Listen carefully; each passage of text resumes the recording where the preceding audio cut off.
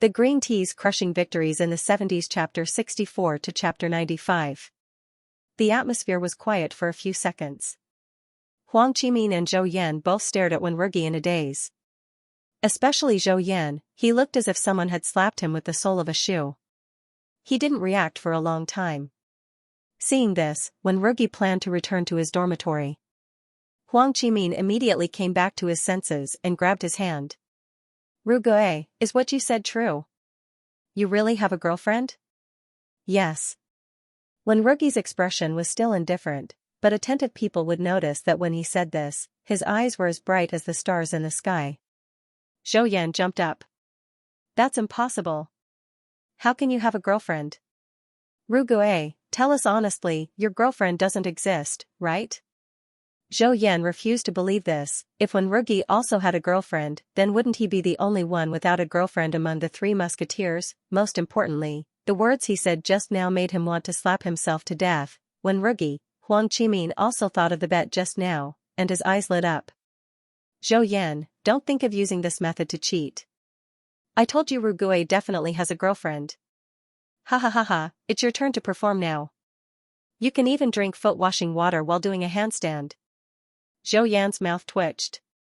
Zhou Yan pretended not to hear him. Rugue, when did you have a girlfriend? Why didn't you say anything when I asked you before? Thinking of Tong Xuelu, Wenrugi's heart instantly softened. We weren't a girlfriend before. We just confirmed our relationship yesterday. Zhou Yan suddenly let out an ah and pointed at him with a shocked expression. I remember now. Last time you asked me, you said you had a friend who didn't know if he fell in love with a girl. So that friend was you. Wenrugi blushed. Zhou Yan didn't know that in later generations, anyone who said I have a friend was usually talking about himself. Huang Qimin pulled the topic back again. Sanhua, don't go back on your word. When will you perform? Zhou Yan begged for mercy with a long face. Brother, it's my fault. I'll treat you to dinner at the state-run restaurant tomorrow, okay? Huang Qimin smacked his lips and said, that's too easy on you. You'll have to treat me at least twice. Once for doing a handstand and once for having diarrhea and once for drinking water to wash my feet. Zhou Yan was on the verge of tears. Even if he had to cry, he had to finish bragging about it. Soon, the news that Wenrugi had a girlfriend spread among a small group of people. When the leaders found out, they all felt it was a pity. Wenrugi was good-looking, had a good family background, and was a reliable person. They had long wanted to take this talent home to be their son-in-law or grandson-in-law. Those who did not have daughters or granddaughters also wanted to introduce him to their relatives. However, no one had succeeded in all these years. Now, this fruit had been picked by someone else. Everyone was very curious. What kind of woman could make Wenrugi fall in love with her? The Jiao family also quickly found out that Wenrugi had a girlfriend. At dinner that night, the atmosphere was much heavier than usual. Jiao Bakan, fortunately, I didn't go in to test him. Otherwise, I wouldn't have the face to see Wenrugi now. Zhong Shulan, fortunately, Wenrugi misunderstood at that time. Otherwise, I wouldn't know how to face him in the future. Jiao Yunshi, fortunately, I didn't say anything. Otherwise, I would be a bad woman who ruined other people's relationships. Jiao Bakan and Zhong Shulan looked at each other, then turned to look at their daughter worriedly. Jiao Yunshi was sick and had become thinner, but she still looked good. Sensing her parents' worried eyes, she put down her chopsticks and said, Dad, Mom, there's something I want to tell you. Zhong Shulan's heart was pounding. Okay, go ahead. Jiao Yunshi, Mom, I don't want to go on blind dates for the time being. Zhong Shulan thought that she couldn't let go of Wenrugi. Her heart felt like it had been pricked by a needle. Yunshi, as a person, you have to learn to be open-minded sometimes. Jiao Yunshi couldn't help but laugh. Mom, what are you talking about? I just don't want to go on blind dates for the time being because I have other plans. I want to go to school to study. She was only 10 years old when she went to the cowshed, so her studies were interrupted. During those 10 years, her mother and grandfather secretly taught her how to read, but it was intermittent and not systematic. If she wanted to go out and find a job with her own ability now, she couldn't even find a job outside. She didn't want to do nothing for the rest of her life. She wanted to be a useful person to the country like her father. Even if she couldn't become a useful person, she didn't want to get married early, have children, and spend the rest of her life doing housework. Zhong Shulan was stunned. That's what you want to say? Xianxia nodded. Yes, I've been thinking about this for a long time. Recently, after I fell sick, I felt that I can't waste my time like this. Jiao Bakan was so excited that his eyes turned red. Good, good. Your idea is very good. Dad supports you. Xiaoyuncher's clear eyes were burning with joy and hope. Thank you, Dad. I knew you would support me. This time, when she was seriously ill, she saw her own shortcomings. Even if Wenrugi liked her, there was a huge gap between them. Not only did their background not match, but their knowledge and conversation also didn't match. In front of him, she would only feel more and more inferior. Therefore, she wanted to go to school to study. She wanted to become a useful person to the country and become a useful backbone of society. Of course, she wanted to improve herself, not for Wenrugi. Wenrugi was very good, but as long as he didn't like her, no matter how good he was, it had nothing to do with her. Zhong Shulan looked at her daughter's bright eyes and her eyes became hot. She nodded fiercely. Okay, then we won't go on blind dates. Mom also supports you. Xiaoyuncher picked up her chopsticks and picked up some meat for her mother. Thank you, Mom.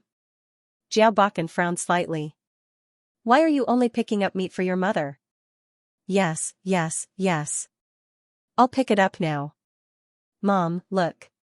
Dad is already so old, but he's still jealous. Your dad liked to be jealous when he was young. Don't talk nonsense in front of the child. The heavy atmosphere was swept away and the house echoed with laughter. Under the light, the family of three was incomparably warm. It was rare for her to have a break, so Tong Xuelu started practicing yoga again, which she hadn't practiced for a long time. She hadn't practiced for a long time and her muscles and bones were much stronger. Tong Mianmian and little Jiao looked at her from the side, their eyes full of curiosity. Tong Mianmian tilted her head and asked, Sister, what are you doing? Tong Xuelu, Sister is exercising. Exercise is good for the body. Tong Mianmian kicked off her shoes and climbed onto the bed. She did the same action. Little Jiao also climbed onto the bed. She lowered her head and arched her butt, making a downward dog pose. Mooncake, who was under the bed, couldn't get onto the bed, so she anxiously walked around in circles. After a while, she also did the action of raising her but on the ground. Tong Xuelu looked up and saw the scene. She almost burst out laughing. This was the most dramatic dog she had ever seen. After a few actions, Wei Zhuzhu's voice came from outside. Mian Mian, little Jiao, the beautiful Zhuzhu is here to play with you. Tong Xuelu couldn't help but laugh out loud. Wei Zhuzhu believed that if she praised herself 100 times a day, she would become a great beauty. Although she didn't know if she could become a great beauty, she dared to say that none of the children were as confident as Wei Zhuzhu. She got up to open the door. A bunch of radishes followed behind her. When the door opened, Wei Zhuzhu looked up at her round face and smiled. Sister Zolve, good morning. You're so beautiful today. Tong Xuelu rubbed her hair. Zhuzhu, good morning. You're so beautiful too. Wei Zhuzhu was satisfied. Then, she ran to Tong Mianmian and little Jiao to play with her. Shen Wanrong looked at his granddaughter's back. He couldn't help but laugh and shake his head. She's going to school next year. If she still speaks like this in school, I'm worried that she will be laughed at. Tong Xuelu said, no, if people laugh at Zhuzhu because of this, it means that we're not the same kind of people. Just don't play with them. Shen Wanrong laughed. You're right. People who walk different paths can't make plans together.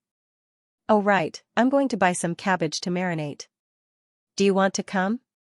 Tong Xuelu quickly nodded. I'm going to buy some duck eggs to marinate. Wait a moment. I'll go get the money and tickets now. It was different from the vegetable station in Yanqing County. The vegetable station here served twice a day, once in the morning and once in the evening. It was just right for them to go now. When they arrived at the vegetable station, there was already a long queue in front of the entrance. Tong Xuelu and Tong Xuelu queued for half an hour before it was their turn. Shen Wanrong bought 10 caddies of second-grade vegetables. Each caddy of second-grade vegetables cost 3 cents, which was a total of 3 cents. Tong Xuelu only bought 2 caddies of first-grade vegetables. Each caddy of first-grade vegetables cost 1 cent more. Then, the two of them went to the cooperative to buy duck eggs and other things. When they got home, the children were playing sandbags. Shen Wanrong made the sandbags for them. He used 6 small pieces of cloth to sew them into the shape of a square bucket. Inside the sandbags, he just needed to fill them with grains. When they walked into the courtyard, Tong Jiaming was leading Tong Mianmian and Little Jiu to dodge the sandbags that Tong Jessen threw at them. Mooncake mixed in with them to join in the fun. Tong Mianmian was small and had short legs. Tong Jessen didn't have any brotherly love and specifically threw at her. The sandbag flew up and landed on Tong Mianmian's back. Tong Jessen jumped up and cheered, "I hit it. I hit the Mianmian." Tong Mianmian's big watery eyes were filled with tears. She pursed her lips and looked like she was about to cry. Tong Jiaming walked over to comfort her, "Mianmian, don't cry. Do you want me to throw it for you?"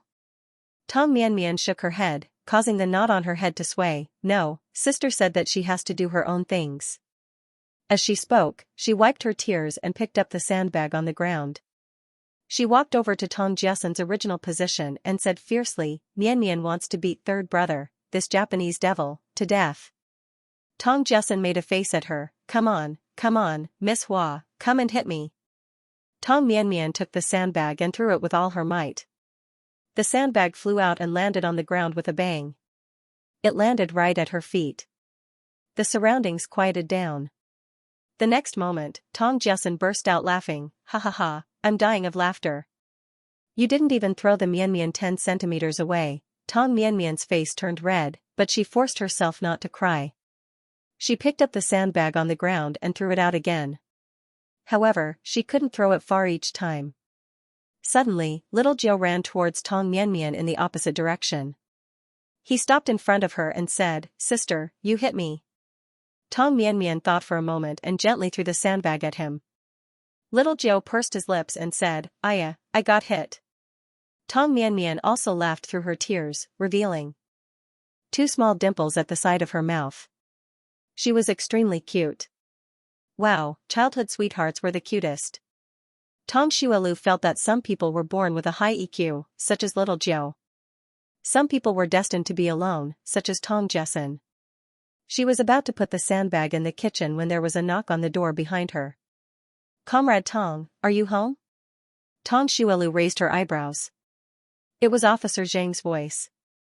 Officer Zhang was here. Was there a new case? She turned to open the door. The moment she opened the door, she saw 4 to 5 men standing outside. Other than Officer Zhang, the other men looked very excited. Tong Xuelu's heart skipped a beat. She immediately understood. Officer Zhang smiled and said, "Comrade Tong, it's good that you're home." Tong Xuelu asked, "Have you found Little Jiu's family?" Officer Zhang nodded. Little Jiu's parents came to report the case. After confirming their identities, I brought them over to pick up Little Jiu. As soon as he finished speaking, a man in his 20s came forward. "Comrade Tong, I'm Little Jiu's father, Su Yueshan. Thank you for taking care of Little Jiu for the past few days." As he spoke, he bowed deeply to Tong Xuelu. Tong Xuelu sized up the man in front of her. It wasn't an exaggeration to say that the man in front of her was very handsome. He was the kind of handsome that had a very elegant aura. He had thin lips, a high nose bridge, and a pair of gold-rimmed glasses on the bridge of his nose. The almond-shaped eyes under the glasses were exactly the same as Little Jiu's. Of course, compared to Little Jiu, the man in front of her was as sharp as a hawk. However, Little Jiu had said that his family's surname was Gu, but the man in front of her was Su. There must be a story behind this. Tong Xuelu asked, "Can I ask why you waited so long to report the case to the Public Security Bureau?" If Little Jiu hadn't met her that day, based on their efficiency, Little Jiu would have been sold to who knows where. Su Yueshan didn't hide anything and simply explained the entire situation. "It was because of their wrong judgment that I waited until I returned to Beijing to report the case. I'm very sorry to have caused you trouble, and I'm very grateful for everything you've done for Little Jiu." As he spoke, he bowed to Tong Xuelu again. Tong Xuelu's mouth twitched when she heard his words. What exactly was the Gu family's brain made of? They were actually fooled by two acquaintances, and the most important thing was that they didn't realize it even after 10 days. If Su Yueshan hadn't come back, they would probably have continued to do this. Just thinking about it made her speechless.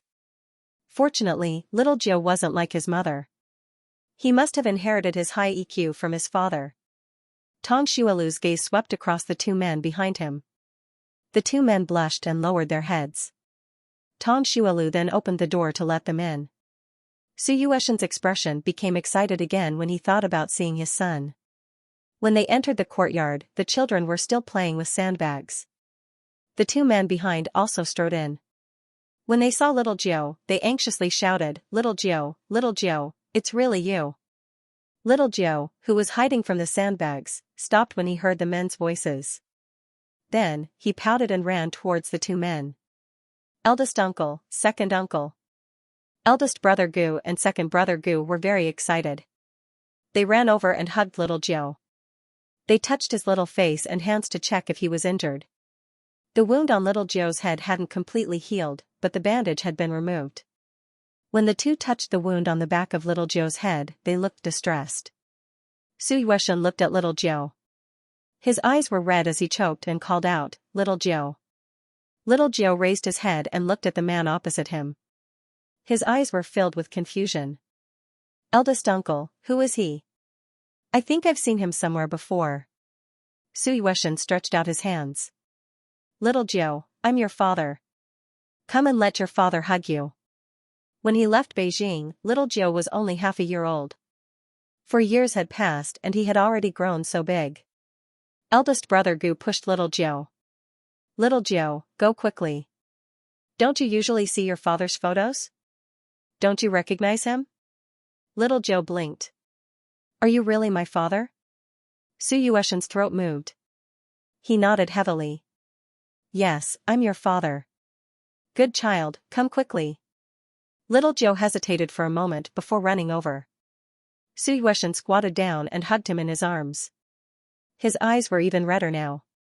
Tong Mianmian walked over and leaned against his sister. He whispered, "Sister, is little Jiu going home?" Tong Xuelu picked her up and kissed her little face. "Yes, little Jiu's father is coming to pick him up." Little Jiu pouted and tears flowed down her face. "Sister, when will Daddy come to pick us up? I miss Daddy and Mommy." The two brothers, Tong Jiaming and Tong Jessen, who were standing at the side, heard this and their eyes secretly turned red. Tong Xuelu patted her head and didn't say anything. After a long while, Su Yueshan finally calmed down. He held little Jiu's hand and stood up. He turned to Tong Xuelu and said, "Comrade Tong, we found little Jiu. I'll bring him back now. His family is still waiting for news. We'll visit them another day to thank them. They came over in a hurry today and didn't prepare anything. When everything settled down, their family would visit again to thank them." Tong Xuelu waved his hand. "You're welcome. Just take good care of the child in the future. If you lose him again, you might not be so lucky to meet me." His words were a little rude, but Su Yueshan didn't get angry. "Yes, Comrade Tong is right." He then lowered his head and said, "Little Jiu, go and say goodbye to everyone." Little Jiu let go of his hand and ran over. "Sister, little Jiu is leaving. But little Jiu will come back to see you." Tong Xuelu put Tong Mianmian down and rubbed his head. "Okay, I'll wait for you to come back." She liked little Jiu. He was obedient and sensible. Most importantly, he was good-looking. Little Jiu then said goodbye to the others. Finally, he was carried away by his father with tears in his eyes. After little Jiu left, the courtyard quieted down. Everyone felt a little empty in their hearts. Su Yueshan carried little Jiu back to the Gu family. When Gu Ilan saw his son, he burst into tears again. "My little Jiu, Mommy's baby, you're finally back." She wanted to follow them to look for her son, but because she was too emotional, her heart couldn't take it and she lay down. When little Jiu saw his mother, he burst into tears. Little Jiu's grandparents were also very emotional. They cried until tears and snot came out. When everyone was done crying, Su Yueshan looked at everyone. Are you done crying? If you're done crying, let's talk about Lai Muqing. When he said this, the hall was silent for a few seconds. Mrs. Gu looked at her son-in-law and said timidly, Yu Shen, I don't think Muqing did this. Maybe Ah Fong framed her. Should we wait for her to come back? When the others heard this, they all nodded in agreement. Su Yueshan wasn't surprised by their attitude at all. There is so much evidence in front of you, but you still don't want to believe it. I think even if she comes back and admits it, you won't report her to the police, right? The Gu family didn't say anything, but their expressions said it all. In the end, Gu Ilan couldn't stand his family's stares anymore. He stood up and said, Yu Shen, it's not that we don't believe it. We just don't understand why she would do this. She couldn't understand why her cousin would do this even if she racked her brains. They grew up together and were closer than biological sisters. No matter what her cousin did, she always thought of her. She really couldn't believe that she would suddenly do something to little Jiu. Su Yueshan said, I know what you want to say. The Lai family has done a lot for the Gu family, but all these years, you've raised their daughter for them. It's enough to repay their kindness. If it was anything else, I would let it go. But this time, I won't let it go. Mrs. Gu's face was very pale. Yu Shen, can you forgive Muqing this time? When she comes back, I'll teach her a lesson. But don't report it. She's still so young. If she's sent to the farm, her life will be over. If that's really the case, how can I explain it to my sister after I die? Mrs. Gu covered her face and cried after she finished speaking. Su Yueshan was so angry that he wanted to laugh. Lai Muqing hadn't come back yet, and they were already anxious to explain and plead for her. It was no wonder that Lai Muqing had used such a stupid method to trick them. It wasn't that Lai Muqing was powerful, but that they were too stupid. Su Yueshan took a deep breath and said, I'll give you two choices. 1. Send Lai Muqing away. 2. Lai Muqing stays, but Ilan and I won't remarry. Little Jiu will come back to the Su family with me. After he finished speaking, he turned around and left without waiting for the Gu family's response. There was a sudden clap of thunder. Su Yueshan's lightning bolt shocked the Gu family so much that they didn't regain their senses for a long time. How could they not remarry and take little Jiu away, not to mention that they were very satisfied with Su Yueshan as their son-in-law. Even Gu Ilan was deeply in love with her husband. All these years, even if there was no hope, she had never thought of marrying another man. Now that she had been rehabilitated, what they were waiting for was to remarry. But if they wanted to remarry, Lai Muqing would have to be sent away. What should they do? They were in a dilemma. The members of the Gu family looked at each other in confusion. After Su Yueshan left the Gu family with a gloomy face, he went to the house of two friends who worked in the government.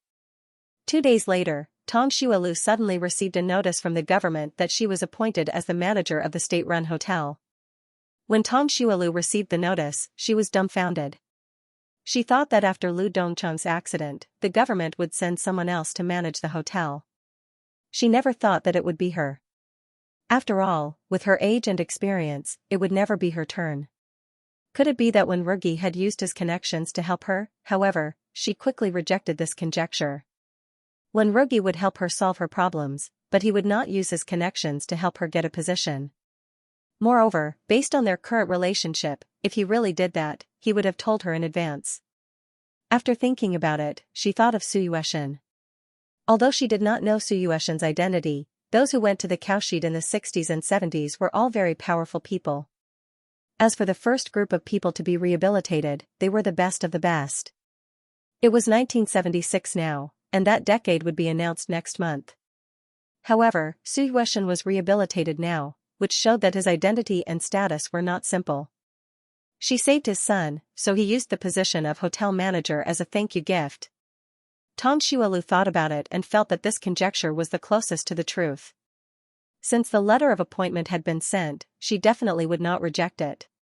Instead of having someone to manage her, she would rather be the hotel manager and manage others. After receiving the letter of appointment, Tong Xuelu wanted to share it with Wenrugi immediately. She packed up and left with Tong Mianmian. When she arrived at the post office, she dialed the number that she remembered in her heart. The call went through quickly. It was the same female voice from before.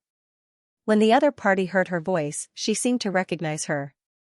This time, Wenrugi came very quickly. "It's me." When Tong Xiaolu heard his voice, the corners of her mouth could not help but curl up. "Guess what good thing happened to me?" Wenrugi also curled up the corners of his mouth. "I can't guess." If they were in modern times, Tong Xiaolu might have acted coquettishly or teased Wenrugi. However, there was someone watching her as she made the call, and there were many people around. Most importantly, it was 10 cents per minute. She had no choice but to make a quick decision. "I've just been appointed as the manager of the state-run hotel." Wenrugi was stunned for a moment. "Congratulations, I believe you can do it." Tong Xiaolu smiled. "I think so too. By the way, I plan to treat everyone to a meal the day after tomorrow. Can you come back?" Wenrugi said without hesitation, "Sure." The smile in Tong Xiaolu's eyes deepened. "Then I'll wait for your return." Wenrugi replied with an After the call ended, he reluctantly hung up the phone. And Yume's eyes were fixed on Wenrugi. Seeing him hang up the phone, she suddenly plucked up her courage and asked, "Clerk Wen, did your girlfriend call you just now?"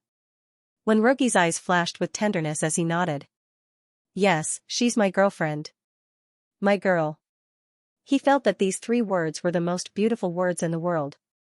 After saying that, he turned around and left with a faint smile. And Yume's mouth formed an O shape.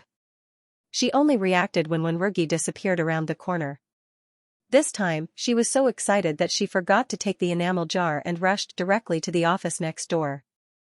"Oh my god, you definitely don't know what I just heard." "What?" And Yume said word by word. Clerk Wen said that he was right. Like. Really? Is what you said true? I want to introduce my cousin to him." "Me too. My cousin has been asking me to introduce her to him ever since she came here last time." And Yume nodded heavily.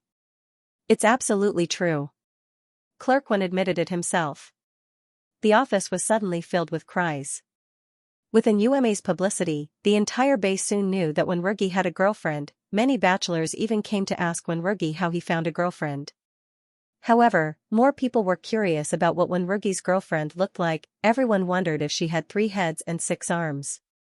Otherwise, how could she have subdued Wenrugi? In addition to calling Wenrugi, Tong Xiaolu also called Piao Jiani, Jiang Danhong, and Fang Jingyuan. However, she did not tell them that she had been appointed as the manager. She only said that she would treat them to a meal and asked if they wanted to come over. The 3 of them said that they would definitely come. Tong Xiaolu's cooking was so delicious that even if they were not free, they would still create an opportunity to come over. When she returned home, she did not tell anyone about this, including the Wei family next door. She did this in case there were any changes in the future.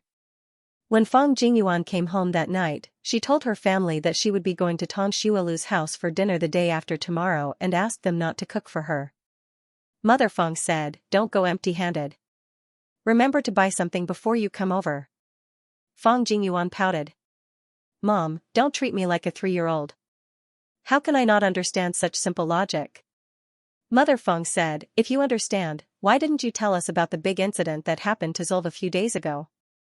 "Zolv didn't want me to tell you," Fang Jingyuan said as she glared at her older brother. Fang Wenyuan was speechless. When she thought about Tong Xiaolu's incident, Fang Wenyuan felt a little regretful. The last time Fang Jingyuan came to her, she was worried that she would misunderstand that she cared too much about Tong Xiaolu if she agreed too quickly. Originally, she wanted to wait for a few days before asking her friends for help. Who knew that Tong Xiaolu would be released from the Public Security Bureau on the same day?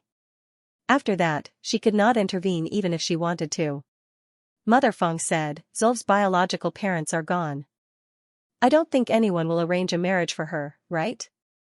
You can ask her if she needs me to introduce her to a blind date." Fang Wenyuan tightened his grip on his chopsticks. His heart was in his throat. Fang Jingyuan swallowed the meat in his mouth and said, "Mom, don't worry about it. Zolv already has a girlfriend. Zolv already has a girlfriend, he has a girlfriend, he has a girlfriend, it's happening. It's happening." Fang Wenyuan looked as if he had been struck by lightning. The chopsticks in his hand fell on the table with a bang. Fang Jingyuan looked at him strangely. Mother Fang was also very surprised when she heard this. Zul has a girlfriend? Where is the guy from? How old is he? What does he do? Fang Jingyuan rolled his eyes. Mom, are you doing a background check? I've never seen her boyfriend. I only know that he's a researcher. His grandfather is a commander. When he said this, Mother Fang and Father Fang were shocked. Commander, his background was too high, even the Tong family, where Tong Xuelu was from, might not be a match for him. They didn't expect her to find such a good boyfriend when she went back. Mother Fang was a little worried. She couldn't have been cheated, right? Fang Jingyuan couldn't help but roll his eyes again. Of course not. She's safe and sound this time because of her boyfriend and his friend's help. Mother Fang finally believed him when she heard this. Everyone talked about other topics. Only Fang Wenyuan kept thinking about the words, Tong Xuelu has a girlfriend. How could this be? Didn't Tong Xuelu always like him? Wasn't she trying to please Jingyuan? How could she have a boyfriend? Fang Wenyuan frowned tightly. He had completely lost his appetite. Before Tong Xuelu could treat everyone to a meal, Lai Muqing came back from the northwest. After being tormented for more than 10 days, she had lost a lot of weight and looked extremely haggard. She returned to the Gu family with a wronged heart. She wanted to complain, but the moment she entered, she saw little Nine sitting in Guilan's arms. Her eyes widened in shock.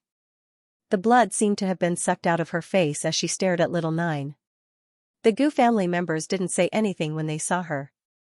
The entire hall was silent. It was so silent that it made people panic. Lai Muqing sensed that something was wrong. Her heart started to pound. She cried out and ran towards little Nine. Little Nine, you're finally back. Aunt has been worried to death about you. Little Nine, who used to be very clingy, immediately buried his face in his mother's arms when he saw her. He didn't even look at her. Lai Muqing still had a tear on her face. She didn't know if she should continue crying. It was very awkward. No one in the Gu family greeted her. They didn't even dare to look her in the eye. Lai Muqing panicked. Why is no one saying anything? Do you know how miserable I was this time? I traveled thousands of miles to the northwest, but my cousin-in-law and his family are all gone. No one in the hall made a sound. Lai Muqing frowned. She was about to continue speaking when she saw Suyueshan come out of the room. He looked at her with a pair of sharp eyes. Lai Muqing was like a prey being stared at by a leopard. Her whole body trembled. Cousin-in-law, you're back?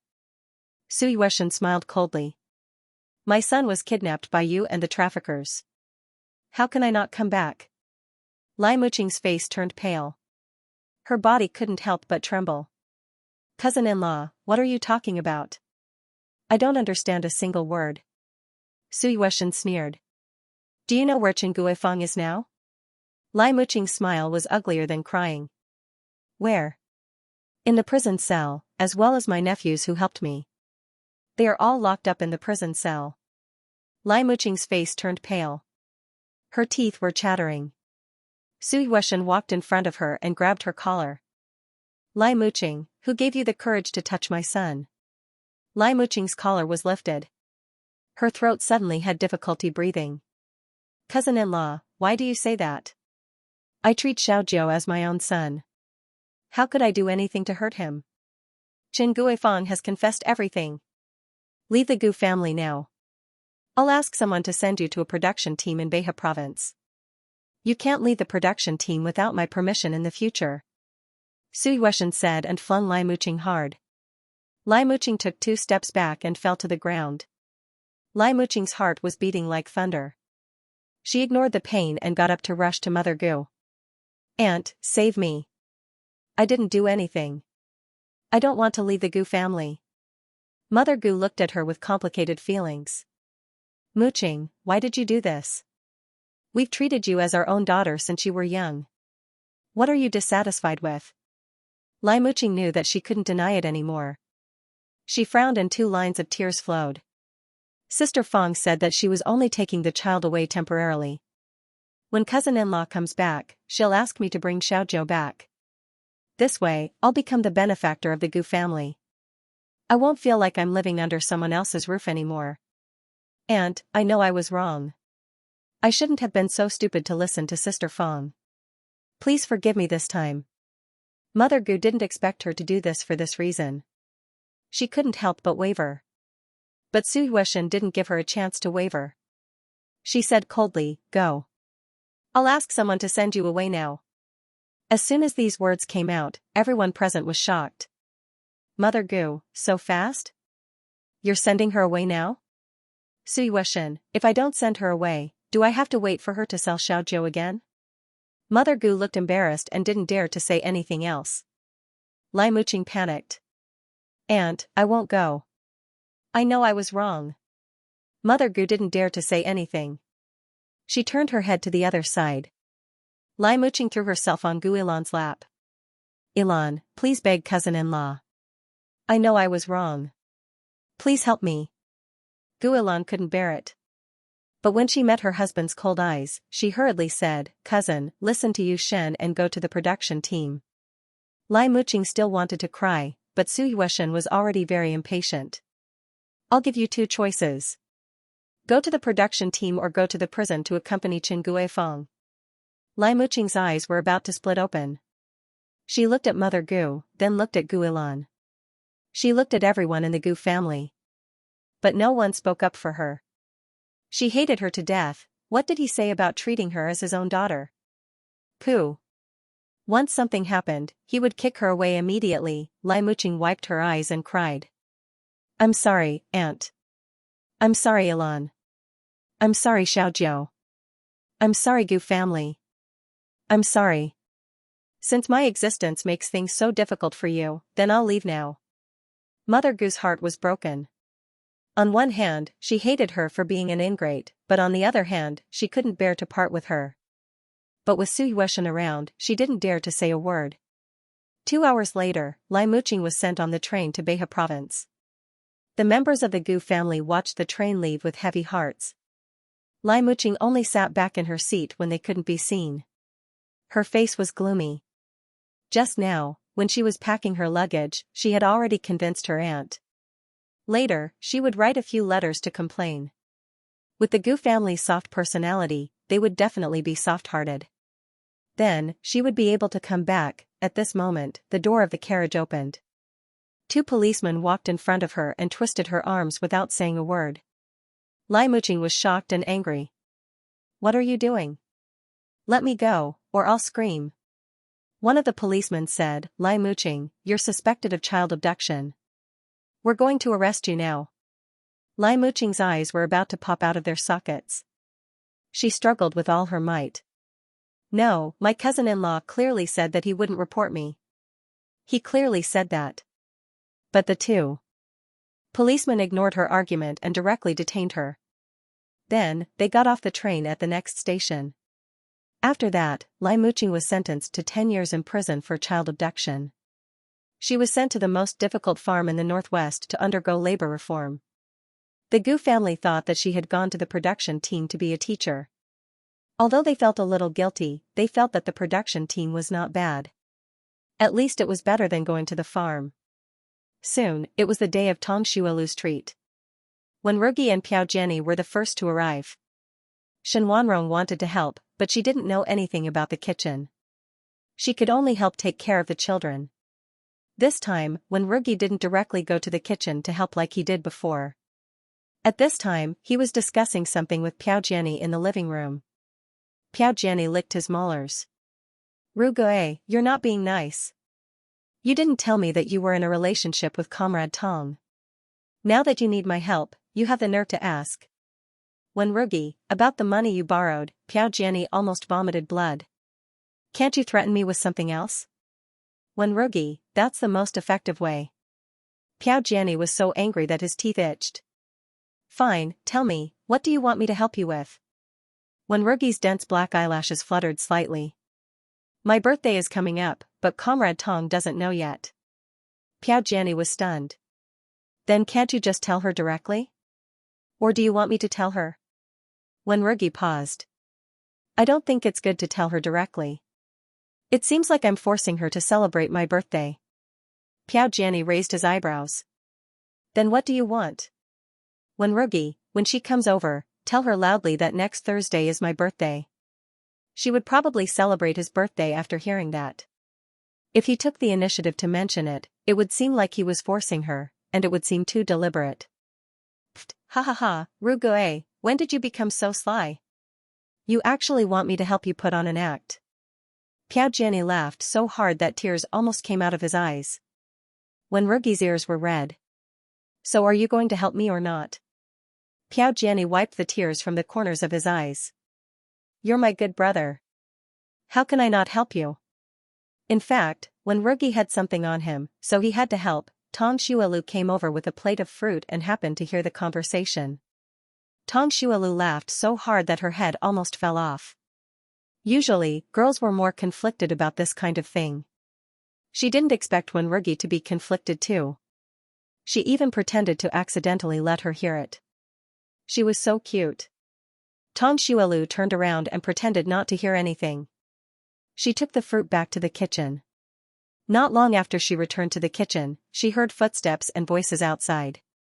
Piao Jiani said, alone in a foreign land, I miss my family every festive season. Knowing that my brother has climbed to a high place, there is one less person left. When Rugi asked, why are you suddenly reciting Wang Wei's poem? Piao Jiani's voice became louder. Next week is the Double Ninth Festival. I suddenly felt something. By the way, I remember that your birthday is 2 days after the Double Ninth Festival, which is next Thursday. Did I remember wrongly? When Rugi's ears turned red. Yes, you didn't remember wrongly. Piao Jiani said, next Thursday. Unfortunately, I have to go to work. I wish you a happy birthday in advance. When Rugi said, thank you. Tong Xuelu laughed so hard in the kitchen that her whole body trembled and tears came out of her eyes. It was too deliberate to tell her directly. Wasn't this two-man show too deliberate? They even recited poems. How could they come up with such an old-fashioned method? Ah, I'll die of laughter. Piao Jiani kept staring at the kitchen. He didn't expect there to be no movement at all. He leaned over to Wenrugi and whispered, do you think she heard it? Wenrugi paused for a moment. She should have. Let's go inside and help cook. If she heard it, she will mention it. Piao Jiani felt that it made sense, so the two of them walked into the kitchen. Tong Xuelu saw them walking over. She quickly wiped away her tears and pretended to cook seriously. When Rugi and Piao Jiani walked in and saw Tong Xuelu chopping meat with her head down, she looked so focused that she didn't even notice them coming in. Both of their hearts skipped a beat at the same time. Did she not hear it just now? Piao Jiani cleared his throat and said, Comrade Tong, is there anything we can do for you? Tong Xuelu seemed to have just realized that they had entered. When did you guys get here? I can't do it alone, so I'll have to trouble you to help me wash these vegetables. Alright. When Rugi glanced at her, then bent down to pick up the vegetables on the ground and took them outside to wash. Piao Jiani followed behind with a basin for washing vegetables. Both of them were feeling a little down. She came to the faucet where the vegetables were washed. Piao Jiani looked confused. I spoke so loudly just now. Why didn't she hear me? When Rugi found an excuse for Tong Xuelu. She was chopping meat, so she might not have heard it. Piao Jiani threw the vegetables into the basin. He felt a toothache. What should we do now? Are we going to do it again? When Rugi thought for a moment. Let's say it again. This was their first birthday after they had confirmed their relationship. He really wanted to spend it with her. Even if they just stayed together and didn't do anything, he would be very satisfied. Piao Jiani laughed.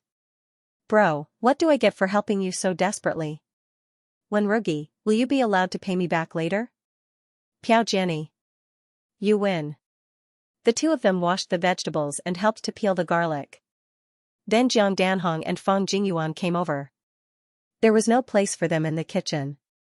The two of them went back to the living room and discussed it again. Piao Jiani, I think we should just mention it in front of her. What if she doesn't hear us? When Rugi thought it made sense. That's fine. After the dishes were ready, Piao Jiani took action. He suddenly said to Jiang Danhong, Comrade Jiang, do you know that Ruguay's birthday is next Thursday? Jiang Danhong's hand paused.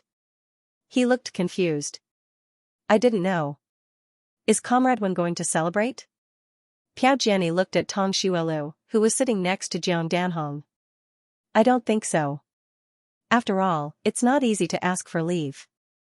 Jiang Danhong said, oh. Then he didn't say anything. Piao Jianni scratched his head. He had no choice but to ask Tong Xuelu directly. Comrade Tong, did you hear what I said just now? How are you going to celebrate for Ruguay? After he said this, when Rugi happened to walk in with a plate of pickled fish, Tong Xuelu looked surprised. So Ruguay's birthday is coming up. But I'll be very busy next Thursday, so I won't be able to ask for leave. She then turned to look at everyone and said, by the way, there's something I want to tell everyone. I've been appointed as the manager of the state-run hotel. When she said this, everyone except Wen Rugi was shocked. Tong Jiasun was the first to react. Sis, you're really going to be the manager? Tong Xuelu nodded. Yes, I'll start work tomorrow. Tong Jiasun jumped up. That's great. Sis, you're going to be the manager. Does that mean we'll be able to eat meat every day? Tong Xuelu put on a fake smile. If you pass the exam, it might be possible. Tong Jiasun's smile froze on his face. Fang Jingyuan's mouth was wide open. Zulv, you're amazing. Not long ago, you were working as a female worker in a textile factory. Then, you were transferred to the state-run hotel as a waitress. Then, you became a chef. Now, you've been promoted to manager. How did you do it? Jiang Danhong looked at Tong Xuelu with admiration. Congratulations, Zulv. Then, everyone else congratulated Tong Xuelu. Tong Xuelu smiled and thanked everyone. Just like that, Wen Rugi's birthday was forgotten by everyone. Forgotten, when Rugi placed the pickled fish on the table and suddenly felt a little bad. She didn't have time to ask for leave, but he did. As long as she asked, he would definitely find a way to ask for leave and come back. Piao Jianni looked at him sympathetically and said in a low voice, Brother, I've tried my best. Wen Rugi. His mood became even worse. Then, everyone's attention was focused on Tong Xuelu as the manager and the delicious food. No one mentioned Wen Rugi's birthday again. Even Tong Xuelu didn't mention it. Tong Xuelu made a dry pot of 1,000-leaf tofu, homestyle eggplant with garlic sauce, pickled fish, cabbage with garlic, and baked pancakes. The 1,000-leaf tofu in the dry pot was mellow, the homestyle eggplant with garlic sauce had a delicate texture, and the baked pancakes were crispy and fragrant. The pickled fish was spicy and fragrant, and the fish was smooth and tender. People almost ate their tongues. After the meal, everyone's taste buds were conquered. Fang Jingyuan rubbed his stomach without caring about his image. Zulv, the food you make is so delicious. When you become a manager in the future, will you still be able to cook? Tong Xuelu, when the chef comes back, I won't be able to cook anymore. Fang Jingyuan suddenly let out a cry. Then what will I do in the future? Tong Xuelu ignored her and went out to see if the baked pancakes were ready. Wen Rugi had wanted to follow, but Fang Jingyuan was faster than him. She leaped out in an instant.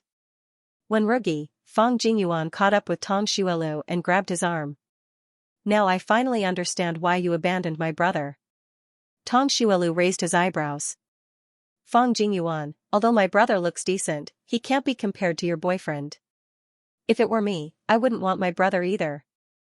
Moreover, her brother's personality was like shit. She didn't want him. Tong Xuelu looked at her and silently lit a candle for Fang Wenyuan in his heart. Fang Jingyuan continued, Zulv, since we are good friends now, I should be able to come to your house often for dinner in the future, right? Tong Xuelu pulled his hand back. Who are you good friends with? Fang Jingyuan quickly held his hand again. Sisters for life. It's settled then. I will come here often in the future. Tong Xuelu rolled his eyes. When everyone went back, Tong Xuelu gave everyone some pancakes as gifts. Compared to everyone else, Wen Rugi had one more thing, duck eggs. Tong Xuelu pointed at the duck eggs and said, I wish you a happy birthday in advance. These duck eggs are my early birthday gift to you. Wenrugi's face stiffened. Thank you. When they walked out of the alley, Piao Jianni laughed so hard that his head almost disappeared. Ha ha ha, oh my god. She actually gave you duck eggs as a birthday gift. I'm dying of laughter. Wenrugi carried a bag of duck eggs. His face was very dark. Piao Jianni laughed even harder when he saw this. His laughter could be heard all along the way. The next day, Tong Xuelu went to work. After Tong Xuelu was promoted to manager of the restaurant, the waitress position became vacant. Tan Xiaoyan had also been fired, so there were no waitress positions in the restaurant. In order to compensate Aunt Lin and Guo Weiping, who were innocently implicated, the government gave them priority to purchase the 2 waitress positions at a discount. The Meng family bought a waitress position for Meng Qingqing. Guo Weiping's family gave the position to his cousin, Guo Chunyu.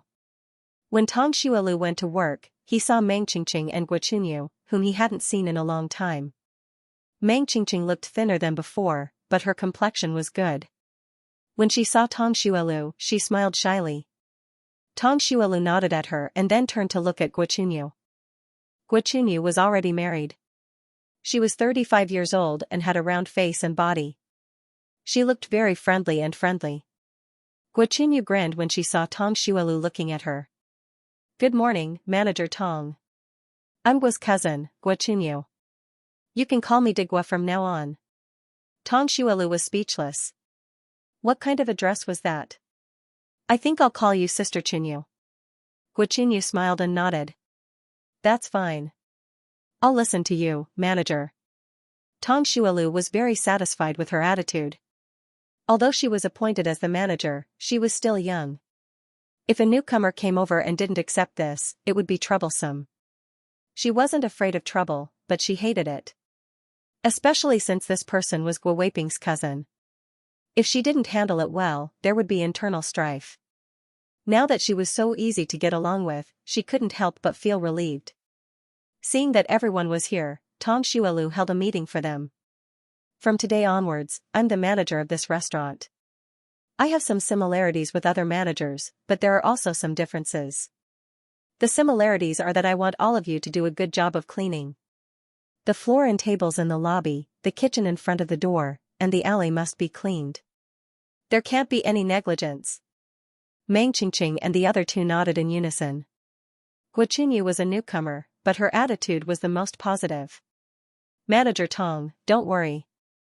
We'll definitely do a good job of cleaning. I'm the one who cleaned my house. I'll treat this restaurant as my home from now on. I love my home. Tong Xuelu was speechless. Tong Xuelu felt that Guo Chunyu was really funny. She wanted to laugh when she saw her round face say such words. However, the employee's enthusiasm was something to be praised. Your attitude is very good. We'll treat this restaurant like a writer. Guo Chunyu's smile became even brighter. I love this restaurant. I love my home. Xiao Guo, let's shout together. Guo Weiping blushed. I love this restaurant. I love my home. The restaurant is my home. Meng Qingqing saw this and quickly shouted the slogan with a red face. Tong Xuelu was speechless. She felt that if Guo Chunyu was in the modern world, she would definitely be a master of multi-level marketing. She coughed and continued, unlike other managers, you're not allowed to leave early or leave the restaurant during working hours unless there's something special. As long as you do your job well, I can arrange for you to take shifts. When the 3 of them heard this, their eyes lit up. Working in a state-run restaurant was very enviable. They could eat and drink well and buy the freshest ingredients. However, the bad thing was that there were no holidays. Other than Chinese New Year and major festivals, there was not a single day off in a month. If they could take shifts now, it would be perfect. Guo Chunyu patted her chest again and promised, Manager Tong, don't worry. We'll listen to you. We'll definitely not leave early or leave the restaurant for no reason in the future. Guo Weiping and Meng Qingqing nodded as well. Tong Xuelu nodded with satisfaction and continued, also, if there are guests in the future, we can't serve them like we used to. In other words, scolding guests is absolutely not allowed. It was too early to suggest a smiling service, and it was also unnecessary. However, scolding guests for no reason was something that should be changed as soon as possible. Meng Qingqing did not mind. After all, she was a shy person and did not dare to scold guests in the past. Tan Xiaoyan was the one who scolded the guests. Guo Weiping was even more indifferent. He was in the kitchen and did not have any direct contact with the guests. Guo Qinyu thought for a while and said, "Manager Tong, if someone tries to snatch a seat and quarrels in the restaurant, can't we scold them?" Tong Xuelu said, "If that happens, we can ask them to leave." Guo Qinyu thought for a while and expressed that he understood. Then, Tong Xuelu made a few other requests, and they all expressed that they did not have any objections. Then, she announced that the meeting was over and went to the business department for a meeting and handover. The state-owned hotel was under the management of the business department. The ownership of the hotel belonged to the government, and all profits belonged to the higher authorities. Previously, the hotel's operating expenses were in Lu Dongcheng's hands. After Lu Dongcheng's accident, all the money was taken back.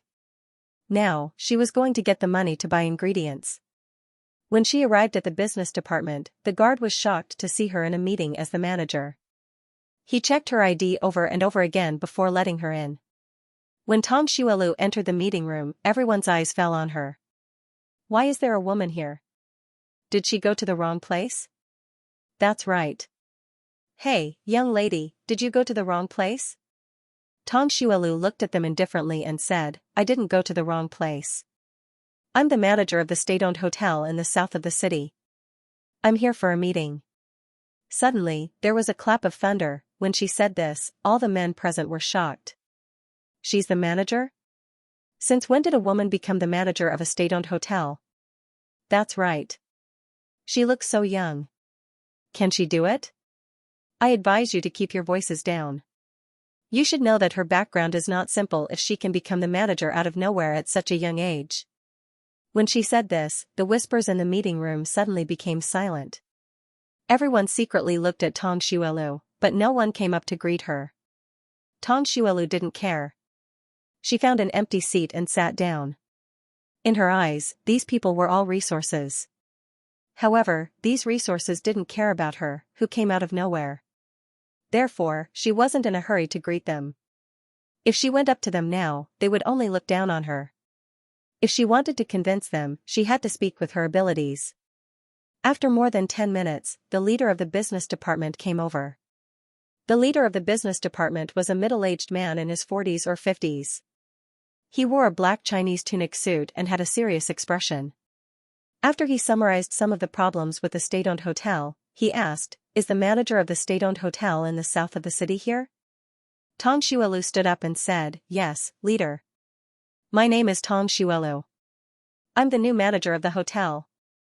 Leader Lin looked at her and said sharply, Comrade Tong, are you confident that you can run the south of the city hotel well? If you're not confident, I'll allow you to leave now. Tong Xuelu said in a clear and loud voice, Don't worry, leader. I'm confident that I can run the hotel well. When the men present heard this, some shook their heads, some sneered, and some thought that Tong Xuelu didn't know the immensity of heaven and earth. After the pesticide poisoning incident, even if the hotel in the south of the city was reopened, no one would dare to go there to eat.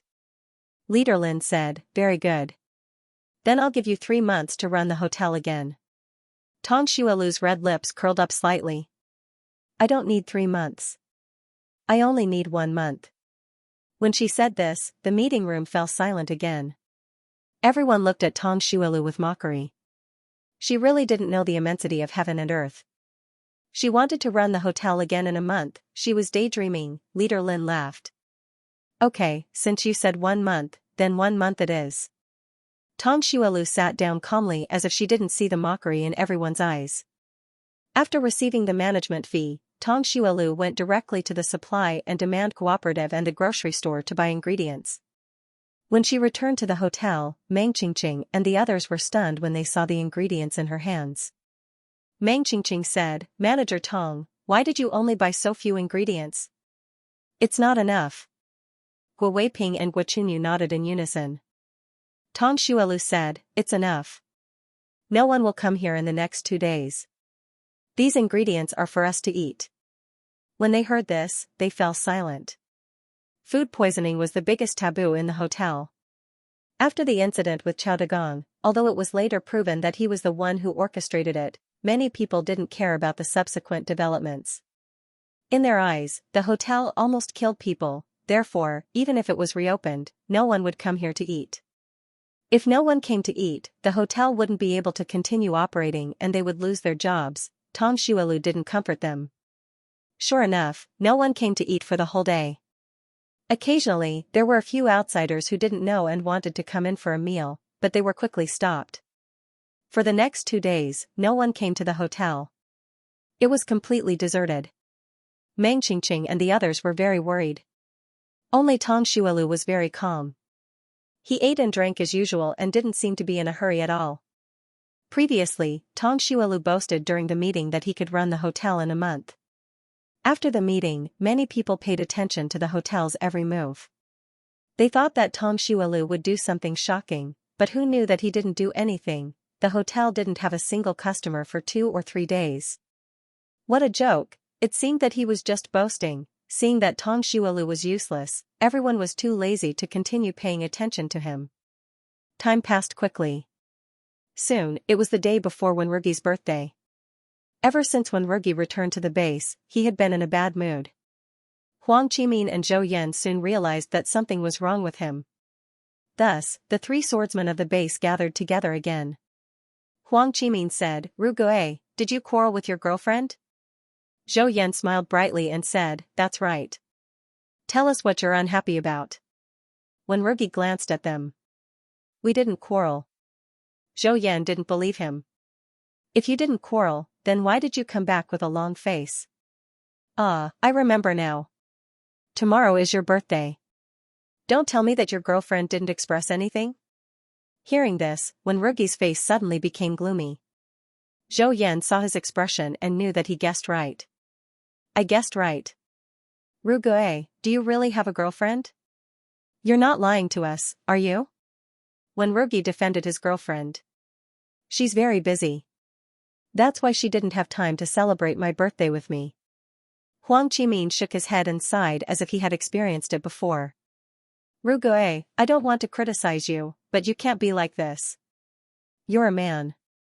You should be a man. If she says she doesn't have time, then she doesn't have time. If you get married in the future, where will your status in the family be?" Zhou Yan nodded repeatedly. "That's right. You're a disgrace to us men. If you go on like this, you'll definitely be afraid of your wife in the future." Huang Qimin nodded as well. Wenrugi was expressionless and didn't say anything. Zhou Yan saw that he didn't take it to heart and immediately added fuel to the fire. "Ru Guo, don't take it lightly. Our dean is controlled by his wife.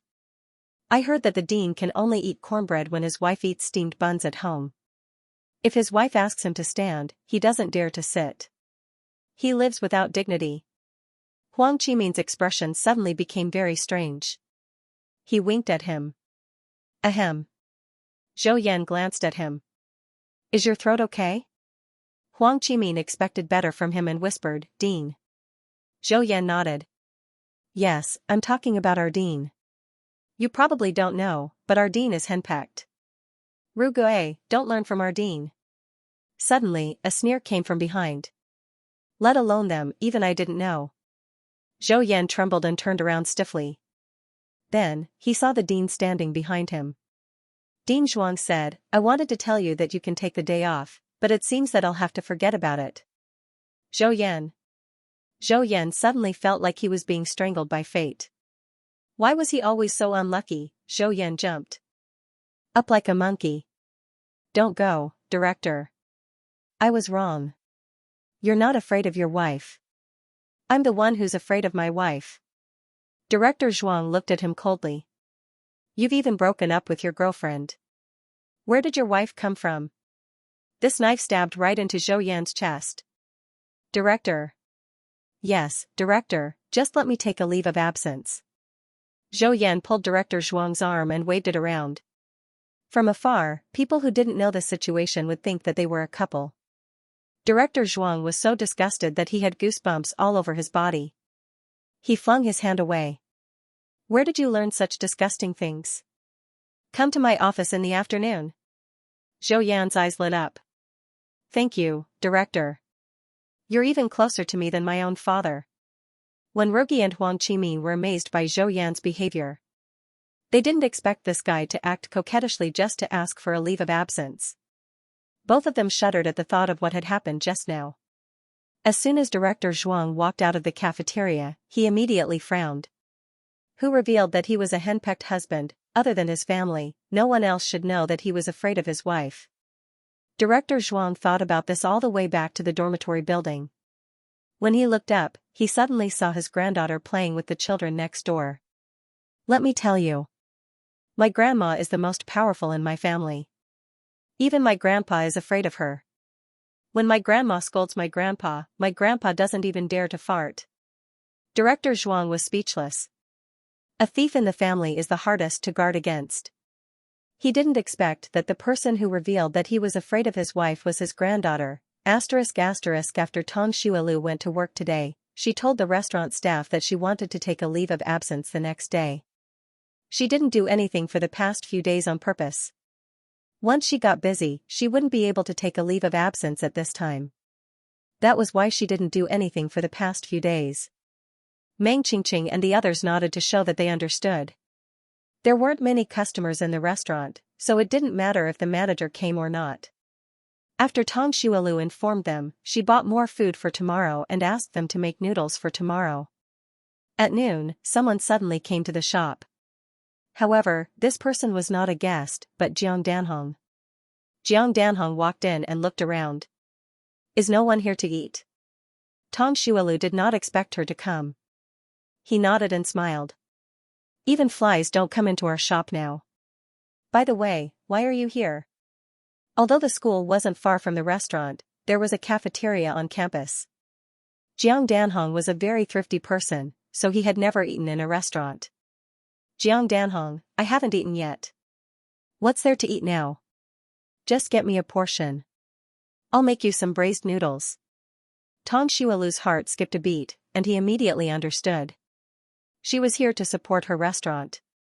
Jiang Danhong nodded. Okay. Although Jiang Danhong was an acquaintance, Meng Qingqing and the others were still excited when they saw someone coming to eat.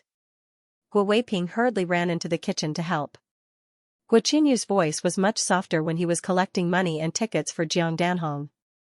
Meng Qingqing even ran over to Jiang Danhong to ask if she wanted to drink some water, which made Jiang Danhong feel very flattered. The ingredients were all already available. Tong Xuelu put the noodles into boiling water to cook. After cooking, he took out the noodles and poured cold water over it. Then, he took out a wok and fried the meat with oil. After the meat changed color, he added the carrots, scallions, ginger, and garlic. After that, he added boiling water to cook. After cooking, he added eggs and other vegetables, added seasonings, and poured the braised noodles onto the noodles. Finally, the braised noodles were ready.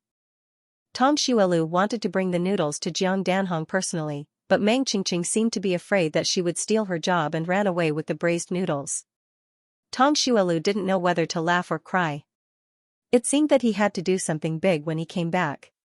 Jiang Danhong smelled the aroma in the hall early in the morning. Now that she saw the braised noodles, her stomach couldn't help but growl. She didn't care that it was hot and picked up the noodles with her chopsticks. Her eyes immediately lit up. Delicious, the braised noodles were bright red and looked very appetizing. The pork was tender and fragrant. Together with the other ingredients, it was very tempting. She slurped the noodles and finished the big bowl of noodles in less than 10 minutes. Seeing Tong Xuelu looking at her, she blushed slightly. Oh right, tomorrow is Comrade Wen's birthday. I don't know when you will see him. Please help me bring him a gift. As she spoke, she took out the gift. It was the same as the gift he gave her last time. It was a Hero brand pen. This was a very appropriate gift. Moreover, she was going to give it to Wenrugi. Tong Xuelu smiled. Okay, I will definitely bring the gift. I thank you for your gift on behalf of Comrade Wen. Jiang Danhong's lips twitched slightly. She paused and said, the father and son of the Lin family have been arrested. They are sentenced to 10 and 8 years respectively. Tang Xuelu was stunned for a moment before he realized that she was talking about her ex-father-in-law and ex-husband. Congratulations. You can start a new life from now on. Actually, there was something she didn't say. She had a feeling that the Lin family wouldn't let the matter rest. However, she didn't want to spoil the mood at this time. Jiang Danhong's eyes flashed with a touch of joy. Thank you. It's getting late. I have to go back to class. Tang Xuelu nodded and stood up to walk her out of the door.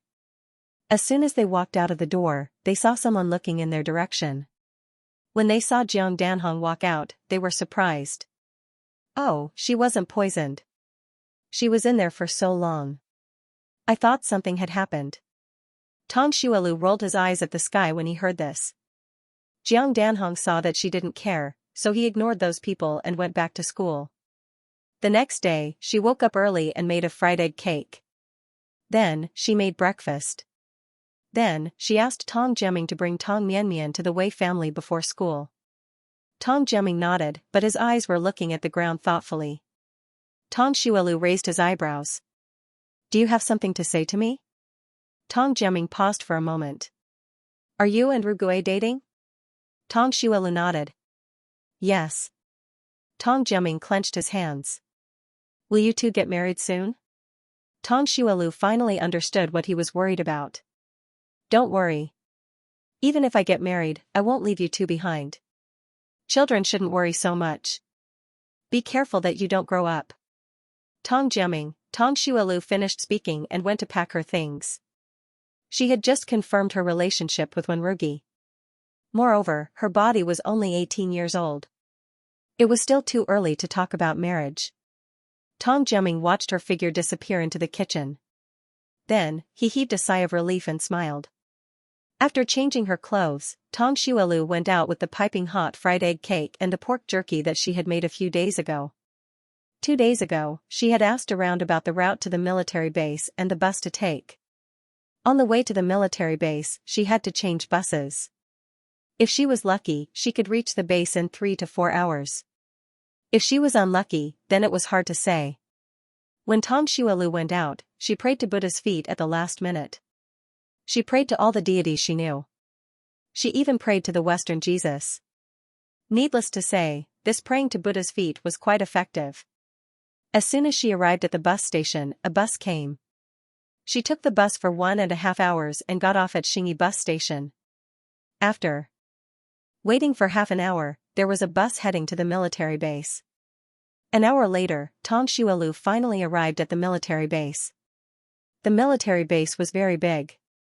However, before Tang Xuelu could enter, she was stopped by the guard.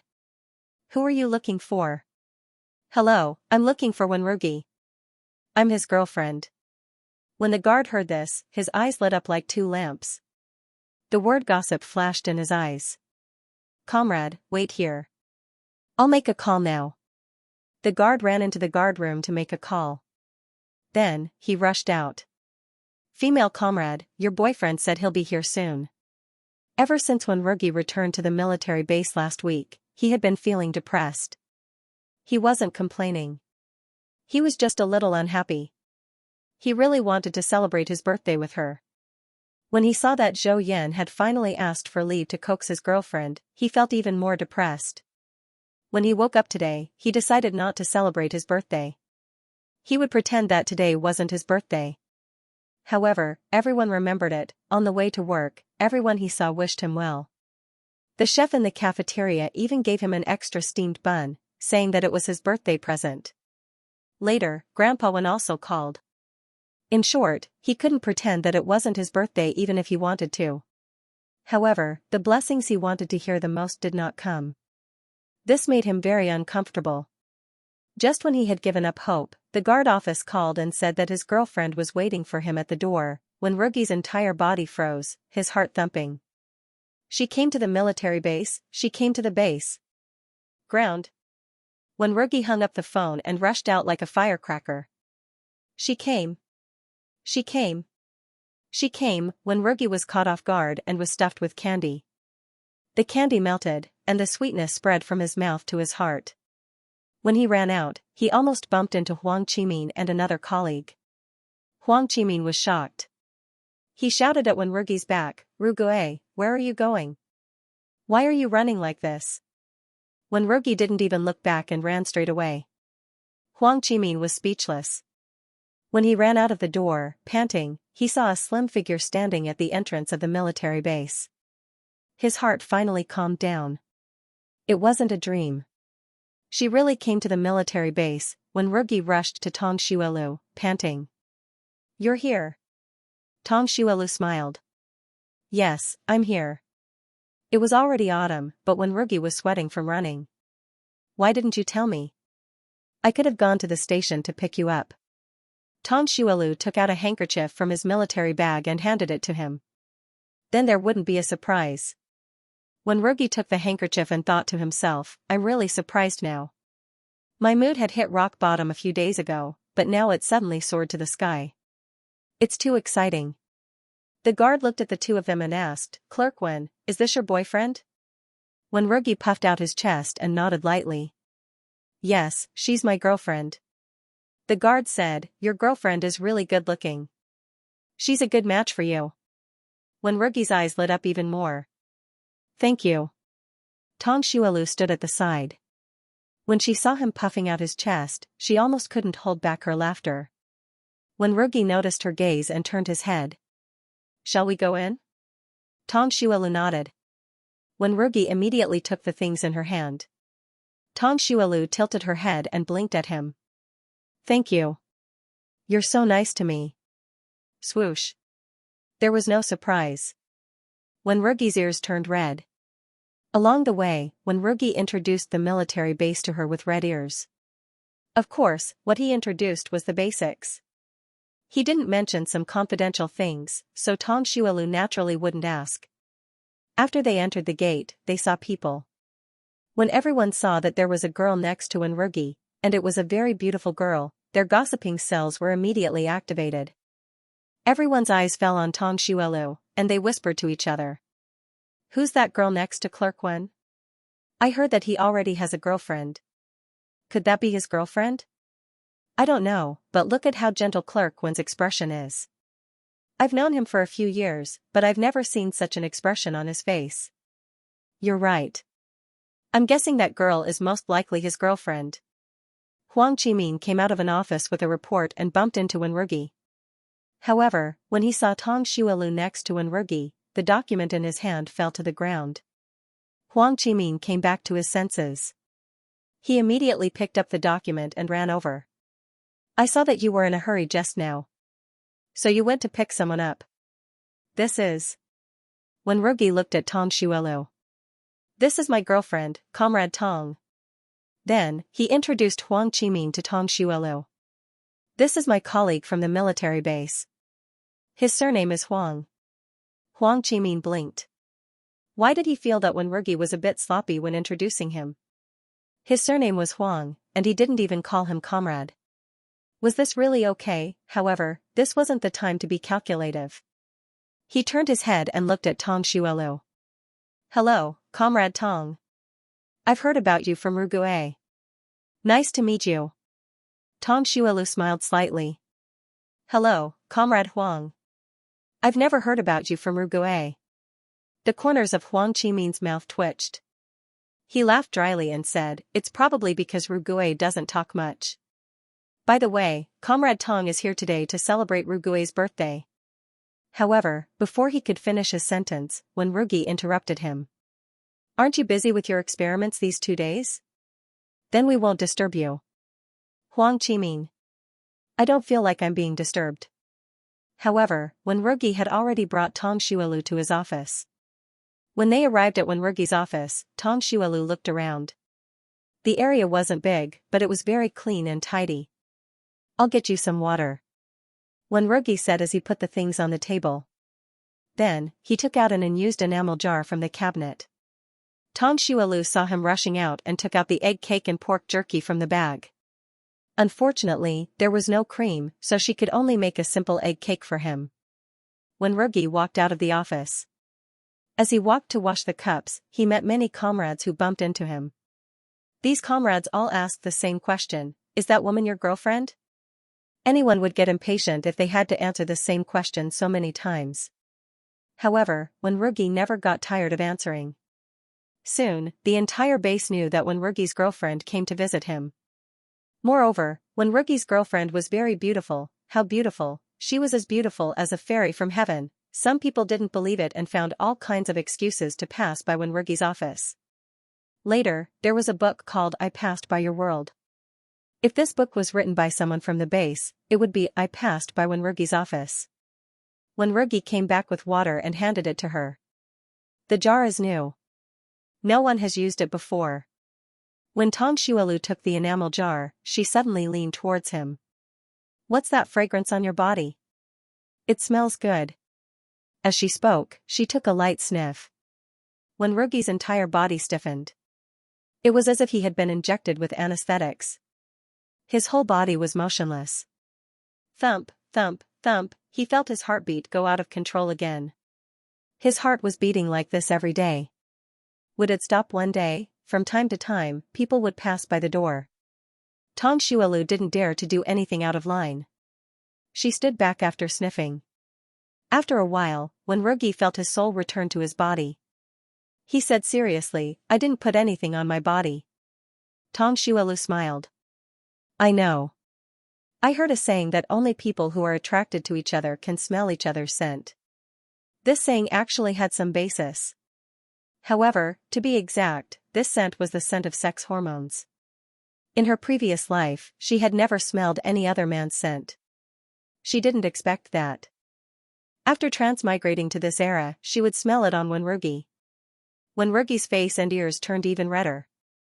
It was so red that it almost dripped blood. However, his eyes were bright. You have the scent of flowers on your body. So this was mutual attraction. No wonder he always smelled the scent of flowers on her body. He couldn't tell what kind of flower scent it was. In short, it smelled good.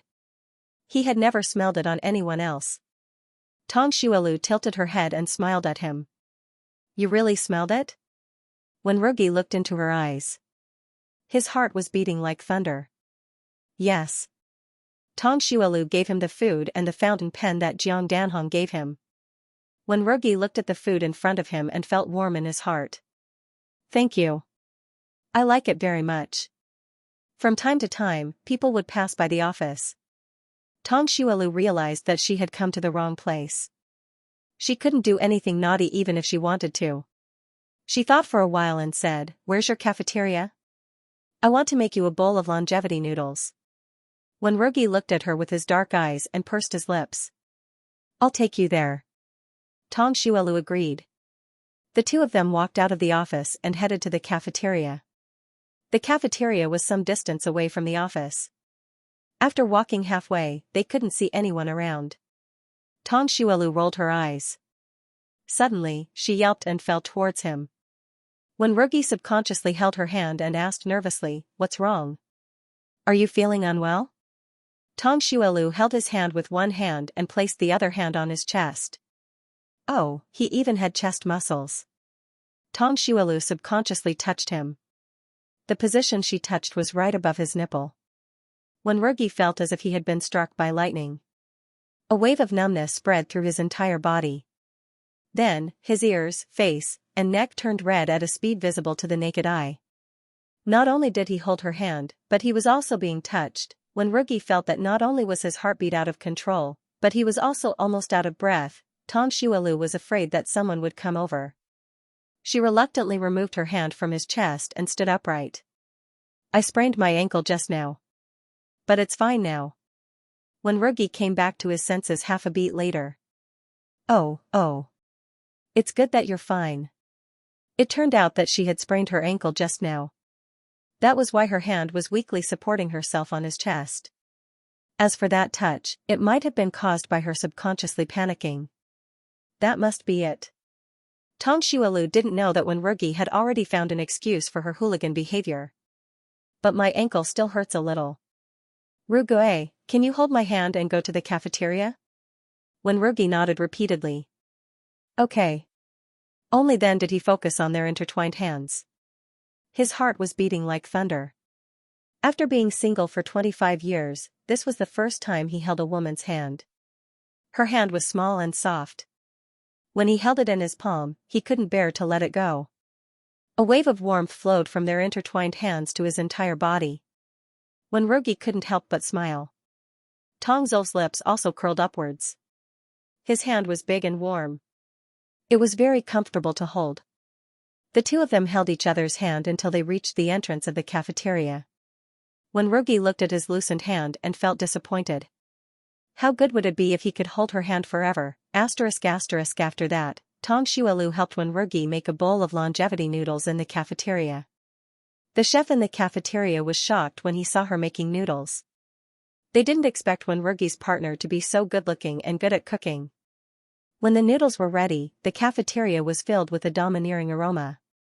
When the customers in the cafeteria smelled it, they immediately swallowed their saliva. "Chef, I'd like a bowl of those fragrant noodles too." The chef said, "Fragrant? If you want to eat it, you have to find a partner who can cook." Everyone was speechless. Soon, everyone knew that staff member Wen's partner was not only good-looking, but also good at cooking.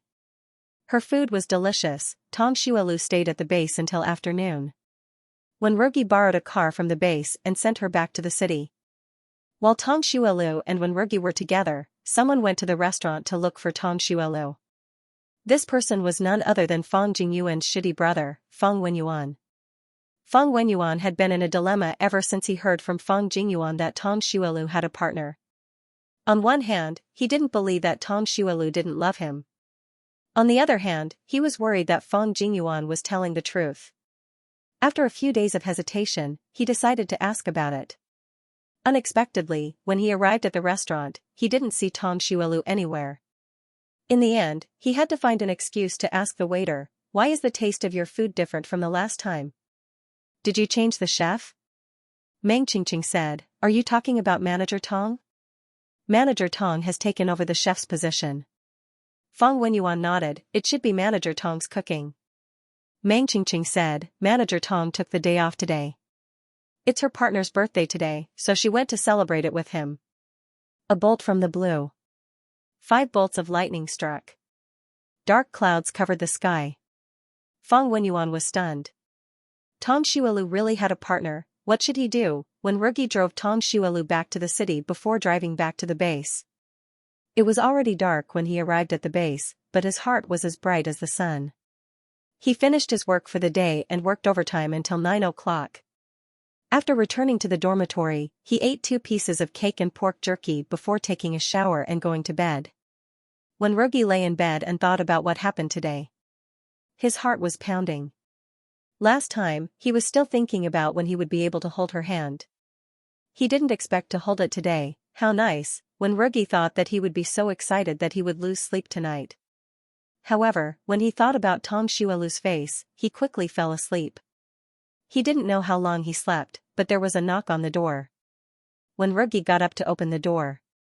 When he opened the door, he saw Tong Xuelu standing outside. He was shocked. "Didn't you go back to the city?" Who would have thought that? Tong Xuelu cried out, "Io," and her body fell toward him. He quickly caught her, but because he didn't stand properly, the two of them fell to the ground together. Strangely, he didn't feel any pain at all. But the next moment, he sucked in a breath of cold air again. Tong Zol was pressed against his body, her 2 hands on his chest. Her 2 small hands kept playing tricks on him, and she even used her fingernails to pinch him. His whole body felt like it was being electrocuted, and he couldn't help but let out a shy sound. "Comrade Tong, what are you doing?" Tong Xuelu smiled at him. "Why are you still calling me Comrade Tong?" "Brother, I'm playing with you." Wenrugi's face was so red that it almost dripped blood. He bit his lips until they turned white. However, that feeling was so shy and irresistible. Just as her hand reached for her belt, there was the sound of the door closing. Wenrugi opened his eyes and woke up. After waking up, he stared at the ceiling for a long time without moving. Even he couldn't believe that he had such a lewd dream. How shameless. However, he remembered how she called him brother in his dream. His whole body felt like it was being electrocuted again, and his whole body went numb. After a while, Wenrugi closed his eyes again. He wanted to be played by her again. When she woke up in the morning, the wind rustled outside and the fallen leaves swirled down from the branches. The ground was covered with withered branches and withered leaves. Little Six cooed in the courtyard, and after 2 coos, an egg came out. Tong Xuelu woke up and looked at the light outside the window. She stretched and got up for breakfast. Coming out of the bed, she shivered and then sneezed, waking up the little dumpling on the bed. Tong Mianmian blinked her long and thick eyelashes and revealed her red face from under the blanket. "Sister, are you going to get up?" Tong Xuelu rubbed her head. "You can still sleep for a while. I'll wake you up later." Tong Mianmian smacked her lips and muttered, "Sister, Mianmian saw little Nine just now." "Saw, she must have dreamt about it." Tong Xuelu put on her clothes and asked, "What did little Nine say to you?" Little Nine said that he wanted to be Mianmian's wife, but Mianmian rejected him. Pfft, Tong Xuelu couldn't help but laugh. "Why did you reject little Nine? Isn't little Nine very good-looking? Wouldn't it be great to be his wife?" Xiao Tuanzi didn't reply and closed her eyes and fell asleep again. Tong Xuelu covered her with the blanket and went out to make breakfast. As soon as she opened the door, the autumn wind blew and she couldn't help but shiver again. It was so cold. But it was good that it was cold. This way, there would be a market for her next project. Tong Jiaming had already woken up. As usual, he prepared the porridge and went to the study to prepare his homework. Compared to Tong Jessen, he was really self-disciplined and hardworking. Tong Xuelu went to pick up the eggs that Little Six had laid. Little Six saw her cooing and seemed to be saying, "Look, I laid eggs again." Tong Xuelu, "Got it. I'll bring you some delicious food later." Behind him, the actor Go Ziyuiguang was even more excited than Little Six when he heard about food. He jumped around, scaring Little Six into squealing. Tong Xuelu took the eggs to make a few fried eggs and stir-fried some vegetables. It could be considered a mixture of meat and vegetables. After dinner, she sent Tong Mianmian, who had not slept enough, to the Wei family and gave her money for this month's meals. Shen Wanrong kept the money after nagging for a while. When they arrived at the restaurant, Meng Qingqing and the others were already there. Nobody knew what they were talking about. Guo Chunyu was laughing so hard that her face was red. Her voice was loud and clear, and everyone could hear her laughter from afar. When Guo Chunyu saw Tong Xuelu, he smiled and joked, "Manager Tong, you're finally here. We've been eating in front of the door for quite a while." Tong Xuelu smiled but said nothing. She felt that this situation was very good. She did not have to see Tan Xiaoyan's square face as soon as she arrived, and she had to endure her sarcastic remarks from time to time. She opened the door and went in. Before the restaurant was cleaned, Tong Xuelu gave them a meeting. "From today onwards, we have to prepare for battle. I plan to restore our restaurant's revenue to its previous level in half a month. Guo Chunyu, Manager Tong, what should we do next?" Tong Xuelu glanced at them with her almond-shaped eyes and said word by word, "Make malatang." Malatang, Meng Qingqing and the others were confused. Tong Xuelu explained, "Malatang is made by putting the meat and vegetables on bamboo skewers and cooking them together in the sauce soup." "Qingqing, did you bring the things I asked you to bring?" Meng Qingqing nodded quickly and took out a big bag of bamboo skewers. "My dad said that this is all we have now. He'll bring another batch in 2 days." Guo Chunyu and Guo Weiping came over and looked curiously at the bamboo skewers in the bag. Tong Xuelu took out the bamboo skewers and checked them, then nodded with satisfaction. The bamboo skewers were evenly sized, and the surface was smooth. There was no need to worry about cutting their mouths when eating. The craftsmen nowadays were really amazing. That day when she came back from the business meeting, she thought of using malatang. She had thought of using hot pot before, but she quickly rejected the idea because hot pot was too expensive. There were only a few pots in the restaurant, so it was impractical to make hot pot. However, making malatang was much easier. As long as the ingredients and seasonings were prepared, it could be made delicious, and it did not take up much space or tools. Therefore, when she returned to the restaurant that day, she asked Meng Qingqing if her dad could make bamboo skewers. She had heard from Meng Qingqing that her dad could make all kinds of furniture with bamboo. Many people in the production team asked him to do it. At that time, Meng Qingqing nodded when she heard that. Making bamboo skewers was much easier than making furniture. Tang Xuelu said, very good. When you go back, tell your dad to make another batch of bamboo skewers like this. This was a normal purchase. They were purchasing from the production team in the name of the state-run restaurant, so they did not have to worry about being reported for making private transactions. Meng Qingqing's eyes lit up, and she nodded repeatedly. Okay, I'll tell my dad when I go back. Last time, because she rejected Lu Dongcheng, her mother was arrested and locked in jail for many days. Without Lu Dongcheng, her future son-in-law, her brother could not get a full-time job. Her grandfather had a lot of opinions about her because of this. Now that the state-run restaurant was purchasing bamboo skewers from her dad, it could be considered as generating income for the family. This way, her grandfather would not look at her with disdain anymore, right? Tang Xuelu put the bamboo skewers back and said, I'm going to buy ingredients now. There are a lot of things. Xiaogua, come with me to carry them. Guo Weiping nodded quickly. Guo Chunyu and Meng Qingqing did not feel that it was unfair. After Tang Xuelu left, the two of them started to clean up. Tang Xuelu brought Guo Weiping to the supply and marketing cooperative first. When they arrived at the cooperative, the two workers selling meat were expressionless when they saw Tang Xuelu. Tang Xuelu did not care. He walked over and said, Master Wu, is the meat for our restaurant ready? The state-run restaurant and the supply and marketing cooperative had a cooperative relationship. The state-run restaurant had the priority to buy the meat. Master Wu pointed his chin at the table inside and said, it's all there. Tang Xuelu looked over and saw a few pork bones and a small piece of meat on the table. Moreover, the meat looked like the worst quality pork. When Guo Weiping saw this, his face turned red. There was a line of words written on his face, this is too much. Master Wu and the other worker looked at Tang Xuelu from the corner of their eyes. Their eyes were full of ridicule. Tang Xuelu blinked. There was no trace of anger on her face. She turned around and said, Master Wu, I have something to ask of you. Master Wu saw that she was not angry. He was startled and said, what is it? I have to tell you in advance that if you want good meat, I can't do anything about it. You are not the only restaurant in the supply and marketing cooperative that comes here to buy meat. In addition to the restaurant owned by Tang Xuelu, there was another state-run restaurant nearby that bought pork from the supply and marketing cooperative. When Lu Dongcheng was still alive, the two restaurants were tied. Now, Lu Dongcheng left behind a mess. The restaurant's reputation was ruined. In addition, there was no business recently.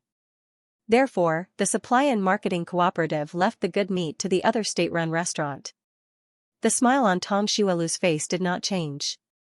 I don't want to talk about the pork. I heard that Master Wu has been in this business for almost 20 years. You are a leader in the field of pig slaughtering. Therefore, I want to interview Master Wu. I want to write an article about Master Wu's hardships and post it in our restaurant. An advanced frontline worker like Master Wu must have a lot of tough and great stories in the past. If more people can know about Master Wu's story, it can inspire others and let them learn from Master Wu's hardworking spirit. Together, they can contribute to the construction of our motherland. Master Wu was a big man who was more than 1.8 meters tall.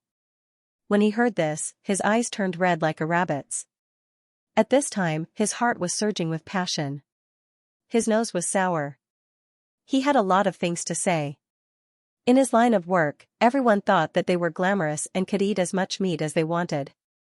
But who the F***ck saw their hardships, they had to go to the slaughterhouse to kill pigs at 3 or 4 o'clock in the morning.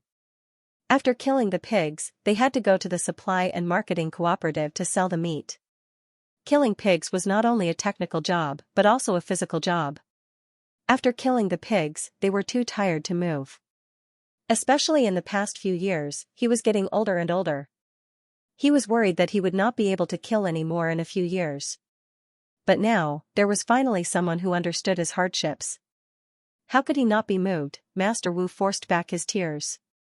He coughed and said, Manager Tong, do you think this is true? Tang Xuelu nodded. Of course it's true. Later, I will make a series to interview advanced workers like Master Wu. If you are not advanced, I will definitely not interview you. Master Wu became more excited. Manager Tong, when do you want to interview me? I am a little dirty now. Why don't you wait until I go back and change? Tong Xuelu waved her hand. Master Wu, don't worry. I still have to buy other things. I am a little busy today.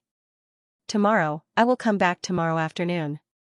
As she spoke, she turned around to pick up the meat on the table. Master Wu ran over and stopped her. Manager Tong, you have the wrong meat. This is for other people. I haven't done yours yet. Tong Xuelu smiled. Oh, I see. Then I will have to trouble Master Wu to give me some big bones, liver, and other pig offals. I also want some pork belly and tenderloin. I don't need too much. Master Wu quickly agreed. He was quick and accurate. He gave all the meat that was supposed to be reserved for another restaurant to Tong Xuelu. Moreover, all the meat was the best parts. Tong Xuelu handed over the money and tickets and was about to leave. Another worker, Xiao Sun, quickly walked over and said with a flattering smile, Manager Tong, I also have many difficult stories to tell. Before he could finish, he was interrupted by Master Wu. You have been slaughtering pigs for less than 10 years. What kind of difficult stories do you have? What a joke. Only the most advanced workers had the right to be interviewed, such as him. Why was Xiao Sun here? If their stories were put together, wouldn't his standards be dragged down? Tong Zulf smiled and said, next time. This time, we only need one representative from each industry for the interview. One representative from each industry. When Master Wu heard this, he became even more proud and confident. He puffed out his chest like an invincible rooster. When Xiao Sun heard this, he said regretfully, Manager Tong, if you want to interview me in the future, please think of me. Tong Xuelu immediately expressed that he would give priority to Xiao Sunday. Only then did Xiao Sun smile like a flower. When they came out of the cooperative, Guo Weiping was still holding the pork. His eyes were still staring straight ahead. Isn't Manager Tong too amazing? He used to come here with Lu Dongcheng to purchase meat. Even Lu Dongcheng had to curry favor with the two meat sellers. But even so, the restaurant sometimes did not get the best meat. However, Manager Tong managed to get the two meat sellers to voluntarily give the best meat to their restaurant with just a few words. That was too amazing. Tong Xuelu ignored Guo Weiping's admiring gaze and brought him to the grocery store to buy groceries. She did the same thing and subdued Manager Zhou of the vegetable station. When she returned to the restaurant, she started to make the mala soup. Today was the first day, so she only made a small portion. Firstly, this was a new food. Secondly, the public had not accepted restaurants yet. Therefore, there should not be many people coming over. Tong Xuelu asked Meng Qingqing and Guo Qinyu to help wash the vegetables. Then, they skewered the vegetables and meat on the skewers. She prepared oil tofu, various mushrooms, black fungus, pork liver, and other vegetables.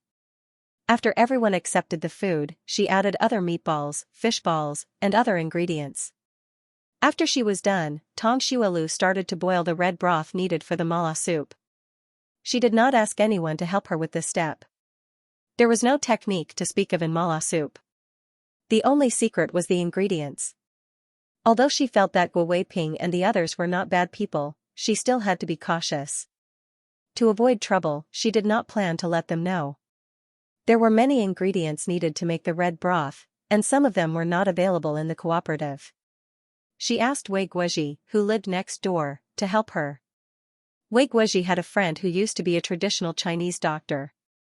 Although he did not treat patients anymore, he still had all kinds of Chinese herbs at home. Tong Xuelu asked Wei Guozhi to buy a lot of Chinese herbs and ingredients, such as almamum villosum and cinnamon. After everyone finished lunch, Tong Xuelu asked Guo Weiping and the others to help move the stove, spatula, and other things to the door. When everything was ready, Tong Xuelu started to cook the mala soup. When the big pot was placed on the stove, a fragrant smell constantly drifted out. The smell was overbearing and attractive, and passers-by could not help but swallow. What is this restaurant cooking? Why does it smell so good? Look at the skewers on the table. Why do they look so strange? I have never seen this way of eating before. Me too. But no matter how fragrant it is, we can't go in. We can only save our lives if we eat less. Words like these floated into their ears from time to time. Meng Qingqing and the others were very anxious and wanted to explain. Tang Xuelu's face was calm, and she was still not anxious. This situation was normal. It would be fine in a few days. After a while, 5 to 6 bicycles stopped in front of the restaurant. A group of young and beautiful girls alighted from the bicycles. Fang Jingyuan walked at the front. "Zolve, we are here to support you." Tang Xuelu looked at the group of people from the arts and crafts department and smiled. "You guys came at the right time. I made a new dish today. You can try it." Fang Jingyuan smelled the aroma early in the morning. Her eyes sparkled as she came over. "Is this the new dish you were talking about? Using bamboo skewers to eat?" Tang Xuelu nodded. "This is called mala soup. Tell me what you guys want to eat, and I will cook it for you. It is up to you to add spicy or not." Fang Jingyuan's stomach growled as she smelled the aroma. "I want to eat this, and this. Can I have a portion of each?" Tang Xuelu nodded. "Of course. There are noodles here. If you are afraid that you are not full, you can order noodles and cook them together."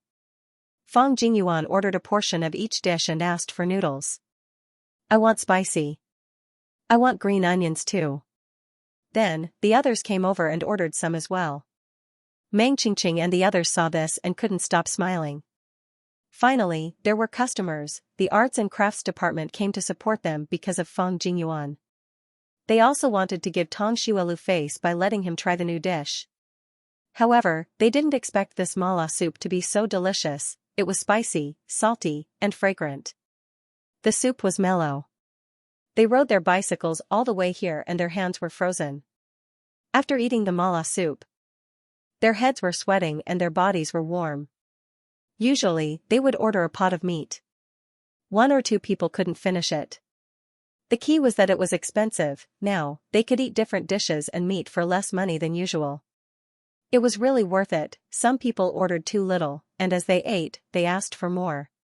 Some people saw that the arts and crafts department had gone in and were eating happily. They were tempted outside. Some people hesitated for a long time and wanted to buy a portion. Unfortunately, it was sold out. Tang Xuelu didn't prepare much to begin with.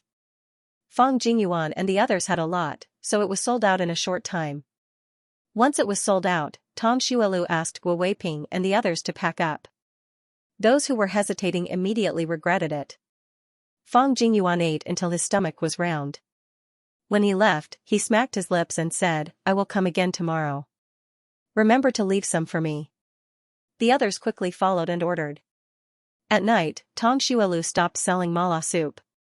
Rare things were expensive. People were only interested in things that couldn't be bought.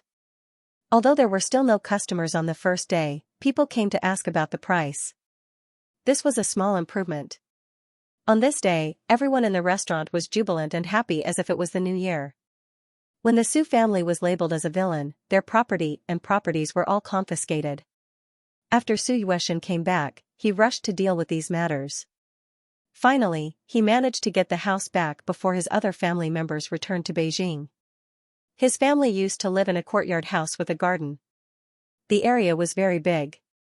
After the confiscation, the house was rented out by the government. Some parts of the house were ruined. Recently, he had been so busy that his heels could barely touch the ground. He had been fixing up the house. Today, the Su family finally moved into the house they had been away from for 4 years. Father Su and Mother Su looked at the familiar environment and couldn't help but cry. After calming down, Mother Su asked Su Yueshan, "When are you going to pick up Ilan and my grandson?" Su Yueshan said, "I will pick up little Jill later." Father Su and Mother Su immediately sensed that something was wrong. "What about Ilan? Aren't you going to pick her up?" Su Yueshan pushed the glasses on his nose and said calmly, "I will pick her up after a while." Father Su and Mother Su heard this and looked at each other. Mother Su frowned and said, "Yueshan, don't tell me you don't want to remarry Ilan? You can't do such a heartless thing. They were in the cowshed all these years. Ilan raised the child alone. If anything happened to them, little Jiao would be the only descendant of the Su family. Many people took the initiative to ask for a divorce after their husband's family was labeled as a villain. At that time, Elan didn't want to get a divorce and went to the cowshed with them. It was them who persuaded her. In the past few years, the Gu family often asked people to secretly take care of them. Therefore, the Gu family's temperament was a little soft. They were too useless in the matter of little Jiu. However, people couldn't forget their roots. She would never allow her son to do something ungrateful. Father Su didn't say anything. With his understanding of his son, he knew that his son would take one step at a time. He must have his reasons for doing this. Su Yueshan said, "Mom, don't worry. I know what to do." They would definitely remarry, but before that, he had to change the temperament of the Gu family. Otherwise, there would be more trouble in the future. At the military base. The three love rookies at the military base gathered together again. After Zhou Yan came back from the city, he changed from his dispirited and resentful look. He was like a withered tree that had come back to life. From head to toe, he exuded one word, coquettish. Zhou Yan pulled his hair and showed off. Little Yun has already forgiven me. Yesterday, she specially left the chicken but for me to eat. When Rugi, Huang Qimin, Zhou Yan, what's with your expressions? Let me tell you, chicken but is very delicious. You'll know that I'm not lying when you try it next time. Huang Qimin shook his head. Forget it. But my girlfriend called me yesterday. She said that she'll send me some food today. When he said this, Huang Qimin's expression was exactly the same as Zhou Yan's. They were obviously showing off. When Rugi put down his chopsticks, the tips of his ears were slightly red. My girlfriend personally came to the military base to send me food. She even made me longevity noodles. Zhou Yan, Huang Qimin, they had lost. Their girlfriend had never come to the military base to see them, these days, when Rugi had really been in the limelight. Now, who in the military base didn't know that he had a beautiful, gentle, and considerate girlfriend who could cook? Zhou Yan and Huang Qimin were both thinking about how to turn the tables. They felt very embarrassed to be surpassed by Wenrugi, a latecomer. Wenrugi, I've read a book before. It said that when couples are attracted to each other, they can smell the fragrance on each other's bodies. Do you guys have that? Huang Qimin raised his eyebrows. There's such a saying? No wonder I always felt that my girlfriend smelled very good. I used to ask her if she put something on, but she always said no. I thought she was lying to me. She said that I have the fragrance of grass on me. When he said this, Huang Qimin's face was extremely smug. Then, he asked Zhou Yan, what did your girlfriend say you smell like? Zhou Yan's expression was a little ugly. His girlfriend had said several times that she smelled sweat and stinky feet from him. Stinky smell should be considered a type of attraction, right? The next day, Tong Xuelu took the book to interview Master Wu and Manager Zhou of the vegetable stall. Master Wu attached great importance to this interview. He usually wore sloppy clothes and didn't care about the pig's blood staining his clothes. But today, he specially wore a set of clothes that he only wore during the new year. His hair was shiny and glossy, and he went to the cooperative early in the morning to wait for Tong Xuelu. When Tong Xuelu arrived, he changed his arrogant attitude and personally poured water for her. He also took out the snacks he brought. He was extremely attentive. Master Wu nervously pulled at his clothes. Manager Tong, do you think I look okay today? Tong Xuelu almost burst out laughing. Master Wu, you look like a groom. We don't have much time. Let's start the interview now. When he heard the word interview, Master Wu's face turned serious and became more serious and nervous. Tong Xuelu asked a few prearranged questions. In fact, she didn't need to ask. Once Master Wu started talking, he didn't want to stop. He talked about how he started to butcher pigs, how he learned how to butcher pigs, and how he passed the selection process to become a butcher at the cooperative. He talked about all kinds of hardships, grievances, and inspirations. His words made the listeners sad and the listeners cry. Master Wu was so moved that his eyes turned red. To show her admiration, Tong Xuelu's eyes also turned red. Finally, after 2 hours, Master Wu stopped his speech. Tong Xuelu closed the book and said, "Today's interview ends here. After I organize the information, I will post it in our restaurant. Master Wu still wanted to continue. Is this information enough? Do you want me to say more? Tong Xuelu shook her head. It's enough. If there's anything I don't understand, I will come and ask you. Master Wu looked regretful. Okay. If there's anything you don't understand, you must come and ask me, Manager Tong. Tong Xuelu nodded and stood up. At the same time, she took the piece of pork that Master Wu gave her. Then, she went to the vegetable stall to do the interview. After she came back, she sorted out the information and wrote an article. She wanted to make sure that the readers would be moved to tears. After that, she went to the bookstore to buy some rice paper and went to the department store to cut a piece of red cloth. Then, she asked Tong Jiaming to help her copy the article on rice paper. Tong Jiaming's handwriting was better than hers, so she didn't want to embarrass herself. The next day, apart from Feng Jingyuan, Piao Jianni also brought along a group of colleagues from the Public Security Bureau.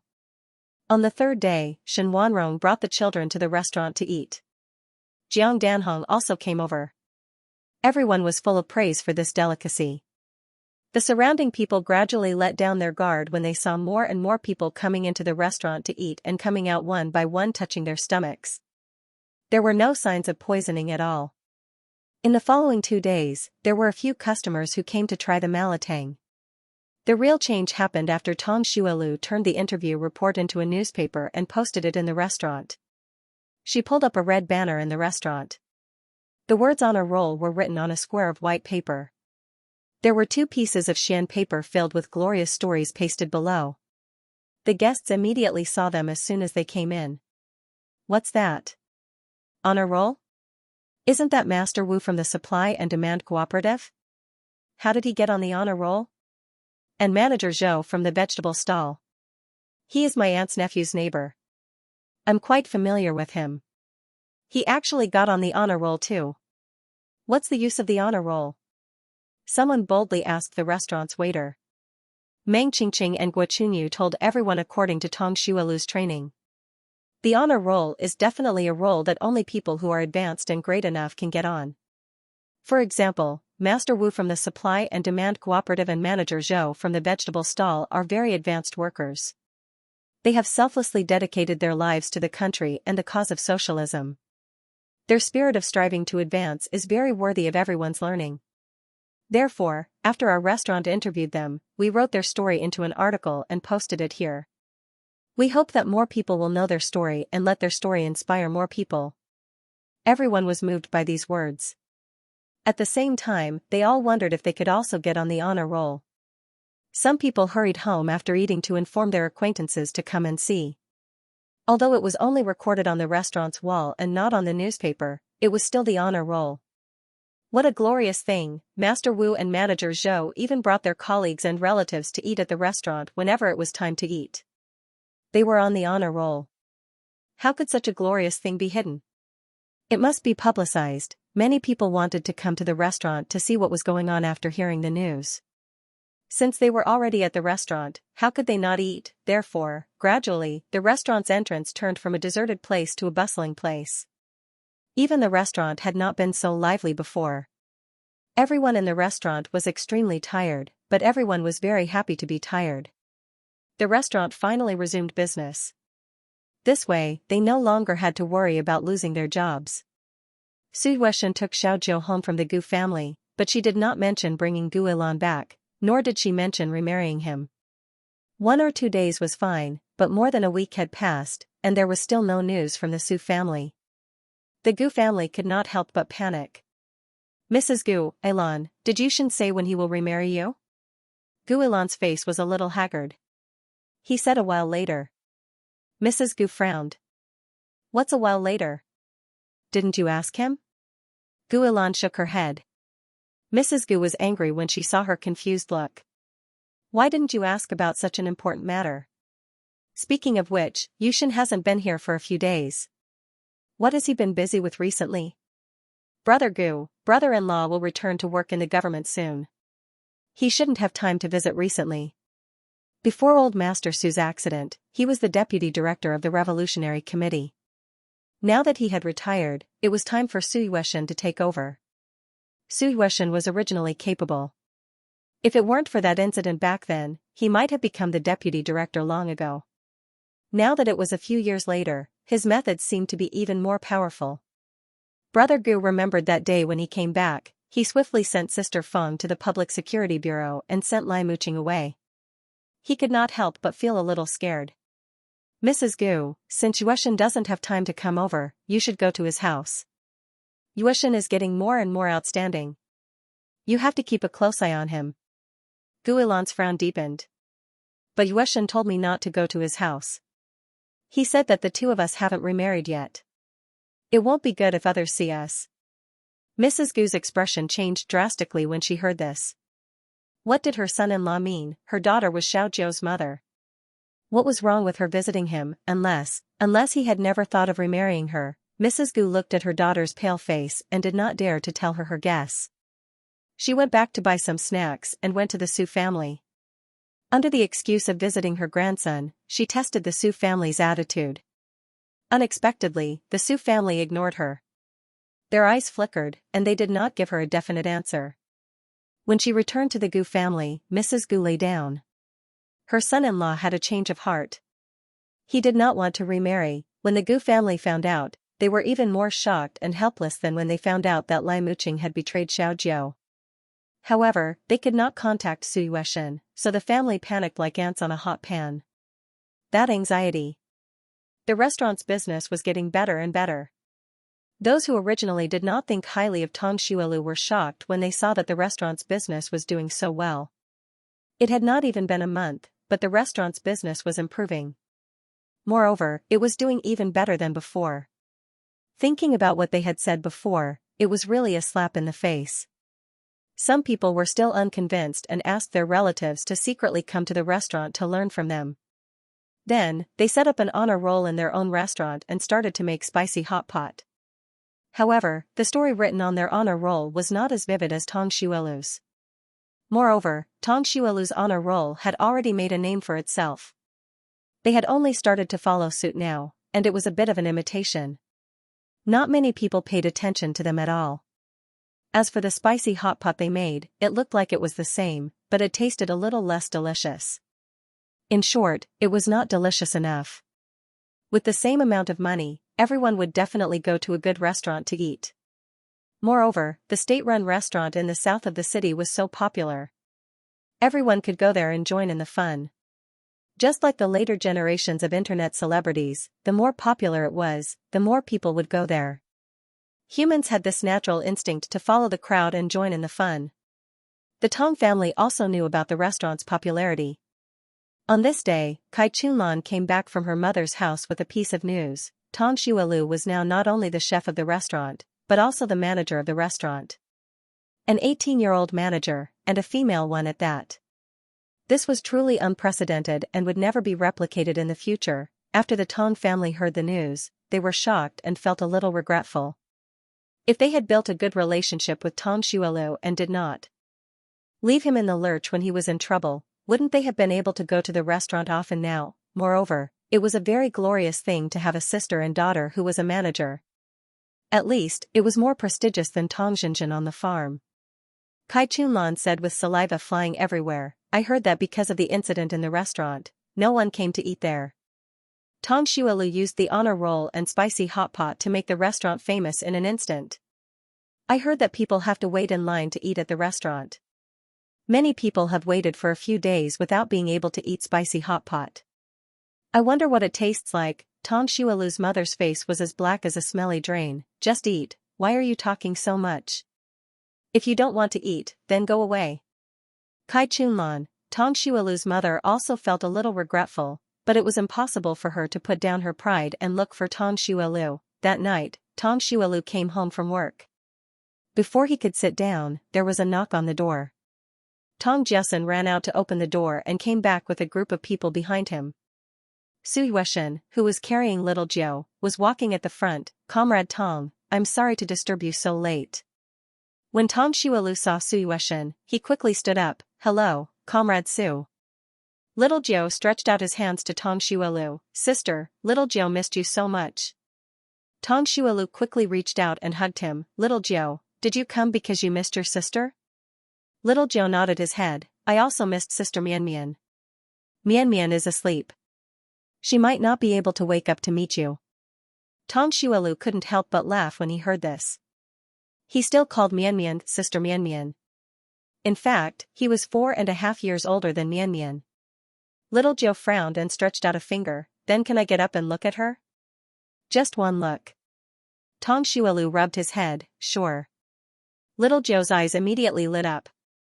He got down from her body and kicked his short little legs to the room without needing anyone to carry him. Seeing this, Su Yueshan's eyes became even more unfathomable. Previously, he was still wondering why little Jiu was staying in the Tong family so well. He didn't make a fuss and even talked about the Tong family when he went back. Now, he somewhat understood. Although the Tong family's parents died early and there were only a few children in the family, Tong Xuelu, as the eldest, taught his younger brothers and sisters very well. Little Jiu was more at ease in the Tong family than in the Gu family. On the other hand, the Gu family's education was a mess. Little Jiu was already 4 years old this year, but he didn't even know his family's name. Once he got lost, he couldn't even find his home. Just thinking about it made him very angry. At this moment, the people behind them also came in. Su Yueshan hurriedly introduced them. This is my father and mother, and this is my second brother. Previously, when you saved little Jiu, we wanted to visit you in person, but because we just returned to Beijing, there were many things to deal with, so it was delayed until now. Please forgive us, Comrade Tong. Tong Xuelu greeted the two elders. Mother Su pulled Tong Xuelu excitedly. Comrade Tong, this time it's all thanks to you. If it weren't for you, I'm afraid we wouldn't be able to see little Jiu again. Now that she thought about it, she felt a lingering fear. She really didn't expect the human heart to be so scary. Lai Muqing grew up in the Gu family, and not only did she not know how to be grateful, she actually repaid kindness with enmity. Tong Xuelu smiled. This is what I should do. Father Su, no, no, no, if it was someone else at that time, they might not have noticed that something was wrong. You are little Jiu's benefactor, we thank you. Father Su bowed to Tong Xuelu as he spoke, and then asked his second son to bring the things they brought. Tong Xuelu finally saw the things they brought. In addition to malted milk powder and snacks, there was also a television. An 18-inch color television now cost 1,450 yuan, and a 20-inch one cost 1,650 yuan. Wasn't the Su family too rich? They had just been rehabilitated, but they could already afford such an expensive television. More importantly, it wasn't easy to get a television ticket. It seemed that the Su family was more capable than she thought. Tong Xuelu hurriedly waved his hand. Take this television back, it's too expensive, we can't accept it. Father Su, Comrade Tong, you don't have to be so polite. This thing is nothing compared to little Jiu. His second son wasn't married yet. If the Su family hadn't been rehabilitated, little Jiu would be the only descendant of the Su family. If anything happened to little Jiu, the Su family line would be cut off. Tong Xuelu put on a serious face. Grandpa Su, I really can't accept this television. You have already made me a restaurant manager. If I accept this television, then I'll be too greedy. Moreover, in that situation, if anyone else noticed that something was wrong, they would have reached out to take it, so please take it back. Of course, she couldn't leave the impression of being greedy in such a powerful family. Moreover, she could afford to buy a television in the future, but this kind of relationship couldn't be broken no matter what. Seeing that Tong Xuelu really didn't want to accept it, the Su family stopped persuading him, but their impression of him improved. The Su family stayed at the Tong family's house for half an hour before leaving. Before leaving, Tong Xuelu was curious. He didn't see little Jiu's mother the last time, so why didn't she come this time? Could there be some secret behind this? After the Su family left, Tong Jessen said regretfully, Sis, why did you reject the television just now? That was a color television. If he accepted the television, then he would be the first person in the school to own a television. This was enough for him to brag about for a year. Tong Xuelu glanced at him. Don't be so short-sighted. If you want a television, you can earn money to buy one in the future. Don't rely on others for everything. Tong Jessen was embarrassed and didn't dare to speak again. In the middle of the night, it suddenly started to rain. It was a cold autumn rain. When she woke up in the morning, it felt like winter outside. It was so cold that it made her teeth chatter. Tong Xuelu was about to get up to cook, but when she turned her head, she felt that something was wrong. Tong Mianmian's face was very red. She quickly reached out and touched little Jiu's head. It was so hot, little Jiu was having a high fever. Tong Xuelu quickly got up and put on her clothes.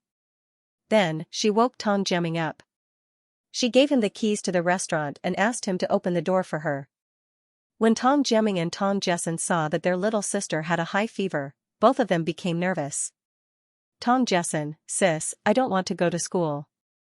I want to go to the hospital with you. Tong Xuelu thought about it and nodded. Okay, Jiaming can help apply for leave from school. Let's go now. When they arrived at the hospital later, she needed someone to look after Tong Mianmian to pay for things like that. Tong Xuelu helped Tong Mianmian put on her clothes, then took out a thick quilted jacket and wrapped it around her. Since Tong Jessen wanted to go with her, riding a bicycle was the fastest way. When Tong Jessen saw that she wanted to ride a bicycle, his eyes widened. Sis, do you know how to ride a bicycle? Tong Xuelu boasted shamelessly, there's nothing in this world that I don't know. Tong Xuelu pushed the bicycle out, and Tong Jessen sat on it. She kicked the bicycle and rushed out. She had practiced a few times before, but Tong Jessen and the others didn't see it. When she rushed to the hospital, the doctor checked and told her that Tong Mianmian had a high fever of 39 degrees Celsius. If the fever continued, her brain might be damaged. Tong Xuelu felt very guilty. She slept too well and rarely woke up at night. Tong Mianmian's fever should have started in the middle of the night last night, but she didn't notice it at all. She was too careless. When the doctor was about to give Tong Mianmian an injection to reduce her fever, Tong Mianmian was so scared that her big eyes were filled with tears. Tong Xuelu quickly comforted her, Mianmian, be good. You'll be fine after the injection. Mianmian, you must be strong. Tong Mianmian's big eyes were blinking, and her eyelashes were still wet with tears. Sis, what is strong? Is it edible? Tong Xuelu felt that she was pitiful and cute. Being strong means being brave. It means that you're not afraid of injections.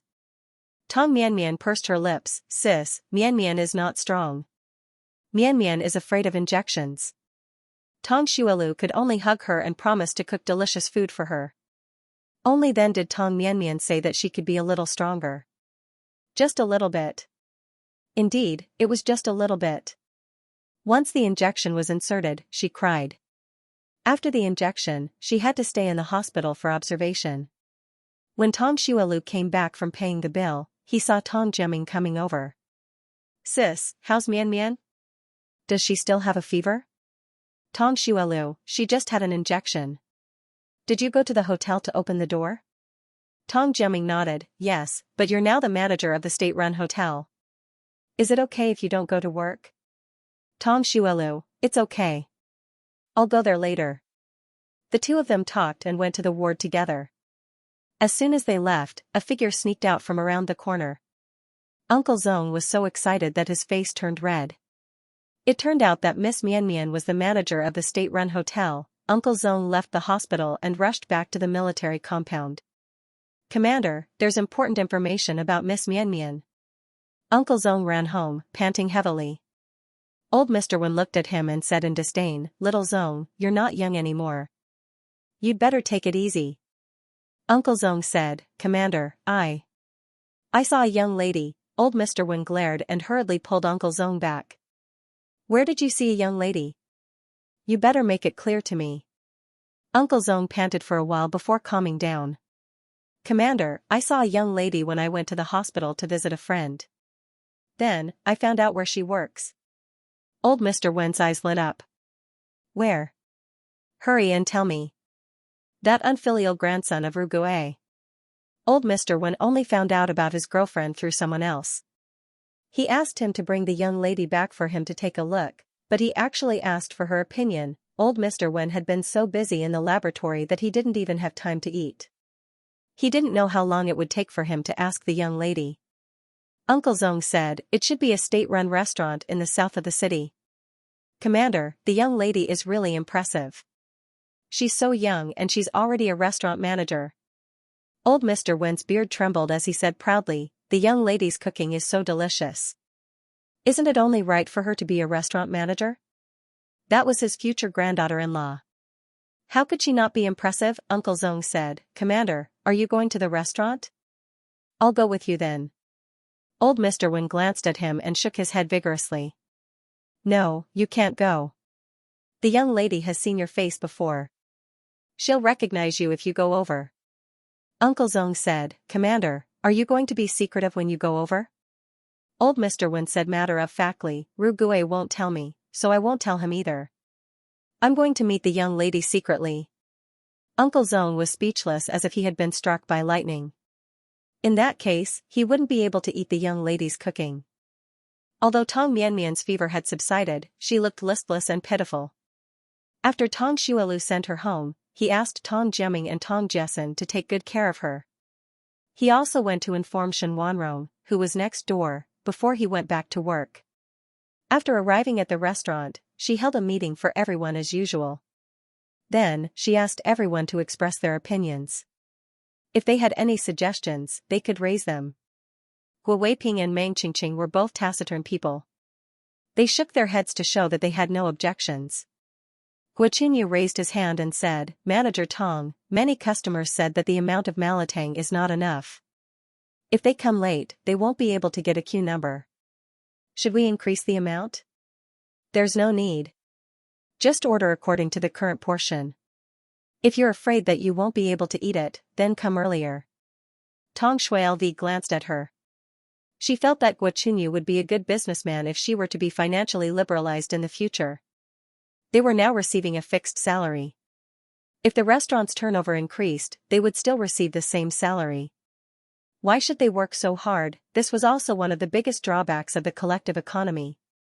Many people stopped working after they met their quota. Tong Xuelu already had a plan in mind for how to make money. However, it was not the right time yet. "Let's make some meatballs today." The amount could not be increased, but the variety could be increased. If they only ate the same few things, they would get sick of it sooner or later. After the meeting, Tong Xuelu brought Guo Weiping to buy some food. In this era, beef was very cheap compared to later generations. The price of 500 grams of beef was about the same as pork. Tong Xuelu bought some beef, fish, and pork to make beef, fish, and pork meatballs. Guo Weiping saw that she bought beef and asked in surprise, "Manager Tong, did we buy so much beef to make beef meatballs?" Tong Xuelu nodded. "You haven't eaten beef meatballs before, right?" "Beef meatballs are ready. They are actually better than fish meatballs. You will know later."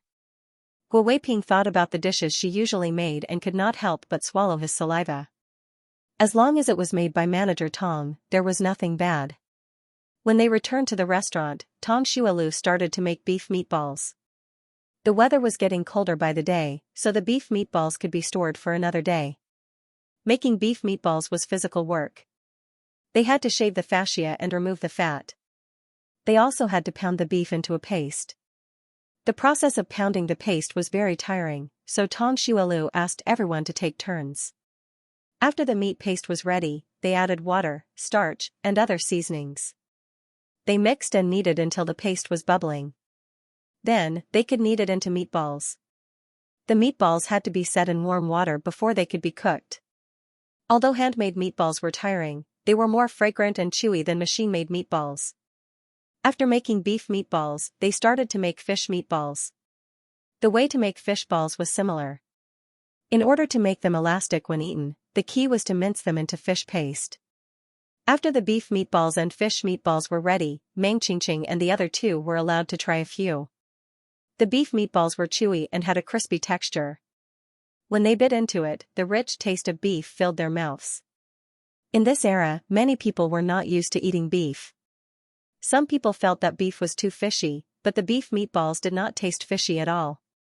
Instead, the more they ate, the more satisfied they felt. After eating one, they wanted to eat another. Fish meatballs were not as chewy as beef meatballs, but the surface of the fish meatballs was tender and smooth. It had a completely different texture from beef meatballs. Their eyes lit up as they ate, and they were full of praise. Guo said, "Manager Tong, I think these meatballs will be sold out in less than 2 days." Tong. Xiaolu originally wanted to make pork meatballs, but after making beef meatballs and fish meatballs, their hands were sore. They had to give up and save the pork for other dishes. When it was 11 o'clock, the guests arrived. Tong Xiaolu usually did not pay attention to the guests, but today, she glanced at them and noticed the guest standing at the front. The guest was about 60 years old. Although he did not look young, he was very energetic. His eyes were bright, and he did not have the hunchback of an old man. He stood there with his back straight, which was very eye-catching. The old man was also better dressed than the average person. His hair was combed back, shiny and smooth, and there was not a single strand of hair that was sticking up. Tong Xiaolu glanced at him and felt that this old man must have been a handsome man when he was young. He must have been a flirtatious handsome man. The old man was the first to arrive. He received the number 1 card and could order his food directly. The old man walked over and looked at her. "Female comrade, are you a waitress in this restaurant? Why don't I see your head chef?" Tong Xiaolu said, "I'm not a waitress. I'm the manager of this restaurant, and I'm also the head chef. Is there something you want to talk to me about?" The old man's beard trembled. "Nothing. I heard that the food in this restaurant is very delicious, so I wanted to see which head chef made it. I didn't expect you to be so good at such a young age. The younger generation will surpass us in time." To be honest, the old man looked a little serious, especially his pair of sharp eyes. Tong Xiaolu thought that he would be a person who did not smile. She did not expect him to be so approachable. She smiled and said, "Thank you for your compliment. Do you want to order malatang? We have new beef balls and fish balls today. I dare say that these beef balls are the only ones in the whole of Beijing." The old man's eyes suddenly lit up like the stars in the sky. "Yes, I want a portion of all of them. I also want to bring a portion back." As he spoke, he took out 2 lunch boxes from a bag as if he was performing a magic trick. Tong Xiaolu thought that he must be a foodie. She smiled and put the food into the red soup to cook. "Old man, can you eat spicy food?" The old man suddenly frowned. "I want a little spicy." "But old man, it sounds like I'm very old." "I'm old enough to be your grandfather. You can call me grandpa when in the future." Tong Xiaolu was speechless. Does he not look old if I call him grandpa? Also, he actually had the same surname as Wenrugi. This discovery made Tong Xiaolu's impression of him even better. Seeing that she did not greet anyone, old Mr. Wen blinked and said, "Girl, I heard that your surname is Tong." "Which Tong? Which Tong? Which Tong in the fairy tale?" Tong Xiaolu shook her head. "No, it's the Tong from Winter." Old Mr. Wen stroked his beard. "I see." The malatang was soon ready. Tong Xiaolu asked Mang Qingqing to bring it in. Seeing this, old Mr. Wen had no choice but to follow in reluctantly. After that, the customers kept coming and old Mr. Wen did not have the chance to talk to them. Tong Xiaolu asked Guo Weiping to try cooking the malatang. Actually, there was no technique to cooking malatang. All one had to do was to control the timing. Guo Weiping had been watching from the side for a few days and had an idea of how long each dish needed to be cooked. However, he did not practice it and was a little worried. Tong Xiaolu guided him from the side and reminded him when the dishes were almost ready. As expected, at first, many people did not dare to try the beef balls as they were afraid that it would be too fishy. However, for foodies, they were fearless. What they feared the most was delicious food. Seeing that the restaurant had new products, they were the first to step forward and try it. If he didn't try, he wouldn't know. Once he tried, he almost ate his own tongue. It was springy, chewy, and fragrant. It was too delicious, the foodies ordered another set.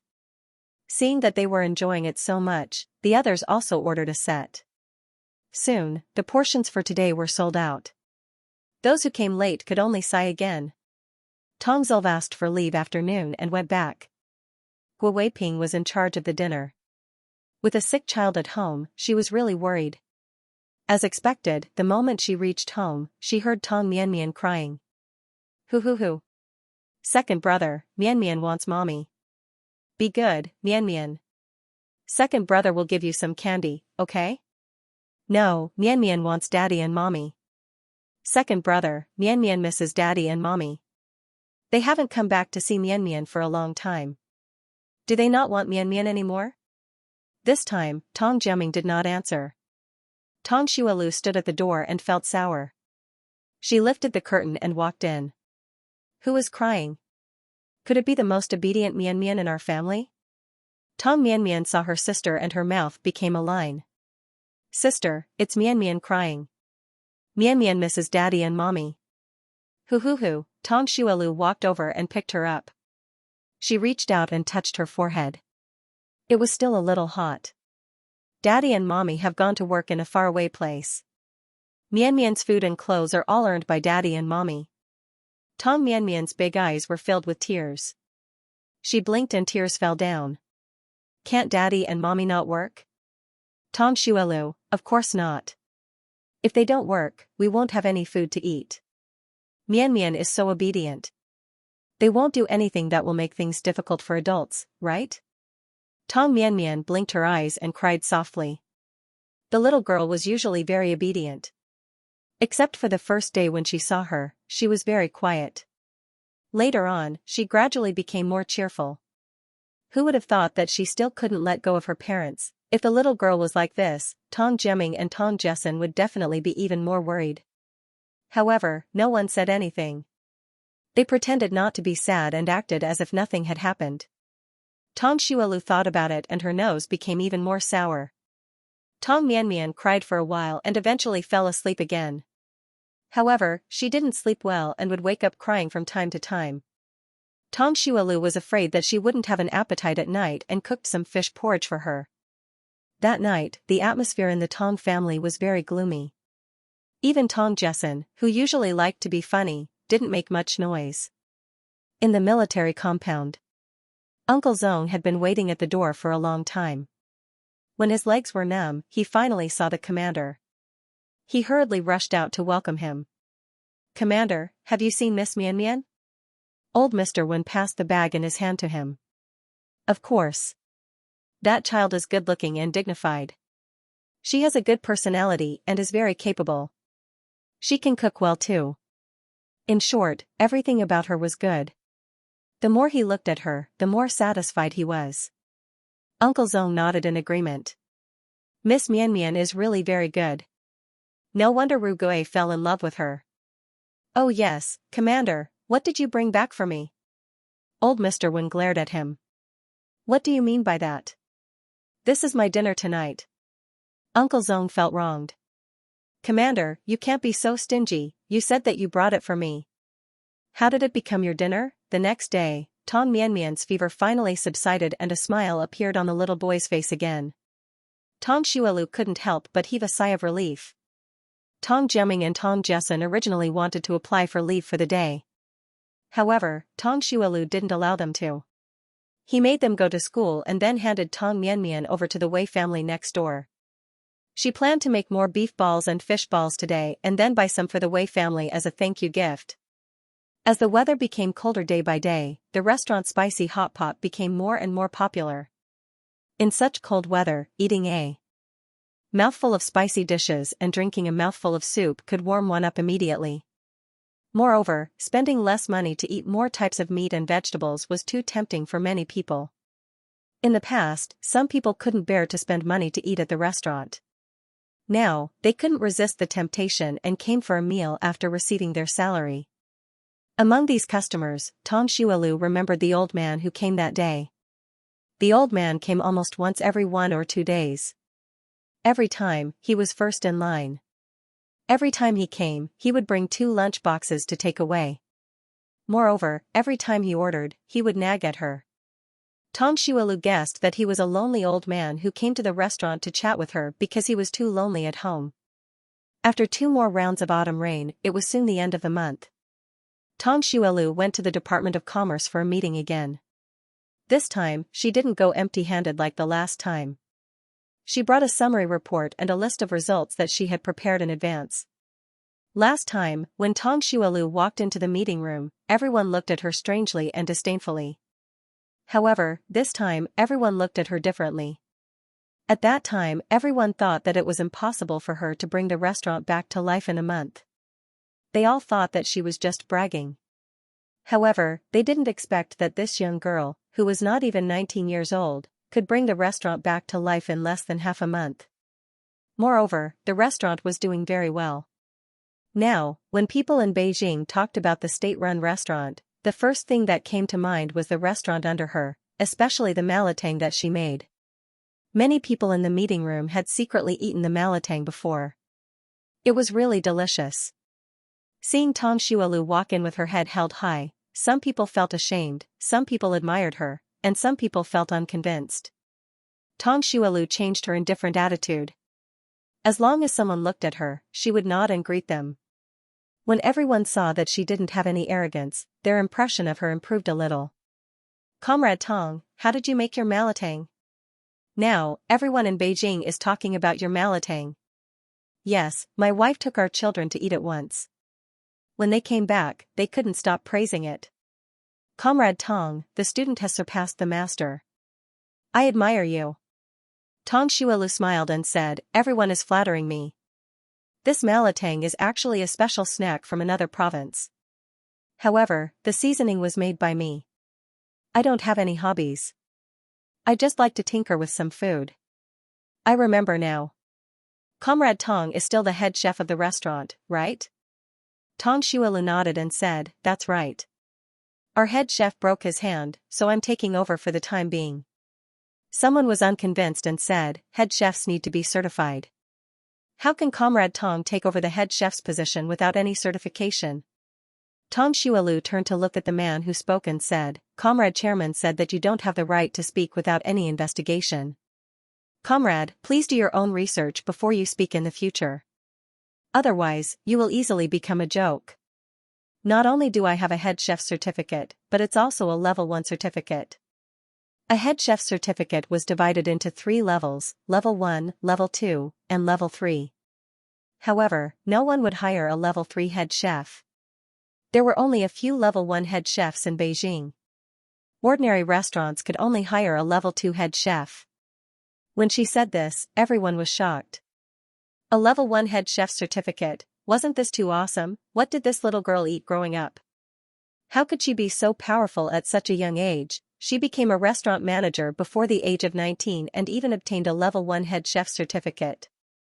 The younger generation would surpass the older generation. Those who looked down on women before suddenly felt embarrassed.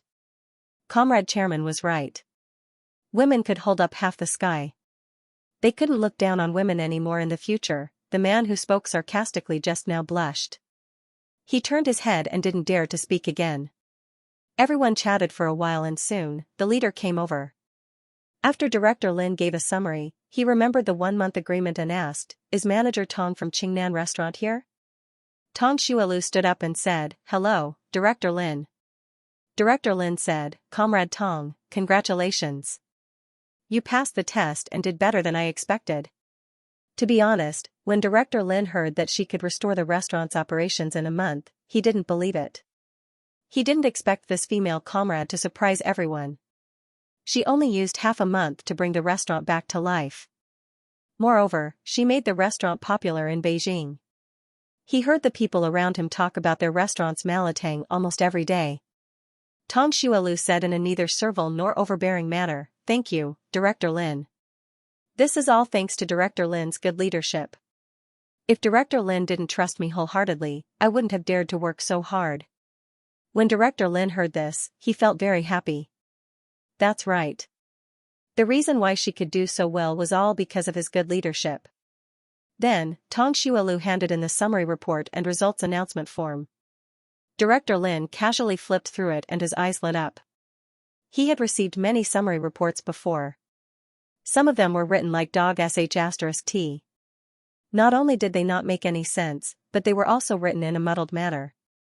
However, the report submitted by Tang Xuelu was clear and organized.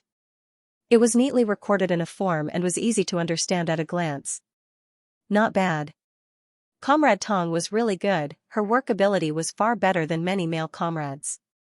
Director Lin's impression of Tang Xuelu became better and better. After the meeting, some restaurant managers secretly went to Director Lin and suggested to him that Tang Xuelu should contribute the malatang recipe so that other restaurants could share the profits. Director Lin didn't say yes or no. He only told them to go back and wait for the news. At the base. On this day, Zhou Yan came back from outside. He was extremely smug. Huang Qimin couldn't stand his smug look and asked him, "Zhou Yan, what are you doing so early in the morning?"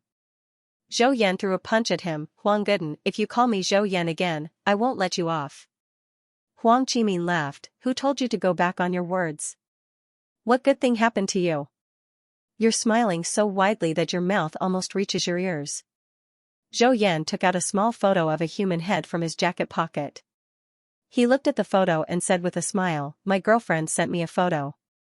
I can see her face every day from now on." Huang Qimin curled his lips. "I thought it was something special. I already have a photo of my girlfriend." On the side, Wenrugi blinked but didn't say anything. He didn't. He lost. Zhou Yan immediately realized that something was wrong with Wenrugi. He laughed and asked, "Rugue, did your girlfriend send you a photo?" Wenrugi, "No." "Ha ha ha, I knew you didn't." Zhou Yan laughed. Huang Qimin, who was at the side, also felt proud and elated. Finally, there was someone who could beat Wenrugi. During lunch, Wenrugi was even more silent than usual.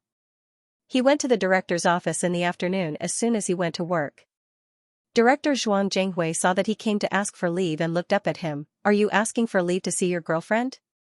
Wenrugi's ears turned slightly red. "Yes."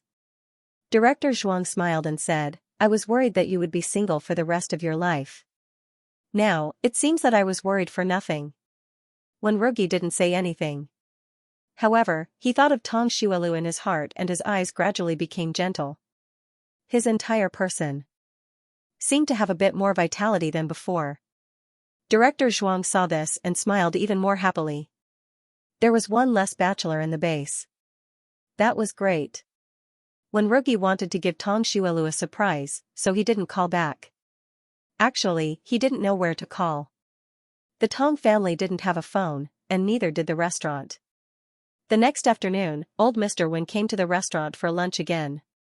Perhaps because of the rain, there were very few people at the restaurant today. It was so cold outside that it made people's teeth chatter. Old Mr. Wen took a sip of hot soup and enjoyed it very much. After he finished eating, he suddenly let out a heavy sigh. His eyes drifted to Tang Xuelu's direction. Seeing that Tang Xuelu didn't look over, he sighed again. His sigh was louder than a cow's moo. Tang Xuelu couldn't ignore it even if he wanted to. After so many days, Tang Xuelu was quite familiar with the old man. Hence, he walked over and asked, "Old Mr. Wen, what's wrong?" Old Mr. Wen sighed again and shook his head. "My grandson is unfilial. I feel bitter." Tang Xuelu was speechless. Old Mr. Wen said, "My son is a blockhead, and so is my grandson. They left me, a lonely old man, at home. I don't know who to talk to even if I want to talk to someone." Tang Xuelu thought to himself that it was indeed so. "What about your daughter-in-law? Is she a blockhead as well?" Old Mr. Wen frowned. "She's worse than a blockhead. Let's not talk about them.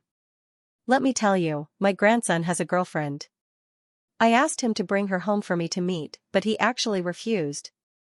Tang Xuelu looked at the old man shaking his head and sighing.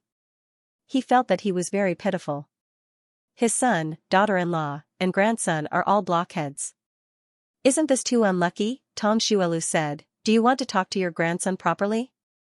Old Mr. Wen said, "I've already talked to all that I can. My blockhead grandson doesn't even call me grandpa anymore. Comrade Tang, can you call me grandpa and satisfy me as a grandpa?" At this moment, a low and gentle voice came from outside the door. "Grandpa." Tang Xuelu's heart skipped a beat. He looked up and saw Wenrugi standing at the door. "Rugue, why are you back?" Old Mr. Wen was speechless. Tang Xuelu paused for a moment. "Wait, what was Wenrugi's name again, Grandpa?" Tang Xuelu's eyes widened. He looked at the old man in front of him and then turned to look at Wenrugi. As old Mr. Wen was old and had wrinkles on his face and a beard, she didn't associate him with Wenrugi previously. Now that the two of them were standing together, she realized that they looked rather similar. Could it be that the old man in front of her was Wenrugi's grandfather and Wenrugi was the foolish grandson he was talking about? Tong Xuelu was dumbfounded.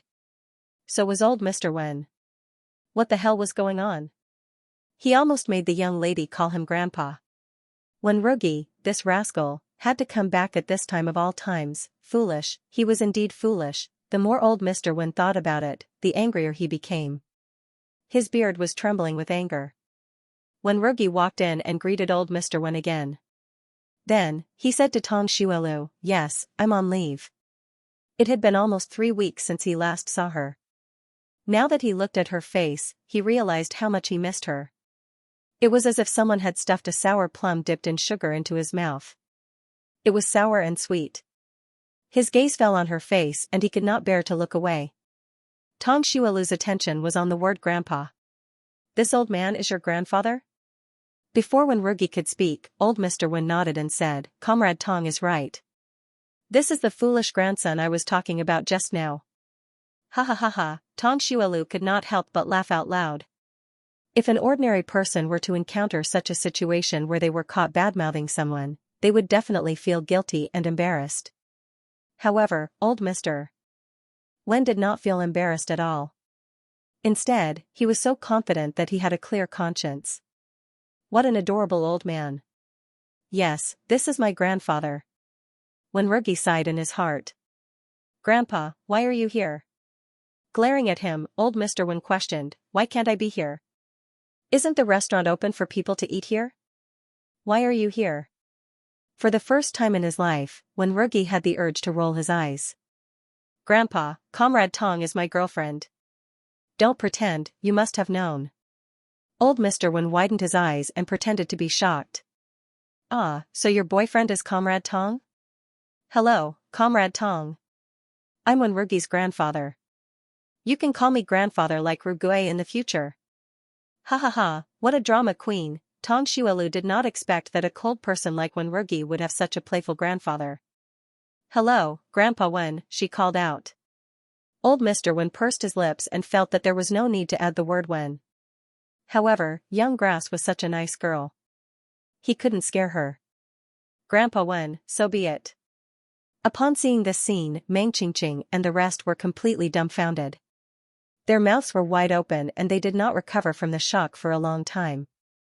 This rich and imposing old man is the grandfather of Manager Tong's girlfriend? Also, Manager Tong's girlfriend is way too good-looking. Meng Qingqing blushed. She felt that Manager Tong's girlfriend was the most good-looking person she had ever seen in her life. They were a perfect match. Since Tong Xuelu knew that the old man was Wenrugi's grandfather, she naturally had to express her gratitude. She personally cooked a red date steamed cake for old Mr. Wen. Old Mr. Wen was so happy that his beard trembled and he kept praising her for being a good girl. Old Mr. Wen said, "Little Green, it's fine if I didn't know. Since I know that you're Ru Gui's girlfriend, when are you free to come over?" Little Green, Tong Xuelu pursed her lips and said, "Grandpa Wen, just call me Zolv." "When is Ru Gui coming back?" Wenrugi said, "The day after tomorrow." He had too few holidays and the base was too far away from Beijing. For the first time in his life, Wenrugi felt that he had made a mistake in choosing physics. Tong Xuelu tilted her head and said, "Tomorrow then. I'll go over before noon tomorrow." "Grandpa Wen, is it convenient for you tomorrow?"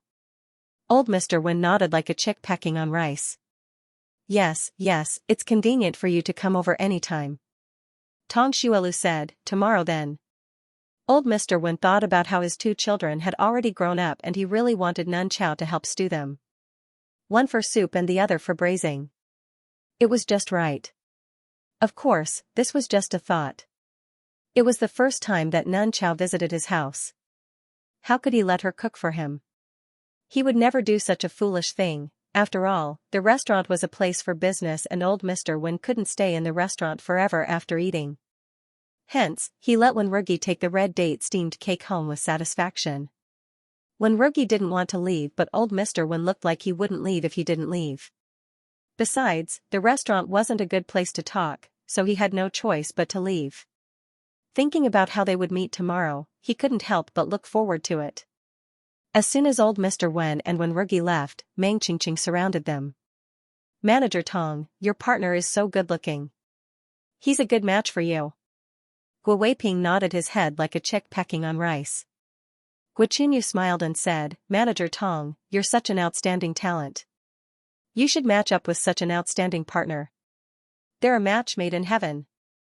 Meng Qingqing heard and nodded her head like she was pounding garlic. That was what she meant, but she couldn't say something as nice as Sister Chunyu. Tong Xuelu smiled and said, thank you. I think he's very good too. Wenrugi didn't know how to sweet talk. Although he was too naive and prone to blushing, he made her feel at ease when she saw him like this. When the three of them heard this, they couldn't help but be stunned.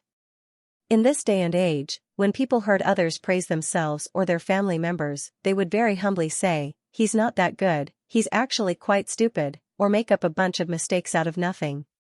It was the first time they had seen someone like Tong Xuelu directly admit that her partner was good.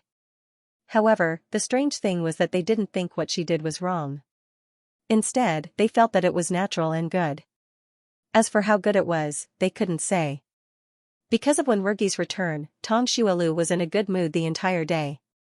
However, there were people who came to the restaurant to disgust her like chicken poop.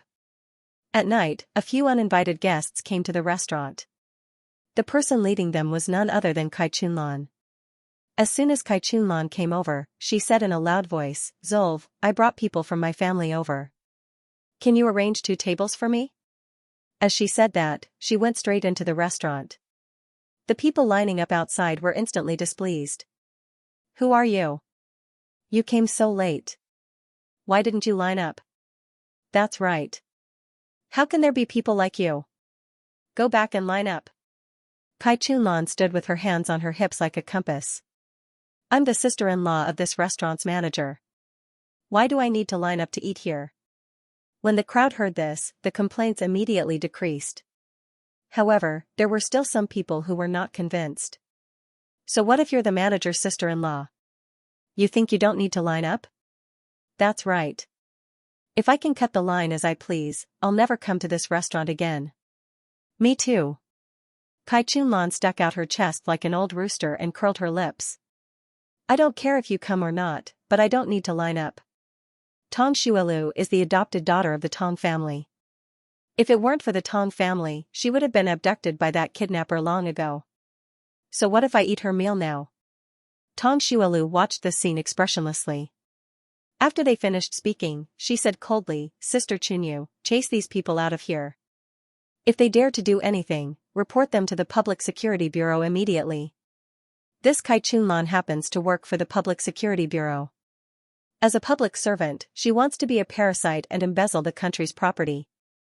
I'd like to see how the Public Security Bureau will deal with a parasite like her. When the people lining up heard this, they all applauded. Manager Tong, well said. I knew that Manager Tong is not the kind of person who can't distinguish between public and private affairs. I think so too. Manager Tong's cooking is not only delicious, but also fair. I'll come here to eat in the future. Me too. Unlike the happy people around her, Kai Chunlan's face was flushed red. She turned around and glared at Tong Xuelu like a frog. Tong Xuelu, you're really an ungrateful wretch. The Tong family has raised you for so many years. It's fine that you didn't go back, but now I'm just here to have a meal, and you're not even giving it to me? Has your conscience been eaten by a dog? Tong Xuelu sneered. The Tong family has raised me for so many years. What does it have to do with you? Is your surname Tong? Have you given me a single cent since I was young? Besides, the Tong family raised me, but didn't my family raise the daughters of the Tong family? We raised one on each side, so we don't owe each other anything. Don't say that you're wronged. Even if you're wronged, it's not your turn to feel wronged. At this moment, a bicycle stopped at the entrance of the restaurant. Fang Jingyuan looked at Kai Chunlan and said, Sister-in-law Chunlan, why are you here? Did you just call Manager Tong an ungrateful wretch? It can't be, can it? The Tong family didn't do anything when Manager Tong's parents passed away. Manager Tong was a girl who had to raise 3 younger brothers and sisters, but the Tong family never gave her any help. When Manager Tong was in trouble several times, the Tong family pretended to be dead every time. You never thought of lending a helping hand. You have the nerve to call Manager Tong an ungrateful wretch? When some people heard Kai Chunlan's words just now, they vaguely felt that Tong Xuelu was indeed an ungrateful wretch. However, when they heard Fang Jingyuan's words, they immediately became fence-sitters. The scales in their hearts immediately tilted towards Tong Xuelu. Pooh! Look at how self-righteous she was. I thought she was reasonable. It turns out that her whole family is an ungrateful wretch. That's right. It's so disgusting. She still has the nerve to come here and freeload. She even brought her whole family here. What a family of bad people. Didn't you say that she's from the Public Security Bureau? I want to report her tomorrow. What right does someone like her have to be a public servant? When Kai Chunlan's family heard this, their faces alternated between red and white. They wished they could dig a hole and hide in it. Kai Chunlan was so angry that her chest heaved up and down violently. At the same time, she was scared. What if someone really reported her tomorrow? It was all Tong Xuelu's fault. If Tong Xuelu had let her in directly, wouldn't everything have been fine? Tong Xuelu couldn't be bothered to pay attention to her. She asked Guo Chunyu to drive her out. Just now, she could actually act pitiful like a white lotus and make everyone sympathize with her. However, if she did that, it would bring about very bad consequences. Everyone would think that she was too weak and would cry whenever something happened. She was now a restaurant manager. Moreover, she was not even 19 years old yet. Once she gave people the impression that she was too weak, many people would come to trample on her. Therefore, she used the most direct way to fight back. If Fang Jingyuan hadn't arrived in time, some people might think that she was an ungrateful wretch. However, an ungrateful wretch was better than a white lotus. Her identity was different now. She wanted to tell everyone that she wasn't a delicate flower. She was a domineering flower. If anyone dared to bully her, they could come and try. Kai Chunlan was so angry that she almost vomited blood. However, with so many people pointing at her face and scolding her, she didn't have the face to stay. She ran away with her head and face covered in dust. After Kai Chunlan left, the team continued to order dishes. After the number plates were taken, Fang Jingyuan came forward. I have something to say to you. Tong Xuelu saw that she was acting suspiciously. She handed the things to Meng Qingqing and the others to clean up. Then, she walked to a corner with Fang Jingyuan. Thank you for just now. Fang Jingyuan waved her hand. We're sisters. You don't have to be so polite. I didn't expect sister-in-law Chunlan to be such a greedy person. When we go back to the family compound, I have to publicize it. Tong Xuelu didn't comment. Fang Jingyuan looked around cautiously and said, I have something to ask you. If your family members introduce you to a blind date and you don't like the other party, how would you refuse? Tong Xuelu raised her eyebrows slightly. Why don't you like the other party? Fang Jingyuan curled her lips. He's not good-looking. He looks like a potato. Tong Xuelu almost burst out laughing. Then what kind of woman does he like? Fang Jingyuan blinked. What does it have to do with me what kind of woman he likes?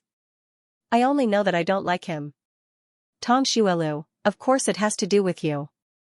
If you don't want him to like you, you have to act like the type of woman he hates the most. For example, if he likes gentle and considerate women, then you have to be a forgetful person with embarrassing words. If he likes cute and sweet women, then you have to be a tigress. In any case, you have to be the opposite of his type. Fang Jingyuan's eyes lit up when she heard this. Zulv, you're so smart. Why didn't I think of this? Tong Xuelu, is there anything else? Fang Jingyuan shook her head. No, I have to go back quickly. I'll come and find you after I get rid of the potato man. After saying that, she got on her bicycle and disappeared with a pedal. Tong Xuelu shook his head, not knowing whether to laugh or cry. When she got home that night, she went straight to the kitchen to make desserts. When Tong Mianmian had a fever, she promised to make delicious food for her. However, the little girl's throat was a little coughing, so she didn't dare to give her anything that would make her heaty. Therefore, when she went to work in the morning, she soaked some green beans. It was just right to make green bean cakes. Since she was going to the Wen family tomorrow, she simply made an extra portion and some biscuits. During this period of time, she also made some jerky and beef meatballs.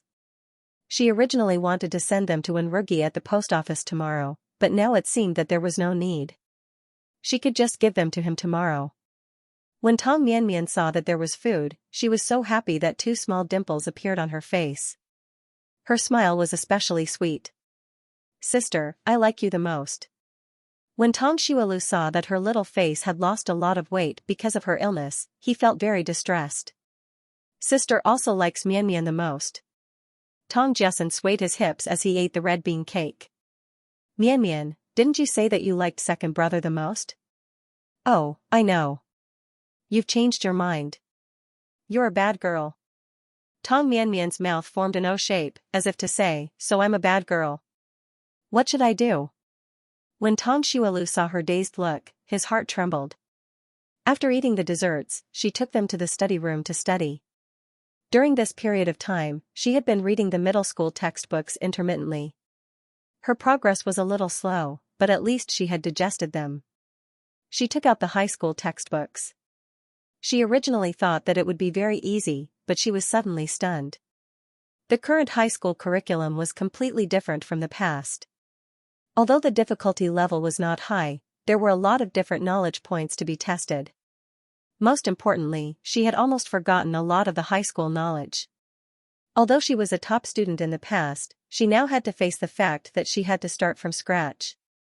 Fortunately, the college entrance examination would only begin next year. She had plenty of time to prepare. Of course, she could not let her guard down. In history, there were 5.7 million people who took the first college entrance examination, but only 270,000 people were accepted. That was the true meaning of crossing a single plank bridge with thousands of people and horses. Therefore, in the following period of time, she still had to study steadily and thoroughly learn the knowledge points. When Tang Xuelu's eyes swept across the physics textbook, her heart skipped a beat. It was rare to meet Wenrugi. Tomorrow, she would let him teach her physics. When she thought of Wenrugi's shy and blushing face, she could not help but smile. In the military compound. Once old Mr. Wen returned home, he went to show off to old Jiang next door. After showing off to old Jiang impatiently, old Jiang chased him away. Only then did he return with the red date steamed cake. Once when Wenrugi returned home, he and Uncle Zong began to clean the house. Although the house was not dirty, tomorrow was Tang Xuelu's first visit. He did not want any mistakes. Uncle Zong had the same idea. Only old Mr. Wen was extremely smug. He even went to have a heart-to-heart talk with little 7 and little 8. He also told them that in the near future, they would be eaten. Little 7 and little 8 were so frightened that they trembled in fear. They did not even eat that night. The next day, Tang Xuelu went to the restaurant to buy some groceries and made the red soup base for the spicy hot pot. She then asked for leave and left. Although Guo Weiping's cooking skills were not up to standard, he could still make such ordinary dishes. As soon as Tang Xuelu walked out of the restaurant, she saw Wenrugi standing at the entrance of the restaurant on his bicycle. The warm rays of the early winter sun shone on his body, making his hair golden. It was as if he was coated with a layer of halo. He smiled at her in the circle of light, warm and handsome. When Tang Xuelu saw him, she could not help but smile too. "You're here?" When Wenrugi saw her bright smile, his heart raced. "Yes, I'm here to pick you up." As he spoke, he got off the bicycle and naturally took the things in her hands. Tang Xuelu did not hesitate. She hung everything on the front of the bicycle and jumped onto the back seat. Wenrugi recalled the scene in the alley when she hugged his waist. His heart felt a little empty. If only there were no people around, then she would be able to hug him. After getting rid of the regret in his heart, Wenrugi stepped on the pedal and drove Tang Xuelu to the military compound. The sky was especially blue today, and it looked as if it had been washed clean. It made people feel better. Tang Xuelu suddenly remembered something. "By the way, do you have a colleague called Zhou Yan?" Wenrugi nodded. Yes, what's wrong? Tang Xuelu smiled and told him about the incident at the post office. I don't know if the Zhou Yan that female comrade was talking about is the Zhou Yan that you know. Wenrugi's lips twitched. That's him. He wrote to his girlfriend that time and wrote give up his fart. His girlfriend got angry and broke up with him. Tang Xuelu could not help but laugh when she heard this. There was actually such a funny thing. Her laughter was heard all along the way. Wenrugi listened to her laughter and felt as if his heart was floating in the air. Soon, they arrived at the military compound. When the guard saw Tang Xuelu, he immediately recognized her. Wenrugi did not introduce her to him and proudly drove her in. Today, old Mr. Wen woke up earlier than usual and even fought with Wenrugi for the bathroom. Wenrugi wanted to shower and wash his hair, so did old Mr. Wen. Seeing this, Uncle Zong shook his head repeatedly. In old Mr. Wen's words, Wenrugi had to dress up when meeting his girlfriend. Did he not have to dress up when meeting his future granddaughter-in-law? Perhaps the words future granddaughter-in-law pleased Wenrugi and made him give up the right to use the bathroom. When they arrived at the entrance, Tang Xuelu saw old Mr. Wen and an old man smiling brightly the moment she alighted from the car. She paused for a moment and remembered that this man was Uncle Zong, old Mr. Wen's orderly. Old Mr. Wen said, Zolv, you're finally here. Come in and take a seat. Tang Xuelu took the snacks she brought from the car. Grandpa Wen, I made some snacks. I hope they'll suit your taste. Old Mr. Wen's eyes lit up and he smiled even more brightly. Of course, of course. As long as it was made by his future granddaughter-in-law, it would suit anything. After passing the snacks to Uncle Zong, Tang Xuelu finally had time to look at the house in front of her. Wow, the Wen family was indeed not simple. In this day and age, they actually lived in a small house. Although it was only 2 stories, it was already equivalent to a villa in the modern world. There was also a small garden in front of the door, planted with vegetables and flowers. It was very well taken care of. After entering, she immediately saw the television on the cabinet. Once again, she affirmed the power of the Wen family. They were rich. Old Mr. Wen and Uncle Zong were extremely enthusiastic and told her to treat this place as her home and not stand on ceremony. Tang Xuelu was prepared for them to ask about her family situation. Unexpectedly, old Mr. Wen did not ask at all. After sitting for a while, old Mr. Wen asked Wenrugi to bring Tang Xuelu around for a tour. He had something to do and had to go out. Wenrugi and Uncle Zong immediately understood. Old Mr. Wen was going out to show off.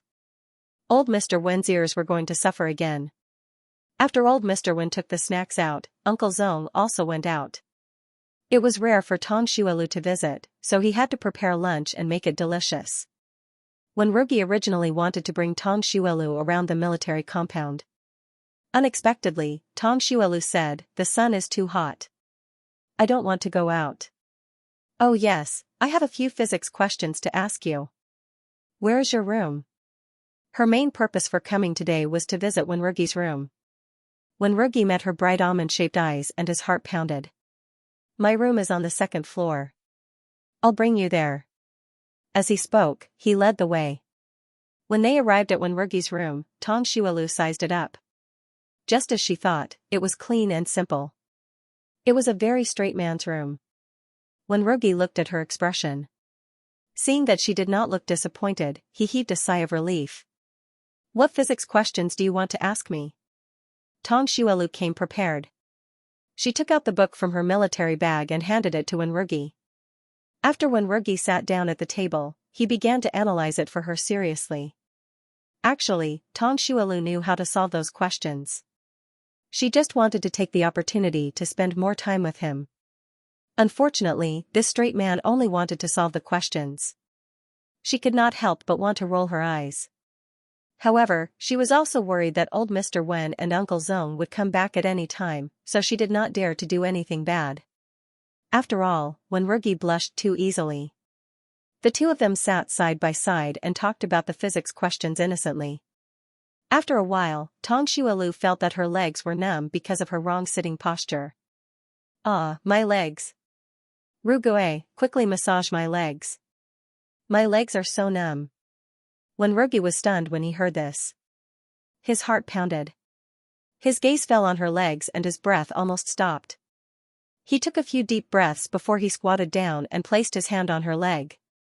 As soon as he touched it, Tong Xuelu cried out, be gentle," when Rugi's face turned completely red.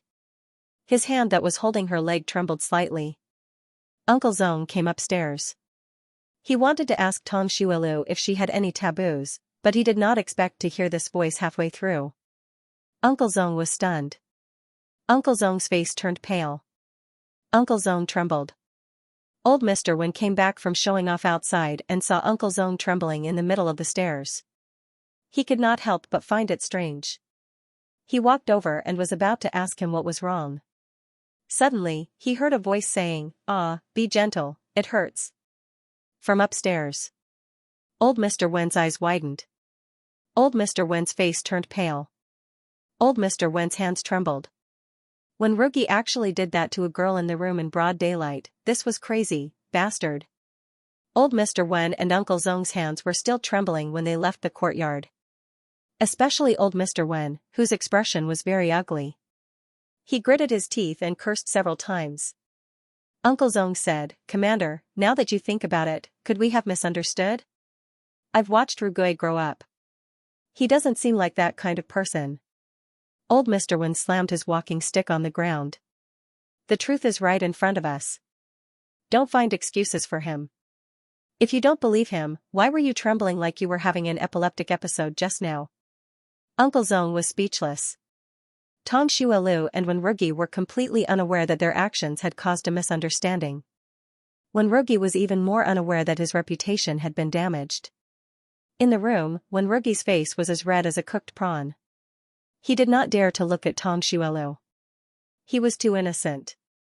Tong Xuelu wanted to laugh, but at the same time, she felt that it was rare to see such an innocent man like Wen Rugi. She looked at him and blinked her long eyelashes. "My feet are not numb anymore. I don't need the massage anymore. Thank you, my dear. Dear. Love. Yours." As soon as these 3 words came out, Wen Rugi's face, neck, and ears turned red as if they had been dyed. It was as if blood would spurt out from them with a single poke. "Ha ha ha. Why do you blush so easily? Are you always like this?" Tong Xuelu could not help but laugh. Wen Rugi looked at her smiling face and his heart was beating so fast that he almost lost control. He blushed and shook his head. "No, I only blush when I'm with you." When he saw other women, he could not even remember their faces, let alone blushing. As soon as she said that, Tong Xuelu's laughter stopped abruptly. He looked at her with his misty eyes. "Oh, who said that he was dumb? Who said that he did not know how to say sweet nothings?" These were the most touching words of love she had ever heard in her 2 lifetimes. Tong Xuelu glanced outside the door. When she saw that it was quiet outside, a sly look flashed across her eyes. She wanted to do something bad. Tong Xuelu stood up and leaned towards Wen Rugi. He lowered his voice and said, "At this moment, do you want to do anything to me?" The moment she leaned over, Wen Rugi could smell the fragrance coming from her body. It was faint, but it made his heart beat faster. He felt that his heart was beating so fast that it was about to jump out of his throat. His throat rolled as he said, "Yes." "Oh ho," Tong Xuelu's eyes lit up. He used his fingers to lift up his hair and gently swept it across his chin. "Then, what do you want to do?" Wen Rugi's chin was itchy. He felt that her hair was not only tickling his chin, but also his heart. He opened his mouth again, and his voice was a little hoarse. "Can you take a picture for me?" Tong Xuelu. The air was quiet for a few seconds. Tong Xuelu stared at him blankly. "That's it? That's it, this is such a good opportunity. Why doesn't he want to do something rogue?" When Rugi saw that she was staring at him blankly and felt uneasy. "It's okay if you don't want to take a picture." The ambiguous atmosphere from before was swept away. Tong Xuelu sat back on the chair. "Why do you suddenly want my picture?" When Rugi's eyelashes trembled slightly. Zhou Yan and Huang Qimin both have pictures of their partners. He sounded aggrieved, like a child who went home and whined to his parents. The other students had new school bags, but he didn't. Tong Xuelu's heart softened. She really wanted to rub his head. "Then let's go take a picture later." Since they were already partners, how could she let him lose face? What others had, he had to have too. When Rugi looked at her, his eyes full of tenderness. Okay. Although they were partners, it wasn't good for them to stay in the room for too long. Hence, Tong Xuelu suggested that they go downstairs. When Rugi naturally didn't object. However, when they went downstairs, they found that old Mr. Wen and Uncle Zong looked a little strange. The two of them didn't seem to dare to make eye contact with him. Occasionally, when they accidentally met each other, their eyes would flicker with a strange and complicated look. It seemed like sympathy, but also seemed like guilt. In short, it was very complicated. However, when their eyes met with Wenrugi, it wasn't an exaggeration to say that they were frowning and pointing at him. Uncle Zong wanted to cook a sumptuous lunch for Tong Xuelu. However, because of the previous incident, his hands were trembling violently. In the end, he had no choice but to go to the canteen next door to get 2 meat dishes. Old Mr. Wen changed his previous enthusiastic style. During the meal, he didn't say anything to Tong Xuelu. This made Tong Xuelu and Wenrugi very puzzled. After leaving the military compound, Tong Xuelu sat on the back seat of the bicycle and asked, "Rugue, is your grandfather and Uncle Zong unhappy with me? Everything was fine before. Why did it suddenly become like this?" Tong Xuelu was puzzled. Wenrugi couldn't figure it out either. He comforted him and said, "No, Grandpa is very satisfied with you." He felt that old Mr. Wen's anger seemed to be directed at him. However, because Tong Xuelu was there, he didn't want to vent his anger. The two of them couldn't figure out the reason, so they threw it aside. When they arrived at the photo studio, Wenrugi went to the front desk to pay for the receipt. In this day and age, taking photos was more extravagant than watching movies. Taking an ID photo would cost 3/4, and taking a full-body or half-body art photo would cost 4/4. Wenrugi paid the money and came back with 2 more receipts in his hands. At this time, there were 3 copies of the receipts. One was for the photo studio stub, one was for the photographer, and one was for the photographer. The photographer said, "You want to take 2 individual photos and 1 group photo, right?" Wenrugi's eyelashes fluttered when he heard this. Before he came, he only wanted a photo of Tong Xuelu. However, when he paid the money, he wanted both individual photos and group photos. He even wanted to give her a photo of himself. He seemed to have become very greedy. He didn't know if she would think that he had gone overboard. Tong Xuelu didn't think so much. Since they were already here, they might as well take a photo together. If they took 3 photos at once, it would only show that her boyfriend was rich and imposing. Wenrugi saw that she didn't object, so he secretly heaved a sigh of relief. He nodded to the photographer and said, "Yes, 2 individual photos and 1 group photo." At this time, the camera was still an antique. It was covered with a large piece of black cloth. Before taking a photo, the photographer had to check it a few times to be sure. It was already late when they left the photo studio. She had to go back to the restaurant in the evening. She was now the manager and chef of the restaurant. She couldn't ignore everything. If something happened, she was worried that the 3 of them wouldn't be able to handle it. Although Wenrugi felt that it was a pity that the time they spent together was too short, he also understood. Moreover, he had to go back to the military base in the afternoon. He drove Tong Xuelu back to the restaurant and then reluctantly returned to the military compound. Unexpectedly, as soon as he stepped into the house, he heard a roar from the sofa. "Bastard, kneel down." Wenrugi was dumbfounded. Old Mr. Wen glared at him fiercely. "Kneel down." Wenrugi said, "Grandpa, I can kneel down, but can you tell me what happened first?" Old Mr. Wen glared at him as if he was worse than a bastard. Old Mr. Wen picked up the chicken feather blanket at the side and was about to hit him. Uncle Zong hurriedly stopped him. "Commander, let's talk things out. Besides, if anything happens to him, you'll be the one feeling the heartache." Old Mr. Wen humphed and said, "Why would I feel heartache for someone like him? Why are you so crazy? How could you do such a thing to a girl in broad daylight?" Wenrugi was confused. "What did I do?" Uncle Zong's face turned red. "Rugue, just admit it. We heard what you did in the room in the afternoon." Swoosh. Wenrugi's ears turned red and he looked down at the ground. Seeing him like this, old Mr. Wen was even more certain that he had done something beastly. Go back to the military base today and submit a marriage report. We'll go to the Tong family to propose marriage. Wenrugi was stunned again. Marriage report, propose marriage? But I haven't gotten Zulf's permission yet. Old Mr. Wen was so angry that his beard was almost sticking up. You've already done such a thing and you're only asking for her permission now. Don't you think it's too late? Wenrugi said, Grandpa, Zulf asked me to do it himself. Old Mr. Wen's face turned red. You're shameless. You're a man and you still have the cheek to push the blame to a girl. As he spoke, he was about to hit him with the feather duster again. Uncle Zong stopped him again. Commander, don't be angry. Let's talk things over. Old Mr. Wen took a deep breath. Do as I say. We'll go to the Tong family to propose marriage tomorrow. Any later and they might even have a child. Wenrugi shook his head. Grandpa, I can't do that. Marriage requires both parties' consent. Also, Zulf wouldn't want me to take responsibility for her because I massaged her calves. What? Massaged her calves? Old Mr. Wen and Uncle Zong were both stunned. They were making such shameful noises upstairs. Was it because they were massaging her calves? Wenrugi looked at the two of them and frowned. Grandpa, Uncle Zong, is there a misunderstanding? The more he thought about it, the more he felt that something was amiss.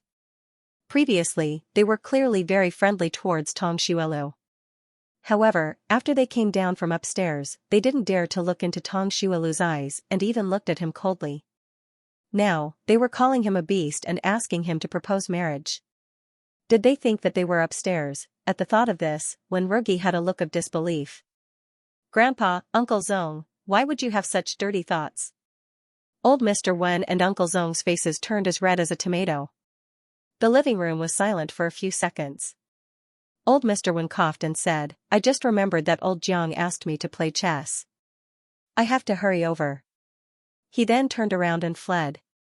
Uncle Zong was speechless. Commander, you can't be so unkind. How can you leave me alone to face Ruguay at this time? **** After Wenrugi returned to the base, Tong Xuelu's life returned to normal. After 3 days, she went to the photo studio to retrieve the photos she had developed. Needless to say, as long as one was good-looking, the photos would look good even if the camera equipment was poor. Among the 3 photos, Tong Xuelu liked the photo of the two of them together the most. In the photo, she was sitting on a chair and Wenrugi was standing behind her with his hand on her shoulder. The photographer who took the photo for them was quite capable as well. He captured Wenrugi's gentle moment and froze it in the photo. Tong Xuelu put the photo back into the envelope and sent a copy of it to Wenrugi at the base. When she returned home, the 3 Tong siblings were shocked when they saw the photo. Tong Mianmian widened her big, watery eyes and asked in shock, Sister, why are you in the photo? Tong Xuelu then realized that Tong Xuelu had never seen the photo before, let alone taken it. She rubbed her head and said, This is a photo. It's just like how we look in the mirror and our appearance will appear in the mirror. Taking a photo means taking a photo of our appearance and keeping it forever. Tong Mianmian tilted her head, clearly unable to digest her words. However, this did not hinder her curiosity and desire for the photo. Tong Jiaming and Tong Jessen also looked at the photo longingly.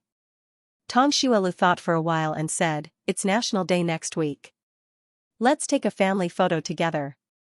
Tong Jessen suddenly looked up at her and asked, Sister, are you serious? Tong Xuelu nodded and said, Of course. Don't you have pocket money?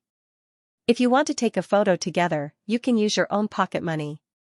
Tong Jiaming's heart skipped a beat when he heard this. However, Tong Jessen had a toothache. Although Tong Jessen was usually very mischievous, who would have thought that he was the most miserly among the 3 of them, Tong Jessen did not spend a single cent of the pocket money she gave them every month. He saved it all and hid it away. As the eldest brother, Tong Jiaming would sometimes buy things for his younger siblings. If there was a shortage of soy sauce at home, he would also pay for it. Therefore, he was the one who did not save any money. Tong Mianmian puffed up her chest and said in a childish voice, Sister, Mianmian wants to take a photo with you. Mianmian is rich. Tong Xuelu could not help but laugh and said, then I'll take advantage of the Mianmian's good fortune and take another photo. Tong Mianmian puffed up her chest even more when she heard this. She wanted to spend money on her sister. She was very rich. 2 days later, Tong Xuelu received a notice from the Ministry of Commerce asking her to go to Minister Lin's office.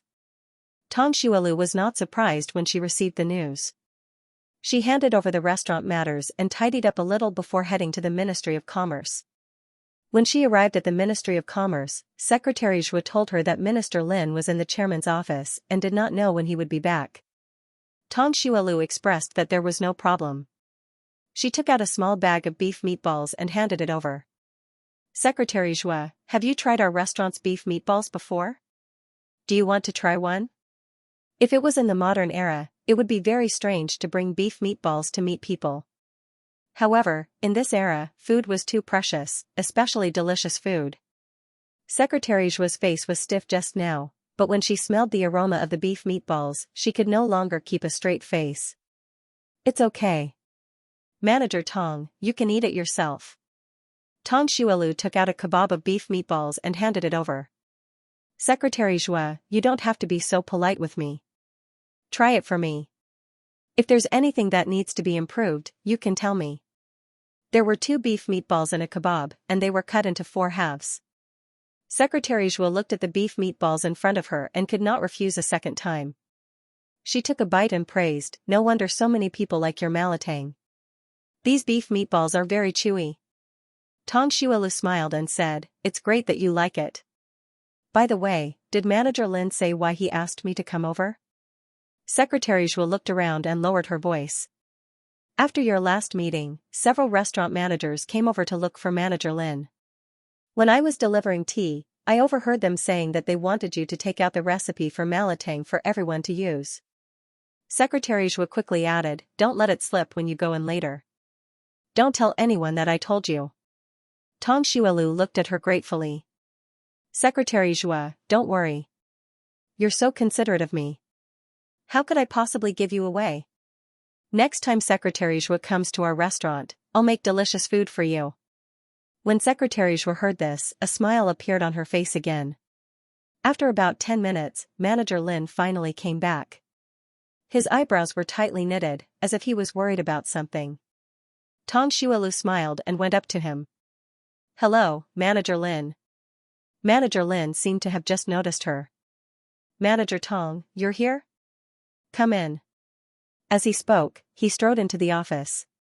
Secretary Zhua quickly stood up and poured 2 glasses of water for him. Manager Lin sat down on the sofa and pointed to the chair opposite him. Manager Tong, have a seat. Only then did Tong Zulf sit down. I wonder if Department Head Lin has called me over for something? Manager Lin picked up the enamel jar and drank a mouthful of water. He said slowly, Manager Tong, you're young and promising. This restaurant is becoming more and more popular under your management. Tong Xuelu smiled. It's all thanks to Manager Lin's good leadership. Manager Lin smiled. I went to a meeting recently.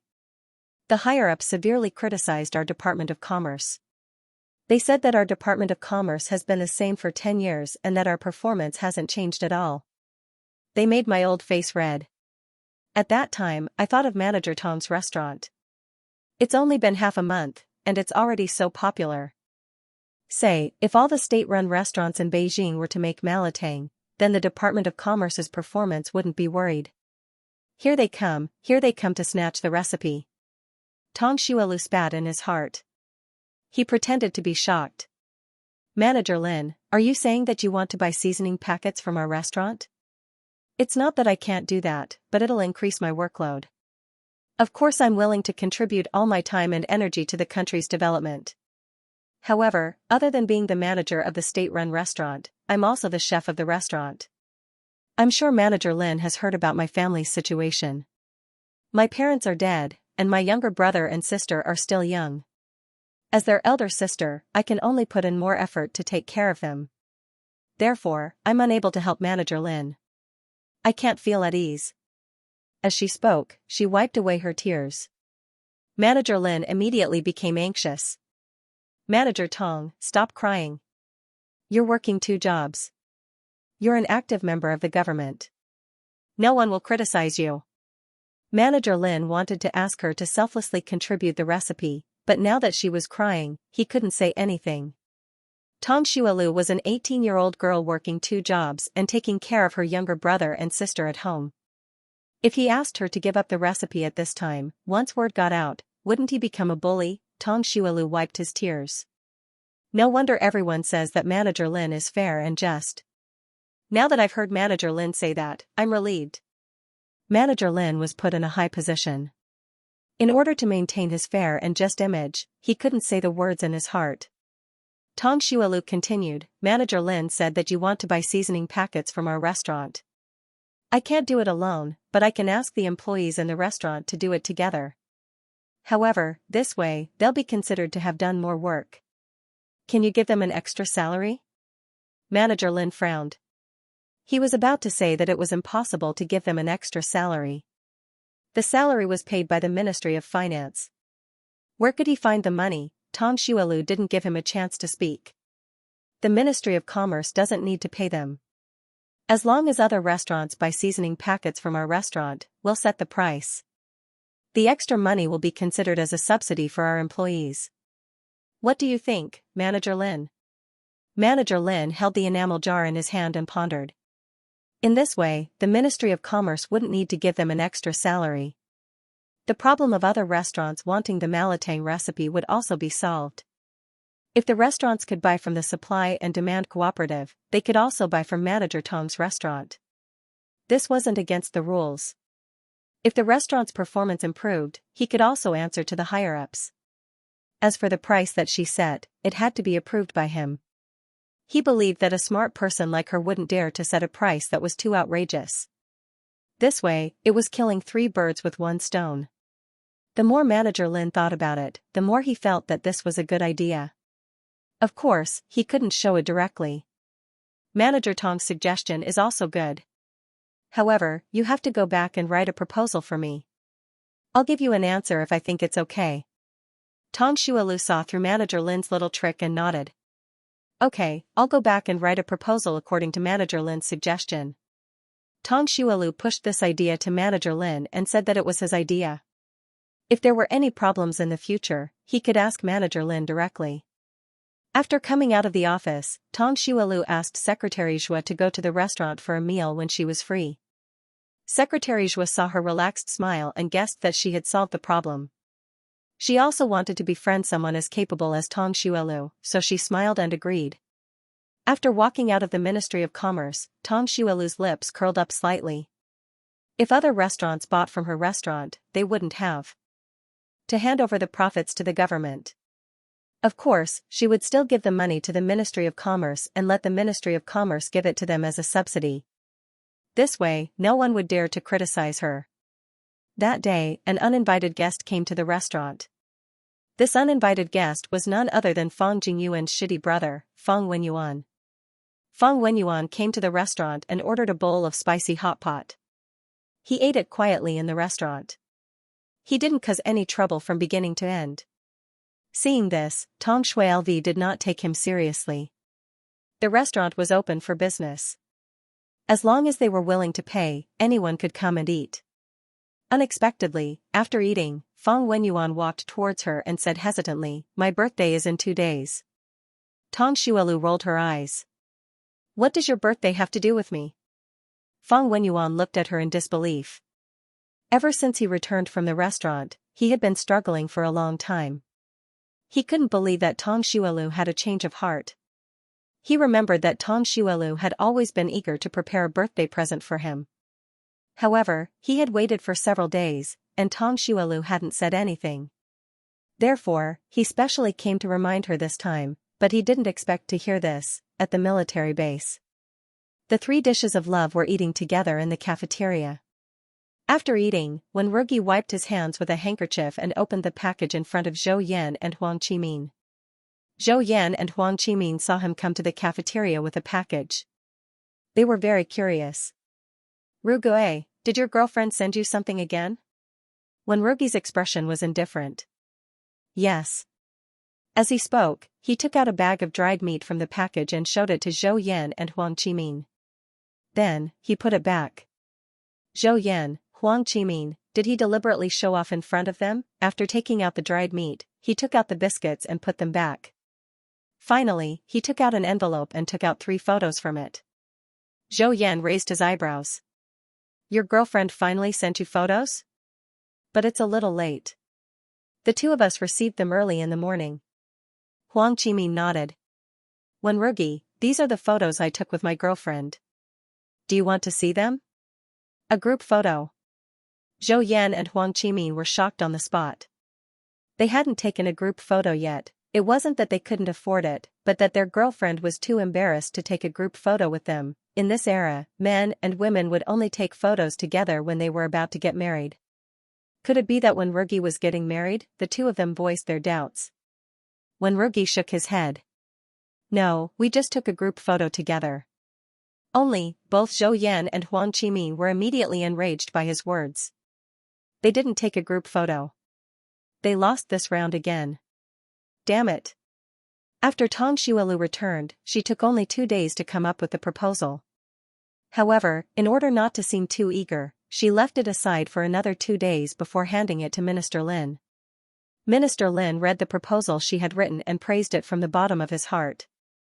It was clear and organized, and she had considered all aspects of the proposal. Previously, when she was in the office, she said that the Ministry of Commerce did not need to give them an extra salary. However, in the proposal, she clearly stated that she would hand over the money she earned to the Ministry of Commerce, which would then distribute it to them in the form of subsidies. How smart, this way, it would be legal for everyone to purchase condiments from the restaurant. She's so mature at such a young age. If she could come over to the Ministry of Commerce to help me, wouldn't I have another good helper? Although that was what Minister Lin thought, he did not plan to ask Tang Xuelu about it now. He had to observe for a while longer. Minister Lin left the proposal behind and said that he would only give her an answer after the National Day holiday. Tang Xuelu expressed her understanding and then bade farewell to Secretary Zhua before leaving the Ministry of Commerce. She initially thought that Wenrugi would be on holiday during the National Day holiday. However, he unexpectedly went to the laboratory. During the National Day holiday, the restaurant was also on holiday for 2 days. Tang Xuelu made some snacks and brought them to the military compound for old Mr. Wen and Uncle Zong. Uncle Zong was so excited that his eyes turned red when he saw that he had a share too.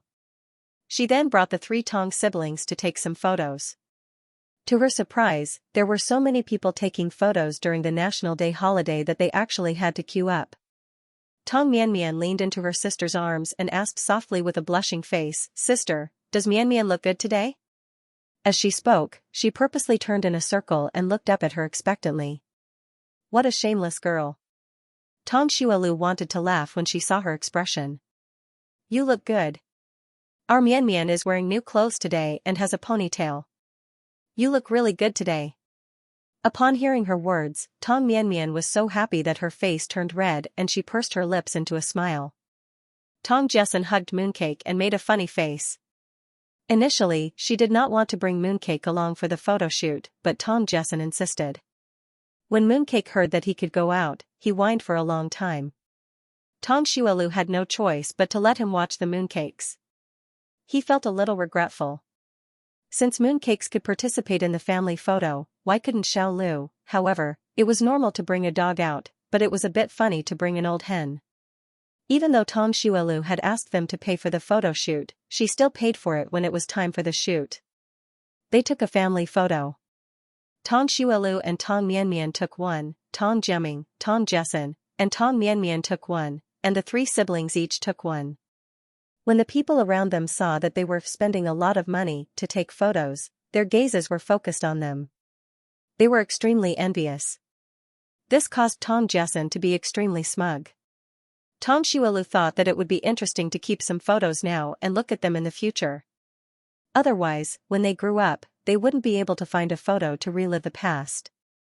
That would be very regrettable. After the National Day holiday, the weather became colder. The streets were covered with fallen leaves, and the ground was golden. After the National Day holiday, the 10 years of civil strife that had brought disaster to the country and its people finally came to an end. This year was the beginning of hope, but it was also a very heavy year. Several important leaders of the country passed away one after another, and the people were immersed in great grief. However, the Su family had good news one after another. Not only did the Su family get back their property and house that had been confiscated by the government, but Su Yueshan also returned to work in the government. Su Yueshan was appointed as the deputy director of the Revolutionary Committee, and he remarried Gu Ilan. Ever since Su Yueshan treated the Gu family coldly, the whole family was like ants on a hot pan. They worried every day that Su Yueshan would remarry Gu Ilan. Gu Ilan was so sad that he was hospitalized. The second day after Gu Ilan was hospitalized, Su Yueshan finally appeared. After expressing his concern, he made 3 requests. First, he wanted her to focus on the Su family and her son. Second, no matter what happened, she had to discuss it with him. Third, he wanted her to stay away from her relatives. If something happened to her family, he would help as long as he could. However, some relatives might not be in contact with him for 800 years. For those like that, he didn't want her to bring their matters to him. Gu Ilan was treated coldly for almost a month. How could he dare to say no? The Gu family didn't dare to say anything. As for funding Lai Muqing, they didn't even dare to mention it. Thus, they found a date and invited their respective families for a meal. Then, they tied the knot again.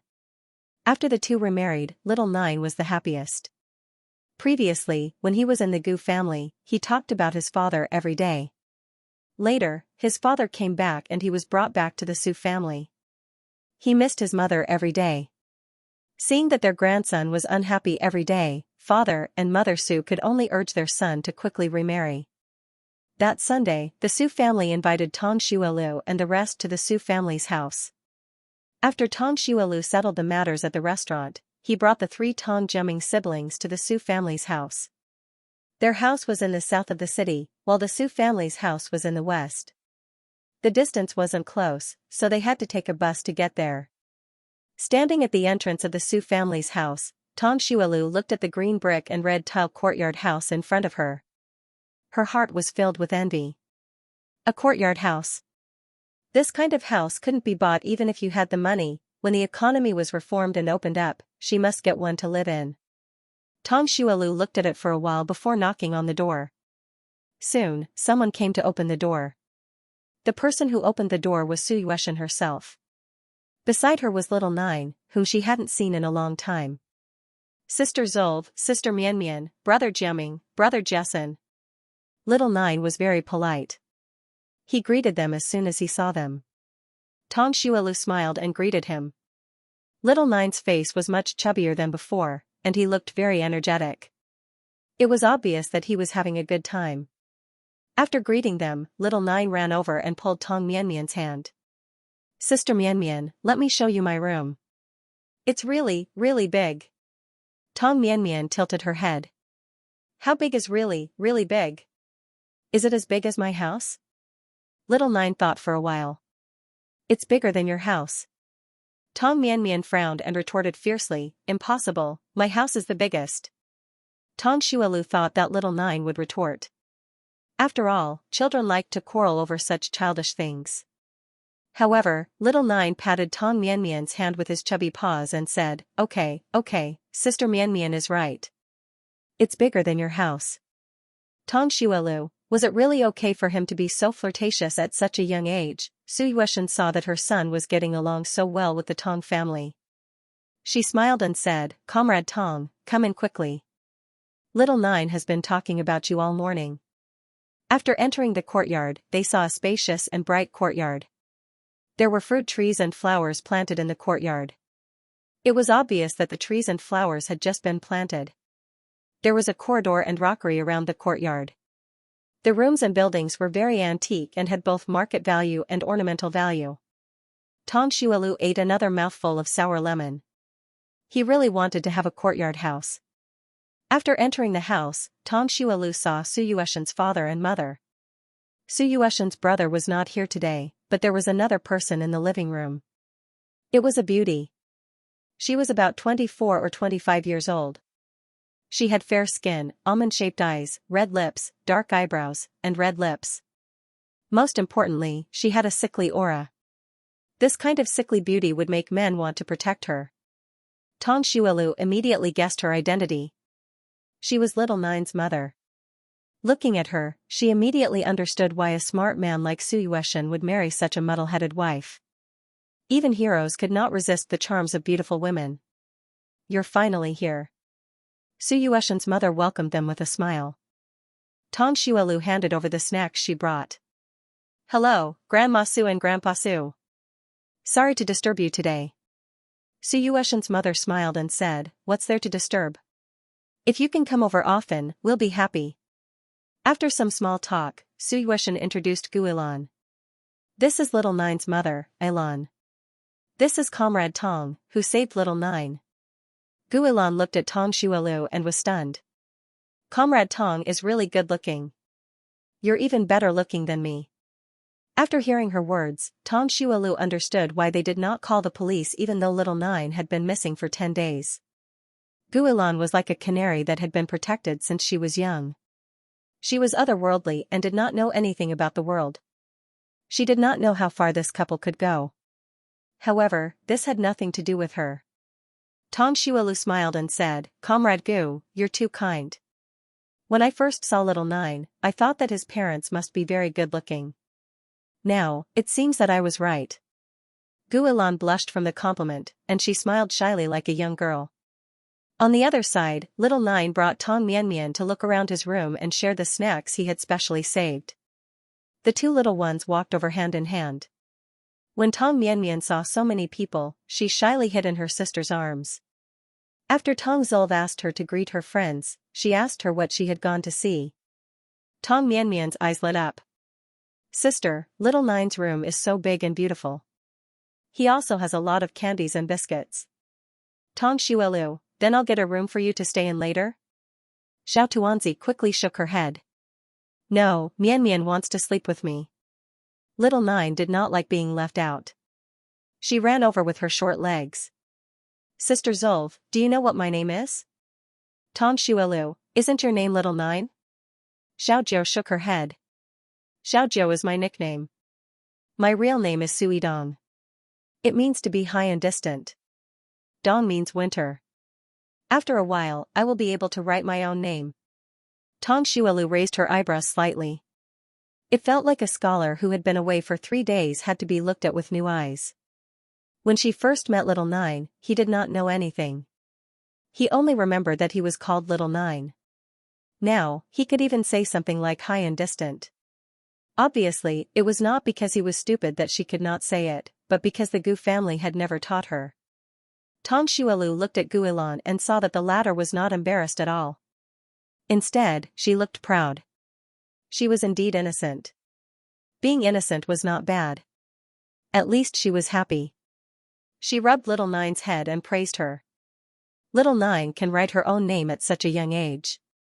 That's amazing. Little Nine was praised and her face turned red with happiness. Tong Mianmian still did not know how to write her own name. Seeing her sister praise Little Nine, she pouted. I'm very obedient. I stopped wetting the bed when I was 2. Little Nine, how about you? When did you stop wetting the bed? Little Nine's face turned even redder. She stuttered for a long time without saying anything. When everyone saw this, they could not help but laugh out loud. These two little fellows were really too cute. Tang Xuelu and the other siblings had lunch at the Su family's house before going home. Mother Su asked them to come over often when they were free. Tang Xuelu naturally agreed. There was an emergency at the experimental base. When Rugi and his teacher, Jiao Bakan, went there for maintenance. They were gone for 3 weeks. He was so busy that he did not even have time to eat. He had lost a lot of weight. On the way back to the research center from the experimental base, he met a friend he had not seen for many years. Although they were friends, they were not really friends. This person used to live in the military compound and studied in the same class as him. The two of them went to school together and were indeed very familiar with each other. Later on, this person's parents were transferred to the Northwest and they lost contact. If he had not suddenly called out to him, when Rugi would not have recognized him at all. Sun Wuyang smiled. I didn't expect to meet you here. Rugue, where are you going now? Back to Beijing? Wenrugi shook his head. I'm going back to the research center. Sun Wuyang was shocked. You're working at the research center now?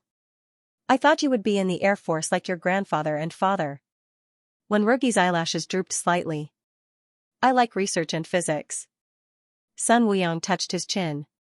I see. I thought you didn't want to go to the Air Force because of your father's death. Ha ha ha, Wenrugi's dark eyelashes covered his eyes. He did not say anything. The woman beside Sun Wuyang pushed him with her hand and glared at him fiercely. Then, the woman walked up and smiled. Hello, Comrade Wen. We meet again.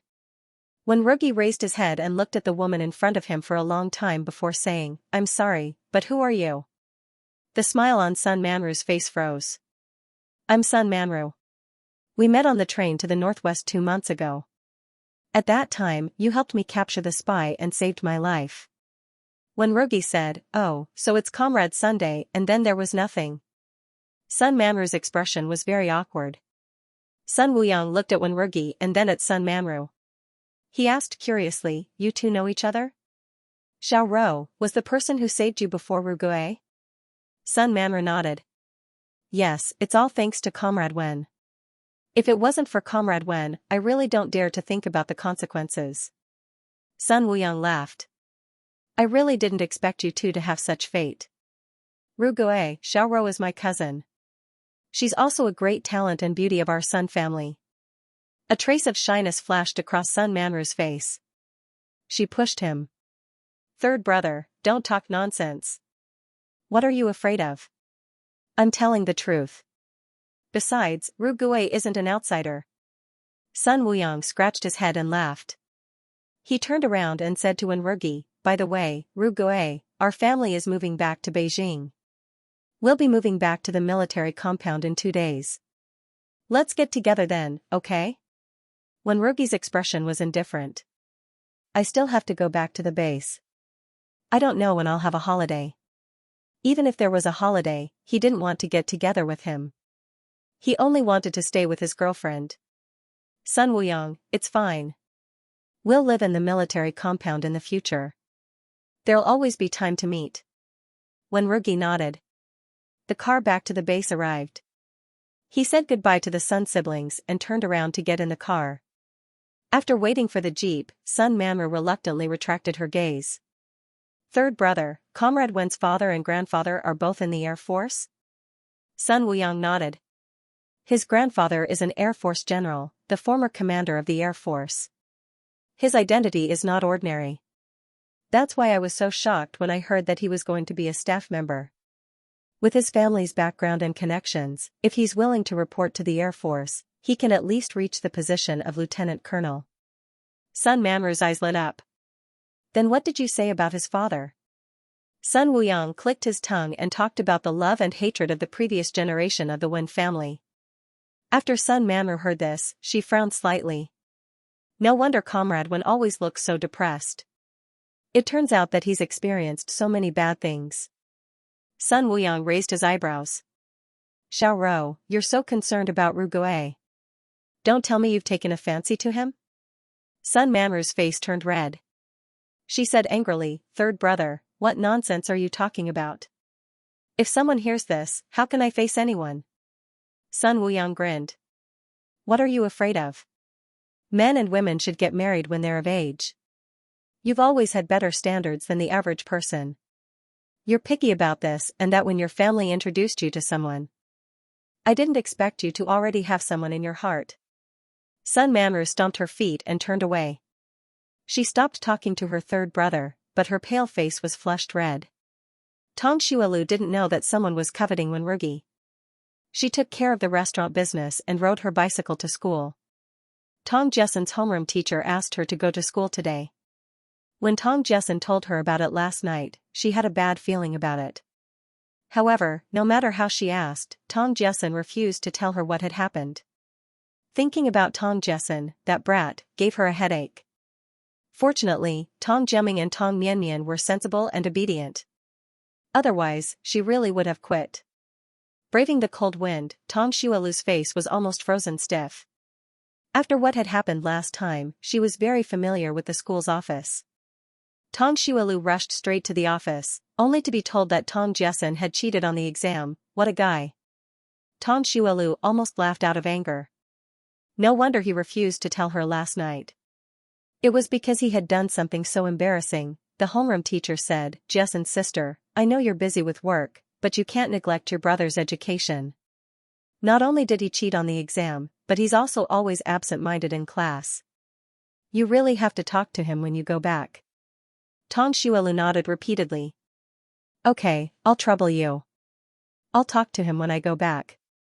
Seeing Tong Xuelu's good attitude, the homeroom teacher finally smiled. Actually, Tong Jessen is very smart and quick-witted. It's just that he doesn't use his intelligence in the right way. Tong Xuelu had a very good impression of the homeroom teacher after hearing such wise and tolerant words in this era. She patted her chest and promised that she would discipline Tong Jessen well. At this moment, there was a commotion outside. Jiang Danhong, come out. You can hide for a while, but can you hide forever? God, how can there be such a heartless person? As a teacher, Jiang Danhong first reported her uncle, then her father-in-law and husband. Then she abandoned her 2 sons. How can there be such a vicious teacher in this world? Jiang Danhong was not in the office at the moment. She was probably in class. However, it was hard not to hear the noise outside. The homeroom teacher sighed. Teacher Jiang's mother-in-law and child are here again. I'm afraid Teacher Jiang will be in a difficult position again. Tong Xuelu raised her eyebrows. So, it's not their first day here? The homeroom teacher nodded. They came 2 days ago. They come here every day to cry. Tong Xuelu asked, doesn't the school care? If they make such a ruckus, it will affect the students' classes, right? The homeroom teacher frowned. Of course it will. It's just that if we don't let them in, they'll cry at the school gate. That's even worse. The principal was actually in a difficult position. If it were someone else, the principal would have told them not to teach at the school. However, this person was Jiang Danhong. Jiang Danhong was the daughter of a martyr. She even donated her mother's dowry to the country. The principal did not dare to touch such a person. As for the 3 people outside, the principal wanted to use force, but they wanted to die. The barefooted were not afraid of wearing shoes. Otherwise, they would cry at the school gate. The principal really could not do anything about it. He could only close one eye and pretend that he did not see anything. What she admired the most was Teacher Jiang. She was completely unmoved. However, there had been bad rumors in the school for the past 2 days. She was worried that Teacher Jiang would not be able to hold on. Tong Xuelu heard the homeroom teacher's words and her impression of her improved. In this day and age, it was rare to have such a high level of awareness and empathy. However, she agreed with the homeroom teacher. She was afraid that Jiang Danhong would not be able to hold on for long. At this moment, a cold voice came from outside. Lei Fingji, get out of the school right now. Otherwise, I'll report you to the police for disturbing the school's security. Lei Fingji's sharp voice came. Jiang Danhong, you heartless B***tch. You abandoned your husband and son. You'll die a horrible death. You want to report me, right? Go ahead and tell the police to arrest all 3 of us. Ever since Lei Fingji's husband and son were taken away, she had been in a state of madness. Just as the homeroom teacher had said, she had nothing to lose now.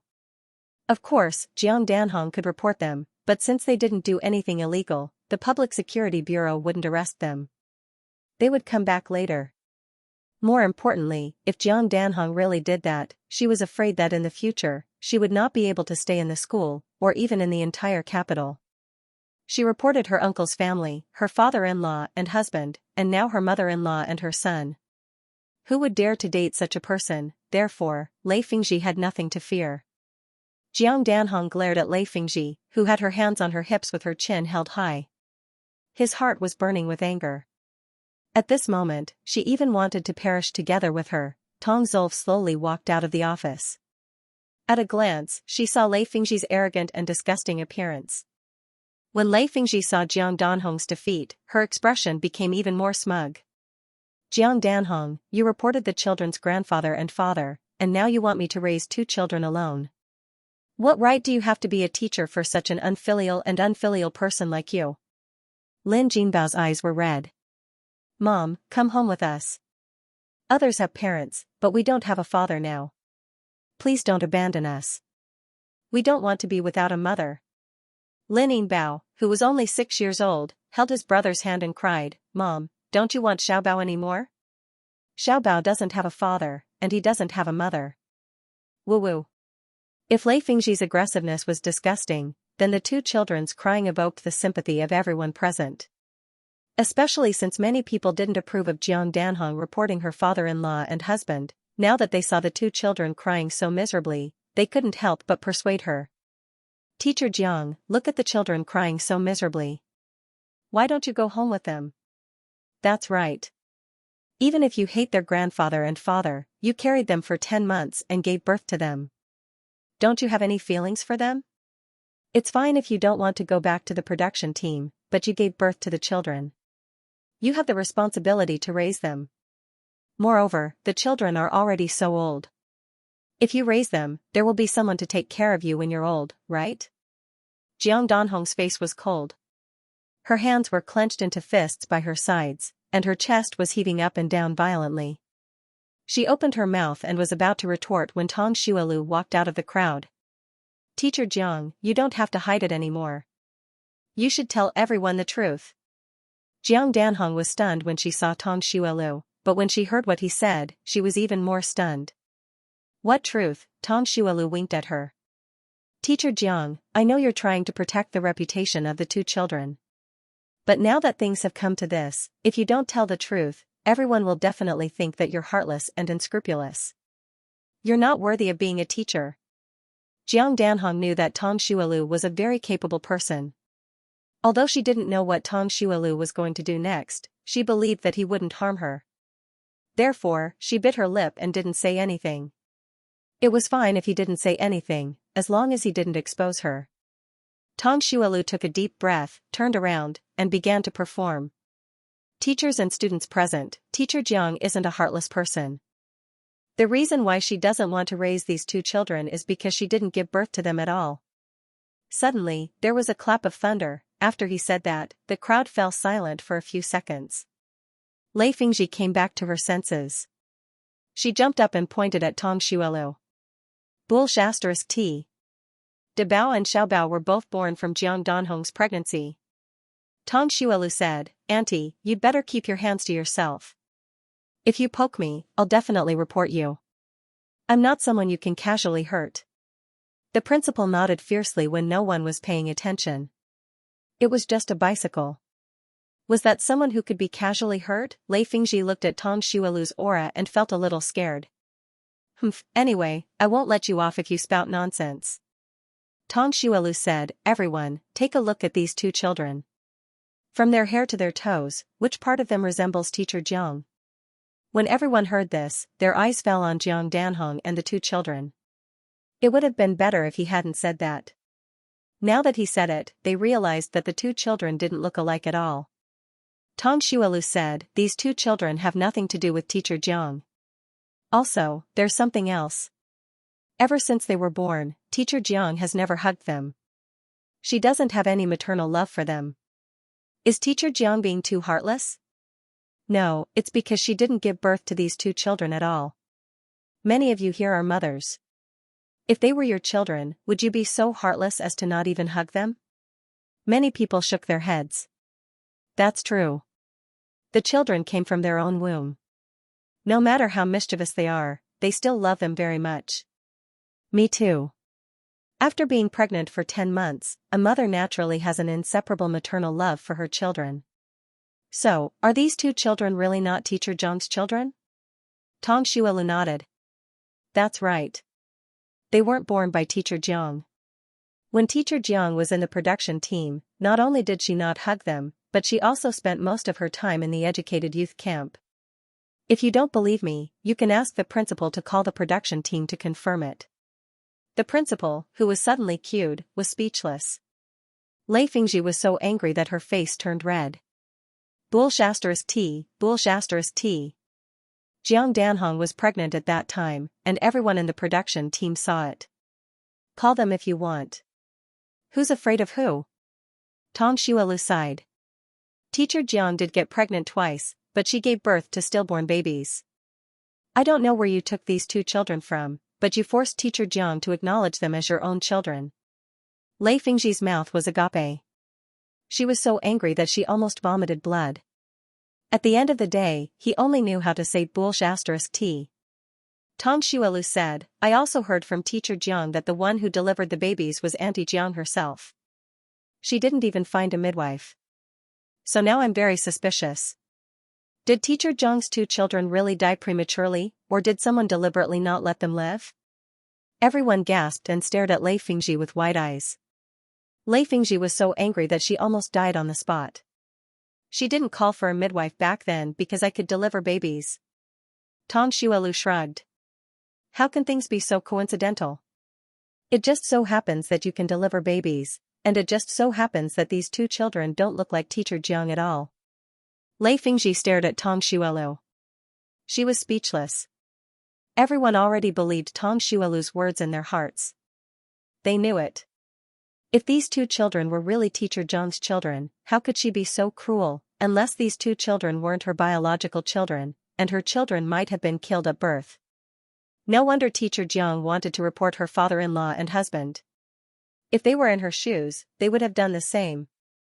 Teacher Jiang was so pitiful. Jiang Danhong lowered her head and didn't say anything.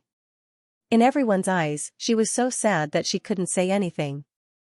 Not only did the teachers in the school believe her, but even Lin Jinbao was shaken. He looked at Jiang Danhong, then at his younger brother. Then, he turned to Lei Fingji and said, Grandma, is what she said true? Are we really not that woman's children? Lei Fingji came back to her senses. Don't listen to her nonsense. That B***TCH is your biological mother. Lin Jinbao said, if she is our biological mother, why do you always call her a B***TCH? When we were in the production team, you didn't let us interact with her. Also, why do we not look like her at all? Lei Fingji was speechless. Lin Jinbao didn't let her off so easily. Grandma, is our mother the village's widow Huang? I saw my dad coming out of her house several times. Boom. These words were like a drop of water in a pot of oil. The crowd instantly boiled over. Oh my God, even the children admitted it. Which grandmother would teach their children to call their own mother a B***TCH? That's right. Also, you heard it just now. The children's father was with a widow. I suspect that these two children are that widow's children. That's right, that must be it. Because she was afraid of being caught, she killed Teacher Jiang's children and put these two children under Teacher Jiang's name. She's too vicious. Teacher Jiang, let's go to the Public Security Bureau to report this vicious woman now and let the police investigate the truth. Lei Fingji trembled. She couldn't defend herself. Tong Xuelu almost laughed out loud. One shouldn't be afraid of a godlike team member, but one should be afraid of a pig-like teammate. Lin Jinbao was really a good helper. Then, she was thankful that there was no DNA testing in this era and that the scumbag's genes were too strong. If it weren't for the fact that the two children didn't look like Jiang Danhong at all, she wouldn't have been able to get out of this situation.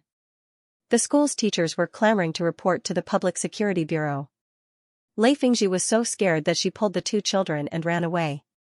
When the crowd saw her run away, they turned around and asked Jiang Danhong if they should stop them. Only then did Jiang Danhong look up. Her eyes were red. No need. Let them go. Someone said, Teacher Jiang, you're too soft-hearted. That's right. They slandered your reputation. You shouldn't let them go like this. Jiang Danhong shook her head and insisted on not reporting them. After the crowd dispersed, Tong Xuelu walked over and said, Sister Danhong, I'm sorry. I didn't ask for your permission before saying that. Jiang Danhong looked at her gratefully. Don't say that. I should be the one thanking you. If it weren't for Tong Xuelu, she would have chosen to die together with Lei Fingji if Lei Fingji continued to cause trouble. She knew very well that no matter how much suffering she went through, the world would never understand her. They would only think that she was cruel. However, she really didn't want to get married and have children back then.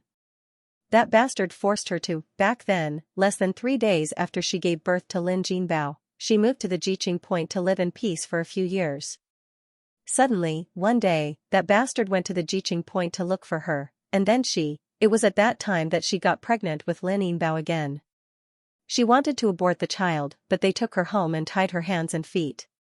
They didn't let her go until she gave birth to the child. Now that she thought about it, she was already too kind for not killing their entire family. Tang Xuelu patted her shoulder. Everything will be fine. Jiang Danhong turned her face away. 2 lines of tears fell from the corners of her eyes. She hoped so. After returning from school, Tang Xuelu went back to the restaurant.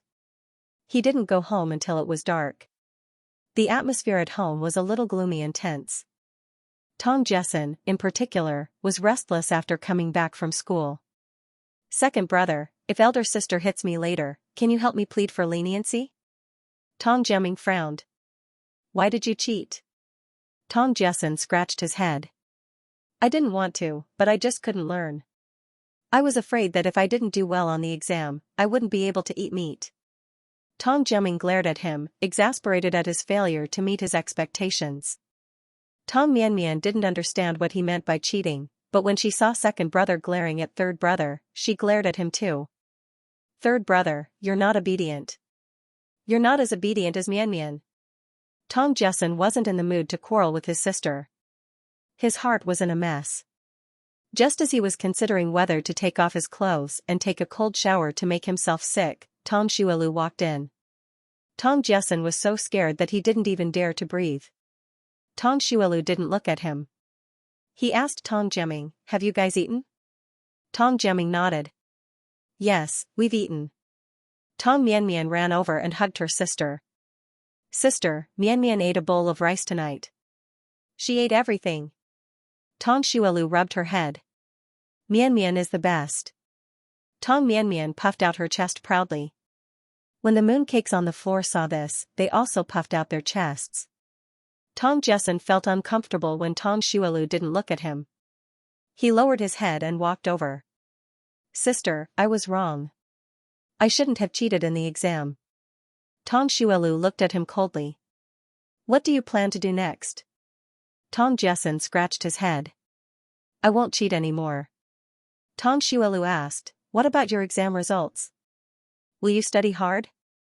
Tang Jessen immediately became mute, as if his tongue had been eaten. Tang Xuelu remained silent for a while. I'll give you 2 choices. You can either be a good student and do well in your exams, or you can stop cheating and causing trouble in class. Or, you can stop making me go to school to listen to the teacher's scolding. As for the second choice, since you don't study hard, don't go to school anymore. When he said this, Tang Jiaming and Tang Jessen were stunned. The former was shocked, while the latter was excited. Tang Jessen's eyes widened. Sister, are you serious? Can I really not go to school? Tang Xuelu nodded. If you think it through and decide not to go to school, you will have to do all the housework at home. Tang Jessen furrowed his brows and thought for a while. Although housework was troublesome, he didn't think it was a big deal when he thought about not having to go to school. He nodded. Okay, I'll do the housework as long as you don't have to go to school. Tang Xuelu smiled. Okay, then you don't have to go to school starting tomorrow. Jiaming, go to school tomorrow and tell her teacher that Jessen wants to drop out. Tang Jessen jumped 3 feet high. That's great. I don't have to go to school anymore. Tang Jiaming furrowed his brows and pursed his lips. In the end, he nodded. After that, everyone did their homework and took a shower. Since Tang Jessen dropped out, he didn't have to do his homework anymore. Tang Jessen and Tang Mianmian both fell asleep. Tang Xuelu went to Tang Jiaming, who was waiting for her in the living room. Go to school tomorrow and tell him that Jessen's health isn't good. He wants to drop out of school for half a month. Tang Jiaming was stunned. Drop out of school? Not drop out? Tang Xuelu nodded. Do as I say. I will make him beg to go back to school. Tang Jiaming didn't doubt Tang Jiaming's words. The worry in his heart dissipated. Okay. The next day, Tong Xuelu woke up at dawn and knocked on the two brothers' door. Tong Jessen, wake up and make breakfast. Tong Jiaming opened the door. Sis, let me do it. Jessen hasn't woken up yet. Tong Xuelu raised his eyebrows. If he hasn't woken up, then wake him up. We agreed yesterday that from today onwards, he will do all the housework alone. Tong Jiaming paused for a moment and nodded. Okay, I will wake him up now. Tong Jessen was woken up. He was unhappy. Isn't second brother usually the one to wake up and make breakfast? Tong Xuelu, that's normal. From today onwards, you will do all the housework. If you don't want to, then go back to school. Tong Jessen was startled awake. I know. I will wake up and make breakfast. Compared to housework, he hated school more. Tong Xuelu washed up and brought him to the kitchen. Watch carefully. I will only teach you how to cook once. You will have to cook by yourself in the future. Tong Jessen, Tong Xuelu, also, other than cooking, sweeping, mopping, cleaning the chicken coop, washing clothes, and taking care of the mian, you will have to do all these chores. Tong Jessen's mouth twitched. Isn't the mian always taken care of by Grandma Shen? Tong Xuelu said matter-of-factly, in the past, all of you went to school. We had no choice but to trouble Grandma Shen. Now that you don't go to school, how can we trouble her? Besides, you don't have to go to school. You can save some money for your family. Tong Jessen. Why did he feel like he had been cheated? Tong Xuelu was too lazy to pay attention to him.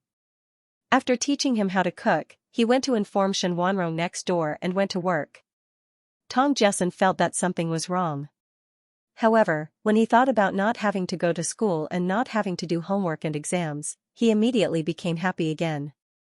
Also, if he was going to cook in the future, wouldn't he be able to secretly eat meat? When he thought of this, he became even happier. He brought Tong Mian to the study to play. The matter of selling seasoning packs was finally settled. The price of the seasoning packs was set at 20 cents per pack. The profits would be handed over to the Department of Commerce. The Department of Commerce would then distribute the profits to the restaurant's employees as subsidies. Tong Xuelu came back from the Department of Commerce and told everyone the good news. When the restaurant's employees heard this, they were shocked. Hua Qinyu, Manager Tong, will we really receive subsidies in the future? Tong Xuelu nodded. Yes, but you will have to help me more in the future. Let's grind the Chinese herbs into powder. In order to prevent outsiders from figuring out the recipe of the seasoning packs too quickly, she would grind a few of the Chinese herbs into powder before selling them. The cost of a pack of seasoning packs was 15 cents. She would only earn 5 cents per pack. However, this was just the beginning. Next, she would sell beef balls and fish balls. These two were the main ingredients. She did not include the beef balls and fish balls in the proposal at the beginning because she was afraid that the Department of Commerce would not agree if they saw that the profits were too high. Or, they might want to take a portion of the profits. Now, they only earned 5 cents per pack of seasoning. Because the profits were too low, they did not care about it. The Department of Commerce did not care about this small amount of money, but the restaurant's employees were very happy. They had always been paid a fixed salary. Unlike the factory workers, who could be evaluated for their skills, they could get a raise if their skills were improved. Their salary was only so. Even if they worked for a lifetime, they could only earn this much. But now, it was different. They could get more subsidies. Even if the money was not much, they could still earn more. Tong Xuelu, when the time comes, I will distribute it according to the ratio. The more you work, the more you get. Do your best. Meng Qingqing and the other two said in unison that they would definitely work hard. The scene was full of fighting spirit. Tong Xuelu was in a good mood when he saw this. The Department of Commerce sent out the news in the afternoon. The next day, people came to buy seasoning packs. Some people felt that it was not good to buy seasoning packs from the restaurant, while others felt that it was quite good. They did not have to do it themselves and saved themselves the trouble. As for those who felt that it was not good, it was because they originally wanted the spicy hot pot recipe. They did not want it to end up like this. But now that the Department of Commerce had decided, they did not dare to object. It was just that they felt that Tang Xuelu was a little too amazing. She was actually able to get out of such a hopeless situation. Awesome, ***. The Sun family moved back to the military compound. After settling down, they decided to visit their acquaintances in the compound. Sun Manru came out of her room. She was wearing a 70% new coat and women's T-shaped leather shoes. Her hair was combed into 2 braids. She looked modern and beautiful. Sun Wuyong's eyes lit up. He blinked at her and said, "Xiao Rou, something's wrong with you. I didn't see you dress up 2 days ago. Why are you dressed up today to go to the Wen family?" Sun Manru glared at him. "Third brother, what nonsense are you talking about? I just moved back 2 days ago. I haven't even tidied up my clothes yet. How am I supposed to dress up?" Sun Wuyong grinned. Okay. Whatever you say. Let's go." Sun Manru blushed and looked in the mirror before chasing after him. When they arrived at the Wen family, Uncle Zong opened the door. Uncle Zong recognized Sun Wuyong at a glance. "Aren't you little Wuyong? You look exactly the same as when you were young. You haven't changed at all." Sun Wuyong smiled. "Uncle Zong, I've grown a lot taller. How can I be exactly the same?" Uncle Zong nodded. "You've grown taller and stronger than when you were young." "Sun Wuyong, is Grandpa Wen home?" "My parents asked me to bring a letter over. When they return to the capital, they will come over to visit in person." Uncle Zong looked at the woman standing beside him. "Yes, the commander is inside." Sun Manru saw Uncle Zong looking at her and smiled. "Hello, Uncle Zong. I'm my third brother's cousin. My name is Sun Manru." Uncle Zong nodded and the 3 of them walked in together. When they entered the house, Grandpa Wen happened to walk out of his room. When he saw Sun Wuyong, he was stunned. Sun Wuyong hurriedly greeted him. After exchanging some pleasantries, everyone sat down on the sofa. Sun Manru smiled. "But I've finally met you, Grandpa Wen. Just as I thought, you're full of righteousness." Grandpa Wen raised his eyebrows. "Female comrade, you know me?" Sun Manru shook her head gently. "I don't know you, Grandpa Wen, but I know your grandson, Wen Rugi." Then, she vividly described how she helped protect Wen Rugi's travel bag on the train and how Wen Rugi heroically saved her. "Last time, it was all thanks to Comrade Wen. If it weren't for Comrade Wen, I'm afraid the consequences would have been unimaginable. At that time, I wanted to personally thank Comrade Wen, but Comrade Wen was too sharp. He sacrificed himself for others without asking for anything in return. I thought that I wouldn't be able to repay this kindness in my life. I didn't expect that my third brother and Comrade Wen grew up together. After hearing from him, I thought that since Grandpa Wen could educate such an outstanding talent like Comrade Wen, he must be even more outstanding. That's why I thickened my skin and followed him this time." She then stuck out her tongue. "I hope Grandpa Wen doesn't think I'm talking too much." Grandpa Wen's beard trembled from the praise. He laughed and said, "You're right, my grandson is indeed very outstanding." Uncle Zong didn't find this strange at all. Although Grandpa Wen usually liked to tease Wen Rugi, he had always been proud of him. Sun Manru saw how happy Grandpa Wen was and the corners of her mouth curled up. "Grandpa Wen, I heard that you used to be the commander of the Air Force. After hearing about your deeds, I'm very impressed. I wonder if I can do an interview with you next." Grandpa Wen was stunned. "An interview? What kind of interview do you want to do?"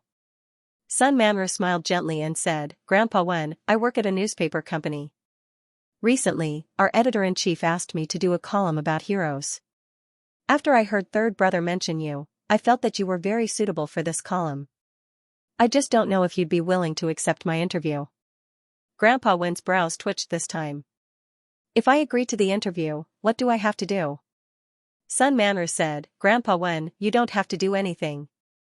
When the time comes, I'll ask the questions.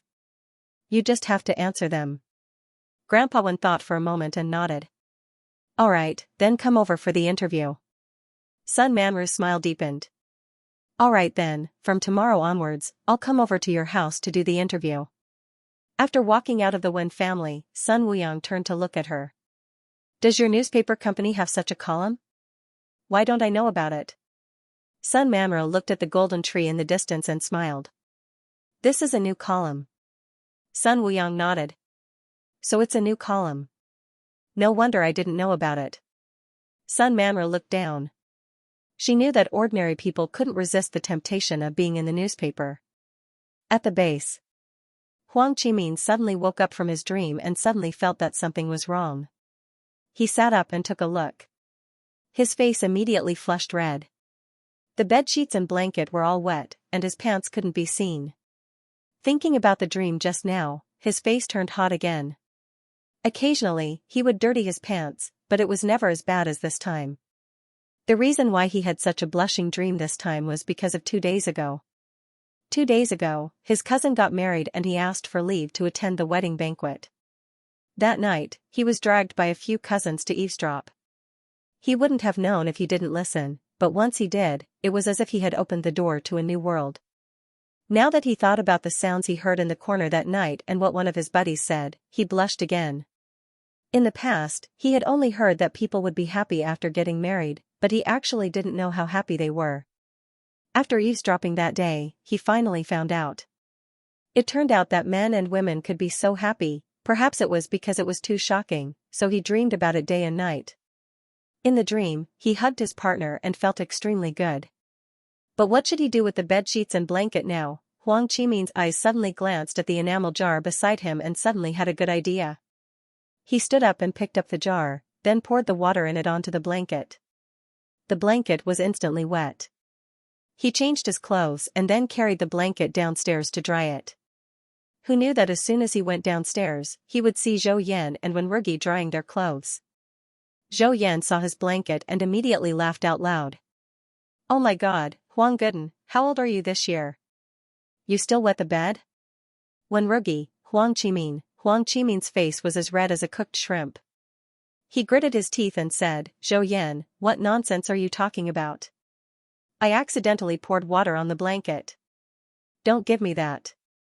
Do you drink water on the bed? Zhou Yan said as he leaned over and sniffed. Sure enough, there's the smell of urine. You must have wet the bed. Zhou Yan saw that Huang Qimin's face was red with anger, but he couldn't defend himself. He suddenly felt even better than eating a popsicle during the hottest days of summer. Seeing that Wenrugi next to him didn't move, he wanted him to laugh with him. Who knew that when he turned his head, he would see that Wenrugi's face was even redder than Huang Qimin's. Zhou Yan looked at Huang Qimin and then at Wenrugi with a confused expression. Huang Qimin wet the bed.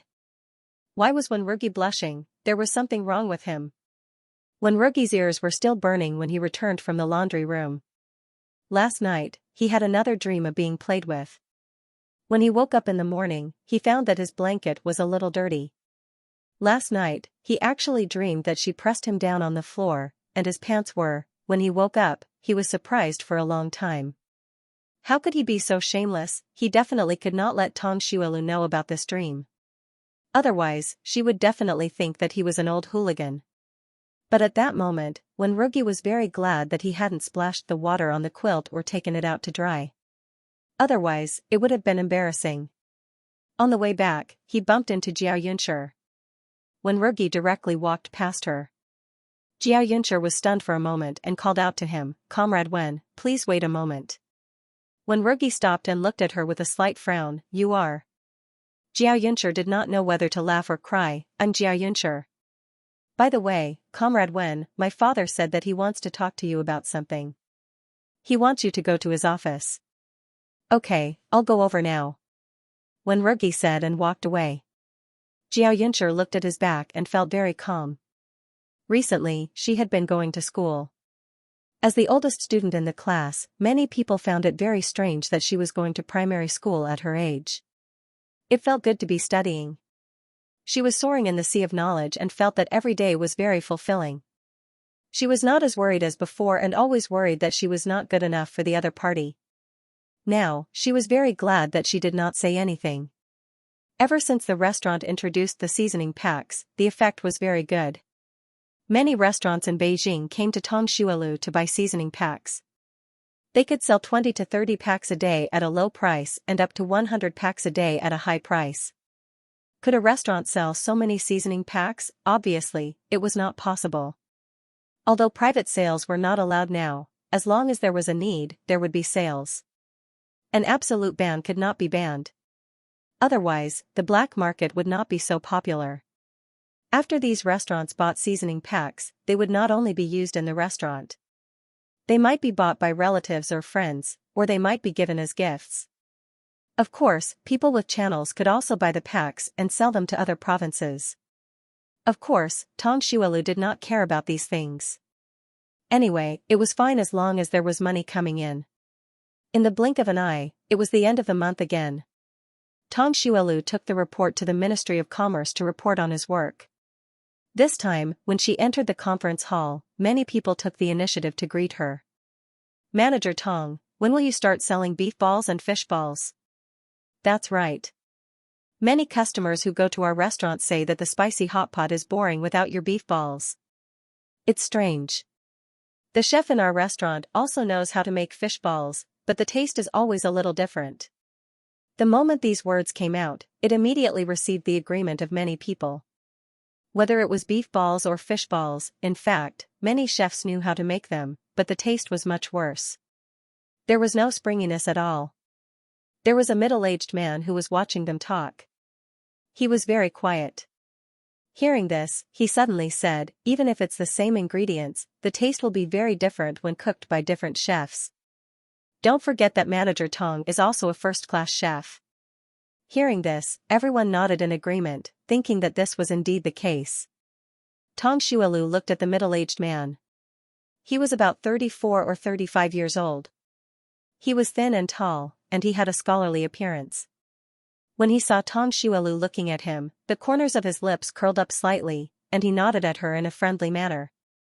Tong Xuelu nodded back at him. After a while, the leaders came over. The content of the meeting was similar, and it made people want to sleep. However, Tong Xuelu pretended to be very serious. He even brought a notebook to take notes of the meeting. He wrote down the main points of the meeting one by one. When Head Lin looked over, he happened to see Tong Xuelu taking notes. The number of people taking notes in the meeting hall could be counted on one hand. Tong Xuelu was serious and steady in his work. He was flexible and creative, and he was bold and meticulous. He was very good. After the meeting, Head Lin asked Tong Xuelu to go to his office.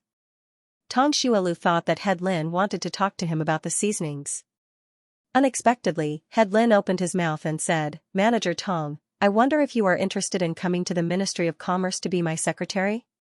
As soon as he finished speaking, Secretary Zhuo walked in with 2 glasses of water. Her hand trembled, and the enamel jar fell to the ground with a bang. Head Lin frowned. What happened? Secretary Zhuo's face was pale. "I'm sorry. I sprained my foot and lost my balance. I'll go and pour 2 more glasses." As she spoke, she picked up the enamel jar on the ground. When she walked out, she looked at Tong Xuelu with a complicated expression. Tong Xuelu cursed in his heart.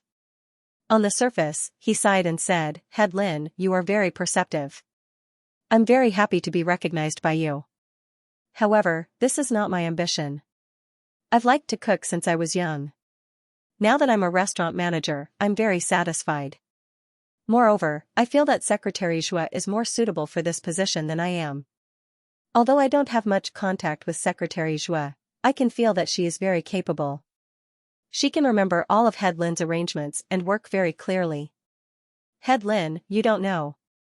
My brain was once injured, so if I don't write things down in a notebook, I will forget them in the blink of an eye. A forgetful person like me is really not suitable to be a secretary." Secretary Zhuo came in with another glass of water. When she heard Tong Xuelu's words, she was shocked.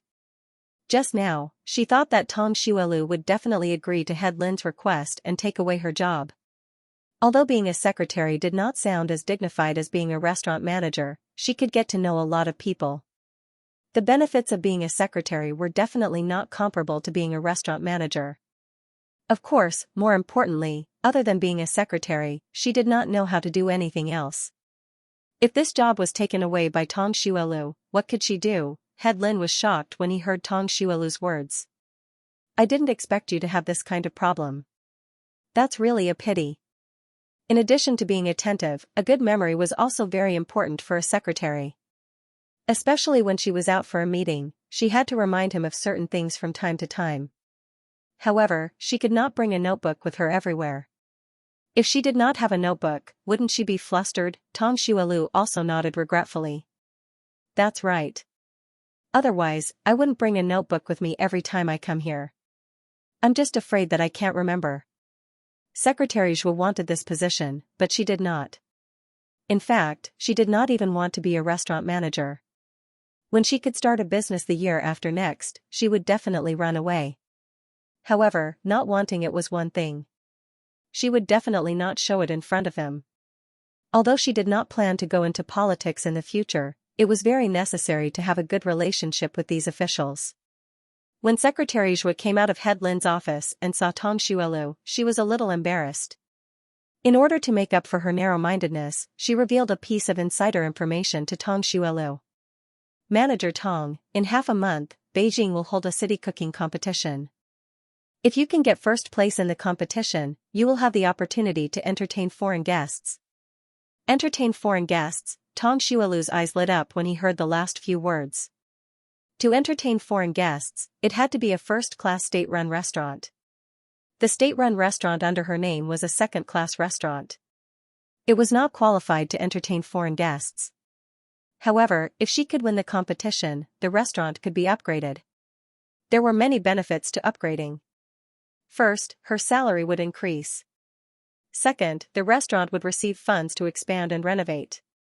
Third, and most importantly, the restaurant could install a telephone. Her current place of residence and work did not have a telephone. If a telephone was installed, it would be much more convenient to contact Wenwurgi in the future. Tong Xuelu's red lips curled into a smile. Thank you, Secretary Zhou. When we have time, let's go shopping and buy clothes together. Secretary Zhu's eyes lit up when she heard this. She nodded repeatedly. Okay, I'll look for you when the holidays start. She felt that Tong Xuelu was not only beautiful, but also very good at dressing up. When the time came, she would ask her for a reference. Tong Xuelu naturally agreed. After leaving the Commerce Department, Tong Xuelu thought about how to qualify for the competition. Soon, she thought of a way. At first, Tong Jessen was very excited that he did not have to go to school. However, he gradually felt that something was wrong. Every day, he had to wake up at dawn to cook. After cooking, he had to wash the dishes, wash the clothes, clean the house, and clean the chicken coop. When he was done, he had to cook again at noon. It was autumn now. There were fallen leaves in the yard that could not be swept clean. At 3 or 4 o'clock, he had to queue up to buy vegetables and meat. When he came back, he had to start cooking again. Not only did he not have time to rest, but he was also as busy as a spinning top. The weather was getting colder by the day. In such cold weather, he had to wash the clothes. His hands were about to get frostbite from the past 2 days. Tong Jessen regretted his decision. He did not expect that doing housework was harder than going to school. One day, when Tong Xuelu came back from work, Tong Jessen told her that he wanted to go back to school. Tong Xuelu looked at him coldly. Are you regretting it? Tong Jessen looked embarrassed and nodded. Yes. Tong Xuelu said, I'm sorry. There's no turning back.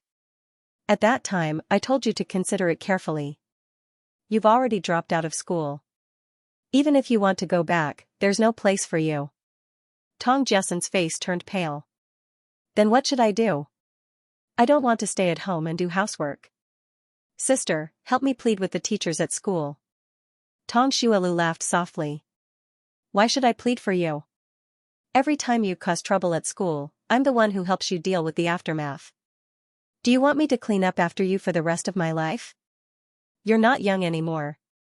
You should be responsible for your own decisions. I'm your sister, but I'm not your servant. I have so many things to do every day. I don't have the time to clean up after you every day. Tong Jessen bit his lips until they turned white. Tong Xuelu said, I've already given you a chance, but you didn't cherish it. There are many things in life that you can't regret just because you want to.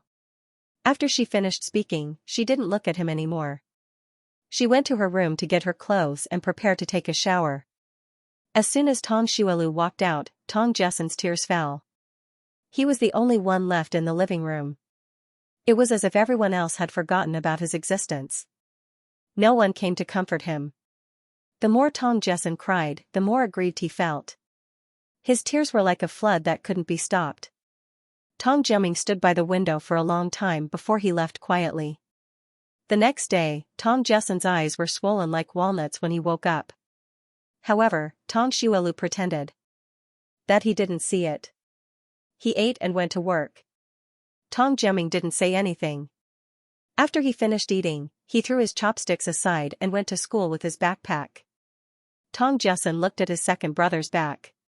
He recalled the scene of the two of them pushing the bicycle to school. For the first time, he missed school. He really regretted it. However, his sister refused to help him. What should he do? Sun Manor came to the Wen family again with a box of snacks. To her surprise, she was told that old Mr. Wen hadn't returned yet. Sun Manor handed the snacks to Uncle Zong and asked, "Is Grandpa Wen not back yet? Doesn't he eat at home usually?" Uncle Zong placed the snacks on the table and nodded. Yes, Commander went to a state-run restaurant to eat. Sun Manor was shocked to hear this answer. State-run restaurant? I didn't expect it. However, if Commander goes to a restaurant every day, the food must be delicious. I wonder which one it is. Uncle Zong said, "It's the restaurant in the south of the city that serves spicy hot pot. The food there is indeed delicious." However, Commander didn't go there just to eat. More importantly, he went there to see Rugui's girlfriend. Rugui's girlfriend? Sun Manor was stunned when she heard this. It was as if she had been struck by lightning. Uncle Zong saw that her face had suddenly turned pale and asked with concern, "Comrade Sun, are you all right?" Sun Manor came back to her senses and shook her head. "I'm fine. However, why haven't I heard that Comrade Wen has a girlfriend before?" Uncle Zong said proudly, "They just confirmed their relationship not long ago.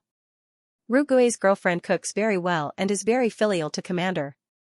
She's a very good female comrade." Just like Commander Wen, he was very satisfied with the young lady. He felt that she and Rugui were a very good match. Sun Manor's face turned even paler. "So that's how it is. Uncle Zong, I just remembered that there are still some matters at the news agency that I haven't dealt with yet. I'll come over tomorrow to interview Grandpa Wen." Uncle Zong hurriedly agreed. As he sent her out, he said, "Oh right, I forgot to tell you just now. You don't have to bring snacks over in the future. Our commander's mouth has been raised to be picky. Other than the snacks made by Rugui's girlfriend, he doesn't eat anything else. I've eaten all the things you sent over. Look, I've gained a lot of weight recently. Don't spend money on things in the future. Just come over." Sun Manro almost couldn't maintain the smile on her face. "Okay, I'll remember. I'm running out of time. I'll be leaving first. Goodbye, Uncle Zong." Sun Manor fled and ran straight home. As soon as she entered the house, she bumped into Sun Wuyang, who was about to leave. Sun Wuyang was knocked back 2 steps. "Xiao Rou, what are you doing? Why are you so reckless?" Sun Manor raised her head and looked at him, her eyes red. Sun Wuyang jumped in fright and said nervously, "Xiao Rou, what's wrong with you? Who bullied you? Quickly tell third brother. Third brother will help you." Sun Manor bit her lip. "No one bullied me." "Sun Wuyang, if no one bullied you, why are you crying like this?" Although Sun Manru was his uncle's daughter, his uncle had passed away early and his aunt had remarried later on. Therefore, Sun Manru had always been in their house since she was young. Sun Manru was no different from her biological sister. Now that he saw her crying like this, how could his heart not ache? Sun Manru covered her face and sobbed. "Third brother, I feel so uncomfortable. I feel like I'm a bad woman." Sun Wuyang was confused. "What are you talking about? How can you be a bad woman?" In his eyes, Sun Manru was beautiful, talented, and very kind. She couldn't even bear to trample an ant to death. How could someone like her be a bad woman? Sun Manru cried like a pear blossom in the rain. She clutched her chest and almost fainted. She originally didn't want to say it, but Sun Wuyang forced her to say it when he saw her crying like this. Third brother, I fell in love with Comrade Wen, but I didn't expect him to have a partner. I felt so uncomfortable. The moment I heard that he had a partner, I actually wanted to snatch him away. I'm really too bad. Sun Wuyang's eyes widened in shock.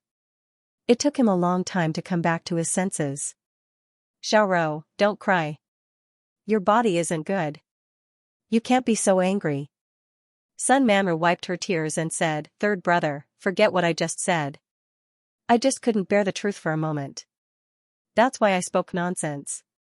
Sun Wuyang saw that her eyes were red and swollen from crying. He gritted his teeth and said, Actually, what you just said is not impossible.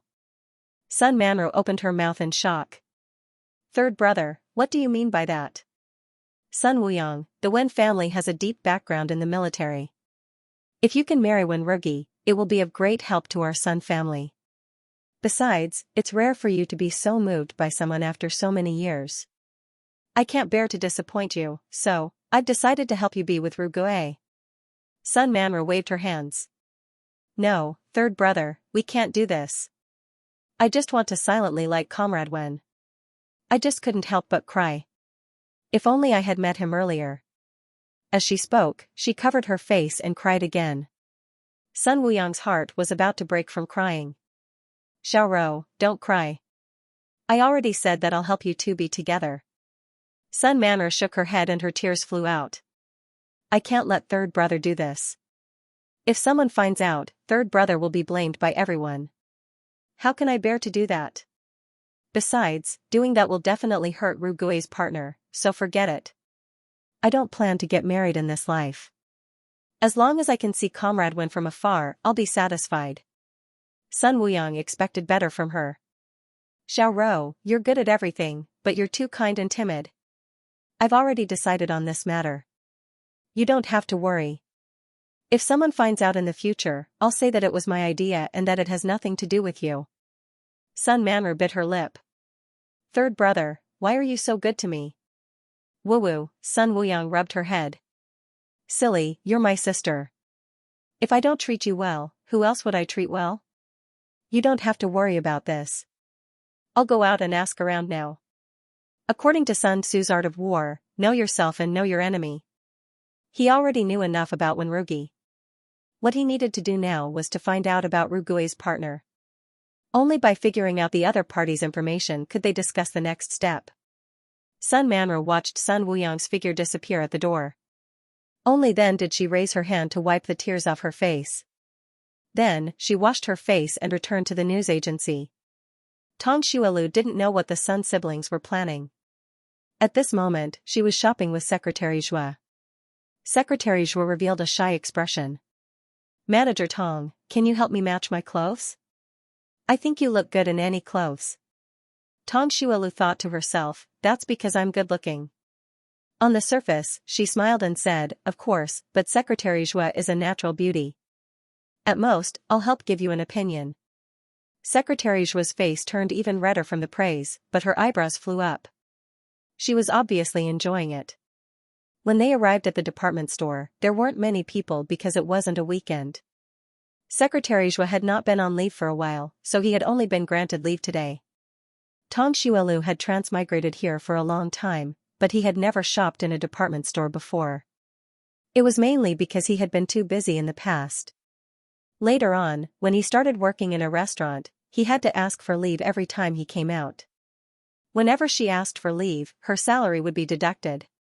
She felt the pinch. Secretary Zhua was obviously familiar with the department store. As soon as he entered, he pulled Tong Xuelu to the counter that sold cloth and ready-made clothes.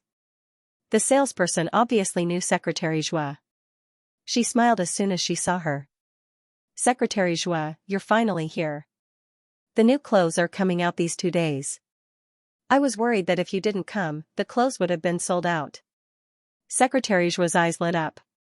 What new models do you have? Show me. The salesperson hurriedly took out the new design. The pants were khaki bell-bottomed pants, and the jacket was a long coat with a nylon shirt lining. Secretary Zhua looked at it and couldn't put it down. It's really beautiful. Manager Tong, what do you think of me buying this set? She didn't know what to say. Secretary Zhua had a petite figure. When she put on the long coat, she looked even shorter. Moreover, the bell-bottomed pants were an eyesore. Tong Xuelu smiled. Secretary Zhua, of course you look good in anything. However, I feel that this style is similar to the one you bought before. It doesn't give people a sense of novelty. Why don't you change the style this time? As she spoke, she asked the salesperson to take out a short coat, a white shirt, and a pair of black women's suit pants. Although the style was still a little old-fashioned, it would never go wrong with white and black. The short coat wouldn't make her look any shorter. Secretary Zhua looked at the clothes she chose and showed a hint of hesitation. I've never matched them like this before, Tong Xuelu said. It's precisely because you've never matched them that you have to try it out. During the last meeting, Department Head Lin said that we should actively innovate and not blindly stick to the old ways. Dressing up is actually the same. If Secretary Zhua wears this to work tomorrow, it will definitely be refreshing. When Secretary Zhua heard Department Head Lin say this, the hesitation in her heart disappeared. She took out the coupons and money and said, okay, I'll buy it. Secretary Zhua only wanted to buy one coat. Now that she wanted to buy a whole set, she didn't have enough coupons. Tong Xuelu didn't say anything and immediately took out a stack of coupons from her military satchel. I have some here. Secretary Zhua, you can use them. When Secretary Zhua saw that she had brought so many coupons, she couldn't help but be shocked. Manager Tong, how did you save so many coupons? Tong Xuelu said, I saved them too. My partner sent them to me. He works at the research center and usually receives a lot of subsidies. I see. Then I'll treat these coupons as if I'm borrowing them from you. I'll return them to you later. This was the first time Secretary Zhua heard her mention her partner. She instantly felt that the distance between them had shortened a lot. Tong Xuelu waved her hand. There's no need to return them. Just take them and use them. When Secretary Zhua saw that she was so generous, her impression of her improved. After buying the coat, the two of them went to the shoe cabinet to buy shoes. Tong Xuelu chose a pair of T-shaped women's leather shoes for her. A pair of leather shoes cost 10 yuan. It was considered a luxury item. Tong Xuelu wanted to buy a pair, but there was only one pair left in the shoe cabinet. She gave the shoes to Secretary Zhua. When they came out of the department store, Secretary Zhua held Tong Xuelu's hand and said gratefully, Zolv, thank you so much for today. Just now, she noticed that Tong Xuelv also liked that pair of leather shoes very much, but she gave it to her. She would remember this favor. Shall I treat you to a meal at the state-run restaurant? Tong Xuelu chuckled. I work at the restaurant myself. Why would I need you to treat me to a meal? Oh, right. Is there something bothering Minister Lin recently? The last time I went over, he seemed to be frowning. Secretary Zhua pursed her lips. Minister Lin is worried about his father-in-law's family. Wow, she was just asking casually. She didn't expect there to be gossip. Tong Xuelu asked calmly, what do you mean? Secretary Zhua used to be wary of Tong Xuelu. However, after shopping today, she already treated Tong Xuelu as her best friend. Minister Lin's wife wants him to transfer his younger brother to the Commerce Department. However, there are so many positions in the department. Even Minister Lin can't do anything about it. Minister Lin could only transfer positions, but he didn't have the authority to increase them. For example, Minister Lin wanted Tong Xuelu to be his secretary. If Tong Xuelu was willing, it would be equivalent to her and Tong Xuelu switching positions. However, she didn't know anything about restaurant management. Naturally, she didn't want to switch positions. Fortunately, Tong Xuelu took the initiative to reject. Tong Xuelu nodded. I see. Minister Lin is in a difficult position. Many factories and departments aren't hiring. Secretary Zhua nodded in understanding. There are so many graduates every year, but there are only so many jobs. It will only get harder and harder to find a job in the future. Tong Xuelu disagreed with her in her heart. However, on the surface, she agreed with her. After the two parted ways, Tong Shualu went straight back to the restaurant. Previously, she wanted to ask Minister Lin to open the back door and get her to participate in the competition by giving the profits to the Commerce Department. However, that method wasn't the safest.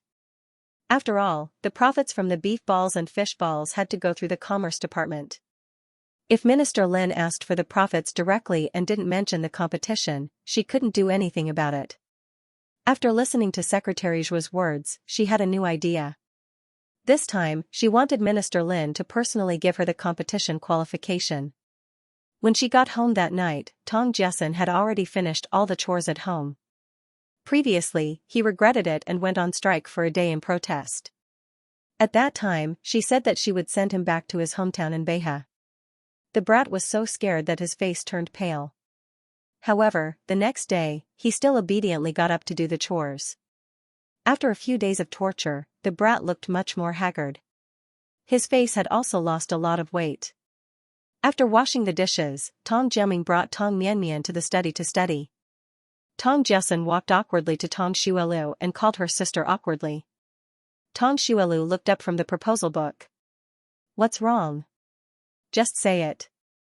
Tong Jessen played with his fingers and kicked the ground with the tip of his foot. "Sister, I really know that I was wrong. Please let me go back to school. I promise that I will study hard in the future." Tong Shualu raised her eyebrows slightly. "Why should I believe you? What if you can't do it?" Tong Jessen froze for a moment and frowned. "I will definitely do it. If I can't do it, you can punish me by not eating meat." Tong Shualu shook her head. "Isn't that the same as before? How about this, I can let you go back to school. However, if you still fail the final exam, you can go back to your hometown in Beha." "Tong Jessen, Tong Shualu, you don't dare to? Didn't you say that you were very confident just now? Or were you just saying that to trick me into letting you go back to school so that you won't study hard?" Tong Jessen said loudly, "I'm not. I'm just worried that I won't be able to pass even if I study hard." "Tong Shualu, your form teacher said that you are a smart person. It's just that you don't focus on your studies. Also, if you don't try, how will you know that you can't do it? Only useless people will keep finding excuses for themselves." Tong Jessen's fighting spirit was aroused. "Okay, I'll bet with you. If I fail the final exam again, I'll go back to my hometown in Beha." Tong Shualu tore a piece of paper from her notebook and wrote down the terms of the bet. Then, she asked him to sign his name. Tong Jessen had just shouted out in a fit of anger. Now that he was asked to sign his name, his heart thumped wildly. However, there was no turning back. He knew that his sister was serious. If he didn't sign his name, he might be sent back to his hometown in Beha tomorrow. He couldn't help but shudder when he thought of those people in his hometown in Beha. He gritted his teeth and picked up the pen to sign his name. Tong Shualu folded the bet expressionlessly and placed it in her notebook. "Okay, the bet is officially in effect from now on. I'll go to school tomorrow and beg the teachers and principal to let you go back to school. Whether you can go back or not depends on your luck." Tong Jessen became even more uneasy when he heard this. What if the school didn't let him go back to school? The homeroom teacher would definitely not put in a good word for him. After all, he didn't listen in class and failed every exam. He even cheated last time. The more Tong Jessen thought about it, the more he felt that he was a scumbag. He wished he could slap himself. Tong Shualu ignored him and continued to write a new proposal. When it was time to sleep at night, Tong Jessen was still thinking about school. He tossed and turned in bed like a pancake. Tong Jiaming was so noisy that he couldn't sleep. "What's wrong with you?" Tong Jessen said, "Second brother, I might be sent back to my hometown in Beha." Tong Jiaming turned over, not letting him see the smile on the corner of his mouth. "Didn't you always say that you don't want to study? Then going back to your hometown to pick up pig poop is a good choice. At least you can exchange it for food." Tong Jessen.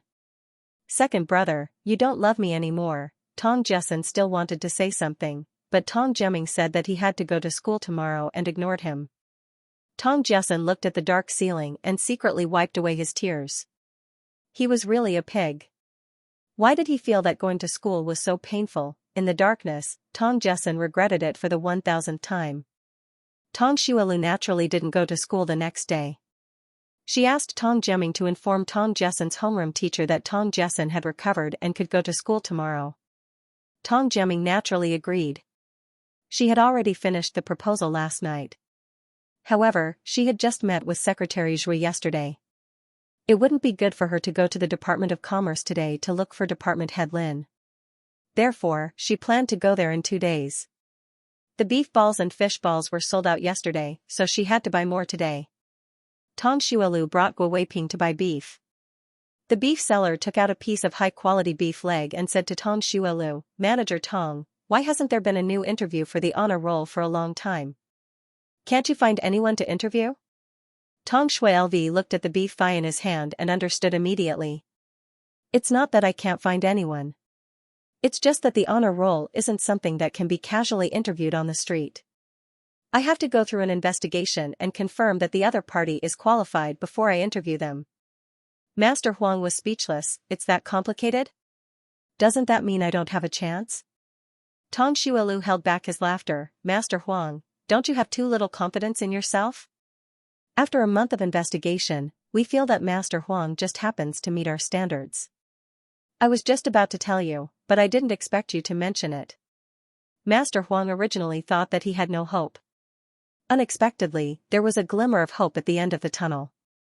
He was instantly overjoyed. "Manager Tong, when do you want to interview me?" "I'm always free." Tong Xuelu said, "Tomorrow. I'll come over in the afternoon." The wrinkles on Master Huang's face blossomed into flowers. When he weighed the beef leg for Tong Xuelu, the weight was much heavier than usual despite the same price. When they returned to the restaurant, the few of them began making beef balls and fish balls. In the afternoon, customers began to arrive one after another. Old Mr. Wen used to come to the restaurant frequently. However, after hearing from Uncle Zong that he had high blood sugar, Tong Xuelu persuaded him not to come over every day and that it would be fine to come over occasionally. If someone else had said this, old Mr. Wen would definitely not have listened. However, because the person who said this was Tong Xuelu, old Mr. Wen instantly became an obedient student. The person who received the number 1 plate today was a tall and big young man. Tong Xuelv didn't notice him at first, but his eyes seemed to have landed on her body. She had always been sensitive to other people's gazes. Hence, when the young man's eyes landed on her for the 3rd time, she immediately knew that he was looking at her. However, if the enemy did not move, she would not move. Since the young man did not say anything, she would not go forward to ask. Sun Wuyong held the number plate and walked forward. "I'd like to have a serving of spicy hot pot. I'd like to have a portion of all the vegetables and meat. It must be spicy." Meng Qingqing immediately reported the price. 8 taels of food coupons and 6 taels of meat coupons. The vegetables are 73 cents and the meat dishes are 81 cents. The total is 1.54 cents. Sun Wuyong took out the coupons and money and walked in to find a seat. When Meng Qingqing served the spicy hot pot to him, he smiled at Meng Qingqing and asked, "May I know who was your manager outside just now?" Meng Qingqing said proudly, "The young one. Our manager Tong is not even 19 years old this year, but she has already become the manager of our restaurant. She's an amazing person." Sun Wuyong smiled. "Indeed, she's quite amazing." Tong Xuelu happened to see this scene from the window. When Meng Qingqing came out, she asked, "What did the customer ask you just now?" Meng Qingqing answered truthfully. The young man was not the first person to come to the restaurant to ask about her. Because she was the first woman to become the manager of a restaurant, and because she was young, people often asked about her. Tong Xuelu thought for a moment and felt that she might be too sensitive, so she threw the thought to the back of her mind and stopped paying attention to the young man. The young man did not do anything. After eating, he left. Sun Wuyong returned to the military compound at night and told Sun Manru about the news he had heard over the past few days. Rugui's partner's surname is Tong. Her name is Tong Xuelu. She's 19 years old this year and is the manager of the South City restaurant. Sun Manru was stunned. Manager of the restaurant? Isn't she a cook? Sun Wuyong shook his head. That woman is quite capable. At first, she was a waitress in the restaurant. Later, she replaced the head chef. In less than 2 months, she became the manager of the restaurant. Sun Manru frowned. Does her family have some kind of background? Sun Wuyang sneered. Bull**T background. Her parents are both dead, but her adoptive parents did work in the company, but they don't have any special background. Also, I heard that their relationship is not very good now. Sun Manru said, from the looks of it, it should be the Wen family who helped her become the manager. Sun Wuyang thought the same. As long as a woman's face is good-looking, it's her best ability. Sun Manru raised her eyebrows. Is that woman very beautiful? How is she compared to me? Sun Wuyang smiled and said, she's on par with you, Xiao Rou. However, she has no parents and 3 children. How can she compare to our family? Besides, you're Commander Zhao's god-granddaughter. You're talented and capable. Comparing her to you is simply thinking too highly of her. Sun Manru's eyes suddenly turned red. But Ru Gui is so good to her and didn't hesitate to use his connections to help her become the manager. I'm afraid there's no hope for me. Sun Wuyang, how can you say such discouraging words?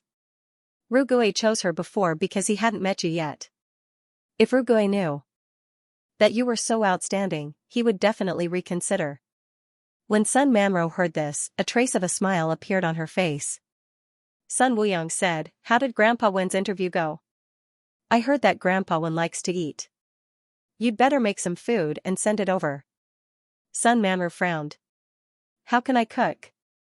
Sun Wuyang said, I remember now. I have a friend whose grandma makes delicious snacks. I asked my friend's grandma to make some snacks. You can pretend that you made them and send them to Grandpa Wen. Sun Manru frowned. That's not good, right? Sun Wuyang, what's wrong with that? If you don't say anything, who will know? Sun Manru frowned and didn't agree.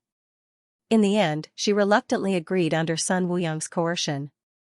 The next day, Sun Manru brought the freshly made snacks to the Wen family. Coincidentally, Tong Xuelu came to the Wen family because Grandpa Wen said that little Seven had grown up and wanted her to make braised chicken. Tong Xuelu knew that Grandpa Wen wanted to eat it himself, so she came to the Wen family today to make a delicious meal for Grandpa Wen and Uncle Zong. Uncle Zong had already killed the chicken before Tong Xuelu came. I was afraid that you wouldn't dare to kill the chicken, so I asked Xiao Wang to kill little Seven for you. Tong Xuelu smiled. Thank you, Uncle Zong. I really don't dare to kill the chicken. Uncle Zong, please bring me to the kitchen. Before he could finish speaking, Sun Manru walked over. Sun Manru also knew that the Wen family had 2 chickens called Little 7 and Little 8. When she heard Uncle Zong's words, her eyes turned red. She covered her mouth in disbelief. Chicken eggs are so cute. How can you eat chicken eggs? Tong Xuelu.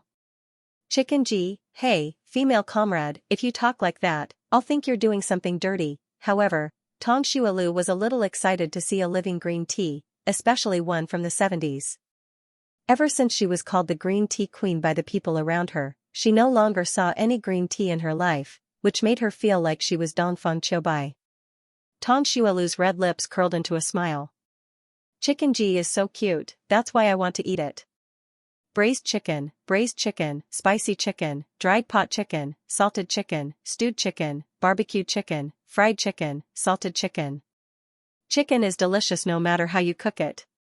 Uncle Zong couldn't help but swallow a mouthful of saliva. Sun Manru was secretly delighted to see Tong Xuelu being so stubborn. She frowned and continued to reprimand her, female comrade, how can you be so unkind? Seeing little Seven die, not only do you not feel guilty, you even want to cook it. You're too much. Before Tong Xuelu could reply, a scolding voice came from behind. Too much my ass. If you don't raise a chicken to eat, are you going to treat the chicken as your family? Sun Manru's tears stopped at the corner of her eyes. Tong Xuelu almost burst out laughing. Old Mr. Wen, well done, Sun Manru bit her lip and said, Grandpa Wen, that's not what I meant. But this chicken is no ordinary chicken. This is Little Seven, the chicken that you raised single-handedly, but this female comrade, what do you know? Old Mr. Wen walked up with a look of annoyance. Little 7 and little 8 were raised by me for Zulf to eat. She can do whatever she wants. You're such a busybody. If it weren't for the fact that she was a female comrade who usually tried to please him, old Mr. Wen definitely wouldn't be so polite. However, when Sun Manru heard this, she was embarrassed and almost cried. I'm sorry, Grandpa Wen. I didn't know that you raised this chicken for this female comrade. I thought. Sun Manru's eyes turned red again. Old Mr. Wen frowned. Why are you crying? I'm not scolding you. Right, why are you here today? Is the interview not done yet? The expression on Sun Manru's face froze once again. I've troubled Grandpa Wen for so long, so I personally cooked some snacks today. Grandpa Wen, would you like to try it? Old Mr. Wen asked, didn't I tell you not to send anything over? Sun Manru bit her lower lip as tears welled up in her eyes. I heard that Grandpa Wen likes to eat desserts, so I specially learned it from someone. Seeing how aggrieved she was, old Mr. Wen felt that it was inappropriate for him to continue speaking and took the items over. Who knew that Sun Manru would continue to court death? Grandpa Wen, aren't you going to try it? Afraid that she would cry again, old Mr. Wen tasted a piece. Grandpa Wen, what do you think of the taste? I heard that this female comrade is a cook. I wonder who would like to cook better than her. Old Mr. Wen said, of course it's Zulf's cooking. Yours is too ordinary. You can have all the little zone. Sun Manru, Tong Shuelu almost laughed out loud. She didn't need to do anything to deal with a low-level green tea. Just a straight man would be enough to make her cry. Sun Manru was indeed on the verge of tears, but old Mr. Wen ignored her. Old Mr. Wen turned to Tong Shuelu and said kindly, Zulf, you mentioned so many chicken recipes just now. Do you want me to raise a few more chickens? Tong Shuelu smiled. No need. If Grandpa Wen wants to eat them in the future, I'll just buy them from the supply and demand cooperative. Old Mr. Wen smacked his lips. How can I let you spend money? Just get little Zong to buy them. Uncle Zong nodded. The sun is getting hotter. Let's hurry inside. It wouldn't be good if the young grass was exposed to the sun. Old Mr. Wen felt the same way and hurriedly invited Tong Shuelu into the house. The three of them seemed to have forgotten that Sun Manru was still standing outside in tears. Sun Manru, after entering the house, Tong Shuelu asked calmly, who was that female comrade just now? Is she Grandpa Wen's relative? Old Mr. Wen shook his head. No, she's just a child from the military compound. She just moved back recently and said that she wanted to interview me for the hero column. I agreed. I see. Tong Shuelu smelled something fishy. Sucking up to the elders was one of the basic tactics of a low-level green tea B*TCH. Green Tea Sun's target was definitely not Uncle Zong or old Mr. Wen. There were only 3 men in the family, so it could only be Wenrugi. Previously, she thought that since this era was so conservative, no one would try to poach someone. Now, it seemed that she had taken it for granted. There were trash in every era. However, she didn't want to confront Green Tea Sun personally. Before she transmigrated, she often saw news like this. When the husband cheated, the wife brought a bunch of relatives to beat up the mistress. In her opinion, the one who deserved a beating was the husband. Even if there were no mistresses, there would still be mistresses. If a man could be snatched away, then what was the point of keeping him? Therefore, she didn't plan to deal with Green Tea Sun personally. Moreover, she was very confident in Wenrugi. Tong Shuelu made a dish of braised chicken for old Mr. Wen and Uncle Zong. She also made 2 desserts for old Mr. Wen before leaving. Needless to say, Xiaqi's desserts were much more delicious than Xiaowu's desserts. The skin was smooth, the meat was tender, and the meat was delicious. The 3 of them ate Xiaqi's desserts at the dining table while discussing how to deal with Xiaoba next time. Hachi shivers. JPG. When she left, Tong Shuelu carried a bag of fruits in her hand and a stack of cloth coupons and food coupons in her military satchel. Old Mr. Wen had given them to her. Tong Shuelu brought the fruits home and saw Tong Jessen studying as soon as she entered. Things that were too easy to obtain would not be cherished. It seemed that Tong Jessen was afraid this time. Tong Shuelu took out a few fruits and gave them to the Wei family next door. Fruits were hard to come by these days. Occasionally, a batch from the cooperative would be sold out before anyone could snatch it. The Wei family accepted the fruits and gave them a bag of dried mushrooms in return. That night, Tong Jiaming returned home from school and brought Tong Jessen a piece of good news: he could go back to school the next day. Tong Jessen jumped in joy. Mooncake, who was at the side, had no idea what was going on. He ran in circles in the house and accidentally sprained his front leg, causing him to roll on the ground. He then bumped into the leg of the table.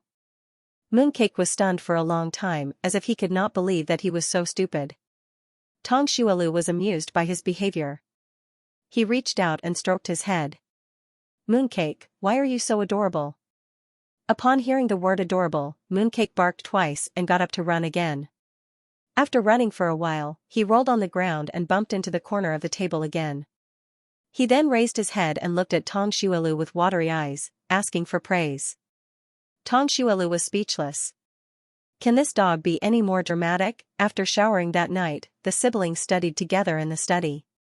After Tong Jiaming finished his homework, he patiently tutored Tong Jessen. This time, Tong Jessen studied very seriously. Tong Xuelu looked up and saw the two brothers huddled together. He could not help but smile.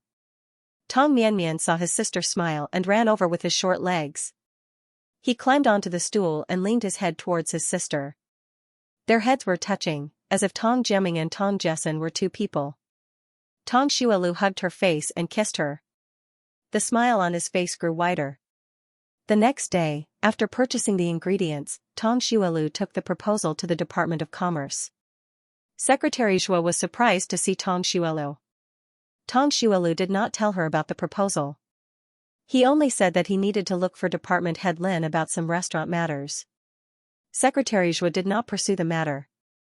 She went in to inform Department Head Lin and let him in. Department Head Lin was also surprised by Tong Xuelu's visit. "Manager Tong, why are you here today? Is there a problem with the restaurant?" Tong Xuelu sat down on the chair opposite him and shook his head. "Under your leadership, everything is fine. If that's the case, why are you here?" Department Head Lin felt that it was a pity that Tong Xuelu could not be his secretary. Not only was he capable, but he was also very comfortable with his words.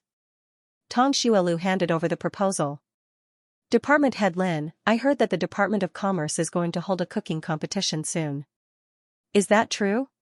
Department Head Lin took the proposal from her hand and glanced at it. "Why? Do you want to participate? Don't forget that your restaurant is only a second-grade restaurant. It's not qualified to participate. To entertain foreign guests, it had to be a first-grade restaurant. Then, the best restaurant would be selected from these first-grade restaurants. As for second-grade and third-grade restaurants, no matter how good their chefs were, the Department of Commerce would not allow them to participate in the competition. Because the restaurant was too bad, no matter how good their cooking skills were, they would not be able to entertain foreign guests. If they were selected, did they have to allocate funds to rebuild the restaurant? The Department of Finance definitely did not want to give them the money, and he did not want to go through the trouble. Anyway, a first-grade restaurant could entertain foreign guests.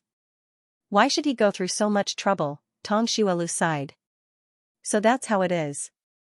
I thought that if I participated in the competition, I would have the confidence to win. This way, the restaurant under my name would be upgraded. Now, it seems that I took it for granted." Department Head Lin's lips curled into a mocking smile. "Indeed, you took it for granted. You thought that you could participate just because you had culinary skills? You were too naive." Tong Xuelu sighed again. "I didn't think it through. Even if I win, upgrading the restaurant will not only require the restaurant to be rebuilt, but it will also require 2 to 4 more jobs. This way, I will have to pay a few more people's salaries." Department Head Lin's mocking smile suddenly stopped. His attention was fully focused on the words "increase the number of jobs." Recently, he had been annoyed to death by his wife. His relatives also came over from time to ask him if he could arrange jobs for them. Where could he arrange jobs for them? The positions in the Department of Commerce were fixed. Unless someone did something wrong and was fired, he might not have the authority to arrange for people to come in. All the positions in the departments were always monitored. Once someone left, someone would immediately replace them. He was just a small department head of the Department of Commerce. How could he compete with the higher-ups? However, if the restaurant under his name was upgraded and there were a few more jobs, he would have a way to arrange them. Tong Xuelu stood up and said, "Department Head Lin, just pretend that I didn't come today." As she spoke, she leaned over and wanted to take the proposal from Department Head Lin's hands. Unexpectedly, Department Head Lin held on to the proposal and did not let her take it away. Tong Xuelu made a strange expression. "Department Head Lin, what are you?" An awkward expression flashed across Department Head Lin's face. He coughed and said, "I just thought about it. I feel that the plan you just mentioned is not impossible. However, I still need to look at the details. You can leave the proposal with me for now." Tong Xuelu pretended not to see Department Head Lin's awkwardness. She said with a surprised expression, "Department Head Lin, are you serious? If Department Head Lin thinks it's possible, this plan will definitely work." Department Head Lin's lips curled up slightly. "I think it's alright. I'll give you a reply after I read it." Actually, he was 90% sure that he wanted to make this happen. However, because he had just rejected it, it was a little awkward for him to say that it was possible now. In order to maintain his dignity, he planned to delay it for 2 or 3 days. Tong Xuelu said gratefully, "Thank you, Department Head Lin. I'll go back now and wait for your good news."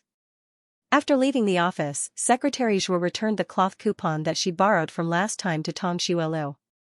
"Thank you for helping me choose the clothes last time. Everyone says that I'm different from before." Tong Xuelu smiled and accepted the cloth coupon. Then, she gave a small bag of beef meatballs to Secretary Zhuo. Secretary Zhuo smiled like a flower. Looking at the smile on Secretary Zhuo's face, Tong Xuelu's lips curled up as well. The most stable relationship in the workplace was a relationship of mutual benefit. If you wanted to benefit from the other party, you had to let the other party benefit first. Only then would the other party be willing to help you.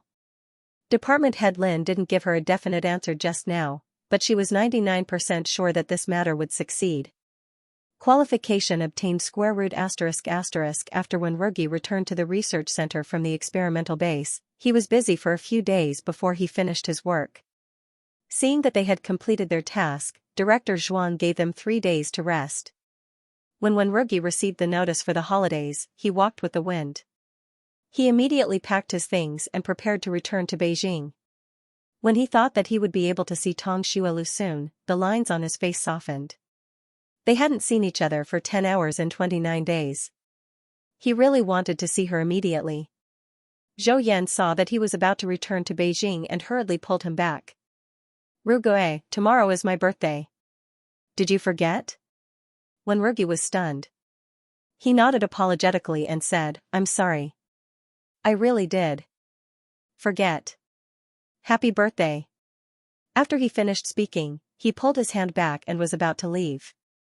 Zhou Yan gritted his teeth. "I can't ask for leave. I can only stay at the base to celebrate my birthday. But I've already thought about it.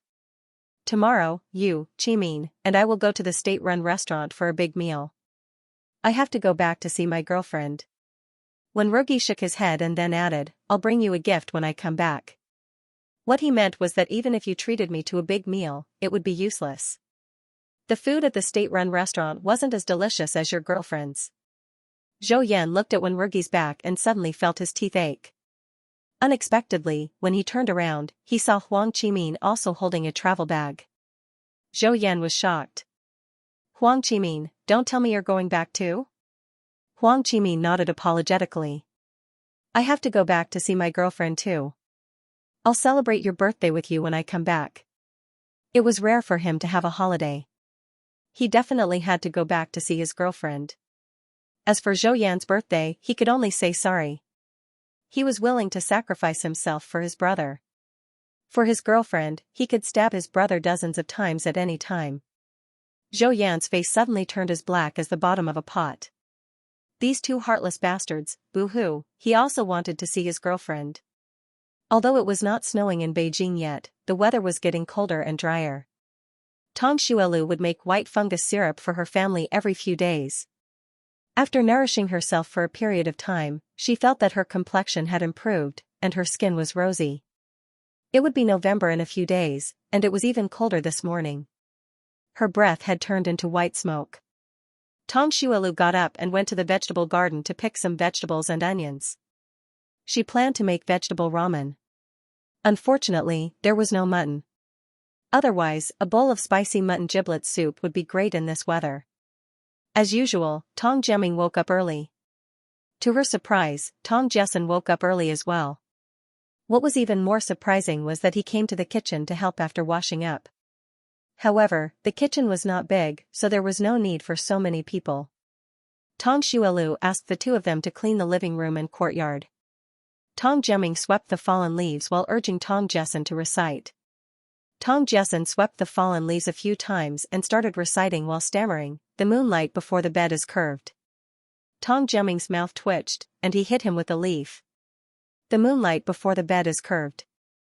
Tong Jessen's butt was hit, and he rubbed it before continuing, "The moonlight before the bed is curved." "I suspect it's the window on the ground." Tong Jiaming slapped him again. "What exactly are you carrying on your back? You're wrong with just 2 sentences. You want to go back to your hometown in Beihai to pick up pig feces, right?" Tong Jessen shook his head like a rattledrum. "No, second brother. Lower your voice. Don't let big sister hear you."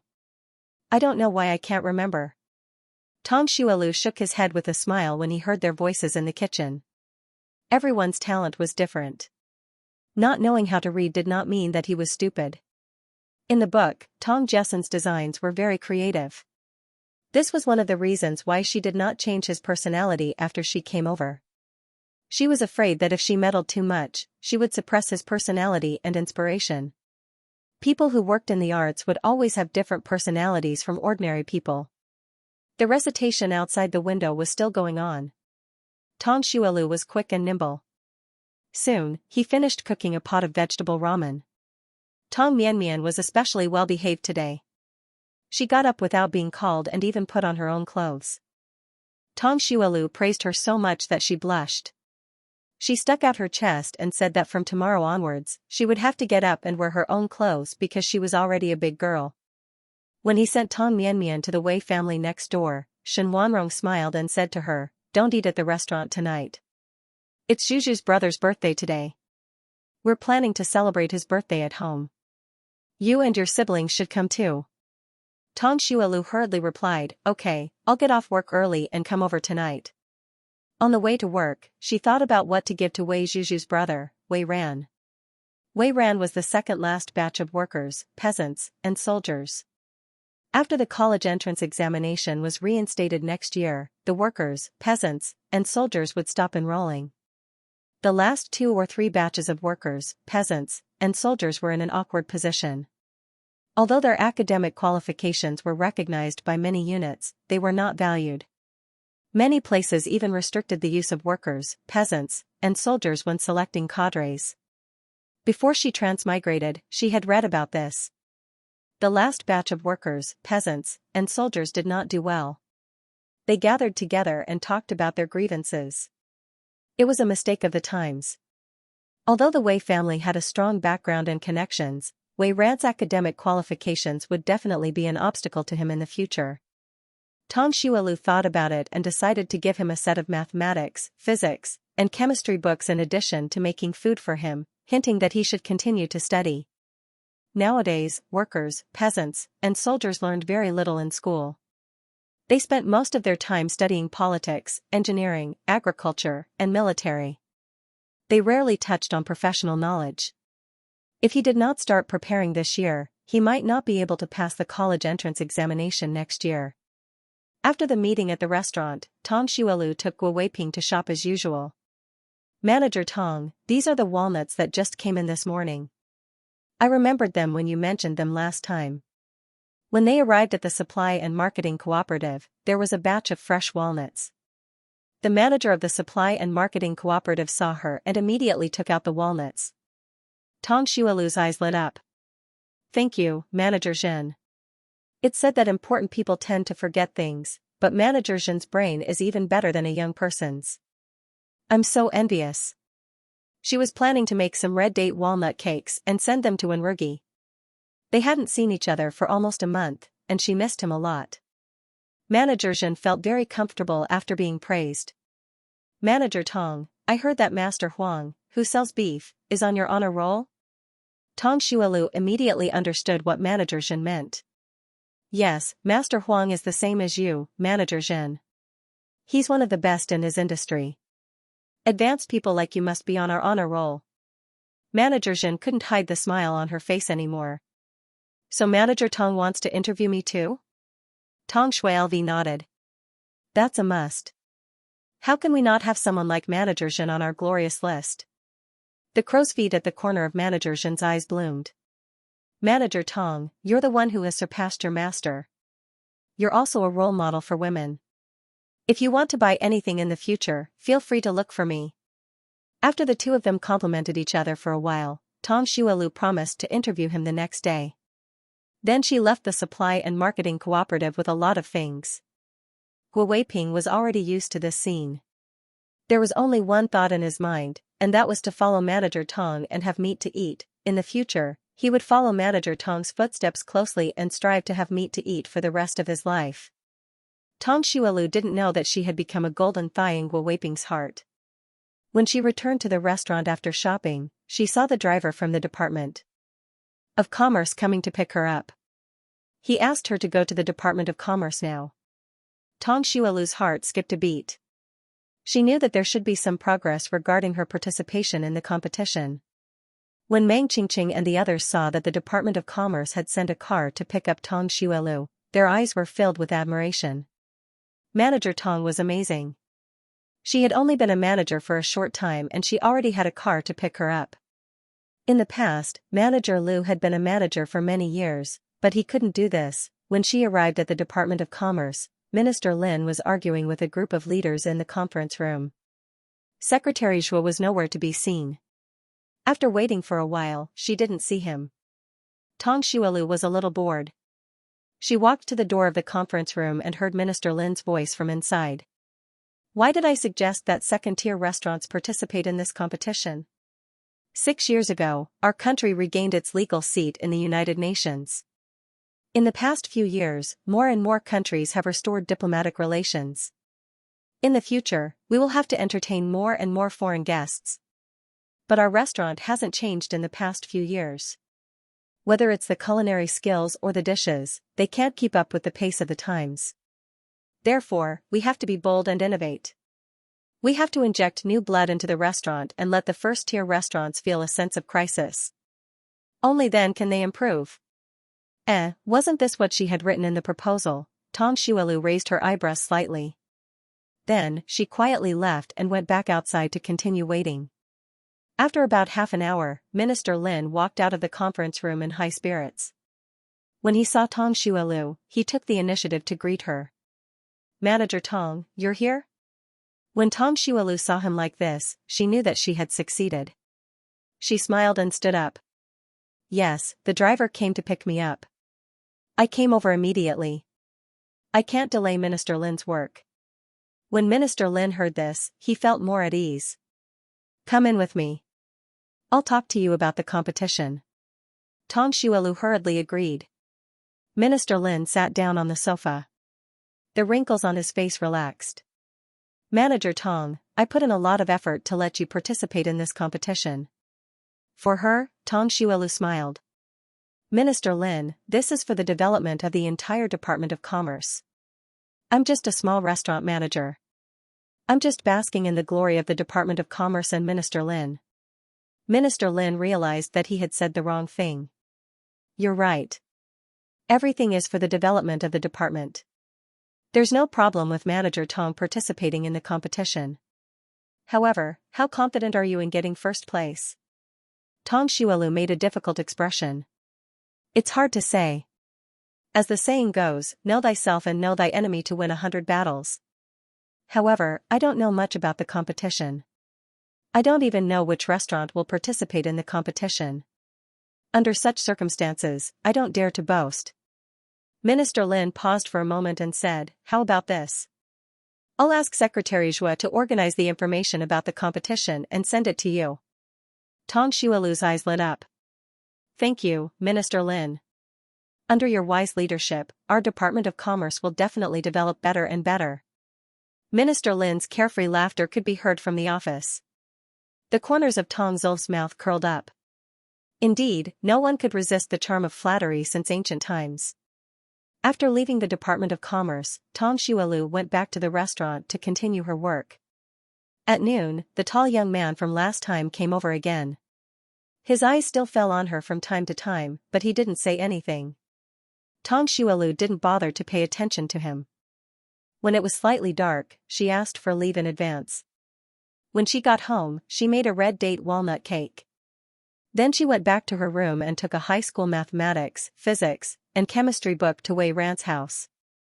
Wei Ran received the book from her and looked confused. Sister Zulf, did you make a mistake? I'm now a student of the workers, peasants, and soldiers' army. I don't need to learn these things. Tong Xuelu said, the sage said that learning is endless.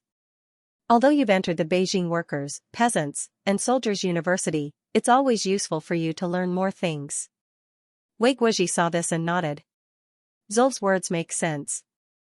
I heard you say that if you don't learn some political thoughts in class, you go to the factory or the countryside to learn agriculture, and you don't learn anything professional. Take it.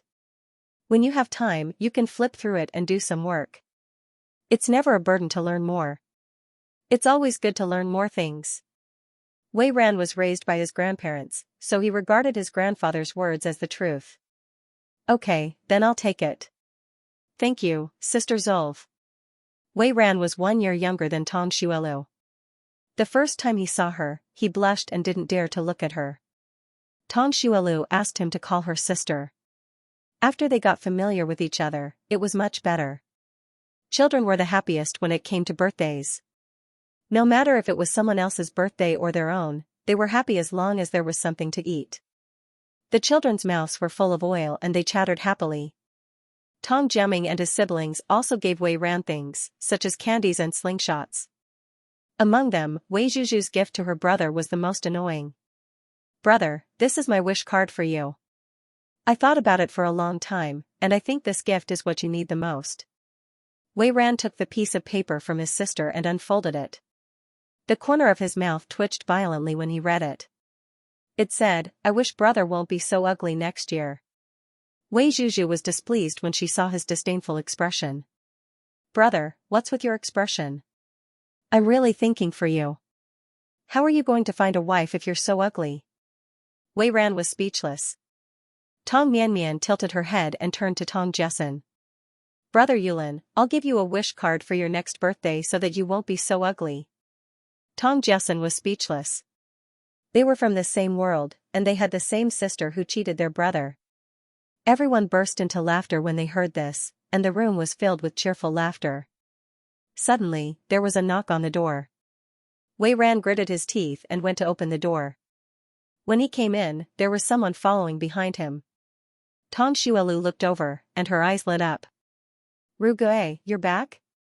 As soon as Wen Rugi entered the room, his gaze fell on her. When he saw her looking over, his eyes were filled with tenderness. Yes, the base gave us 3 days off. That's great, Tong Xuelu did not hesitate at all. She stood up and said, Grandma Shen, Grandpa Wei, I'll go back first. Shen Wanrong's face showed an I understand, smile. Go ahead. Comrade Wen probably hasn't eaten yet. Bring some red date cakes back. Tong Xuelu did not refuse. She took 2 pieces of red date walnut cake and left with Wenrugi. Tong Jiaming saw this and hurriedly brought her brother and sister back. If word got out that a man and a woman were alone, it would be bad for her sister's reputation. She could not let them be alone. Tong Jiaming felt that she was being kind and did not know that she had unintentionally become a third wheel. The white moonlight shone on the limestone floor, and the shadows of the trees on both sides looked like monsters. Tong Xuelu tilted her head and asked him, when did you arrive in Beijing? Wenrugi blushed slightly. I just arrived. Tong Xuelu raised her eyebrows. You just arrived? Didn't you go back to the military compound? Wenrugi's face became even hotter. He nodded gently. Yes. Tong. Xiaolu smiled and handed over the red date walnut cake in her hand. Help me hold it. Wenrugi quickly reached out to take it. Unexpectedly, when he touched the cake, she scratched his palm lightly. His heart trembled, and it started to beat rapidly. The place where she scratched him felt numb, as if his whole body had been electrocuted. Tong Xiaolu did not give him the cake. Instead, she took the opportunity to put her hand in his. Although Wenrugi's whole body was numb, his reaction was not slow at all. He instinctively held her hand. Their fingers were intertwined. Thump, thump, thump, Wenrugi's heart was beating so fast that he almost could not control it. His face and ears were red. He felt as if he was stepping on clouds with every step he took. Tong Jessen widened his eyes and pointed at the two of them. Second brother, look, before he could finish speaking, his eyes were covered by Tong Jemming. Second brother, why are you covering my eyes? Let go of me. Tong Mianmian was also covered. Second brother, Mianmian can't see anything. Tong Jemming said, Mianmian, don't be afraid. Wait a little longer. Tong Jemming did not release his brother and sister's eyes until Tong Xiaolu and Wenrugi walked into the courtyard. Tong Jessen looked over. Sigh, there's nothing left. Tong Xiaolu made noodles for Wenrugi. The two of them talked intimately in the kitchen for a while before leaving. Because there were 3 light bulbs in the house, they couldn't do anything. However, for Wenrugi, holding hands was enough to make his heart race. At the military compound, Sun Manru looked at Sun Wuyang and asked, Third brother, did you go to that restaurant again today? Sun Wuyang replied with a Sun Manru, why did you go there again? Sun Wuyang's face turned red. To know myself and know my enemy, I went to see if I could find out more information. Sun Manru looked at him suspiciously. Third brother, why are you blushing? You're lying, right? You blush every time you lie. No, why would I lie? Although he said this, his face turned even redder. It was a confession. Sun Manru suddenly covered her mouth. Third brother, don't tell me you're interested in Comrade Tong? Sun Wuyang's ears turned red. Don't spout nonsense. Sun Manru's eyes lit up. Comrade Tong is so pretty. It's normal for you to like her. If her third brother could woo Tong Xiaolu and make Tong Xiaolu take the initiative to break up with Wenrugi, her side would be much smoother. Unexpectedly, Sun Wuyang said, I don't like her. I just think that her cooking is delicious. If I were to find a partner, I definitely wouldn't find someone like her. With the Sun family's background, if he wanted to find a partner, he would definitely find someone of equal social status. Tong Xiaolu was very pretty, but her family background was too poor. Therefore, he was just going to take a look. It was impossible for him to be moved. Only then did Sun Manru remember this. That's true. Even if you're willing, third brother and aunt won't agree. Sun Wuyang, how are your preparations for tomorrow's party going? There won't be any problems, right? Tomorrow, the Air Force and Navy, as well as several military departments and military families, would hold a large-scale party. On one hand, it was to celebrate the 27th anniversary of the founding of the country. On the other hand, it was to give the military bachelors an opportunity to meet girls. This event had been prepared for a long time. Originally, Sun Wuyang and Sun Manru definitely wouldn't have had the chance to perform on stage since they came back so late. However, in order to let Sun Manru shine on stage and let Old Master Wen see her excellence, Sun Wuyang used the Sun family's connections. Coincidentally, Commander Xiao was returning to Beijing, so Sun Wuyang took advantage of this and said that Sun Manru wanted to dance for God-Grandfather. It was just an extra program, so it wasn't a big deal. On account of Commander Xiao and the Sun family, the art troupe naturally nodded and agreed. However, yesterday, Commander Xiao called back and said that he had something to do and couldn't come to Beijing. However, Sun Manru's program had already been arranged. Furthermore, she wasn't really performing for Commander Xiao in the first place. She wanted to perform for Old Master Wen, so her program would be performed as usual. Sun Manru's lips curled into a confident smile. There definitely won't be a problem. Before she started working at the news agency, she was the flower of the Northwest Art Troupe. Few people could compare to her dancing skills. For the past few days, other than going to work, she had been practicing every day when she returned home. This time, she wanted to make everyone look at her in a different light. Sun Wuyang nodded in satisfaction. I'm not worried about your ability. It's a pity that Rugui can't come back. It would be even better if he could. Sun Manru also felt that it was a pity. Unexpectedly, the next morning, she received good news. When Rugi had returned from the base, Sun Manru was overjoyed when she heard the news. She felt that when Rugi must have specially come back to watch her performance, she had to perform well tonight and shock everyone. Do you want to go?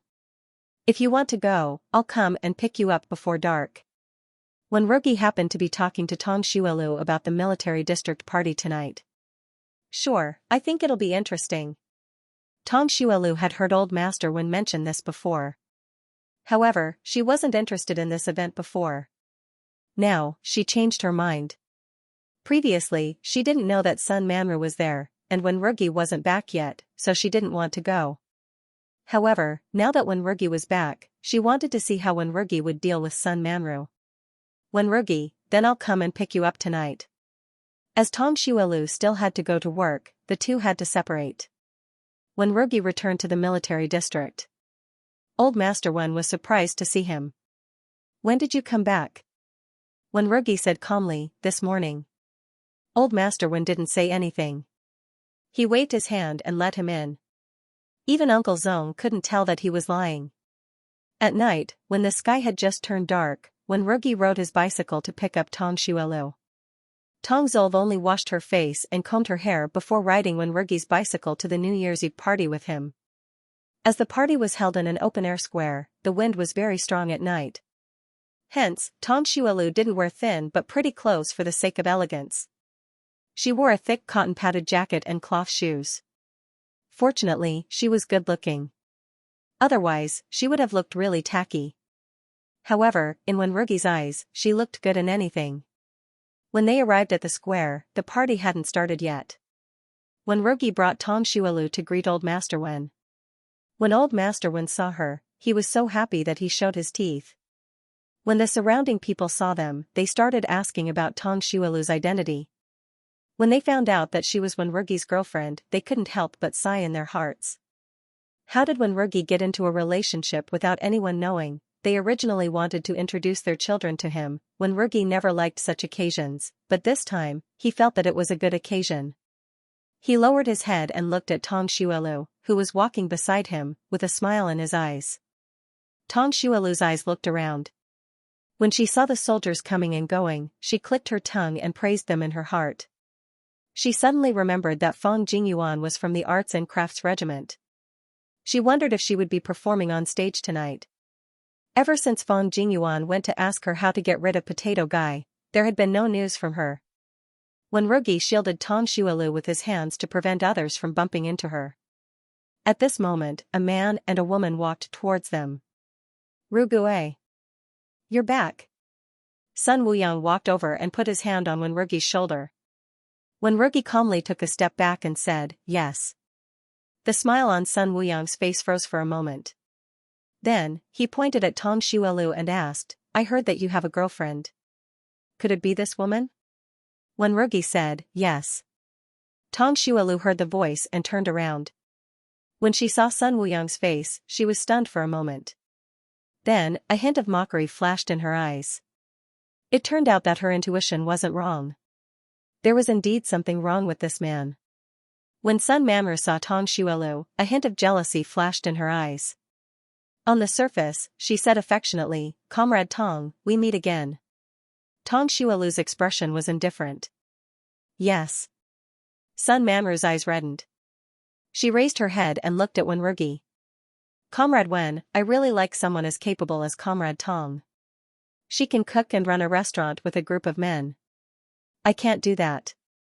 Ever since I met Comrade Tong, I really wanted to become good friends with her. However, I don't know why she seems to be very cold to me. Tong Xuelu turned his head and looked at Wen Rugi. He wanted to see how he was going to respond. Wen Rugi frowned. A hint of displeasure flashed in his eyes. Who are you? Sun Manru, Sun Wuyang. Tong Xuelu was also stunned. Could it be that he didn't know Green Tea Sun? But that's not right. Green Tea Sun's tone was very familiar. Sun Manru was so embarrassed that her face turned red. I'm Sun Manru.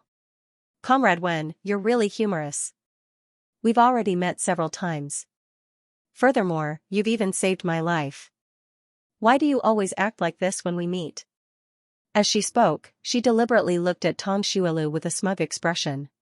Wenrugi, I'm sorry. I can't remember your face. That's why I can't recognize who you are every time I see you. Sun Manru, Tong Xuelu almost burst out laughing. Tong Xuelu didn't know that Wenrugi had face blindness. He thought that Wenrugi was saying this on purpose. He secretly gave him 100 points in his heart. Sun Manru's face turned red and white. She almost cried. When Sun Wuyong saw this, he hurriedly stood up for his sister. Xiao Rou, you're about to perform. Hurry up and go backstage to prepare. Sun Manru took a deep breath and smiled again. Okay, I'll go back first. After Sun Manru left, Sun Wuyong said to Wenrugi, Rugue, a few of my brothers are over there. Come with me. Wenrugi shook his head. No, you can go by yourself. How could Sun Wuyong give up so easily? They say that brothers are like hands and feet and women are like clothes. Rugue, don't tell me you don't want your brothers anymore? Wenrugi paused for a moment before saying, You're right. Brothers are like hands and feet and women are like clothes. When Sun Wuyong heard this, a smug look appeared on his face. However, before he could say anything, Wenrugi continued, but even if you don't have hands and feet, you can still live. If you don't have clothes, do you dare to go out? Sun Wuyong, ha ha ha, Tong Xuelu couldn't help but laugh out loud. This was the first time she had seen Wenrugi with such a poisonous tongue. He was so cute. If it weren't for the fact that there were so many people around, she really wanted to hug his face and give him a big kiss. Sun Wuyong's face was as black as the bottom of a pot. He quickly found an excuse and left. As soon as the annoying person left, the surrounding air felt fresher. Tong Xuelu tilted her head and asked Wenrugi, You really can't recognize Comrade Sun? Wenrugi nodded. Yeah, I can't remember other people's faces. I can remember some people based on their characteristics, but I can't remember others no matter how hard I try. Sun Manru couldn't remember people like that. This time, it was Tong Xuelu's turn to be stunned. Then, can you recognize my face? Wenrugi's ears turned slightly red. Yes. He didn't know why, but in all his life, she was the only person he could remember. From the first time they met, he could clearly remember her face. Tong Xuelu never knew that Wenrugi had face blindness, let alone that he could only remember his own face. Did this mean that she was the most special person in his heart? This feeling was magical, but also indescribably sweet.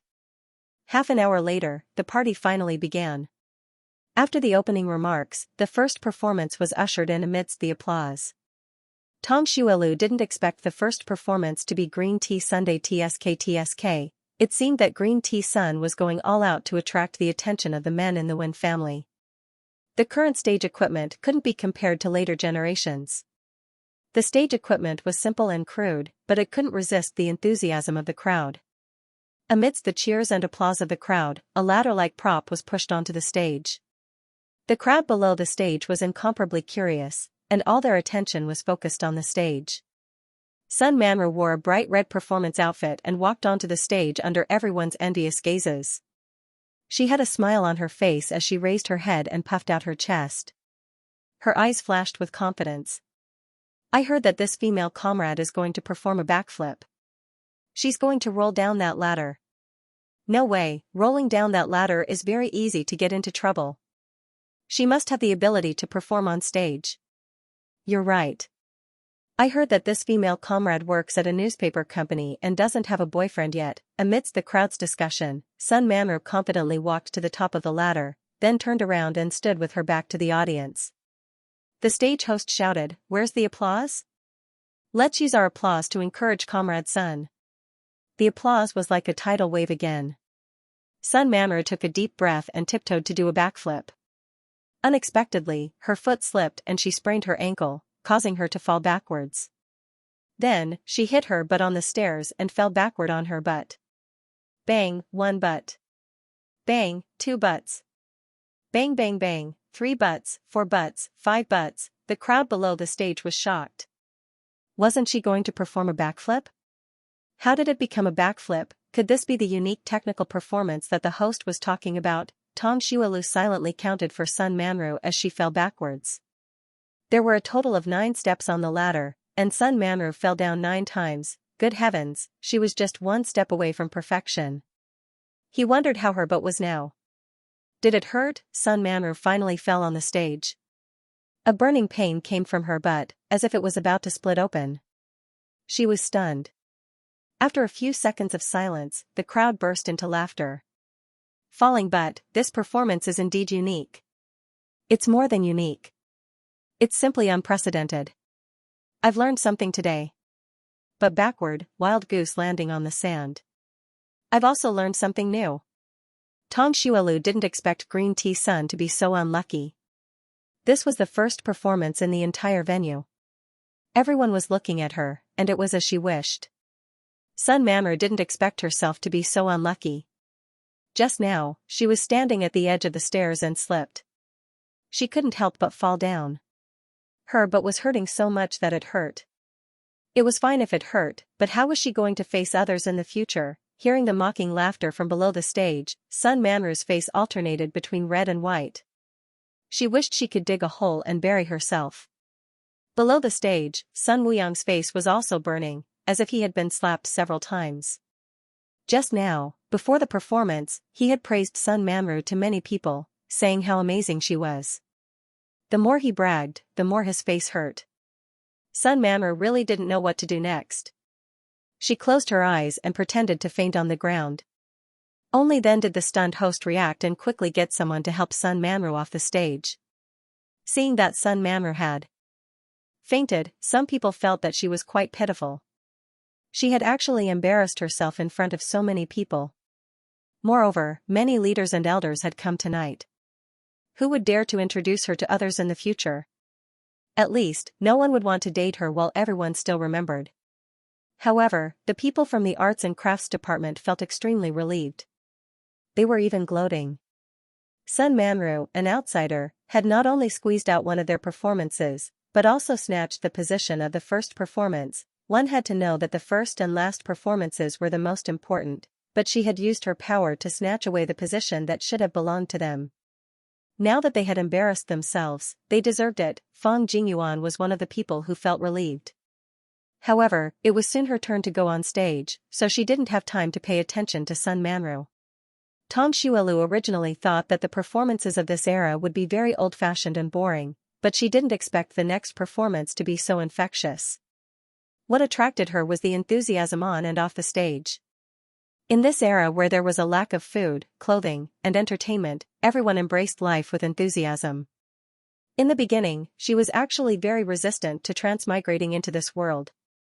But now, she felt that she had completely assimilated into this era. Tong Xiaolu was afraid that it would be too late on the way back, and he was also worried about leaving Tong Jiaming and the other two at home. Therefore, he left quietly with Wenrugi halfway through. Fang Wenyuan saw Tong Xiaolu early in the morning. When he saw the tall man standing beside her, he was greatly shocked. Although he had heard many people say that Tong Xiaolu had a girlfriend, he was unwilling to believe it. After all, Tong Xiaolu had been chasing after him for so many years. He did not believe that she would give up so easily. But the truth was right in front of him, and it slapped him hard in the face. Seeing Tong Xiaolu stand up and leave, Fang Wenyuan couldn't help but follow him. Walking out of the crowd, Wenrugi suddenly grabbed her arm gently. Wait a minute. Tong Xiaolu looked at him in confusion. Wenrugi walked in front of her and squatted down. Then, he reached out to untie her shoelaces and helped her tie them again. Tong Xiaolu didn't expect that he asked her to stop just to tie her shoelaces for her. Many men in this era were male chauvinistic. There were very few people who were willing to tie their girlfriend's shoelaces on the street. Tong Xiaolu looked at the black mass of heads in front of her and felt a surge of warmth in her heart. Wenrugi stood up and saw that she was looking at him with bright eyes. His ears turned slightly red.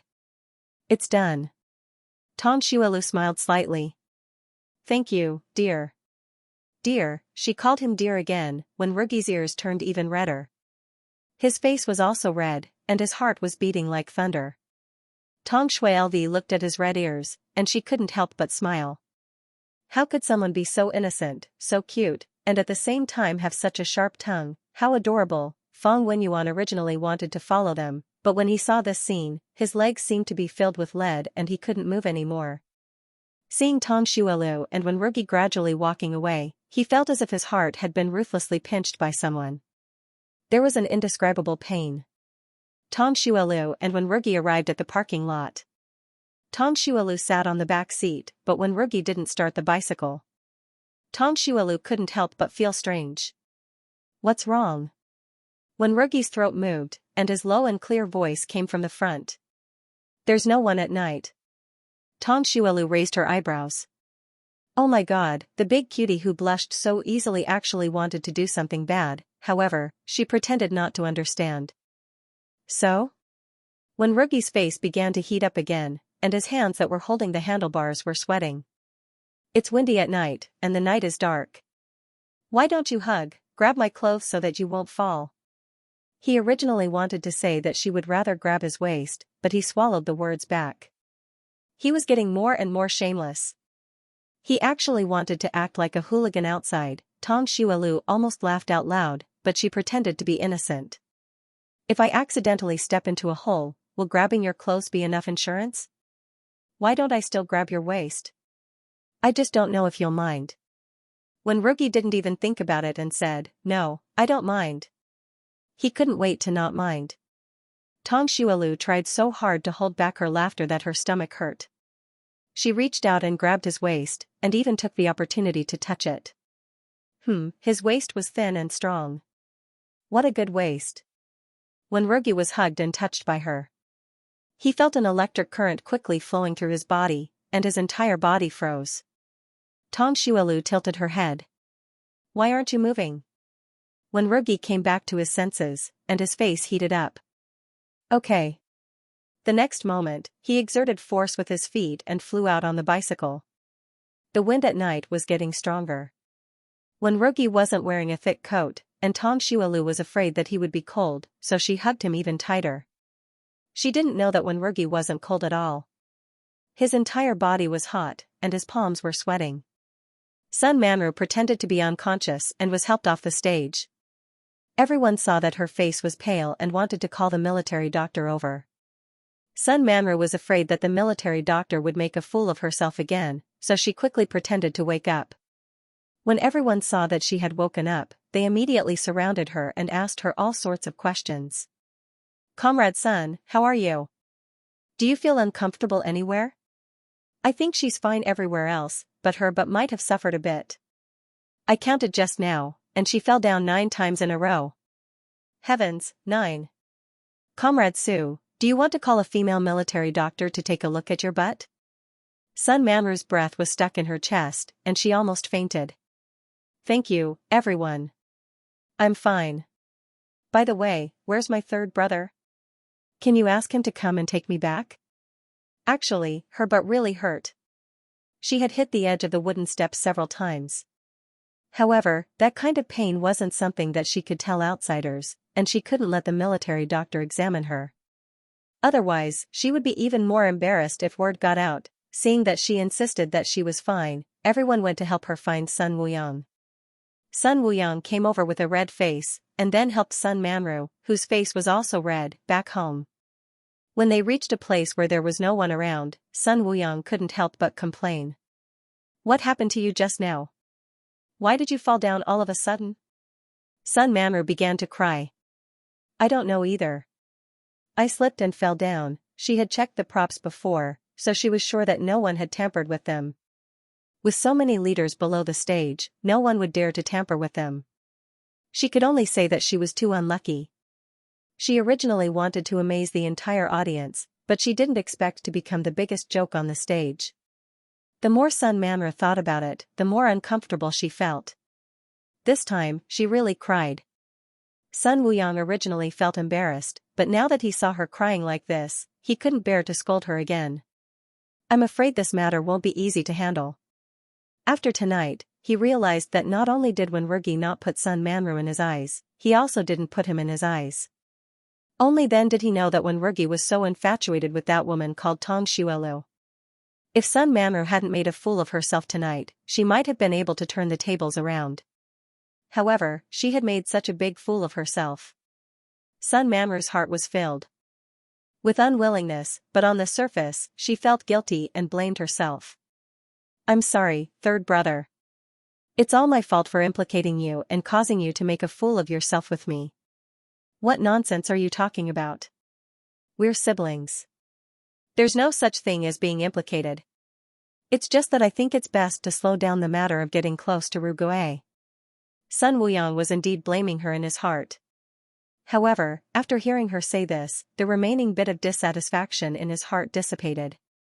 Sun Manru bit her lip. Third brother, I think we should just forget about it.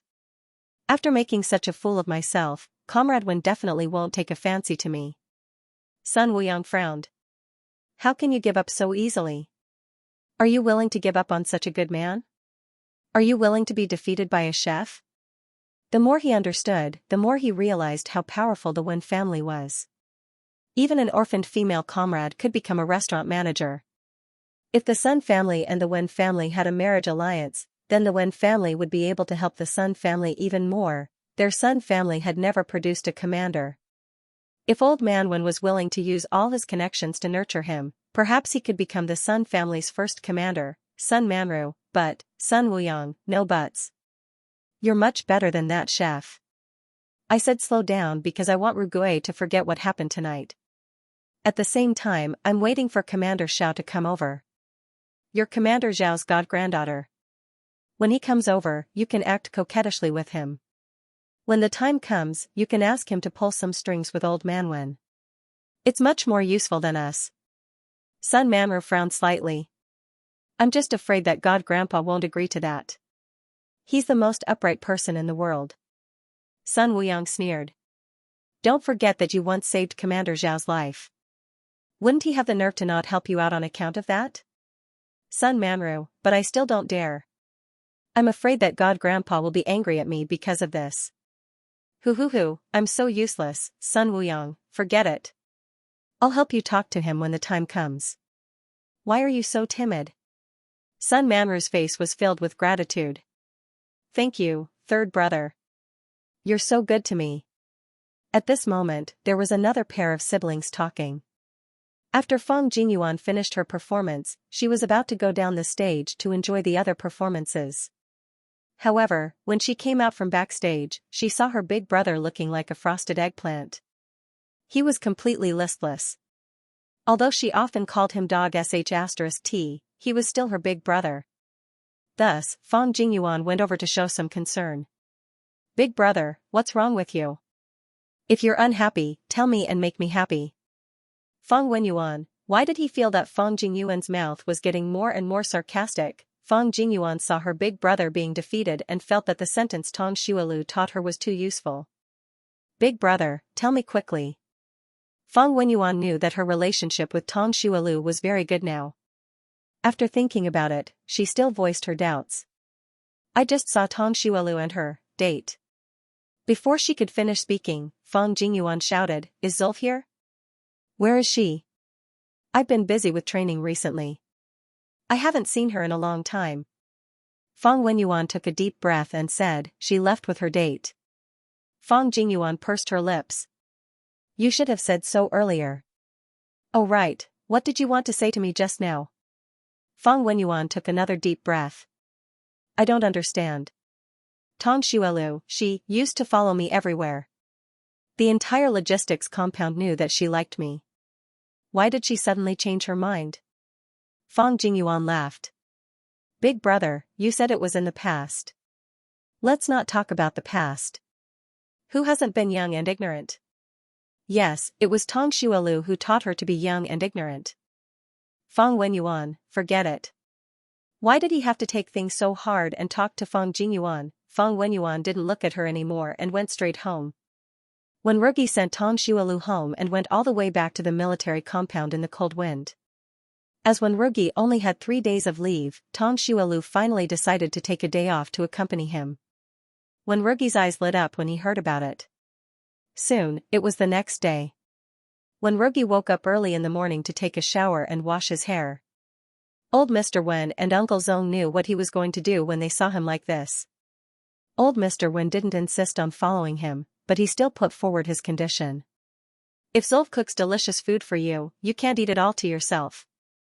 Wenwurgi was also afraid that old Mr. Wen would follow him, so he nodded and agreed to his condition.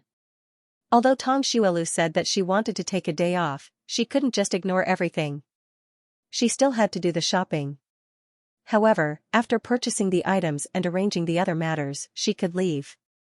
Meng Qingqing and the others knew where she lived. If anything happened in the restaurant, they would know where to look for her. When she returned home, Wenwurgi was already there. In order to have some space for the two of them, she didn't go next door to pick up Tong Mianmian. Wenwurgi couldn't help but blush when he saw that they were the only ones left in the house.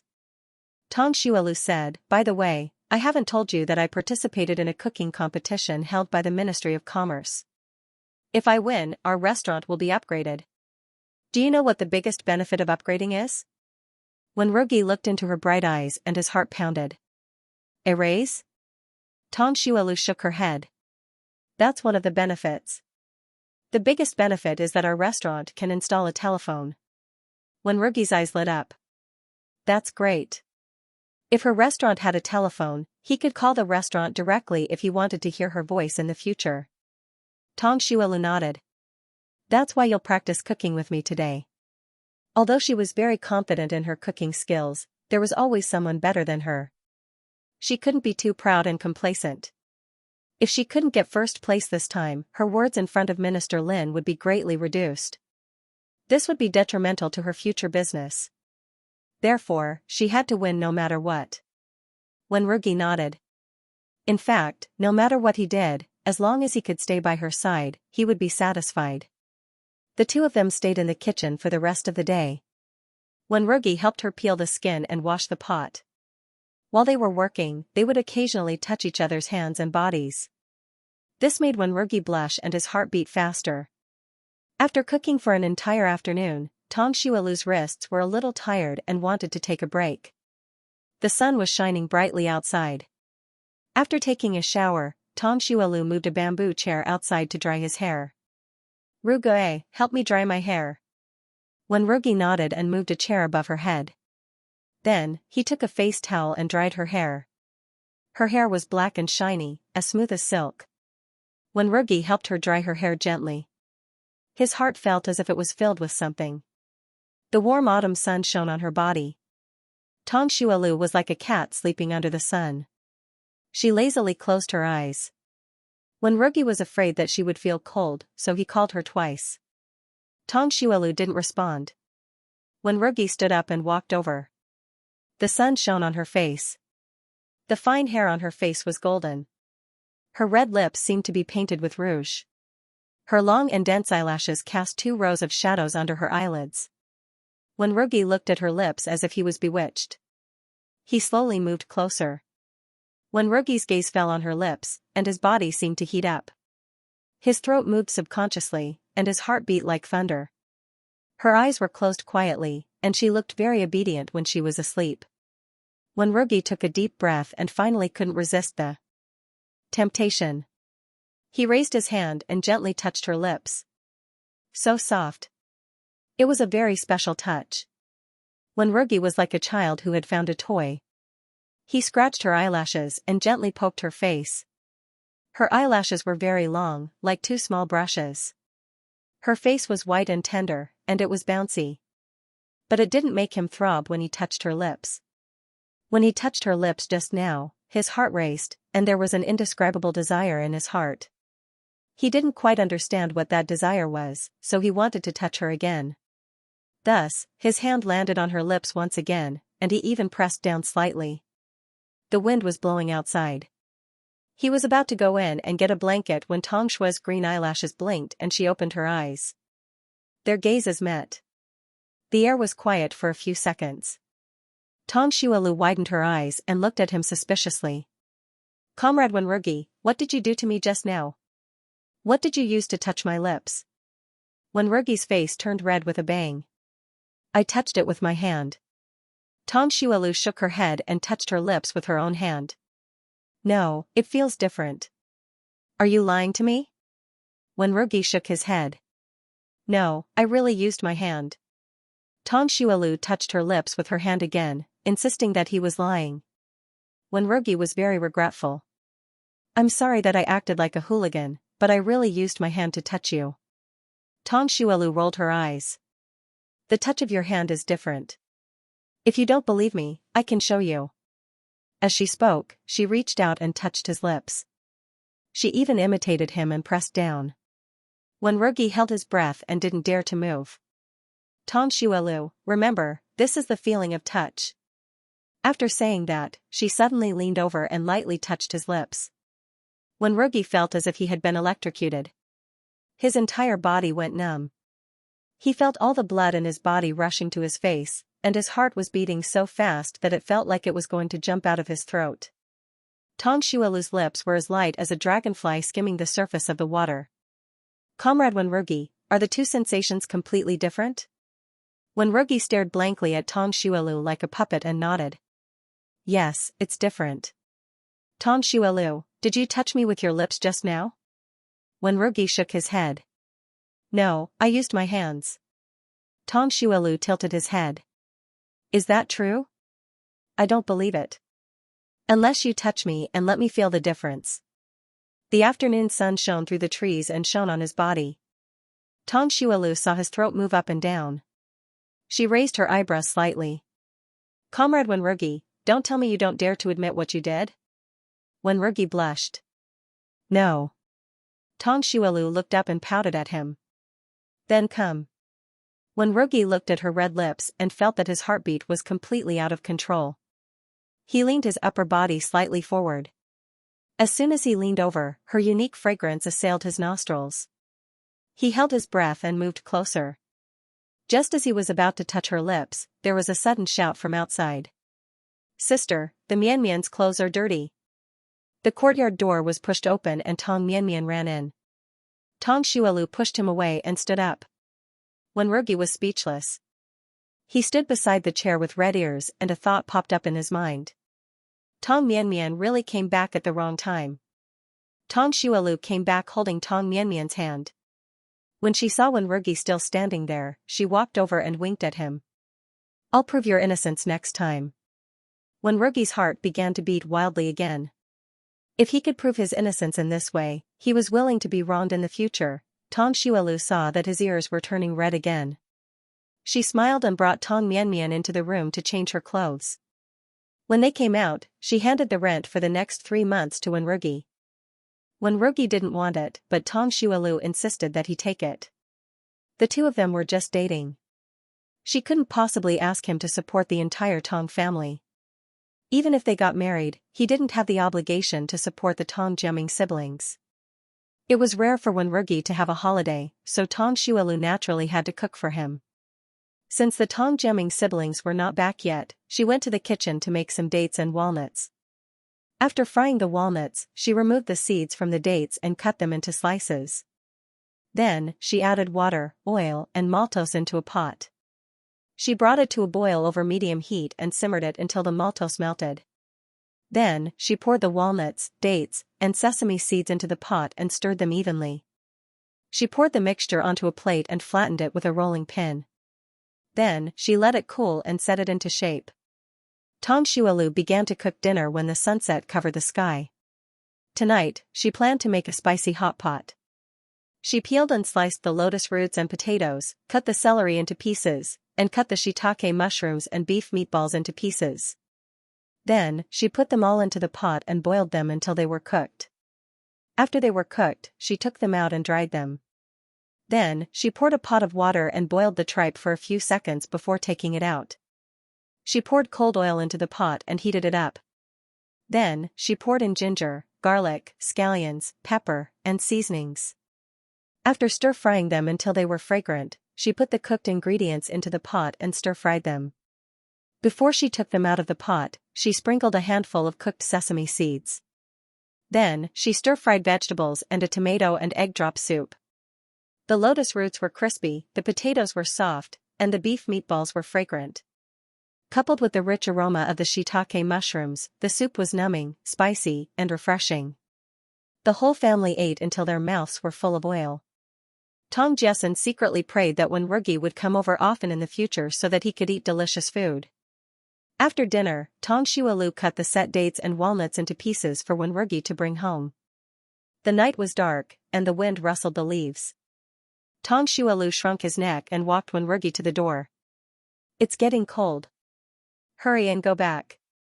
Wenwurgi grunted. His gaze fell on her bare neck and his heart skipped a beat.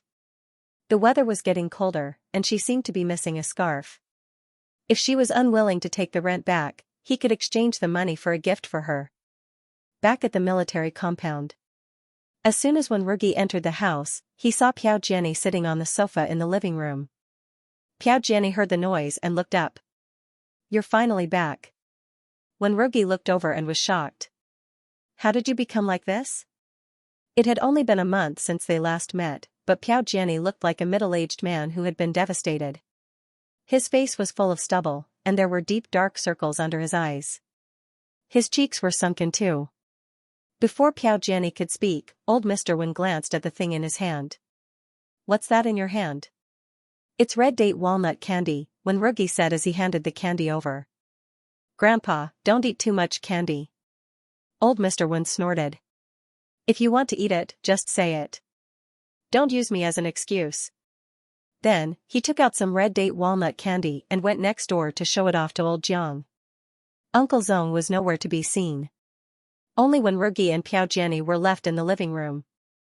Piao Jenny took out a wad of cash from his pocket and handed it to him. "I've returned the money to you." Wenwurgi asked, "How did you get the money to return it?" Piao Jenny picked up the teacup and gulped it down. If someone didn't know better, they would have thought that he was drinking. "Sharu returned all the money to me. She even told me not to send her money anymore." Wenwurgi looked at him without saying a word. He knew about what had happened between Piao Jenny and Lin Sharu. One of Piao Jenny's subordinates had sacrificed himself during a robbery. That subordinate was an old police officer. His mother was in her 70s, and his wife was seriously ill. They only had one daughter and one son, both of whom were still very young. After the old police officer's death, the bureau compensated them with a sum of money. However, to the Lin family, it was a drop in the bucket. Piao Jenny sent money to the Lin family in the name of all his colleagues at the bureau. He took care of them in many ways. Lin Sharu was the daughter of the old police officer. Piao Jenny had taken care of her for a long time. Previously, when Lin Sharu's mother was seriously ill and was hospitalized, Piao Jenny did not have enough money to borrow money from him. Wenwurgi thought that Piao Jenny's actions would be able to move Lin Sharu. He did not expect things to turn out this way. Piao Jenny poured himself another cup of tea. "Why didn't you say a few words to comfort me?" "I'm so sad." Wenwurgi paused for a moment and said, "My condolences." Piao Jenny was speechless. "Why didn't I realize you were so sarcastic before? Ever since you got together with Comrade Tong, you've become more and more sharp-tongued." Wenwurgi frowned slightly. "It has nothing to do with her. Don't talk nonsense." Piao Jenny felt sick of the way Wenwurgi defended Lin Sharu. When he thought about how Lin Sharu had rejected him before he could even confess, he felt even worse. "Rugoe, I feel like I won't care about any other woman in the future. Feelings are so hurtful." They had been getting along well before, and he had almost exposed her. Who would have thought that she would have a boyfriend after he returned from a business trip for half a month? What the F***ck had he done for the past 2 years? At first, he had only taken care of the Lin family for the sake of his colleagues. However, later on, anyone with eyes could see that he was interested in her. It was not that he did not want to expose her, but she had said that she was not interested in a boyfriend and only wanted to take care of her family. Why was she interested in dating someone else now? He felt like an idiot. Wenwurgi had never been good at comforting people, so he could only listen to him in silence. By the time they returned home, Piao Jenny had finished the entire pot of tea in the Wen family's house. When he walked out of the Wen family's house, his body swayed as if he was drunk. The next day, Tong Xuelu announced to the restaurant staff that she would be participating in a cooking competition as soon as she went to work. "Manager Tong, can we really upgrade to a first-class restaurant?" When Meng Qingqing and the others heard this, their mouths were wide open. Tong Xuelu said calmly, "If we can win the competition."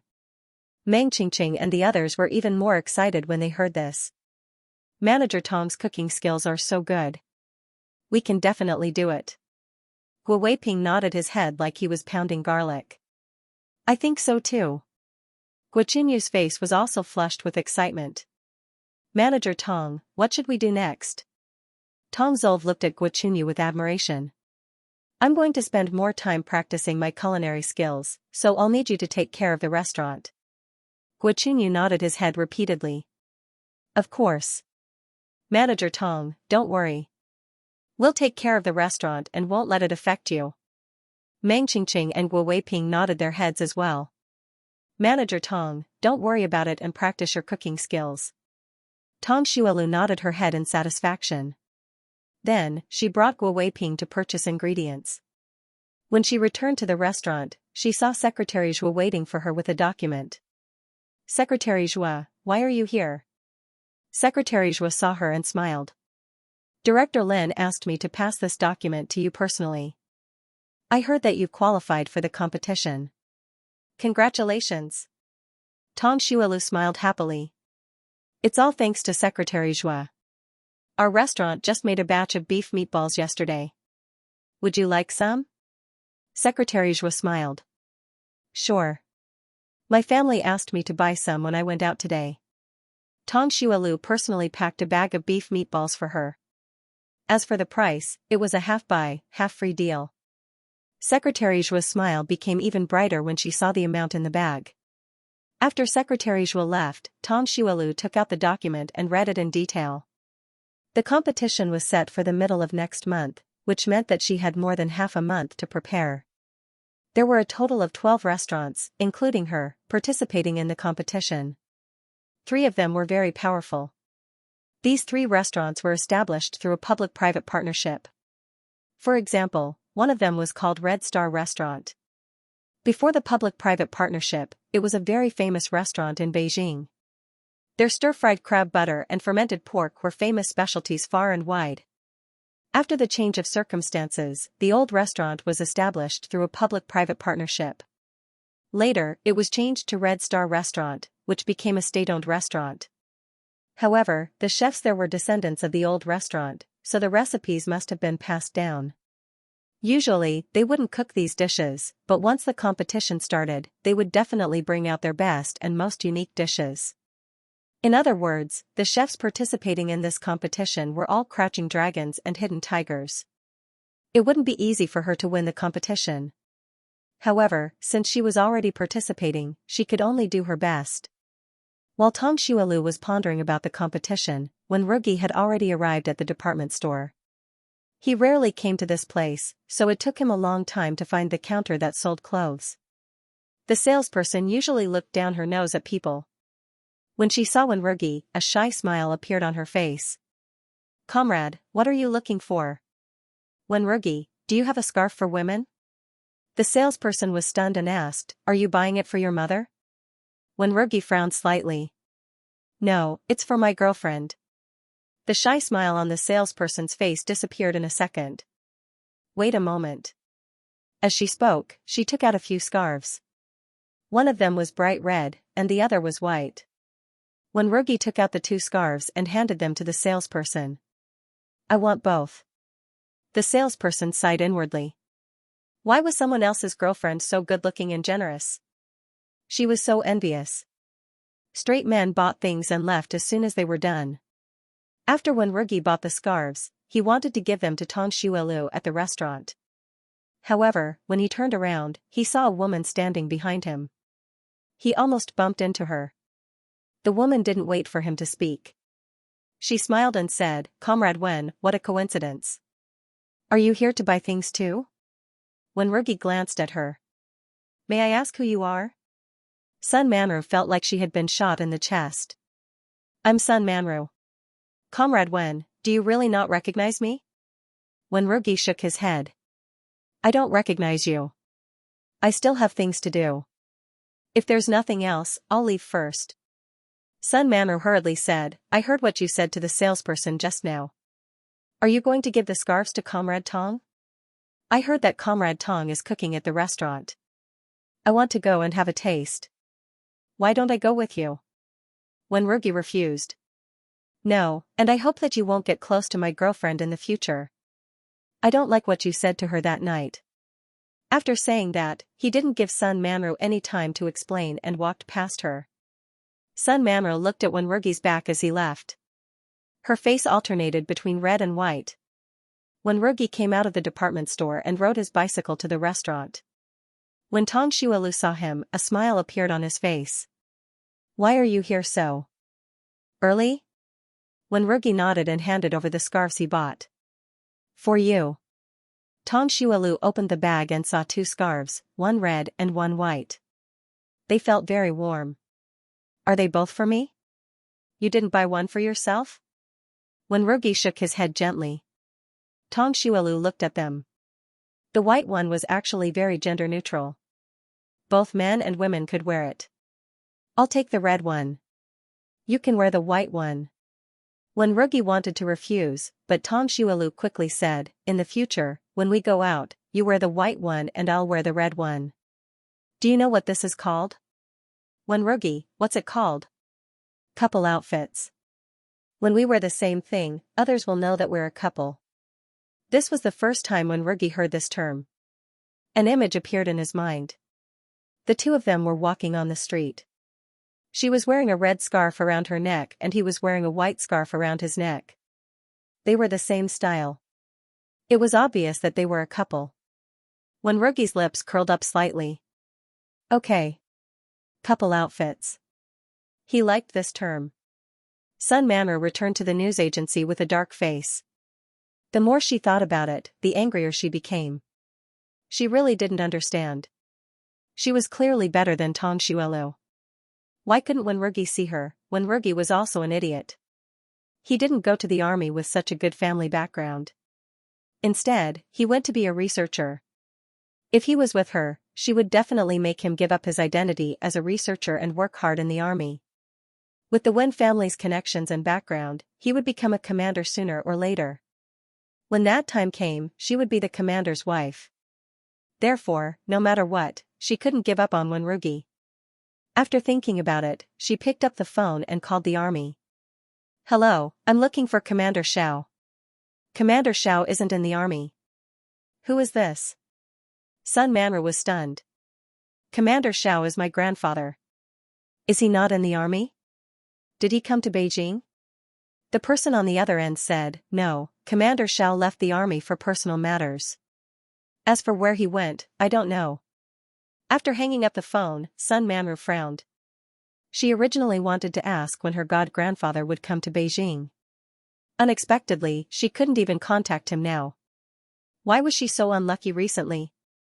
Why was everything going so wrong? Thinking of this, Sun Manru's face darkened. At this time, Commander Xiao was on the train to Behe province. Commander Xiao took out a photo from his chest pocket. The photo was old and yellowed. It was obvious that it had been there for a long time. The figure in the photo was a little blurry. One could only vaguely see that it was a woman. Commander Xiao looked at the woman in the photo, his eyes full of affection and sorrow. Manji, I only found out that we had a child after so many years. Do you blame me? Fang Jingyuan, who had been missing for half a month, came to the restaurant for lunch again. Zolv, give me a portion of malatang and 2 skewers of beef meatballs. No, 3 skewers. Tong Xuelu stretched out his hand in front of her. Give me the money and the ticket. Fang Jingyuan curled her lips and said, why are you so stingy? I didn't ask you to treat me. As she spoke, she took out the money and the ticket from her pocket. Tong Xuelu took it and handed it to Meng Qingqing. Fang Jingyuan waved at her. Come here, I have something to tell you. Tong Xuelu sat next to her. What is it? Fang Jingyuan looked around mysteriously and said in a low voice, I suspect that my brother still has feelings for you. Tong Xuelu rolled his eyes. When I was blind, when did your brother look at me? Fang Jingyuan thought for a moment. That's right. What's wrong with my brother now? When you were blindly chasing after him, he didn't like you. Now that you have a girlfriend, he can't bear to leave you. Last time, he said that the other party wasn't as beautiful as you. Last time, he asked me why you changed your mind. These days, he's been sick. I heard him calling your name in his sleep. Tong Xuelu shrugged. Your brother's brain is full of water. Don't mention him in front of me in the future. It makes me sick. Fang Jingyuan sighed and said, okay, I don't think my brother deserves sympathy. By the way, that potato guy finally told my mother that we're not suitable for each other. Do you know what I did? Tong Xuelu asked, what did you do? Fang Jingyuan's voice was even lower. I deliberately ate a lot of sweet potatoes before meeting him. Then, I started farting as soon as I saw him. Don't you think I'm smart? Tong Xuelu. I don't think so. Fang Jingyuan looked proud. This method is really useful. If I meet a blind date that I don't like in the future, I will use this method. Tong Xuelu asked calmly, how is Comrade Sun, who made a fool of herself at the New Year's gala? Hearing Sun Manru's name, Fang Jingyuan laughed out loud. She is now famous in several military regions. Our art troupe still wants to laugh when we talk about her. I heard that many people wanted to introduce her to someone before, but now they have all given up on that idea. Tong Xuelu, there's something I don't quite understand. She's not from your art troupe, so why is she the first to perform? Fang Jingyuan curled his lips and said, isn't it because of her god-grandfather? Tong Xuelu raised his eyebrows. God-grandfather? What is her god-grandfather's identity? Is he that great? Fang Jingyuan nodded. Yes, he is. Her god-grandfather is the commander of the Northwest District Army. Although Sun Manru is a god-granddaughter, Commander Xiao has never married or had any children in his life, so in everyone's eyes, she is very precious. Tong Xuelu nodded and didn't say anything. No wonder the other party dared to do such a thing. It turned out that he had nothing to fear. However, it was best that the other party didn't have any crooked thoughts of framing others. Otherwise, it would be very difficult for her to cover the sky with one hand. Fang Jingyuan left after eating. After noon, Tong Xuelu continued to practice his cooking skills. When he returned home after dark, he heard Tong Jessen's voice as soon as he entered the house. Mooncake, you can't poop and pee here. You have to do it outside. If you do this again, I won't let you eat. Mooncake whined and his ears drooped. He looked very pitiful. Tong Mianmian saw how pitiful Mooncake was and hugged him. Brother Yulin, don't scold Mooncake. He's still young. Tong Jessen said, Mooncake is not young anymore. Sister said that dogs are different in age from humans. Mooncake should be about my age now. Tong Mianmian tilted her head and blinked her big, watery eyes. Brother Yulin, you cheated in exams and always made sister angry. You're worse than Mooncake. Tong Jessen, Tong Xuelu walked in and couldn't help but laugh when he heard this. Tong Mianmian saw her sister and immediately let go of Mooncake and ran over. Sister, you're back. I missed you so much, Mianmian. Tong Xuelu hugged the little girl and rubbed her head. Have you eaten? Tong Mianmian nodded. Yes, Brother Yulin made it. Sister, why do you think Brother Yulin's cooking tastes so bad? Tong Jessen, Tong Xuelu glanced at the despised Tong Jessen and scanned the living room. Where's your second brother? Did he go to study? Tong Mianmian shook her head. Brother Yulin said he was tired and went to sleep. Sleeping at this time, Tong Xuelu raised his eyebrows slightly. It wasn't even 8 o'clock yet. With Tong Jiaming's personality, he wouldn't go to bed so early in the morning. Especially before she came back, he wouldn't leave his siblings alone in the living room. Moreover, according to his usual schedule, he shouldn't have done his homework yet. Tong Xuelu felt that something was wrong. He put down his military satchel and went to Tong Jiaming's room. The lights in the room were off and it was pitch dark. Tong Jiaming's breathing was very obvious in the darkness. Tong Xuelu turned on the lights and walked to the bed. Jiaming, how are you feeling? Tong Jiaming was sleeping facing the wall. He only woke up after Tong Xuelu called his name. Sister, cough. I'm fine. His voice was hoarse and he had difficulty pronouncing words. You call this fine, Tong Xuelu said, turn around. Let me see if you have a fever. Tong Jiaming paused for a moment before slowly turning around. I'm fine. I just have a headache and I feel sleepy.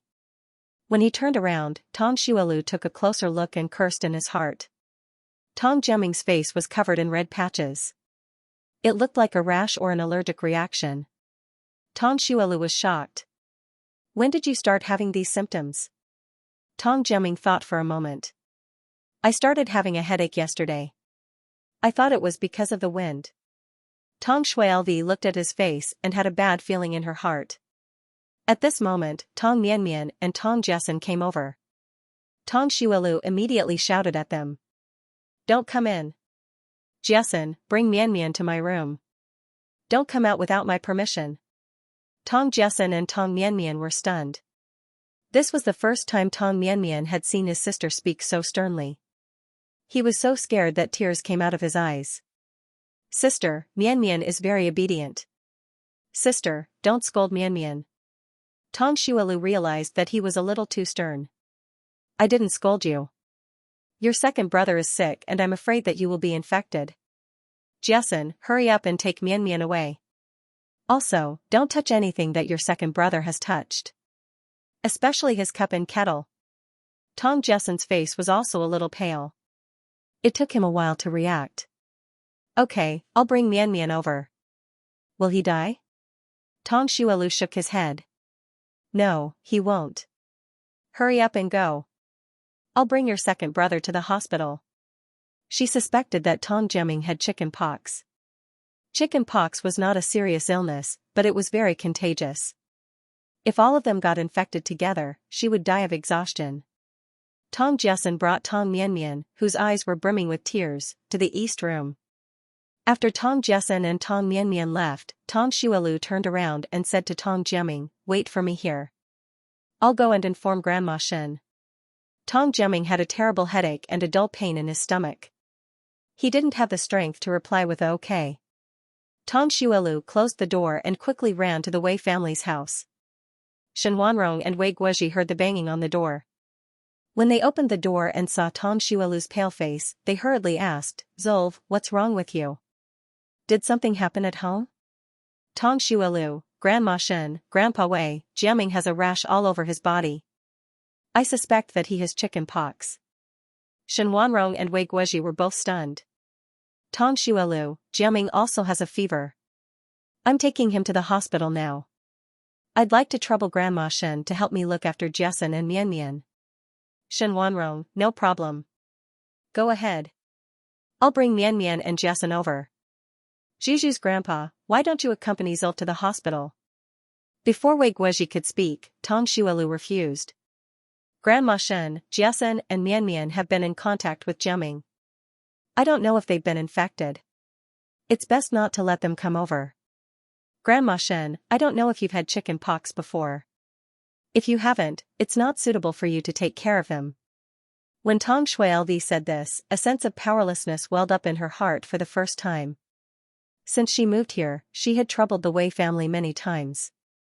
She had no choice but to come over this time. The siblings were too young. Once something happened, there would be no one around to help her. Shen Wanrong said, don't worry. I had chicken pox when I was young. But have you had chicken pox before? Tong Xuelu nodded. Yes, I have. In fact, there was still a chance of being infected with chicken pox. It was just that the probability was relatively low. But in this situation, she couldn't just ignore Tong Jiaming. Shen Wanrong turned to look at his wife and said, in that case, you stay at home with Juju. I'll go over and take care of the two children. Wei Guozhi nodded. Go ahead. Zolv, you have to be careful when you go to the hospital. Tong Xuelu said gratefully, Grandma Shen, Grandpa Wei, thank you. Shen Wanrong, you child, don't be so polite. Let's hurry over. Tong Xuelu nodded. On the way back, she told Shen Wanrong that she might be infected and told her not to touch things used by Tong Jiaming. Shen Wanrong waved his hand. You don't understand. Once you've had chicken pox, it won't happen again. That was usually the case, but it wasn't absolute. In a situation where one's immune system was weak, it was possible to be infected a second time. Another situation was that the antibodies produced would disappear. Of course, the probability of this happening was very low. But now wasn't the time to explain.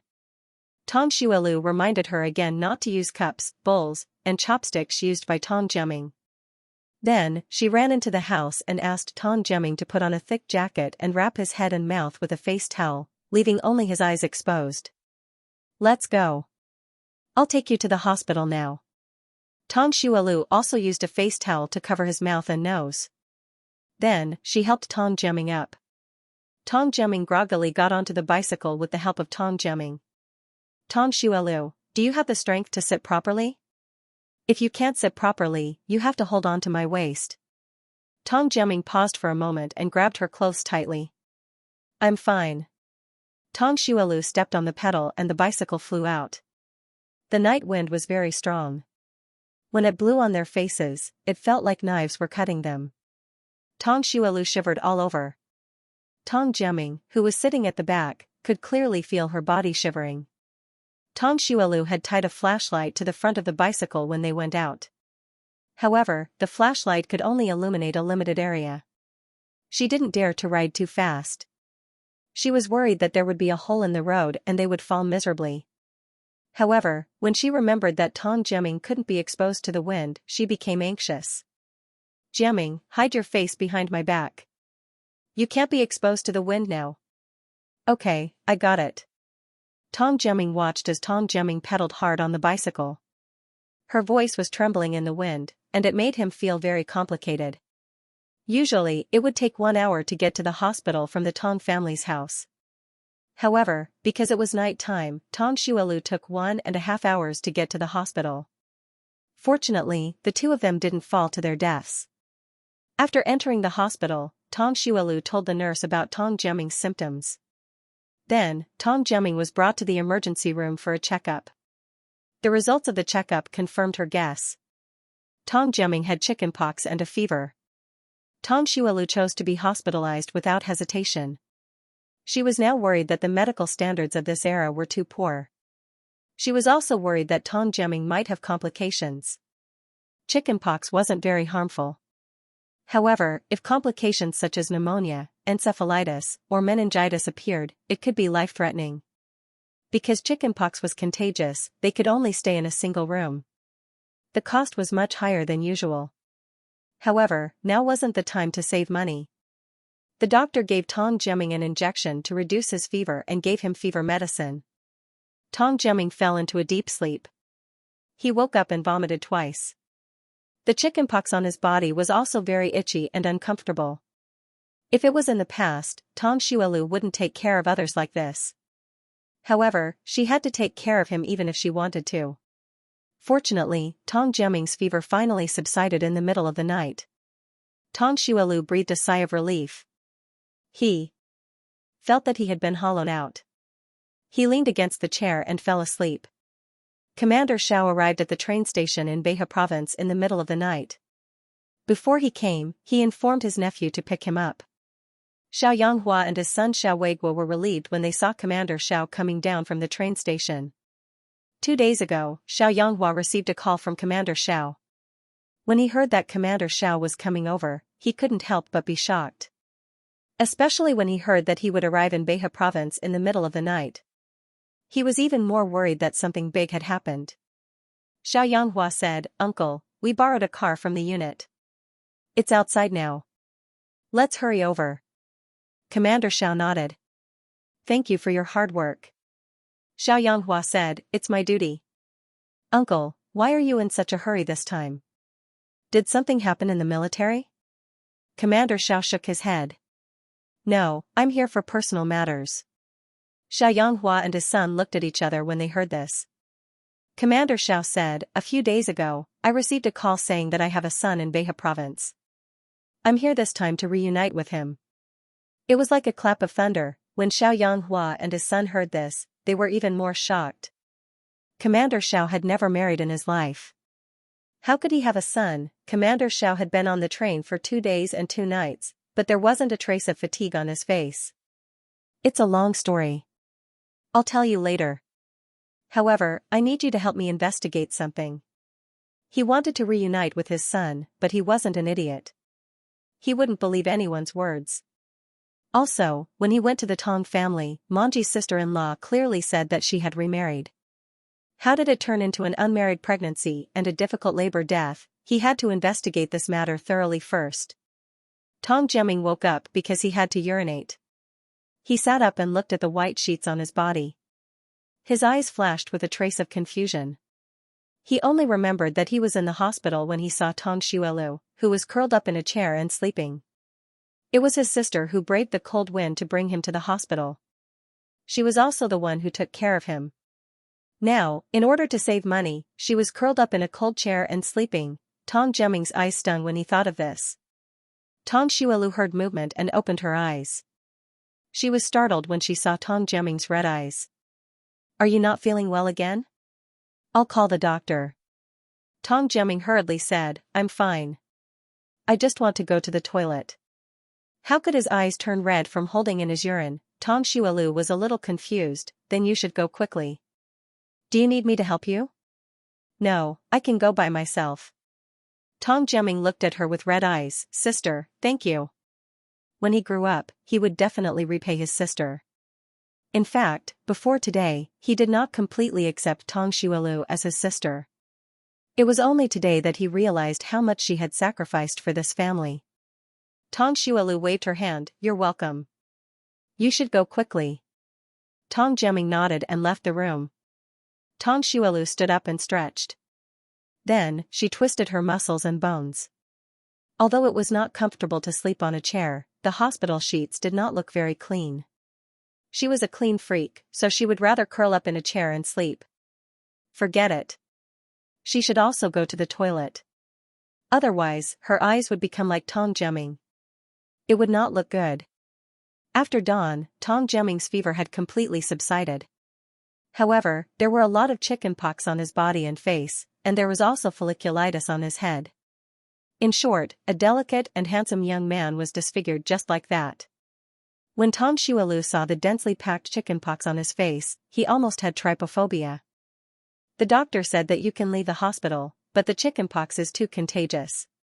After you go back, you have to isolate yourself in your room, especially not with Jessen and Mianmian. If Tong Jessen and Tong Mianmian were also infected, she would not be able to take care of them alone. Furthermore, Tong Jessen and Tong Mianmian were not as sensible as Tong Jiaming. If they had chicken pox on their faces, they would definitely scratch it until it popped. If that really happened, the two of them would become pockmarked. Tong Jiaming, I'll listen to you, sis. Tong Xuelu, also, before the chickenpox recovers, you can't scratch the pimples on your face. If you scratch it, it will definitely leave a scar, and then your face will be full of pockmarks. Tong Jiaming was actually very uncomfortable with the itchiness, but he still nodded obediently. Okay, I understand.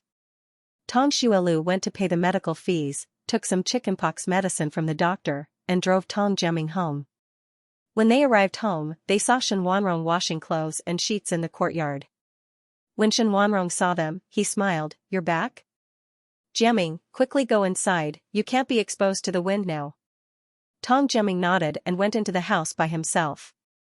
Tong Xuelu, thank you, Grandma Shen, we still have to trouble you to wash the sheets for us. Shen Wanrong smiled. It's okay, I have nothing to do anyway. Juju's grandfather made breakfast, and there's more in the kitchen. Have you eaten? Tong Xuelu put the things aside, washed his hands, and came over to wash the clothes. Yes, we have eaten. Jessen didn't go to school today, right? Shen Wanrong shook his head. No, I think the two of them are in good spirits.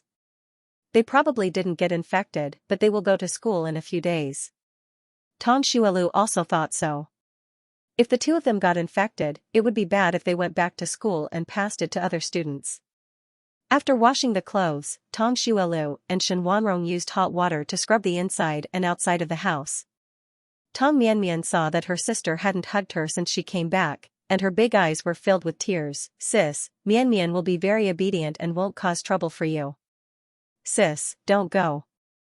She still remembered that her parents didn't come back after they went out. She was afraid that her sister and brother would be like that too. Tong Jessen's eyes were also red. Actually, he was also very worried since last night. He was worried that his brother was sick and that his sister had left them. In short, he had all kinds of thoughts. Tong Xuelu rubbed their heads. Don't worry, your sister won't leave. Your second brother is also fine. It's just that he is sick now, so you can't go near him during this period. Otherwise, you will also get sick and have a face full of pockmarks. Tong Mianmian's mouth opened into an O shape, and there were still tears on her eyelashes. Mianmian doesn't want to have pockmarks.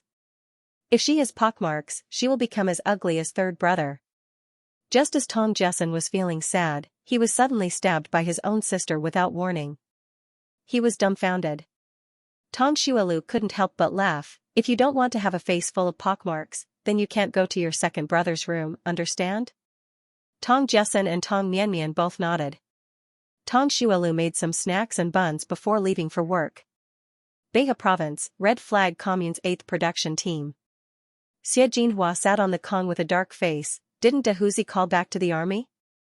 Why isn't Commander Xiao here yet? Tong Erzhu dug his ears. Mom, he is a commander. Dahuzi is just a small platoon leader. How can he arrange things for a commander? Third daughter-in-law Feng Zhaodi said, Mom, are you sure that Commander Xiao is Ant's old flame? Could there be a mistake? Xie Jinhua's triangular eyes flashed. There is no mistake. He looks like a young man, and he has the same name. How can there be a mistake? If there is a mistake, he wouldn't say that he is coming over. Feng Zhaodi nodded. That makes sense. Now I am worried that he will not believe that Guantian is his son. Tong Erzhu was dissatisfied. Mom, I said that I should recognize Commander Xiao as my father. How can you let your nephew take advantage of it? Xie Jinhua glared at him. If you look even a little bit like your dead aunt, will I still let Guantian pretend to be her son? This time, they found Commander Xiao. It all started from half a month ago. Dahuzi of the production team became a platoon leader in the army. When he went home, he brought back a photo of the army. The Tong family also went to join in the fun. When she saw Commander Xiao in the photo, she was stunned. Wasn't that person Tong Manji's old flame? He didn't die back then and ran to the army. She immediately asked Dahuzi about it. She was shocked when she heard about it. She didn't expect that this guy with the surname Xiao had become a commander and was still unmarried. After returning home, she thought about it and felt that this was a good opportunity for the Tong family to change their situation. Tong Manji and Xiao Zhenting met in 1937. At that time, it was still the anti-Japanese war. Xiao Zhenting was not a commander at that time. He was just a platoon leader and was seriously injured during the war. He couldn't keep up with the army and stayed in the village to recuperate. At that time, he stayed in the Tong family to recuperate. Tong Manji helped to take care of him. After a while, they developed feelings for each other. Tong Manji shamelessly took care of him until they were in bed. Later, Xiao Zhenting left the village and returned to the army after recuperating. Soon after, Tong Manji found out that she was pregnant. She was only half a month pregnant at that time. More than 9 months later, they both gave birth on the same day. Tong Manji gave birth to a son, and she gave birth to a stillborn. Tong Manji suffered a lot of bleeding at that time. She was afraid that people would know that she was pregnant before marriage, so she didn't dare to call a doctor, let alone send her to the hospital. Her husband, Tong Zhenlai, took the decision to take the child over and raise it, saying that it was their son. Now Tong Manji was dead, Tong Zhenlai was dead, and Tong Dajuan was also dead. Except for her, no one knew what happened back then. In other words, as long as she randomly pointed out someone and said that he was Xiao Zhenting's son, he had to believe it even if he didn't want to. At first, she wanted to let her son pretend to be Xiao Zhenting's son, but Tong Erzhu was 3 years younger than Tong Dajuan, and he looked completely different from Tong Manji. Therefore, she had to go back to her family and give such a good opportunity to her nephew, Xie Guantian. Although Xie Guantian didn't look like Tong Manji, he looked a little like Xiao Zhenting when he was young. She felt that God was helping her. Once Commander Xiao recognized her nephew, she would kill Tong Xuelu and his group of bastards. The more Xie Jinhua thought about it, the happier she felt. Now, she just hoped that Commander Xiao would come quickly.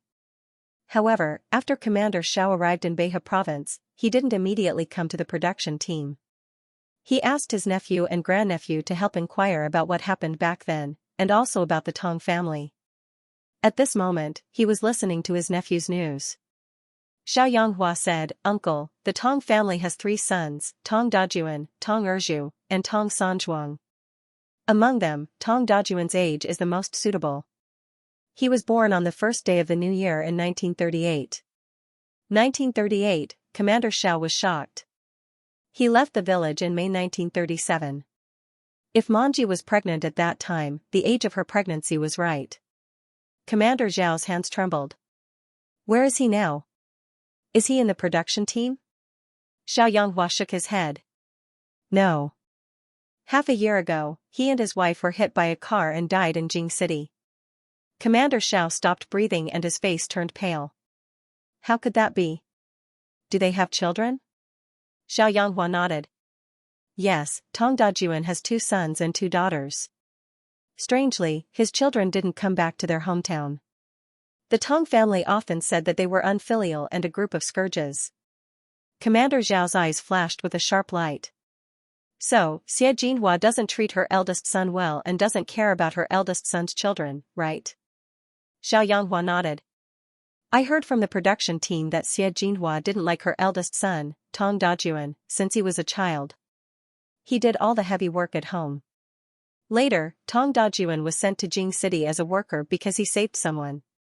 Most of his salary was sent back to his hometown, but Xie Jinhua was still not satisfied. She often said that the couple was unfilial. It was common for parents to be partial, but it was very strange for parents to be so partial. Commander Xiao thought for a while and said, "Prepare a car.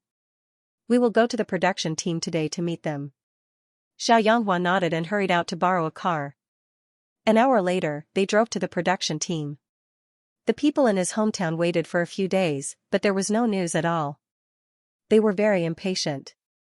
Just when they were about to give up, a car stopped in front of the Tong family's house.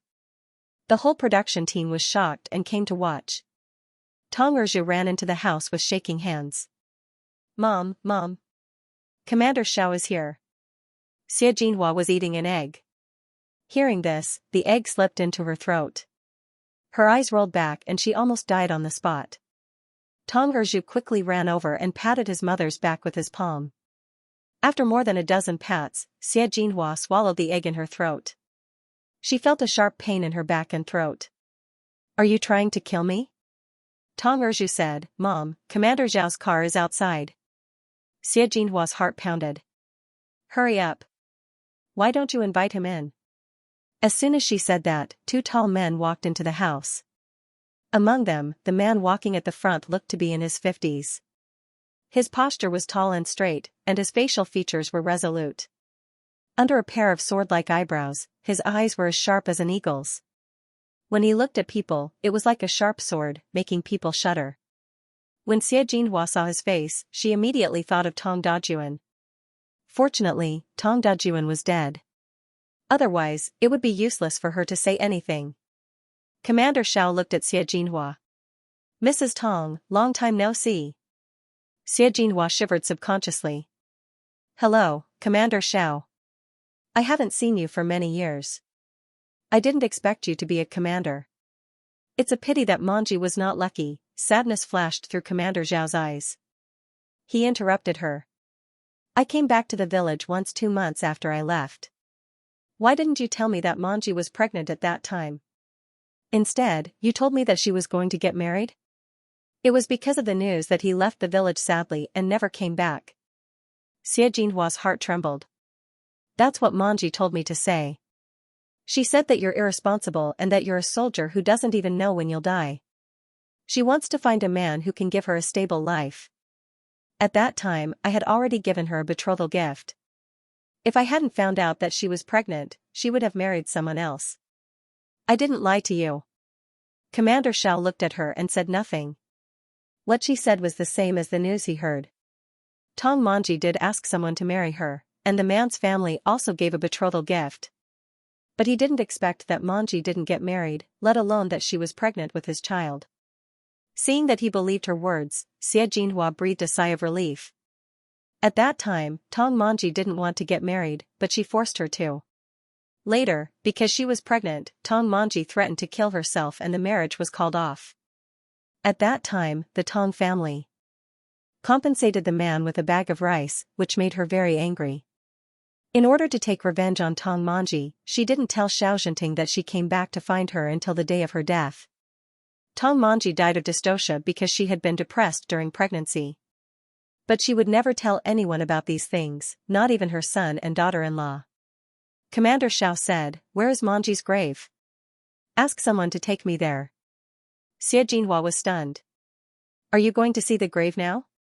Don't you want to see your son first?" "Commander Xiao, let's go to the grave." Xie Jinhua looked at his sharp eyes and couldn't say a word to refute. She had to ask Tong Erju to call her nephew Xie Guantian over, and then she took him to the grave.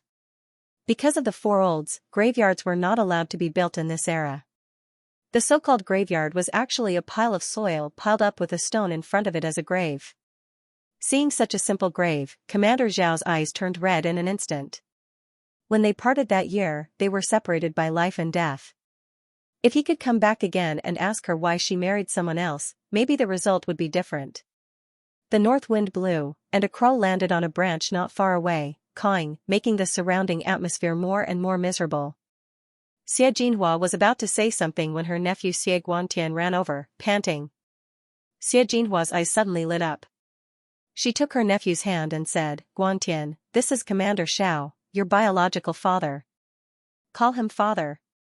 Xie Guantian couldn't wait any longer than Xie Jinhua. He knelt down with a bang. "Dad, I finally see you." Xie Jinhua was stunned and then felt that her nephew was so smart. Commander Xiao slowly turned around and looked at the middle-aged man in front of him with sharp eyes. "Raise your head." Xie Guantian raised his head and his eyes were red with excitement. "Dad, I am the son of you and Mom. My name is Guantian." Seeing Xie Guantian's appearance, Xiao Yanhua's heart sank. Was this man his uncle's biological son? Commander Xiao turned to Xie Jinhua with no expression on his face. "Is this the son of me and Manji?" Xie Jinhua nodded quickly. "Yes, he is the son of Commander Xiao and my sister-in-law Manji. When my sister-in-law came to visit us for the new year, she suddenly had a stomachache and wanted to give birth. Later, she gave birth to a stillborn baby. Manji also gave birth that day. You also know that Manji was pregnant before she got married. We can't let others know about this. Otherwise, the Tong family and the baby will be scolded in the face. So we thought about it and decided to give the baby to my sister-in-law. She happened to be childless, so she has always treated Guantian as her biological son." Commander Xiao looked at Xie Jinhua and Xie Guantian and sneered. "You are really a good sister-in-law. You treat your sister-in-law's son better than your own son. I heard that when your eldest son was still alive, you treated him like an enemy?" Xie Jinhua's heart sank and her hands trembled uncontrollably. My eldest son has a bad temper and is unfilial. That's why I don't like him."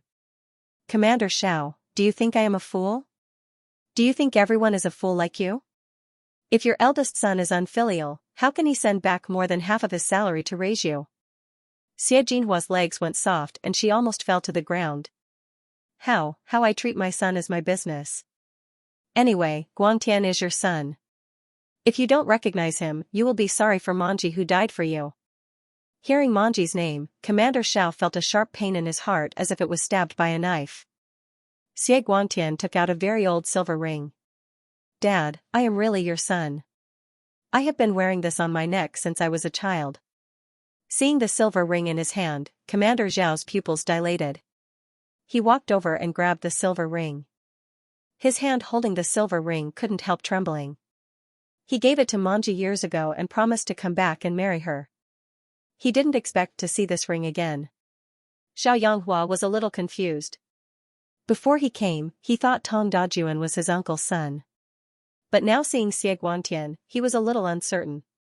Xie Guantian looked a little like his uncle and had a keepsake with him. Was he really his uncle's son? Commander Xiao looked at the silver ring and didn't say anything. The atmosphere seemed to be frozen. Xie Jinhua and Xie Guantian's hearts were pounding. After a long time, Commander Xiao said, "Get up. I have to go back to the army. When I come back, I will take you back to meet your ancestors." Hearing this, Xie Jinhua and Xie Guantian were overjoyed. Xie Jinhua and Xie Guantian tried their best to ask Commander Xiao to stay for dinner, but Commander Xiao refused and left the production team in a car soon. Although Commander Xiao didn't leave anything behind, his words were equivalent to an imperial edict. From now on, the Tong family and the Xie family would rise to the sky. The Tong family was so happy that they told everyone in the production team. That night, they even killed 2 chickens at home. They would be relatives of the commander in the future. Who would care about 2 chickens? On the way back, Xiao Yanghua was silent for a long time before he asked, "Uncle, do you really believe that Xie Guantian is your son?" Commander Xiao said, "I am going to the capital to meet Tong Dajuan's children. Then I will make a decision. Please continue the investigation for me." Xiao Yanghua nodded. "Okay." Before they came, they didn't know that Xie Jinhua would use her nephew. However, this nephew looked similar to Commander Xiao and had a keepsake with him. They had to go back and investigate again before they could make a conclusion. When the Tong family and the Xie family thought that they were going to rise to the sky, Commander Xiao got on the train to the capital that day. In the base, the 3 lovers gathered in the canteen for dinner again and showed off their partners. Zhou Yan pointed at Wenrugi and Huang Qimin and scolded, "You 2 heartless bastards. If my partner didn't come to the base to celebrate my birthday, I would have to celebrate my birthday alone that day." Wenrugi thought to himself, "Fortunately, I went back. Otherwise, I would regret it for the rest of my life." Thinking of being kissed that day, his ears turned red little by little. Seeing that neither of them said anything, Zhou Yan said smugly, "Huang Guden, Ru Gue, and my partner have both come to the base. Now only your partner hasn't come. TSK, TSK, TSK. Your partner doesn't have you in her heart, does she?" Huang Qimin was not convinced. "My partner is very nice to me. When I go back, she will make braised pork for me." "What are you showing off for? You have been talking to your partner for so long. Have you held hands?" Zhou Yan heard this and paused. Holding hands is being a hooligan. How can you hold hands when you are talking to your partner? Huang Qimin grinned. "It seems that you haven't held hands. Comrade Chairman said that if you don't aim at marriage, you are being a hooligan. My partner and I are going to get married. What's wrong with holding hands?" Zhou Yan was checkmated. He turned to Wenrugi for support. "Ru Gue, tell him that holding hands is being a hooligan." Wenrugi's expression was indifferent. "Holding hands is not being a hooligan." Huang Qimin heard this and raised his eyebrows. "Ru Gue, you haven't held hands with your partner, have you?" Wenrugi nodded. The tips of his ears turned even redder. "Not only did he hold hands, but he was also kissed." Huang Qimin laughed. "Ha ha ha, Zhou Yan, you are the only one among the 3 of us who hasn't held hands. Ru Gue held hands with his partner later than you. Are you still a man?" Zhou Yan looked at Wenrugi in disbelief. Wenrugi actually held hands with his partner. How could he be so fast? Among the 3 of them, he was the only one who hadn't held hands. How embarrassing. Tong Jiaming had chicken pox all over his face. Fortunately, he had a strong will and did not scratch it no matter how itchy it was. It would take about 2 weeks for the pox to fully recover. During this time, he took leave from home. After staying at home for a few days, Tong Jessen did not have a relapse and quickly went back to school. Before Tong Jiaming's chicken pox recovered, the cooking competition was brought forward. It was said that an American Chinese would be coming back to visit his family in 2 months. This American Chinese was not an ordinary person. He was a translator for the United Nations Chinese Translation Department. China had regained its seat in the United Nations in 1971. All Chinese documents produced by the United Nations had to be approved by this translator. In other words, his identity was very special and very high. The higher-ups had already given the order to receive him properly. Due to the lack of time, the cooking competition was brought forward. Tong Shuielvi was also shocked when she received the notification. Fortunately, she had been preparing for this period of time, so she wasn't completely unprepared. On the day of the competition, Tong Xuelu brought Guo Weiping to the Red Star Hotel. That's right, the competition venue was set at the Red Star Hotel. The Red Star Hotel was high class and the venue was big enough to accommodate a lot of people. This was another advantage for the Red Star Hotel. Being able to compete in a familiar environment gave them a natural sense of superiority. For Tong Xuelu, the Red Star Hotel was her biggest opponent for today's competition. When they arrived at the Red Star Hotel, some of the participating restaurants had already arrived. Tong Xuelu was neither early nor late. However, her arrival still attracted everyone's attention. First of all, she was the only second-class restaurant participating in the competition. Secondly, she was the only female chef and manager. Moreover, she was so young and beautiful. It was impossible for her not to attract everyone's attention. Manager Tong, you're finally here. Everyone was talking about you. Tong Xuelu curled her lips and smiled politely. Is that so? I wonder what everyone is talking about. A man said, everyone is guessing what kind of dishes Manager Tong will bring to the competition this time. Don't tell me you're going to use malatang and beef meatballs? Ha ha ha. As soon as this was said, the people around them laughed. Tong Xuelu's expression was indifferent when she heard this. They wanted to use psychological tactics to make her angry and break her down so that she would not be able to maintain her composure during the competition. It was a pity that she was young, but her mentality was more stable than many of the people present. The man who spoke couldn't help but feel embarrassed when he saw that she didn't blush or get angry. Some people couldn't help but admire her when they saw how calm she was. No wonder she could become the manager of a restaurant at such a young age. As time passed, the leaders who were the judges for today's event all arrived. There were 3 judges from the Commerce Department, and one of them was Minister Lin. There were also 3 judges from the Municipal Foreign Affairs Office and an old man. The old gentleman looked to be about 70 or 80 years old. His face was white without a beard, and his hair and eyebrows were white. But his complexion was very good. He sat there with a smile on his face, looking very amiable. When he was introduced, he only introduced him as Mr. Gao. As for his identity and background, the person who introduced him did not say. Everyone's eyes fell on old Mr. Gao, trying to guess his background. None of the people present knew about it, let alone Tong Xuelu. She only glanced at it once before focusing on the competition. The competition was divided into 3 groups, and the order of the competition was determined by drawing lots. Tong Xuelu drew number 10 and was placed in the 3rd group, which was also the last group to participate in the competition.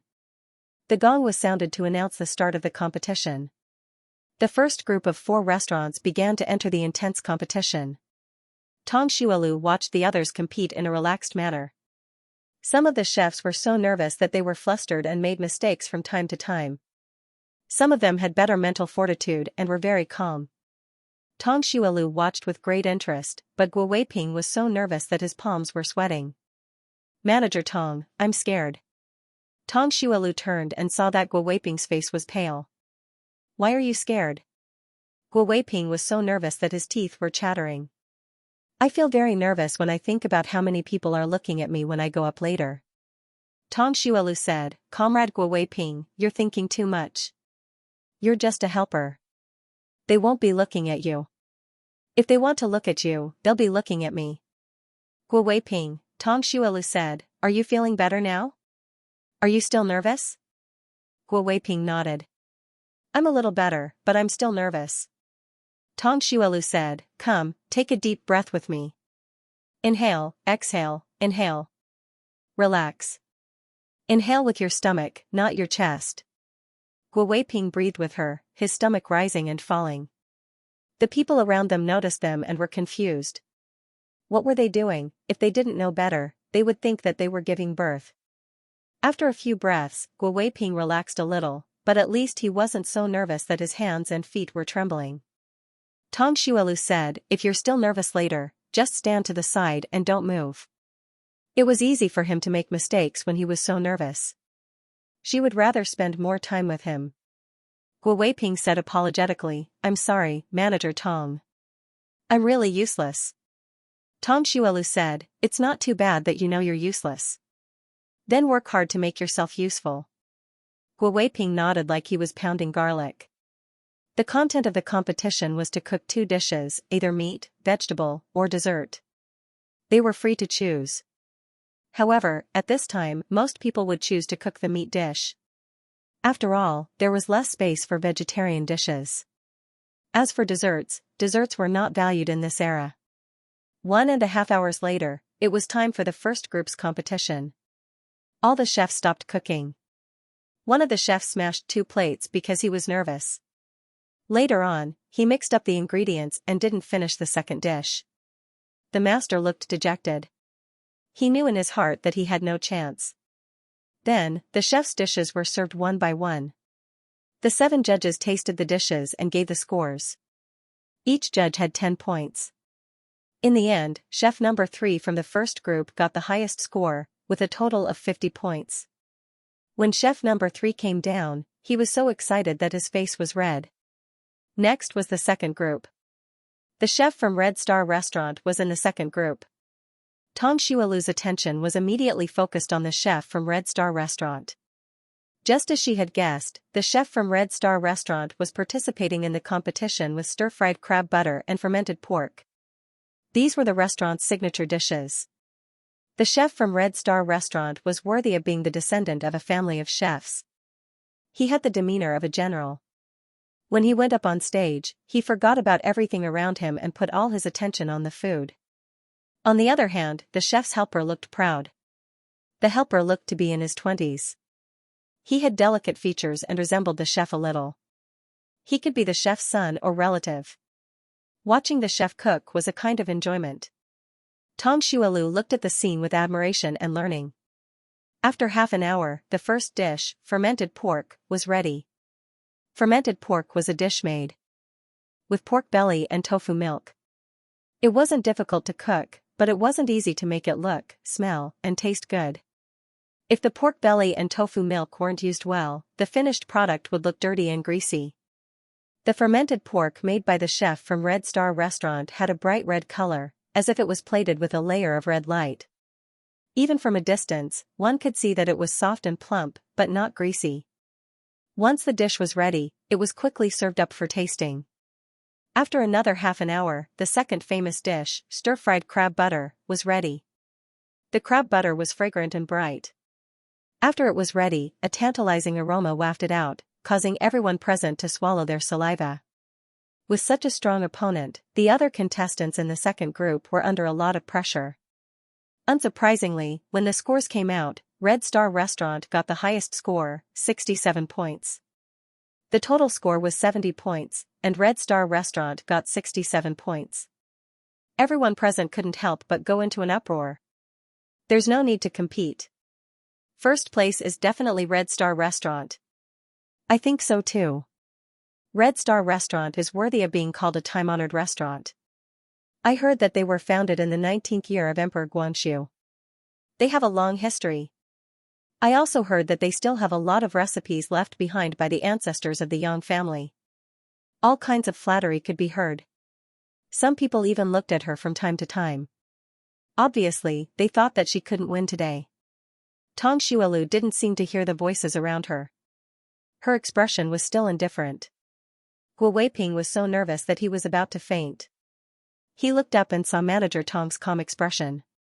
It was as if he had been given a reassuring pill. He took a few deep breaths and slowly calmed himself down. Soon, it was the third group's turn. Tang Xuelu brought Guo Weiping to her competition platform. She first asked Guo Weiping to check the ingredients, side dishes, spatulas, and other tools to see if there were any problems. If there were, they should be raised now.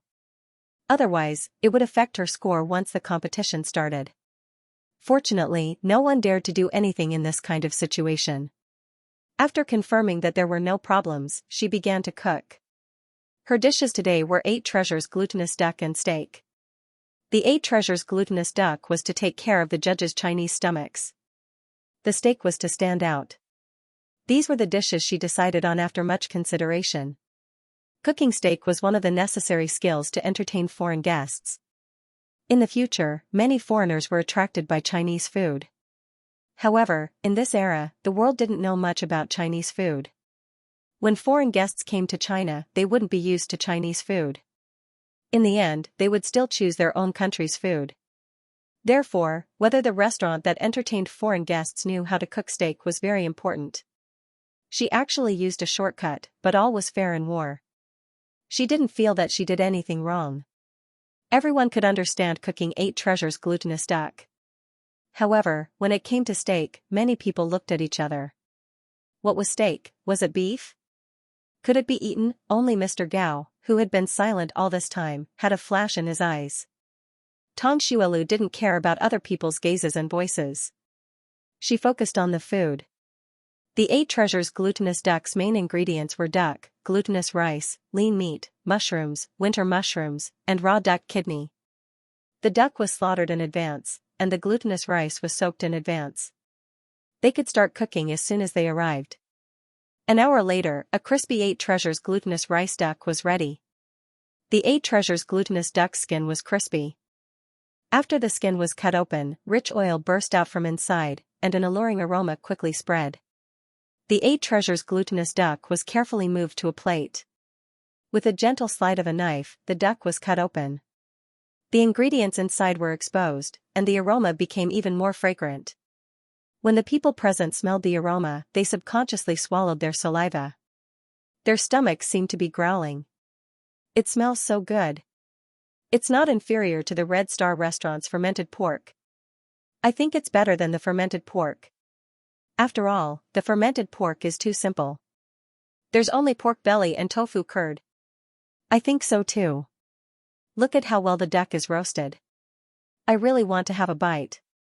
When the chef and apprentice of the Red Star restaurant heard everyone's words, their faces sank. A few judges picked up their chopsticks and put a piece of duck into their mouths. The duck skin was crispy, and the duck meat was tender and smooth. When eaten with the glutinous rice and other ingredients, the taste was even richer.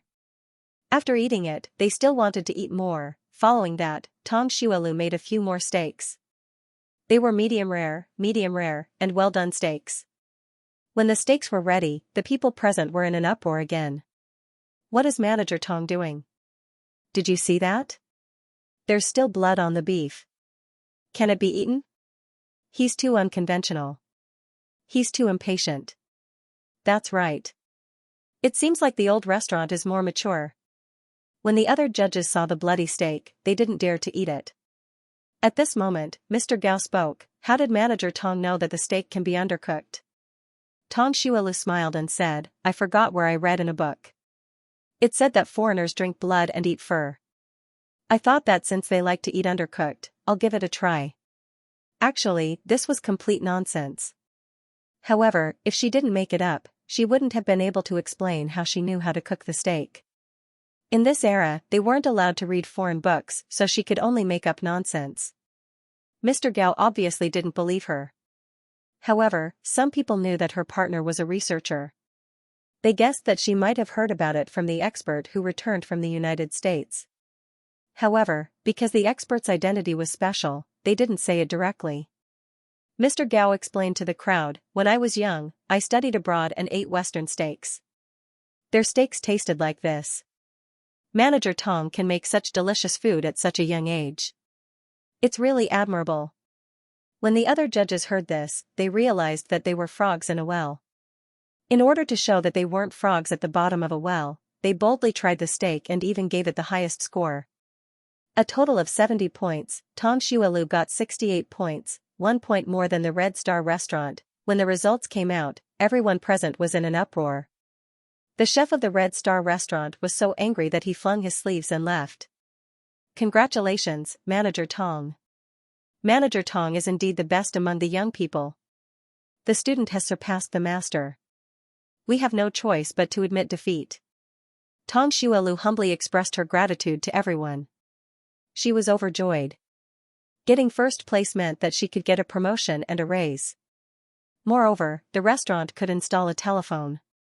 That was great. The news of Tang Xuelu getting first place in the competition quickly spread. The business of the state-run restaurant was even better. It could be described as booming. When Sun Wuyang and Sun Manru heard the news, their faces were as black as the bottom of a pot. Sun Manru said, "Third brother, Comrade Tong is too outstanding. I think I should withdraw." Sun Wuyong said, "Why do you always like to say such depressing things?" "Don't worry, I have a way."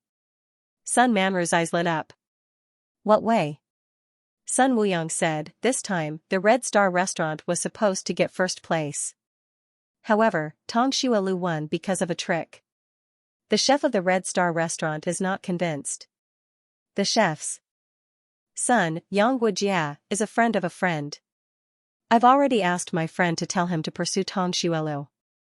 If he can get Tong Xuelu, the recipe in Tong Xuelu's hands will belong to the Yang family. In the future, no one will compete with them for first place." Sun Manru raised her eyebrows. "Will that young guy be willing to do that?" Sun Wuyang smiled. "Of course. He'll go to the restaurant every day for the next few days. As long as they have contact, it'll be fine. When the time comes, we can say in front of the Wen family that she's fickle and two-timing. I don't believe that Rugui won't mind." Sun Manru almost couldn't hold back her laughter. "Third brother, you have a way. That goes without saying."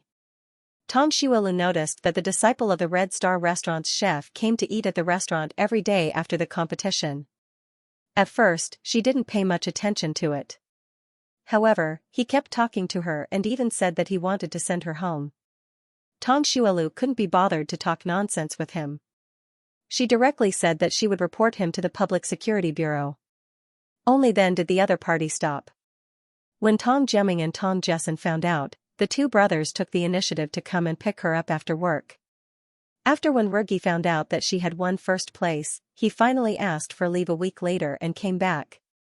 The day he came back happened to be Uncle Zong's birthday, so Tong Xuelu prepared to go to the Wen family's house and cook a table of delicious food for Uncle Zong. However, just as she reached the entrance of the military family compound, she was stopped by Yang Wujia and Sun Manru. Sun Manru looked as if she was fighting for justice. "Comrade Tong, how can you play with Comrade Yang's feelings?" Tong Xuelu raised his eyebrows. "What nonsense are you talking about? When did I play with his feelings?" "Sun Manru, how can you not? Comrade Yang goes to your restaurant every day. Many people see you talking and laughing. Tong Xuelu, did water get into your brain or did you get caught in the door?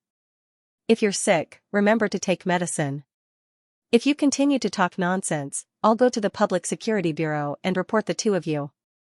It was lunchtime, so many people surrounded them when they heard the argument. Sun Manru saw that everyone was surrounding them and felt very proud. However, she said righteously, "Comrade Tong, stop denying it.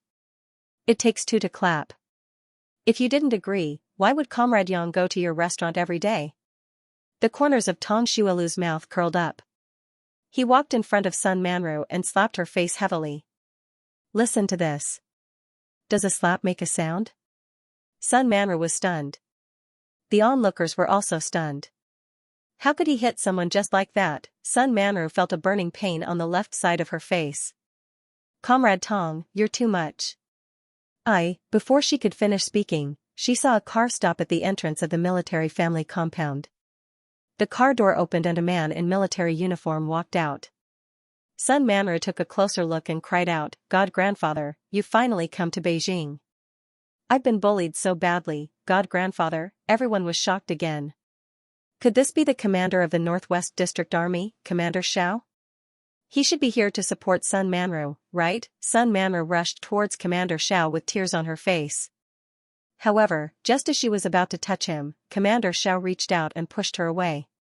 Sun Manru was pushed back 2 steps and almost fell to the ground. "Sun Manru?" Sun Manru was dumbfounded. What's wrong with him? Why did he push me away? Moreover, he did it in front of so many people. She felt embarrassed. However, Commander Xiao didn't even look at her. He walked straight to Tong Xuelu. Tong Xuelu frowned and stared at the man who was walking toward her. God grandfather, did that mean he was Sun Manru's backer? What was he going to do? Hit her? Yang Wujia was very excited. He thought to himself, Commander Xiao, hit her, hit her. However, Commander Xiao walked up to Tong Xuelu and looked at her excitedly. I'm your grandfather. Tong Xuelu, everyone. Sun Manru's eyes widened as if she had been struck by lightning. God-grandfather was Tong Xuelu's grandfather. What was going on? Tong Xuelu frowned. Old comrade, don't talk nonsense. My grandfather passed away many years ago. Commander Zhao's face turned red. I'm really your grandfather. Tong Xuelu rolled her eyes. I'm your father. Commander Xiao, everyone, some people couldn't help but laugh. This girl was too funny. Some people thought that Commander Xiao would be angry. However, Commander Xiao didn't get angry. Instead, he tried to make himself look kind. I'm really your grandfather.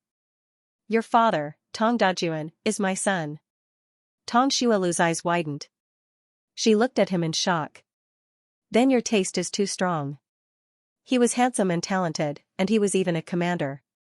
How could he be interested in Xie Jinhua, that ugly girl? Commander Xiao was stunned for a moment before he came back to his senses. No matter how blind he was, he wouldn't be interested in Xie Jinhua. He coughed and said, "You've misunderstood. It's a long story.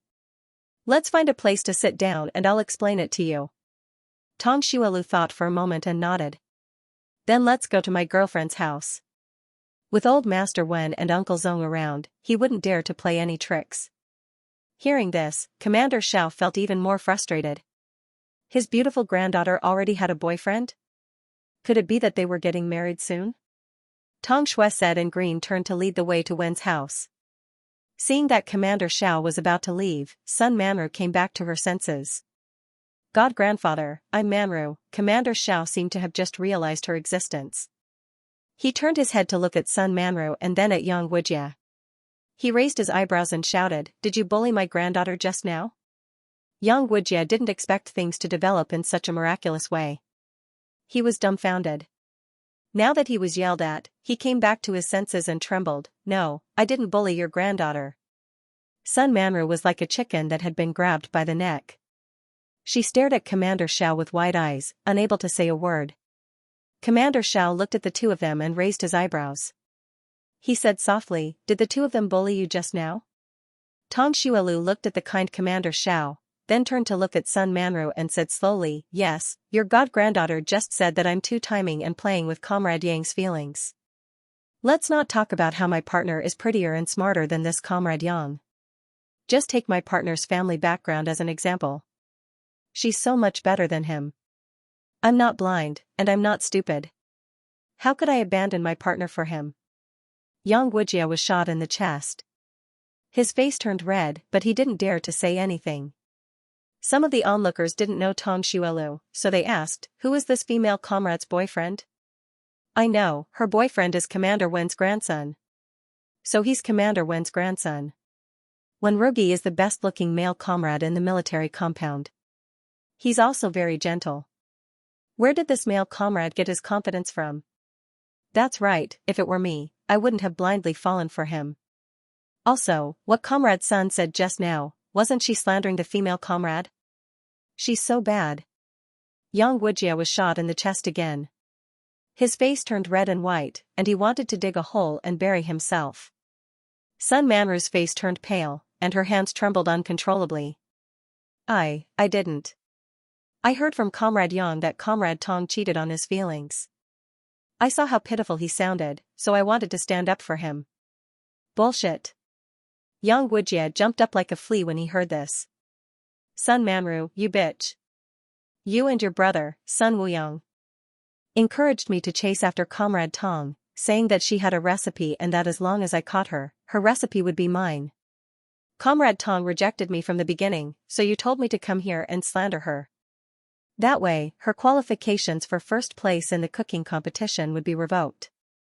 I couldn't hold on for a moment, so I believed your nonsense. I admit that I'm not a good person, but don't think that you can push all the blame on me. TSK, TSK, TSK. What a good dog-eat-dog show." Tong Xuelu crossed her arms and looked at the scene in front of her. These two idiots didn't even wait for her to make a move before they exposed everything. How could she use such low-level methods? How boring. Beside her, Commander Xiao was so angry that his face turned red. "Yang? Ah? Yes." As soon as he finished speaking, two different voices sounded at the same time. One was Yang Wujia, and the other was the soldier who drove Commander Xiao here. Commander Xiao pointed at Yang Wujia and scolded, "Ah, your ass. When did I call you?" Yang Wujia, Commander Xiao said to the orderly, "Yang, go to the unit where these two people are and ask their leaders how to educate them. If their leaders don't care, go directly to the Public Security Bureau. Oh right, don't forget about that bastard Sun Wuyong." "Yes, Commander." Yang grabbed one person in each hand and stuffed Sun Manru and Yang Wujia into the car. Sun Manru's face seemed to be drained of blood. "God, Grandpa, you can't do this to me. I saved your life back then." Commander Xiao sneered. "Save my life? Bullshit. You just called out twice. If it weren't for the fact that your name is similar to my granddaughter's grandmother's name and that you were born on the same month and day, do you think I would have taken you in as my god-granddaughter? However, I'm not a heartless person. Seeing that you called out twice back then, I showed mercy and asked Yang to send you to your unit. Otherwise, you would have been sent directly to the Public Security Bureau." Sun Manru, although Yang Wujia was very scared, he felt inexplicably good when he saw Sun Manru's expression. Yang closed the car door and drove the two away. Seeing that the two troublemakers had left, Tong Xuelu turned around and went to the Wen family with Commander Xiao. Old Mr. Wen and Uncle Zong had been waiting at home for a long time. After waiting for a long time, neither Wen Rugi nor Tong Xuelu came back. The two of them were discussing whether they should go to the restaurant to pick them up when they saw Tong Xuelu coming over with an old man. Old Mr. Wen said, "Little Zong, look at the old man behind Zolv." "Who is he?" Uncle Zong's eyes widened. "Commander, why does that man look a little like Commander Xiao from the Northwest District?" Uncle Zong had seen him once or twice in the past, so he recognized him after a careful look. Old Mr. Wen frowned. "Why is that old man here?" "And he's with Zolv." Let's go, let's go." Old Mr. Wen was worried that Tong Xuelu would be at a disadvantage, so he quickly rushed over with Uncle Zong. The two of them looked very aggressive. If one didn't know better, they would have thought that they were going to fight someone.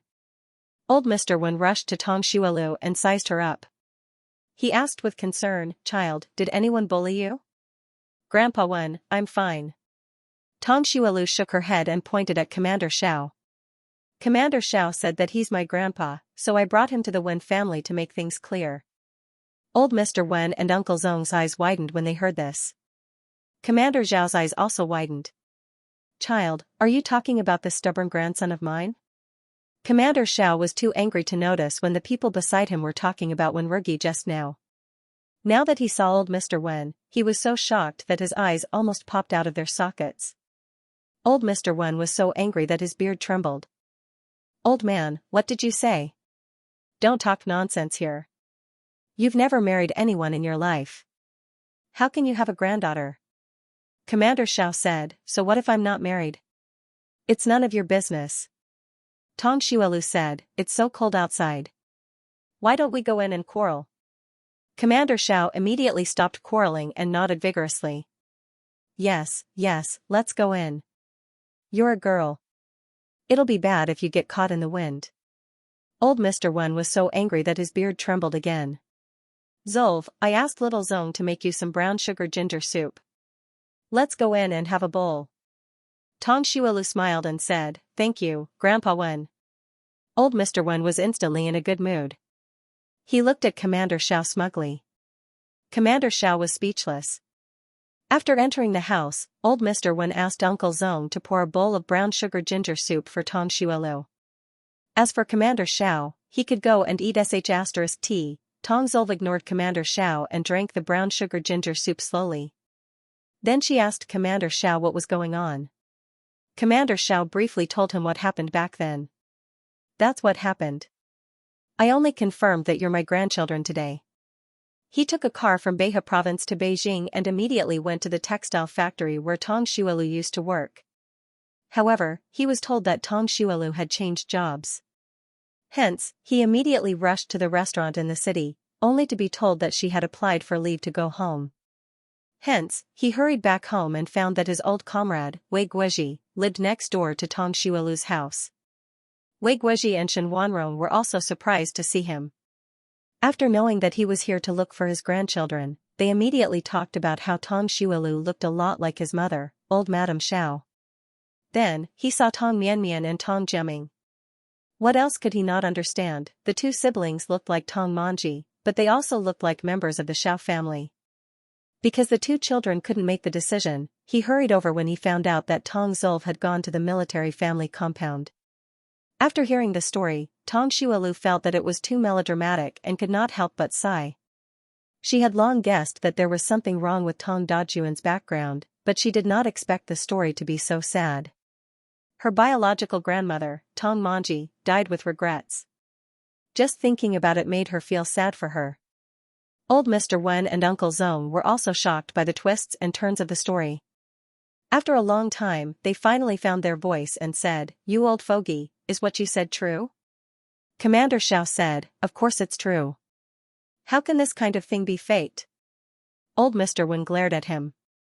"You old fogey, who knows if you're telling the truth or not? Don't you have a god-granddaughter?" Commander Xiao said, "She's the one who did it. From today onwards, she's not." Back then, because he was too tired from work, he suddenly had a heart attack on his way home. Sun Manru, who was only 4 years old, was playing nearby. When she saw him collapse, she was frightened and cried loudly, attracting the attention of the orderlies passing by. In fact, even if she did not cry at that time, the orderlies would have passed by him, but it would have taken them an extra minute. However, at that time, the Sun family spread the news that Sun Manru was his savior everywhere, and he had to admit it. Later, he found out that Sun Manru's birthday was the same as Tong Manji's, and both of their names had the word man in them. At that time, he felt that everything was destined, so he agreed to accept Sun Manru as his god-granddaughter. Although she was his god-granddaughter, she was not his biological granddaughter after all. In addition, he was very busy with work, so the two of them did not have much time to spend together. Later on, Sun Manru grew up, and in order to avoid suspicion, he would not meet with her alone. Therefore, the Sun family was the only one who said that they had a deep relationship. If he had known that Sun Manru had such a character and personality, he would not have accepted her as his god-granddaughter back then. No matter what, old Mr. Wen did not quarrel with him. He turned to Tong Xuelu and asked, "Zulf, do you plan to acknowledge this old fogey? If you don't plan to acknowledge him, don't be afraid. Grandpa Wen will make the decision for you." Hearing this, Commander Xiao almost died on the spot. "Old fogey, don't sow discord here. Don't think that I don't know that you are jealous of me." Old Mr. Wen snorted. What was there to be jealous of? Zulf would be his granddaughter-in-law sooner or later. Tong Xuelu thought for a moment and said, "I have to go back and discuss this matter with Jiaming and his siblings before I can give you an answer." With Commander Zhao's identity and status, there was no need for him to lie. Hearing this, Commander Xiao could not help but feel aggrieved and nervous, but he did not dare to say anything. Okay, you guys have a good discussion. I will stay with the Wei family for the next few days. If there is anything, you can go to the Wei family to find me." Knowing that he was going to stay with the Wei family, old Mr. Wen cursed in his heart for being shameless. Tong Xuelu was cooking for Uncle Zong at the Wen family's house, and Uncle Zong went into the kitchen to help. Old Mr. Wen and Commander Xiao were arguing in the living room, and the house was very lively. At this moment, Sun Manru felt as if she had fallen into hell. She was forcibly brought to the news agency by Yang and told in front of all her colleagues what she had done. After hearing what she had done, the director of the news agency was in disbelief. "Comrade Sun, you are obviously a very talented person. Why did you do such a despicable thing?" Sun Manru covered her face and began to cry. She felt that everyone's eyes were on her, and she wished that she could just pass out. The director of the news agency sighed and said, "We can't keep someone like you in our news agency. From today onwards, you don't have to come to work." Sun Manru put down her hand and cried, "Director, please give me another chance. I know I was wrong." The director quickly avoided her hand and said coldly, "Hurry up and leave. If you don't, I will get someone to kick you out."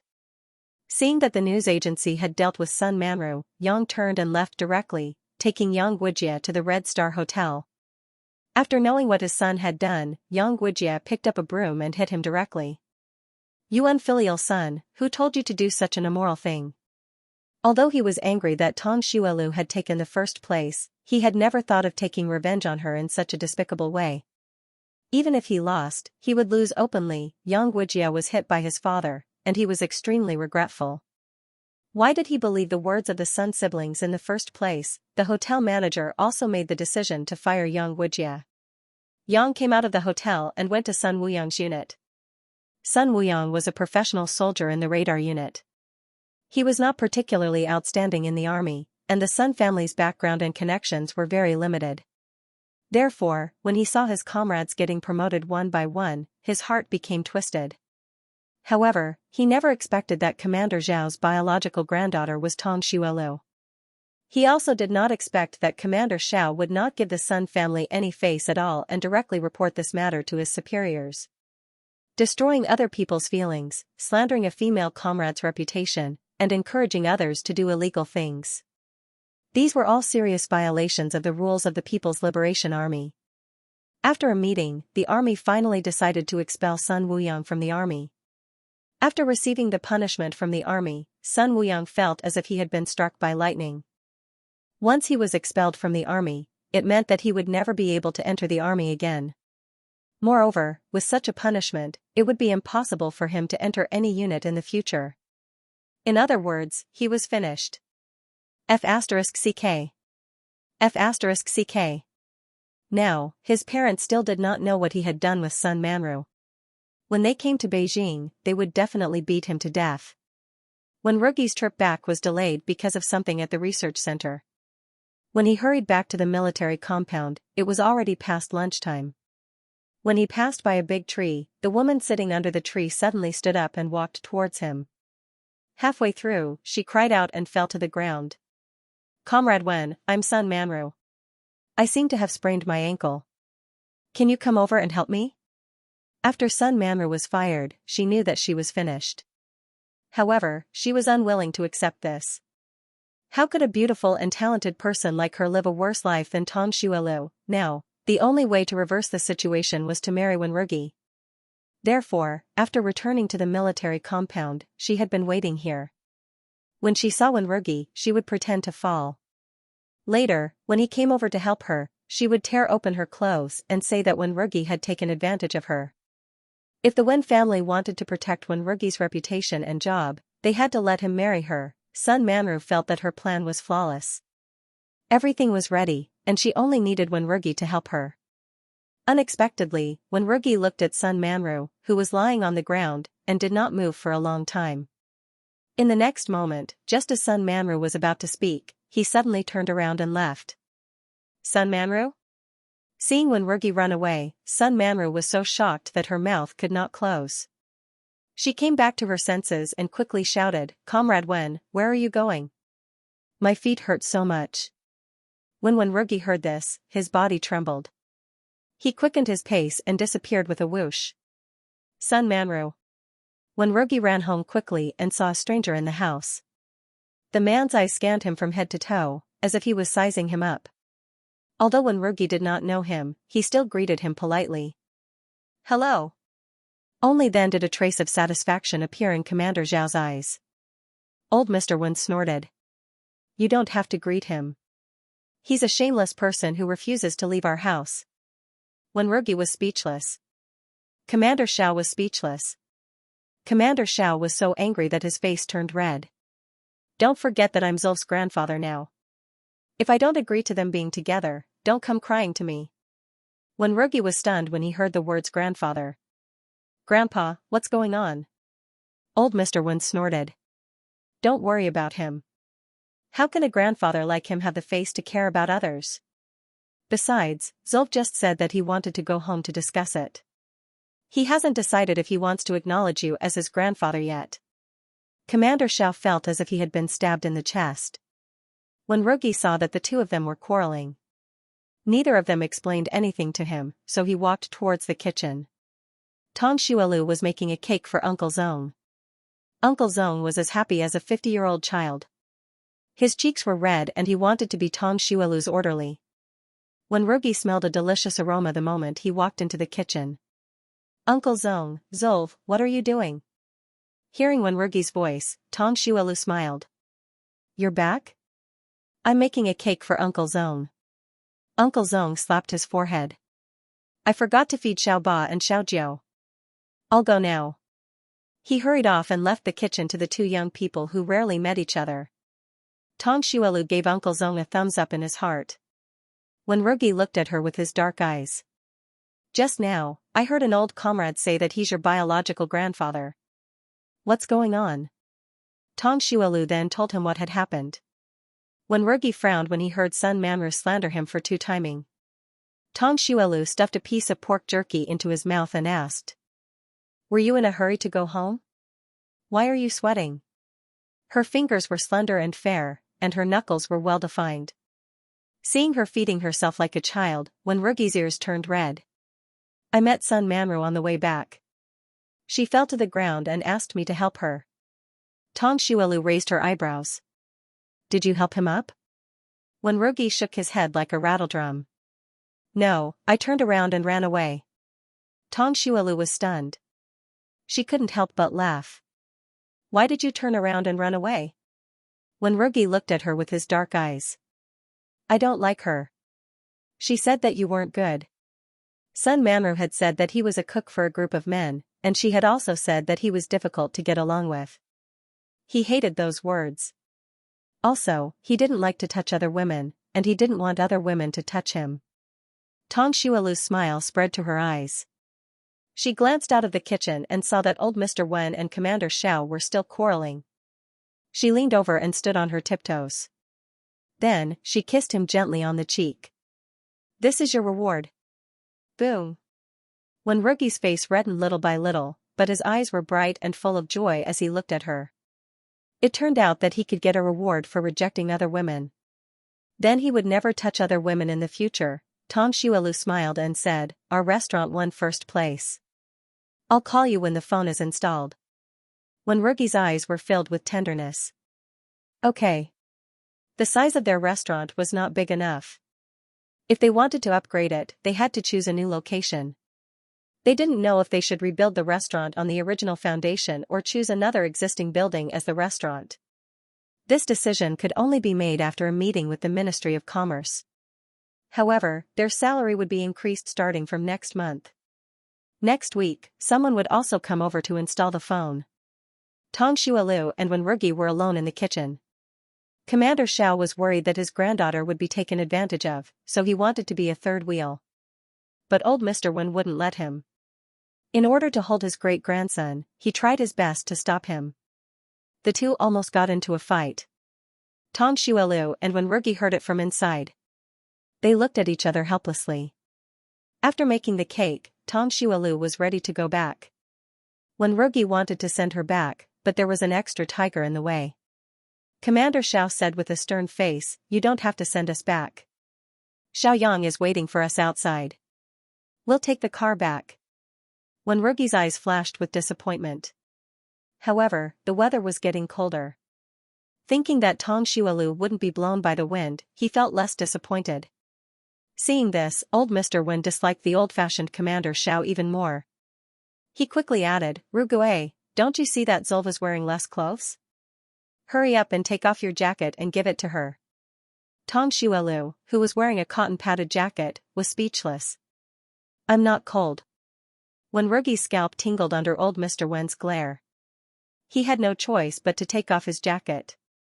Unexpectedly, Commander Xiao jumped out again. No, I have a jacket too. Just wear mine. Old Mr. Wen pointed at his nose and scolded, You smell like an old man. Aren't you afraid of Zulf? Commander Xiao was speechless. Old Mr. Wen didn't let him off just because of this. He continued, And you're not young anymore. Don't follow after being blown by the wind. If that happens, Zulf will have to take care of you. You came here halfway to become a grandfather. You've never taken care of Zulf and his siblings. Now you have the nerve to implicate them? You're so shameless. Commander Xiao was speechless. Tong Shuelu almost burst out laughing. Old Mr. Wen's mouth was really sharp. Seeing that Commander Xiao was speechless, old Mr. Wen was so smug that if he had a tail, it would be wagging it. In the end, Tong Xuelu put on Wenrugi's jacket. Wenrugi walked them to the gate and watched them get into the car. He then reluctantly went back. When he got home, he told old Mr. Wen about the Sun family. Old Mr. Wen's face suddenly darkened. I didn't expect that girl to be so scheming. It seems that when she said that she wanted to interview me, she must have hidden her intentions. Wenrugi nodded. I'm worried that she and Sun Wuyang will harm Zolv. Now that the two of them were unemployed, who knew if they would go crazy because of this, he spent most of his time at the military base. If something happened to Zolv, he wouldn't be able to go back to her side immediately. He didn't want anything to happen to her at all. Old Mr. Wen pondered for a moment and said, You're right. As long as the two of them are in the military base, they will always be a threat. One day, they might harm Zolv and his siblings. Sun Wuyang's parents were still in the northwest and hadn't been officially transferred over. Originally, it would be easiest for old Mr. Xiao to deal with this matter. However, Xiao Zhenting was indebted to the Sun family. Even if this debt was insignificant, if he did anything to the Sun family, people would definitely say that he was heartless and ungrateful. He wasn't worried about old Mr. Xiao, but he was worried that Zolv and his siblings would be implicated. Therefore, the Wen family had to deal with this matter. Since the Sun family was a threat, they would never be able to return to Beijing. Tong Xuelu felt a little strange that he suddenly had a biological grandfather. Seeing that she didn't speak, Commander Xiao was worried that he was too serious and scared her. Thus, he curled his lips and tried to look kind. Zolv, I heard from Wei that you are renting a house. Is that true? Tong Xuelu nodded. Yes, it is. Commander Xiao said, renting a house is too expensive. I'll buy you and your siblings a courtyard house in Beijing. You can move there together. Yang, who was driving, was speechless. Wasn't it expensive to buy a courtyard house? Also, he had worked for Commander Xiao for several years and had never seen him like this. He looked so serious, but he had to pretend to be kind. It was so awkward. However, he didn't dare to say this out loud. If Commander Xiao found out, he would be in trouble. Tong Xuelu said, We'll talk about it later. Of course, it was good to buy a courtyard house, but it was too troublesome to move. Moreover, she was afraid that she wouldn't have a neighbor like Grandma Shen. These days, she really had to thank the Wei family. Otherwise, she wouldn't have been able to take care of the three siblings alone. Commander Xiao looked at her indifferent expression and felt that she was very rare. If ordinary people knew that he had a grandfather who was a commander, they would have come over to please him. However, she was not afraid of power as soon as they met. She even asked him, I'm your father. Her temper was so similar to his, the more she didn't want anything, the more he wanted to make it up to her siblings. Manji was dead. His son and daughter-in-law were gone. He only had a few grandchildren left. He must take good care of them. Now his position was still in the Northwest District. It was not easy to transfer over. However, no matter how difficult it was, he would transfer over. At worst, he would quit being a commander. After he separated from Manji, he was disheartened for a while.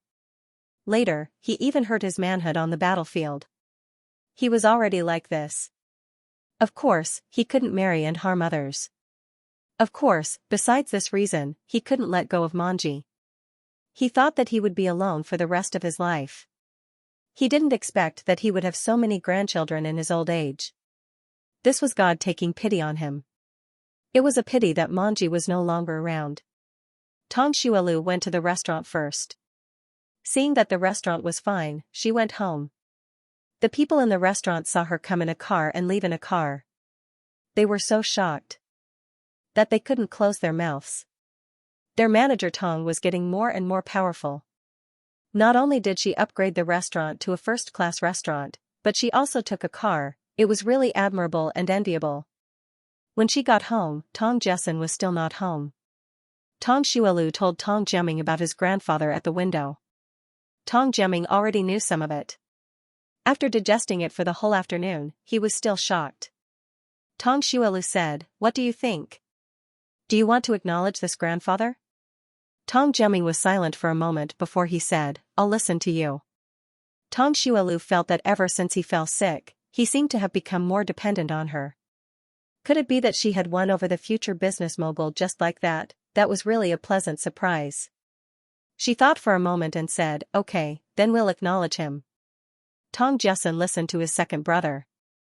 As long as Tong Jiaming didn't have any objections, he naturally wouldn't have any objections.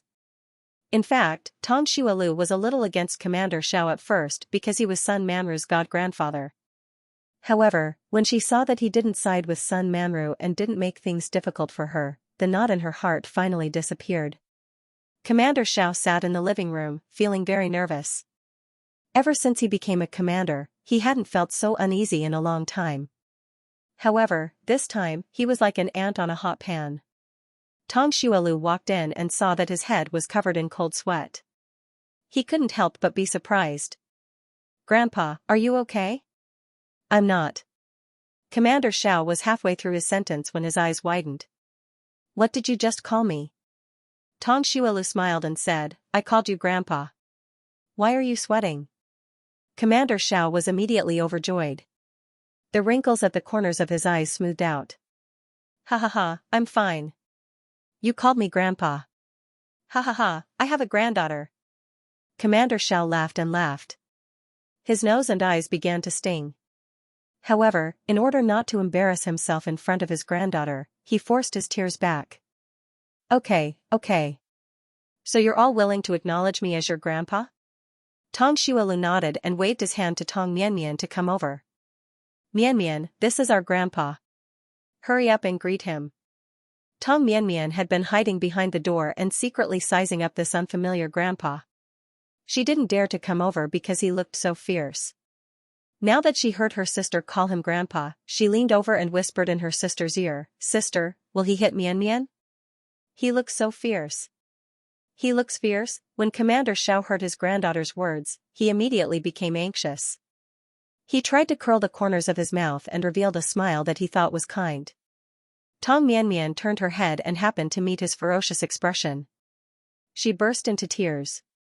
"I don't want Grandpa. Grandpa is so scary." Commander Xiao, it wasn't easy to coax Tong Mianmian. Tong Xuelu took 2 candies and asked her to go to the study to play with the mooncakes. Then she asked what she was concerned about. "Grandpa, is it okay for you to treat Sun Manru like that?" Although she only cried out twice, "Won't others say that you're ungrateful if they know?" Commander Xiao waved his hand. "Over the years, the Sun family has benefited a lot because of me. As long as they don't go too far, I turn a blind eye. Take the Sun family's eldest son for example. If it weren't for my relationship with the army, he wouldn't have been promoted so quickly. Moreover, when he recovered, he bought a lot of things for the Sun family. He had already repaid the kindness that he owed them." Tong Xuelu was relieved when she heard this. "What about my biological grandmother?" "I don't think what happened back then was that simple." Commander Xiao looked at her with admiration. "Don't worry. I'll take care of the Tong family's matters." Whether Tong Manji's death was unjustified or not, and this time, the Tong and Xia families wanted to pretend to be his son, he would deal with them one by one. Tong Xuelu was relieved when she saw that he wasn't Little Bun. After the Wei family learned that Commander Xiao and Tong Xuelu had reunited, they were happy for them. Shen Wanrong said, "When I first saw Zulv, I felt that she looked very familiar. Later, I remembered that she looked like your grandmother. I just didn't expect her to be your granddaughter. If she had known, she would have said it earlier. Tong Xuelu wouldn't have had to work so hard." Commander Xiao also sighed. "Who would have thought?" Wei Guizhi said, "We can't be so hasty about reuniting with the Tong family. We have to hold a banquet tomorrow to celebrate." Commander Xiao said, "I've thought about it. The children must be separated from the Tong family, but I don't want them to change their surnames. They can still use their grandmother's surname." Hearing this, Wei Guizhi and Shen Wanrong were both surprised. Wei Guizhi said, "Have you thought about it?" Although he was a man who loved his wife, only a man who married into a wife's family would let his children and grandchildren take their surnames. Commander Xiao said, "Yes. I didn't know about their existence all these years, and I didn't raise them. When they needed me, I wasn't by their side. Now that they are willing to acknowledge me as their grandfather, I'm very satisfied."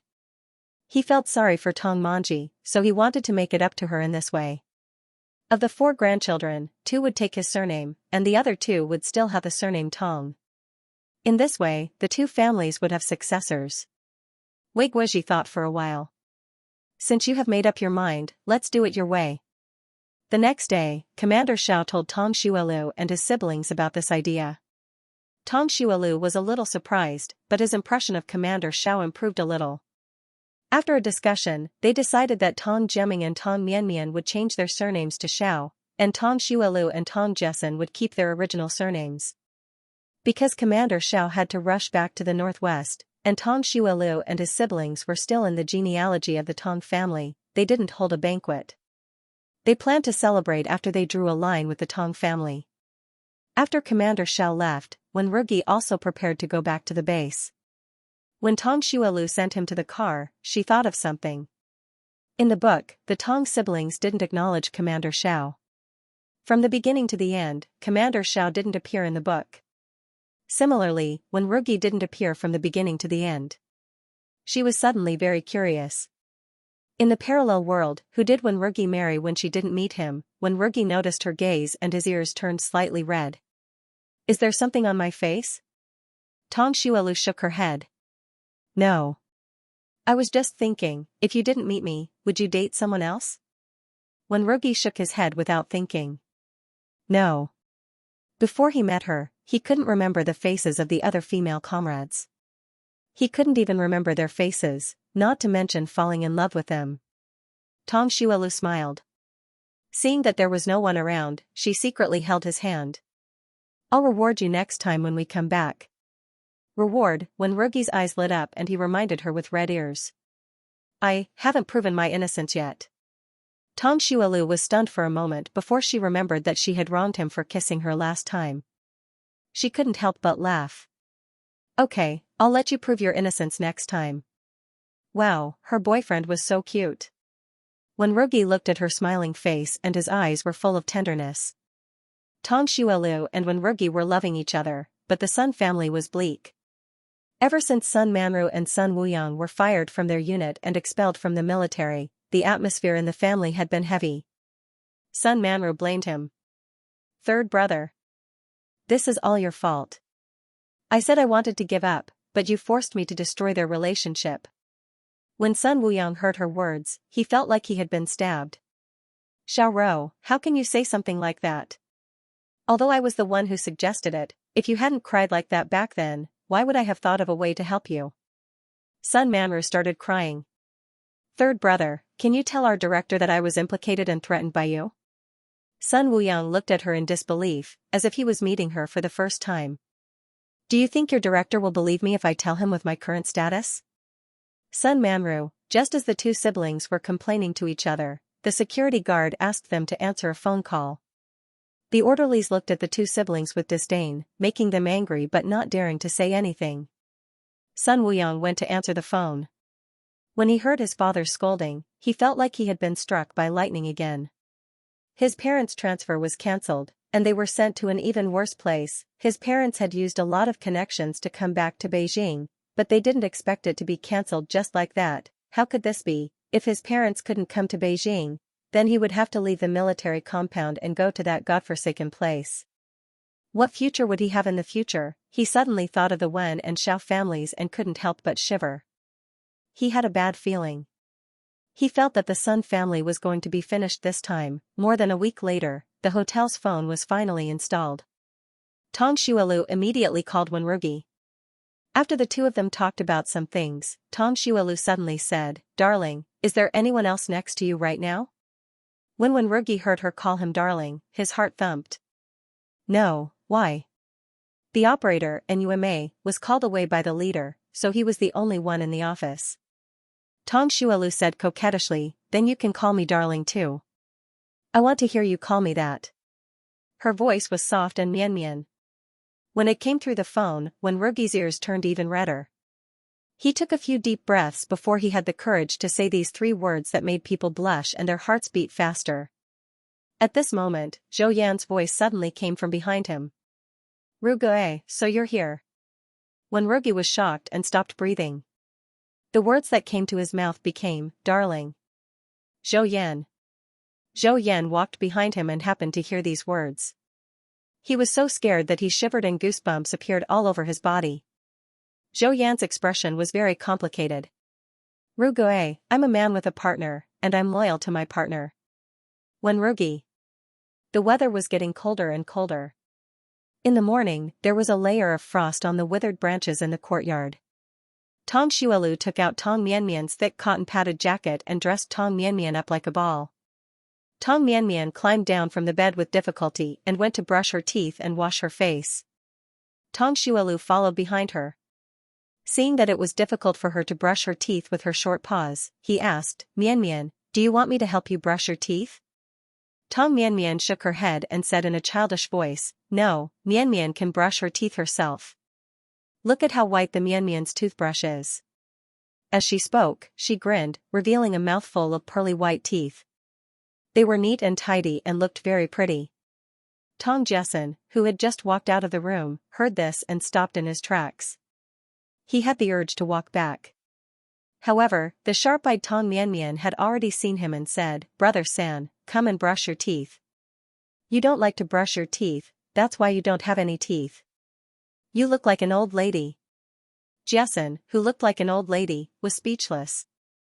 Children usually started to grow their teeth when they were 4 or 5 years old. Perhaps the children in this era did not have much nutrition, so they grew their teeth later. Tong Jessen had only started to grow his teeth recently. He seemed to have held it in for a long time. Now, he had lost 4 or 5 teeth. Not only did he have a lisp in his speech, but he also could not eat a lot of meat. Tong Mianmian did not understand what it meant to grow teeth. She thought that Tong Jessen lost his teeth because he did not brush his teeth. Therefore, she would warn her brother from time to time. Tong Jessen did not know how to explain his suffering. Tong Xuelu washed up and went to the kitchen to cook wontons. The wontons were made last night. Now, they only needed to be thrown into the water to cook. The wontons were ready very quickly. Tong Xuelu filled 4 bowls. Tong Jemming and Tong Jessen were waiting in the kitchen. Their stomachs were rumbling as they smelled the aroma. When she saw that the wontons were ready, she hurriedly took the bowl to the hall. The wonton wrappers made by Tong Xuelu were very thin. The filling was made with pork, mushrooms, and fungus. Lard was added to the broth, and green onions floated on top of it. It looked very appetizing. Tong Jessen couldn't care less about how hot it was. He slurped down a wonton and immediately screamed from the heat, but he couldn't bear to spit it out. The crispness of the wood ear, the richness of the shiitake mushrooms, and the aroma of the lard and pork fused together perfectly. At the end of the meal, there was even a sweet taste that filled the entire mouth. It was extremely fresh, it was too delicious. The toothless Tong Jessen ate a wonton in one bite, and its eyes narrowed as it ate. After dinner, Tong Xuelu brought Tong Mianmian to the Wei family's house and brought the leftover wontons over. It would be too expensive to demolish the house and build a new restaurant. The finance department didn't want to spend this money, so after a meeting, they decided to renovate a nearby tea house that had been abandoned for many years and turn it into a restaurant. That tea house used to be a public-private partnership. However, people died from food poisoning, and no one dared to eat there, so the restaurant couldn't continue operating. Tong Xuelu went to take a look at the new restaurant. It was an old-style tea house with 2 floors. There was still a lot of antique furniture inside, and it was very antique. It was too wasteful for such a tea house to be abandoned. Fortunately, it was going to be reopened. Tong Xuelu made some suggestions and requests. She liked this kind of antique architecture very much, so she wanted to keep it. Of course, this was still a sensitive period. At most, they would keep the furniture and the original design of the tea house. It was impossible to hang famous paintings from ancient times. If they wanted to hang something, they could only hang a portrait of the chairman. Now that the renovation was almost done, they could open for business next week. Tong Xuelu's mood became even better when she thought about going to the new restaurant. When she arrived at the restaurant, she saw that there were 3 more people than usual at the entrance. When they saw Tong Xuelu walking over, 6 pairs of eyes fell on her. Guo Qinyu, Meng Qingqing, and Guo Weiping quickly greeted her. Good morning, Manager Tong. Tong Shuelu, good morning. When the three newcomers saw this, they quickly said, good morning, Manager Tong. A middle-aged man in his 40s said, I'm the new master, Lei Daong. I was introduced by Minister Lin. A young man in his 20s said, I'm the apprentice, Xiao Tian. I was also introduced by Minister Lin. Finally, a woman in her 20s said, I'm the waitress, Wu Lizhu. I was introduced by Minister Lin's wife. Two of them were introduced by Minister Lin, and one was introduced by Minister Lin's wife. Got it, they were all here because of connections. Tong Shuelu smiled and said, You're here today? I thought you would only report in 2 days. It's very cold outside. Let's go in and talk. When the three newcomers saw Tong Shuelu's enthusiasm, they felt much better. On the contrary, Guo Chunyu and the other two old friends began to feel nervous. The newcomers were all here because of connections, and they were also relatives of Minister Lin. Wouldn't they be able to do whatever they wanted in the restaurant in the future? Would there still be a place for them in the restaurant in the future? Tong Shuelu acted as if she didn't see their expressions. She walked over to open the door and led them in. After entering, Tong Shuelu asked someone to open the window and started the meeting. Master Meng will be back in a few days. Our restaurant is getting more and more crowded. In order to make it easier for everyone to work together in the future, let's introduce ourselves in detail. Let's start with Master Lei. When Lei Daong saw that Tong Shuelu was the first to call him, he showed a proud expression and said, I was a master in a state-run restaurant in Jin City for 8 years. I have a second-grade chef certificate. Tong Shuelu said, very good. I have a first-grade chef certificate. We can learn from each other in the future. Lei Daong's bubble that had just popped out was immediately punctured. His tone became a lot more modest. How would I dare to compare notes with Manager Tong? Manager Tong is the person who won first place in the culinary competition. I should learn from you. Tong Shuelu smiled and said, everyone has their own strengths. Master Lei came from Jin City, so he definitely knows a lot of dishes from there. This way, we can enrich our restaurant's cuisine. Lei Daong thought that she was going to attack him. Now that she was encouraging him, he was confused.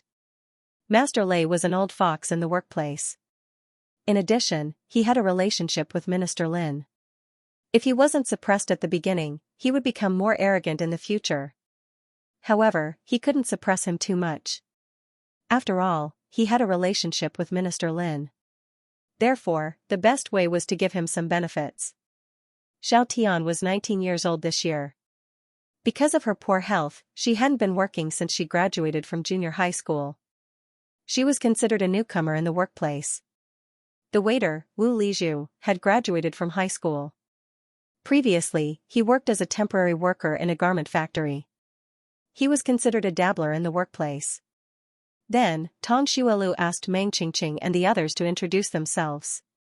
After all the introductions, Tong Shuelu continued, it is fate that everyone can work together in this restaurant. Some of you are old employees and have done well in the past. I hope that you can continue to work hard in the future. As for the newcomers, although I don't know your performance in the past, you are all relatives of Minister Lin. Minister Lin is a very capable leader. I believe that the people he introduced will not be bad. Everyone present was praised and felt very comfortable in their hearts. Tong Shuelu suddenly slammed the table and said, however, nothing can be accomplished without rules. Since you have come to this restaurant, you should follow my rules. If you do well, you will be rewarded. If you don't, you will be punished. I don't care who your relatives are or how long you have worked here. Do everything according to the rules. When the 3 new employees and 3 old employees heard this, they felt that it was very fair. The new employees were worried that Tong Shuelu would be biased towards the old employees. After all, they had worked together for a long time and had developed feelings for each other. The old employees were worried that Tong Shuelu would be biased towards the new employees because of their connections. If that was really the case, not only would they feel disappointed, but they would also feel indignant. It would be best if they all followed the rules. No one would be biased and no one would have any special privileges. Looking at their expressions, Tong Shuelu knew that he had made the right move. When there were too many people, the worst thing was that a bowl of water would be uneven. From today onwards, she would be the master of water. Tang Xuelu looked at Meng Qingqing and Guo Chunyu and said, Qingqing, Chunyu, from today onwards, the two of you must teach Li Zhu well. If she doesn't understand anything, don't hide it from her. You must teach her well. Our new restaurant is opening next week. I don't want to make a fool of myself. Guo Chunyu smiled and said, Manager Tong, don't worry. We will definitely teach Comrade Wu well. When Wu Lizhu heard this, she heaved a sigh of relief in her heart. Before she came, she was prepared to scheme against each other. Now that she saw that Manager Tong was fair and the other colleagues were easy to get along with, her thoughts of scheming against each other faded a little. After that, Tang Xuelu looked at Master Lei and said, Master Meng hasn't come to work yet. Other than me, Xiaoguo has also helped a lot. Master Lei, why don't you write down the dishes that you know and we can adjust them together in the future? Master Lei nodded vigorously and said, Okay, I will think about it later. When a new restaurant opened, the worst thing that could happen was to sit on the cold bench. The person in charge of cooking was Manager Tong himself. Before he came, he was actually worried that Manager Tong would put him in his place. Now, it seemed that he had worried too much. After a meeting, everyone was satisfied. Tang Xuelu still brought Guo Weiping to shop today and said that they would take turns from today onwards. Tomorrow, it would be Xiao Tian's turn to go with her. When Xiao Tian heard this, he was so excited that his face turned red. Xiao Tian was Master Lei's new disciple. Seeing that Manager Tong valued his disciple, Master Lei also felt very happy. After walking out of the restaurant, Tang Xuelu sighed in his heart. It wasn't easy to be a master. However, compared to scheming against each other, he still hoped that the people in the restaurant would be more harmonious. At this moment, the Sun family in the northwest was very disharmonious. After the Sun family's transfer back to Beijing was exposed, Sun Wuyang and Sun Manru were scolded badly. In less than 2 days, they were notified to move out of the military compound. Sun Manru wanted to look for Wenrugi again, but Wenrugi had already returned to the base. Old Mr. Wen asked Uncle Zong to chase her out. Sun Manru had no choice but to return to the northwest with Sun Wuyang. When they returned to the northwest, the two of them had just stepped into the house when 2 slaps landed on their faces. Father Sun flew into a rage and said, You 2 idiots, do you know what stupid things you have done? Destroying other people's feelings, slandering a female comrade's reputation, and even instigating others to do illegal things. How could they be so capable? Who did they think they were? In a place like Beijing, any spit could be spat on someone with an incomparably powerful background. How could they think that they could cover the sky with one hand? All these years, they had used their relationship with Commander Xiao with great difficulty to climb up. They didn't expect that these 2 idiots would destroy everything as soon as they made a move. Commander Xiao had already called the Sun family and said that he would no longer recognize Sun Manru as his god-granddaughter. In the future, the Xiao and Sun families would no longer interact with each other. He was so angry that he almost had a heart attack. Their Sun family didn't have any connections or background to begin with. They only had this thigh that they had used some methods to climb up. Now, they had nothing. After being slapped, Sun Wuyang lowered his head and didn't say anything. When he was in Beijing, he had already begun to regret it. Why had he been so obsessed when he saw Sun Manru cry? However, what was done. He admitted that he was stupid. What disappointed him the most was Sun Manru's attitude. In the future, he would pretend that he didn't have a sister like Sun Manru. Sun Manru covered her burning face and panicked. Uncle, I know I was wrong. I shouldn't have listened to third brother's words back then. I should have persuaded third brother. Sun Wuyang sneered. Sun Manru, bullsh***. If you say something like that again, you'll get out of my house. Sun Manru stared at him in disbelief. Third brother, how can you say something like that? Are you saying that I'm your biological sister? How can you chase your biological sister out? Sun Wuyang couldn't be bothered with her. Father Sun got angry when he saw the 2 idiots. It's useless for the 2 of you to stay by our side. Right now, no unit dares to accept you. I've thought about it. You 2 can go to the countryside to be educated youths. Go to the countryside to be educated youths. Sun Manru felt as if she had been struck by lightning. Uncle, my body isn't good. I definitely won't be able to take it if I go to the countryside. If you don't want to go, then you can move to your mother's place. Father's son used to dote on this niece very much. However, the more he doted on her in the past, the more annoyed he felt. She was an ingrate. After saying that, father's son turned around and left. Sun Manru's biological mother had already remarried and had 2 sons. She had never wanted Sun Manru as a daughter from the beginning. Sun Manru's chest rose and fell violently. Her eyes rolled back and she fainted. Tong Xuelu didn't pay attention to the Sun family's matters anymore. In the blink of an eye, a week had passed and their new restaurant was about to open. Second-level and third-level restaurants were all called state-run restaurants. Only first-level restaurants had the right to have a name. Tong Xuelu gave the right to name the restaurant to Minister Lin. Seeing that she knew how to conduct herself, Minister Lin was so happy that his mouth almost reached his ears. After thinking for a few days, Minister Lin waved his pen and gave the new restaurant a name, Dongfeng Restaurant. Tong Xuelu was also quite satisfied with this name. The sun was shining brightly on this day. It was the first day that Dongfeng Restaurant opened for business. In this day and age, because firecrackers couldn't be set off, they could only borrow a gong from someone and knock it a few times at the door as a celebration. Fortunately, since last week, Tong Xuelu had asked the restaurant staff to talk to the customers about moving to another restaurant. The 2 restaurants weren't far from each other, so when it was noon, many regular customers had come to visit. In addition to the regular customers, the Wei family and the Su family had also brought their family members to support the opening.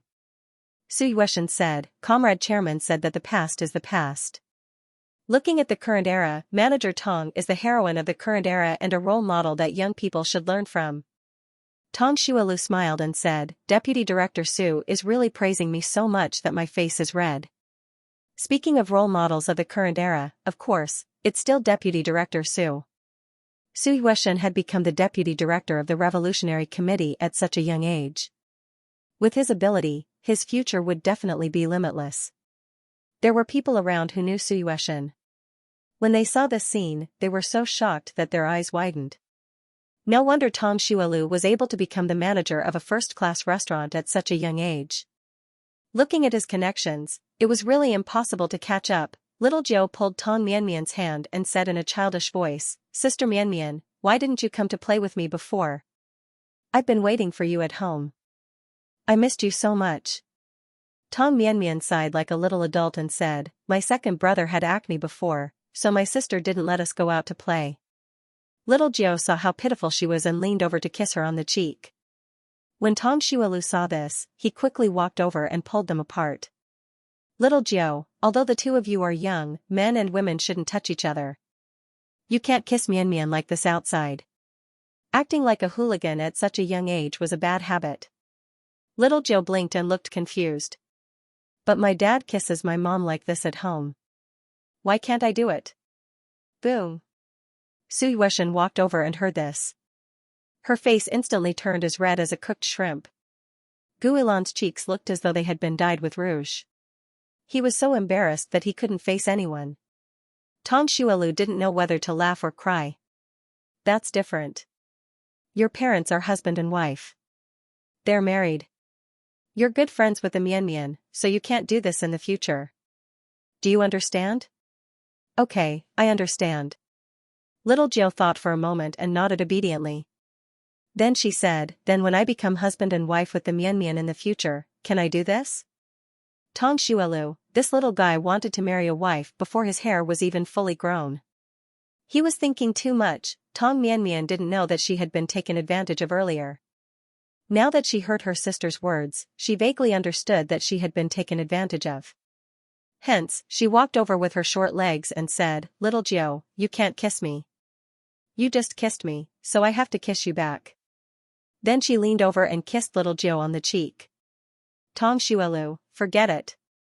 She had taught her for nothing. When the Su family and the Wei family saw this, they couldn't help but laugh.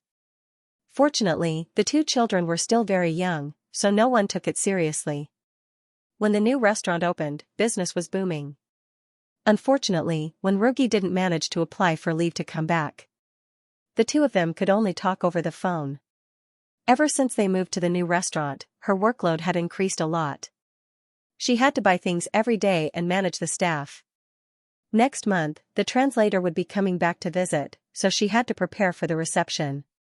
Fortunately, her hard work paid off. Her salary had increased from 50 yuan a month to 70 yuan a month. In addition, she was also the third chef in the restaurant. Her monthly salary added up to 100 yuan. In this day and age, 100 yuan was equivalent to a gold-collar worker. Now, her salary alone was enough to support the Tong siblings. Tong Xuelu was very busy, and so was Wenrugi. There were a lot of things to do at the experimental base. He was so busy that he couldn't even come back to Beijing to attend Huang Qimin's wedding. It was the same for Zhou Yan. The two of them didn't attend Huang Qimin's wedding banquet, so they had to give him their wedding gifts in advance. Although Huang Qimin felt a little regretful, when he thought about how he would soon be able to hug his wife, he immediately forgot about his two brothers. There were 4 joys in life: rain after a long drought, meeting an old friend in a foreign land, the wedding night, and passing the imperial examination. On Huang Qimin's wedding night, a new world opened up for him. He felt an unparalleled joy. He directly changed from a little chick to a big yellow chick. During the 5-day wedding holiday, Huang Qimin was as happy as an immortal. 5 days later, he returned to the base. He looked at Wenrugi and Zhou Yan as if he was looking at 2 ignorant children. He gave the 2 of them the wedding candies he brought from home. Here, these are wedding candies for the 2 of you. I want to give you some of my happiness. When he said this, his neck was stretched out like a goose. His posture looked very strange. Because it was so strange, Wenrugi and Zhou Yan couldn't help but see the red spots on his neck. Wenrugi frowned. What's wrong with your neck? Don't tell me you're allergic and have a rash? Zhou Yan was even more exaggerated. He took 2 steps back. Yellow go down, don't tell me you have chicken pox? If you have chicken pox, you should tell us as soon as possible. That thing can be passed down very quickly. Huang Qimin cursed in his heart. Bullshit. Red and chicken pox. The red spots on his neck were left behind when he was having fun with his wife, these 2 ignorant and pitiful guys. After Tong Xuelu's salary increased, the family's material standard also increased. Usually, they had to be frugal when eating meat. Sometimes, they would only have 1 meal every 2 or 3 days. Now, they didn't have to be frugal at all. Tong Mianmian was well fed. Her small face was rosy and she looked very likable. In fact, they didn't need her salary because their grandfather, Commander Xiao, left them a few hundred yuan for living expenses before he left Beijing.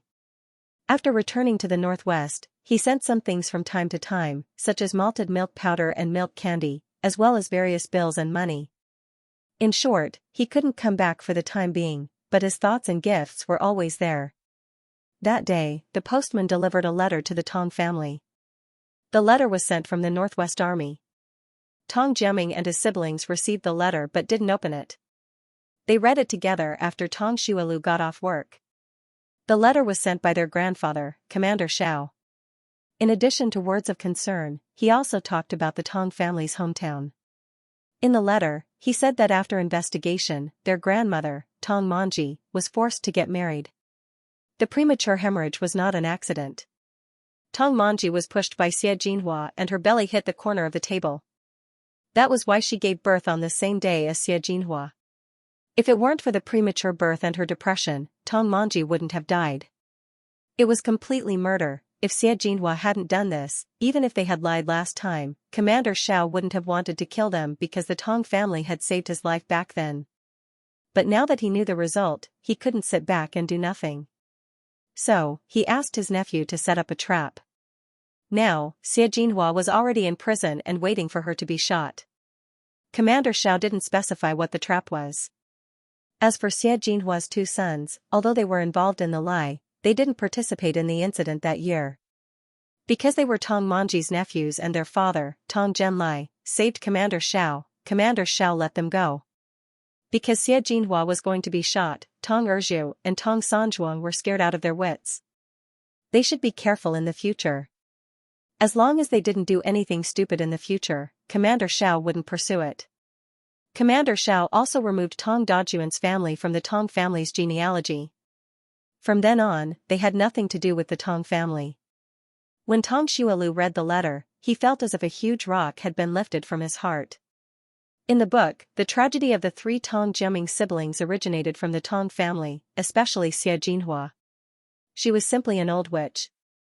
Because Tong Mianmian had been molested since she was young, she had lived in the shadows for her entire life. In the end, she chose to commit suicide. Tong Jiaming and Tong Jessen were not much better off. Now that the old witch was done for, the siblings would never repeat the tragedy in the book again. Tong Xuelu chose a part of the letter to read. She didn't mention anything about setting up a trap to frame Xie Jinhua. She only said that Xie Jinhua had committed an illegal act and should be executed. Tong Jiaming and Tong Jessen were shocked when they heard the news. "Sis, Grandma. Will this affect us?" Tong Jiaming frowned. Tong Xuelu shook his head. "You don't have to worry about this. Grandpa has already taken care of it. From now on, we will be part of the Xiao family, not the Tong family." Tong Jessen said, "Didn't you say that we don't have to change our surnames?" Tong Xuelu said, "We don't have to have the same surname in our household register. Our household register will belong to the Xiao family in the future. It has nothing to do with us changing our surnames. Their household register would belong to the Xiao family in the future." However, she and Tong Jessen would not change their surnames. They would use their grandmother's surname. They didn't know if this was possible in this era. However, with their grandfather's status and connections, it wouldn't be a problem for him to do this. Therefore, they didn't have to worry about this kind of thing. When the two brothers heard that they wouldn't implicate their family, they heaved a sigh of relief. Tong Mianmian stood at the side, looking at this and that with a blank look on her face. Mooncake tilted her head. Her big, watery eyes had the same confusion. She looked extremely cute. When Tong Xuelu woke up this morning, she realized that it was snowing outside. Snowflakes fluttered in the air. The eaves, roofs, and trees were all covered in a layer of white snow. The branches were frozen into sparkling and translucent snowflakes. It was as if the entire world had changed into a new set of clothes. Tong Xuelu let out a breath of cold air. She really didn't want to go to work. In such cold weather, she should stay in bed and do nothing. Unfortunately, no matter how cold it was, she had to get up and go to work. She quickly put on her clothes and got up to cook. As soon as she opened the door, a gust of cold wind greeted her. She sneezed and startled Little Six, who was looking for food on the snowy ground. Little Six immediately left a trail of bamboo leaf prints on the snowy ground. Tong Xuelu put the dumplings that she made last night into the pot to cook. Before the dumplings were ready, Tong Jiaming and Tong Jessen woke up. While they were eating, Tong Xuelu asked them, "I remember that you guys have your final exam today, right?" When Tong Jessen heard this, he shrunk his neck and lowered his head even more. Tong Jiaming nodded. "Yes, we have our final exam today." Tong Zolve glanced at Tong Jessen. "Focus on your exams. Although we're no longer a family with the Tong family, the bet we made back then is still valid. Although I can't send you back to the Tong family's hometown, I can send you to accompany Grandpa." Tong Jessen, who was still hoping for a fluke, was speechless. He had been studying very hard in the past. However, when he found out that he was no longer part of the Tong family, he couldn't help but relax. He thought that the bet was no longer valid. However, he didn't expect that the mantis stalks the cicada, unaware of the oriole behind. Boo-hoo, his sister was so scary. After breakfast, those who went to work went to school. Tong Mianmian was sent to the Wei family as usual. Previously, the Wei family was very willing to take care of the Tong siblings when they saw how pitiful they were. Later, when they found out that they were Commander Zhao's grandchildren, they were even more willing to take care of them. They treated them as their own grandchildren and loved them dearly. When Tong Xuelu went shopping with Xiao Tian, she found that there was mutton for sale today. Therefore, she bought some mutton and mutton giblets and planned to make a pot of mutton giblet soup. On such a cold day, a bowl of spicy mutton giblet soup was the best. She boiled the mutton and giblets into mutton soup and made some flatbread. Later, if anyone wanted to eat mutton steamed buns, they could eat meat steamed buns. If they didn't have a lot of money, they could just order a bowl of mutton giblets soup. Mutton steamed buns were made by cutting the mutton into slices, adding vermicelli, garlic sprouts, and coriander. Finally, the mutton soup was poured over it. The mutton steamed bun soup was rich. The mutton was fat but not greasy, and the aroma was alluring. Then, there was a flatbread, and a mouthful of soup and flatbread. Before noon, Dongfeng Restaurant placed a big pot of mutton giblets soup at the entrance. When the wind blew, the aroma would spread far and wide. Many people didn't plan to eat at the restaurant. After all, people weren't rich these days. They tried to save as much as possible. However, the aroma was too alluring and overpowering. Once they smelled it, they couldn't move their legs. Especially those who passed by the restaurant with their children. When the children smelled the aroma, they didn't want to leave. They insisted on drinking the mutton giblets soup. Soon, there was a long line at the entrance of the restaurant. A bowl of mutton giblets soup cost 2 taels of grain and 15 cents. A flatbread cost 10 cents. If they wanted to order something else, they had to pay extra. Some people ate in the restaurant, while others brought their bowls from home. On the first day of snow, many people drank the steaming mutton giblets soup. The chili was numb and spicy, the green onions were green, and the mutton soup was rich and mellow. The spicy and salty taste were perfectly combined. It was so fragrant that people almost ate their tongues. What was even better was that after eating, they felt warm all over and didn't feel cold at all. Tang Xuelu was promoted to a first-class restaurant manager and she was Commander Zhao's granddaughter. The Tang family in the compound didn't know until later. After knowing this, the whole Tang family was silent. It wasn't a big deal to be promoted to a first-class restaurant manager. At most, they wouldn't eat in restaurants anymore.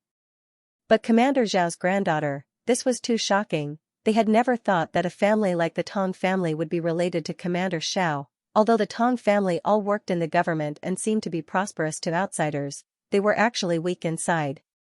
Tang Xuelu's father was going to retire next year. The Tang brothers were not very capable. It was almost impossible for them to be promoted. If they had known that Tang Xuelu was Commander Zhao's granddaughter, they wouldn't have cut off their relationship with her. When the Tang family was in trouble, even the Fang family helped them. The Tang family didn't do anything. Now that they wanted to get involved, they felt ashamed. The sister-in-law, Chen Yueling, felt even worse. She and her husband wanted to help Tang Xuelu, but her mother-in-law didn't let them. She didn't even let them visit her. If her mother-in-law hadn't stopped them, she wouldn't have felt so ashamed. Thinking of this, she couldn't help but blame her mother-in-law. Under her husband's persuasion, Tang Xuelu's mother had given up her hatred for Tang Xuelu. She just pretended that she had never raised such an adopted daughter. In her opinion, Tang Xuelu and her siblings had no parents and the Tang family was a burden. No matter how capable she was, she wouldn't be able to live the rest of her life. She didn't expect that things would turn out like this. Tang Xuelu was Commander Zhao's granddaughter. Her boyfriend was Commander Wen's grandson. Thinking of this, her face couldn't help but twist. She started to regret it. If she hadn't said those words in the hospital that day, she wouldn't have fallen out with Tang Xuelu. Now, even if she wanted to get involved, she didn't have a way out. Tang Xuelu's father saw his wife's expression and guessed what she was thinking. He sighed in his heart and didn't say anything. He also felt regretful and pitiful. When Tang Xuelu was in trouble, they pretended not to know. Now that they found out that she was Commander Zhao's granddaughter, they wanted to get involved. In the family, Kai Chunlan was the most afraid, regretful, and worried. Last time, Kai Chunlan quarreled with Tang Xuelu at the restaurant. Tang Xuelu spoke ill of her in front of so many people. When she came back, she was so angry that she even spread the word that she was an ungrateful person. Now that she knew that Tang Xuelu was Commander Zhao's granddaughter, the more she thought about it, the more upset she felt. Because she was worried that Tang Xuelu would deal with her, Kai Chunlan went to Dongfeng Hotel after work. Dongfeng Hotel had 2 floors. As the manager, Tang Xuelu had a small lounge on the 2nd floor. She would go to the lounge to rest if it wasn't meal time or when there weren't many guests. When Kai Chunlan came, Tang Xuelu was reading in the lounge. Meng Qingqing ran upstairs. Manager Tong, the woman who claimed to be your sister-in-law last time is here again. She said she wants to see you. Sister-in-law, Tong Xuelu felt disgusted when he thought of Kai Chunlan's round face. I don't want to see her. Meng Qingqing ran downstairs to inform Kai Chunlan. Then, she ran up again. Manager Tong, that woman said she won't leave if you don't go down. Tong Xuelu smiled. If she wants to eat, let her eat. If she doesn't want to eat, ask her to go out. It's her business how long she wants to stand outside. Meng Qingqing ran downstairs again. Kai Chunlan was so angry that her face turned red. It was so cold outside. Of course, she didn't want to stand outside. However, she didn't want to leave if she couldn't see Tong Xuelu. She had no choice but to take out money and coupons to buy food. She drank bowl after bowl of mutton giblet soup. Her stomach was bloated, but Tong Xuelu still didn't come down. She didn't have enough money on her and was asked to leave soon. Kai Chunlan was so angry that her face turned red. She stood outside and didn't leave. She deliberately put on a pitiful look. If someone asked her, she would say that she offended Tong Xuelu and wanted to apologize to him. However, Tong Xuelu didn't even want to see her. After Meng Qingqing heard this, she ran upstairs to report it. Tong Xuelu smiled. Let her be. Didn't she say that I'm an ingrate? Since she's an ingrate, isn't it natural to ignore her? Meng Qingqing thought about it and felt that what he said made sense. Therefore, she left it alone. Kai Chunlan stood outside for an hour. Tong Xuelu didn't come down. She was so cold that her lips turned purple. Her whole body was stiff. In the end, she couldn't stand it and ran back. That night, she had a high fever. Tong Xuelu didn't know that Kai Chunlan was reaping what she sowed. When she returned home, she saw Tong Jessen so excited that his cheeks were red. She looked at the siblings and asked, "What happened? Why are you so happy?" Tong Jessen quickly took out the test papers. "Sister, I got 61 marks for math and 60 marks for Chinese. I passed." Tong Xuelu took the test papers and looked at them. Although he barely passed, he did pass. Tong Xuelu returned the test papers and said, "Very good. You don't have to be sent away. You can eat meat during the winter break and Chinese New Year." Hearing this, Tong Jessen felt that it was too hard for him. It was too hard for him to eat meat. Tong Xuelu said, "You have to work harder in the future. If you don't pass, the bet is still in effect." Tong Jessen, he just remembered that there was no time limit on the bet. That meant that his sister could decide when she wanted to. He had been cheated. Tong Jemming still scored 100 marks in both tests. Tong Xuelu rewarded him with $2. Tong Mianmian saw that both her brothers were being praised. She quickly took out the drawing she drew during the day and showed it to her sister. "Sister, Mianmian drew this." Tong Xuelu took the drawing and saw that there were a few people on the drawing. They could vaguely recognize that there were 3 people on the drawing. Tong Xuelu rubbed her head and asked, "What did Mianmian draw?" Tong Mianmian said in a childish voice, "Sister, second brother, and Mianmian. There's also third brother, Mooncake, and Little Six." Tong Jessen came over to take a look. He searched for a long time but couldn't find himself. "Mianmian, didn't you say that you drew me? Where am I?" Tong Mianmian pointed her chubby finger at something and said, "This is third brother." Tong Jessen's mouth twitched. "Why am I different from the rest of you? What are the 2 beside me?" Tong Mianmian said, "Mooncake and Little Six." Tong Jessen shouted, "Why do I look exactly like Mooncake and Little Six? What are you thinking? I'm a human, not a dog or a chicken." Tong Mianmian pointed her finger at him and said, "But third brother is ugly." In other words, he was saying that Tong Jessen was ugly and unfit to be a human. Tong Jessen felt as if he had been stabbed. Tong Xuelu couldn't help but burst into laughter. Tong Jessen was getting better at stabbing people's hearts. Tong Jemming's lips curled up as well. At this moment, the atmosphere in the Wen family was extremely tense. Old Mr. Wen threw a bunch of things onto the ground and smashed them with his walking stick. "What does that woman want? Does she really think that I won't dare to do anything to her?" Uncle Zong hurriedly comforted him. "Commander, please calm down. Don't harm your health because of her." Today, the postman delivered something from Jin City. The Wen family didn't have any relatives in Jin City except for that woman. Usually, he would send some things over, but this time, he even wrote a letter. There was a photo in the letter, saying that it was Wenwurgi's sister. That woman even shamelessly said that she wanted to meet Wenwurgi and let the two of them meet. Even old Mr. Wen was infuriated when he saw the letter. How could she have the cheek to meet Ru Gui after what she did to the Wen family in the past? Old Mr. Wen said with a sullen expression, "Little Zong, give her a call tomorrow and tell her to behave herself. Otherwise, don't blame me for being rude." He had tolerated that woman all these years because she was Ru Gui's biological mother. The Wen family had already given her a way out after what she did in the past. If she insisted on digging her own grave, then don't blame him for being merciless. Uncle Zong poured a glass of warm water and said, "Okay, I'll go tomorrow." "Commander, please drink some water. I'll take these things out and burn them." Old Mr. Wen nodded with a frown on his face. They were all evil creatures. The spring festival was approaching. Although it was not the holidays yet, the atmosphere of the spring festival could be felt on the streets. Although the weather was cold, the children were not afraid of the cold. During the holidays, they ran around the streets and played to their heart's content. The department stores and cooperatives had a lot of New Year goods, but they were all snatched up as soon as they were released. Tong Xuelu had to go to work and couldn't snatch the goods. Initially, he wanted to leave the task of buying New Year goods to the two brothers, Tong Jiaming and Tong Jessen. However, their grandfather, Commander Xiao, called and told them not to prepare anything. He had already instructed the orderlies to prepare everything.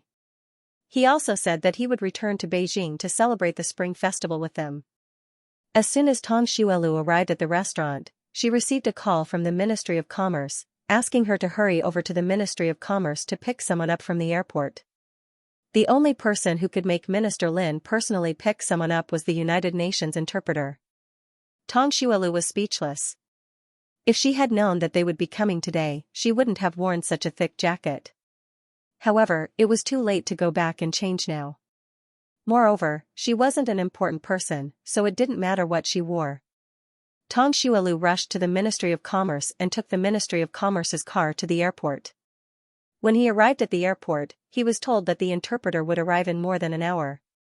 Tong Xuelu couldn't help but curse in his heart. Just as everyone's hands and feet were about to freeze from waiting, the interpreter finally arrived. Two men in long black coats walked out of the plane. The cold wind blew and their coats fluttered in the wind. Tong Xuelu looked over and met a pair of young, narrow eyes.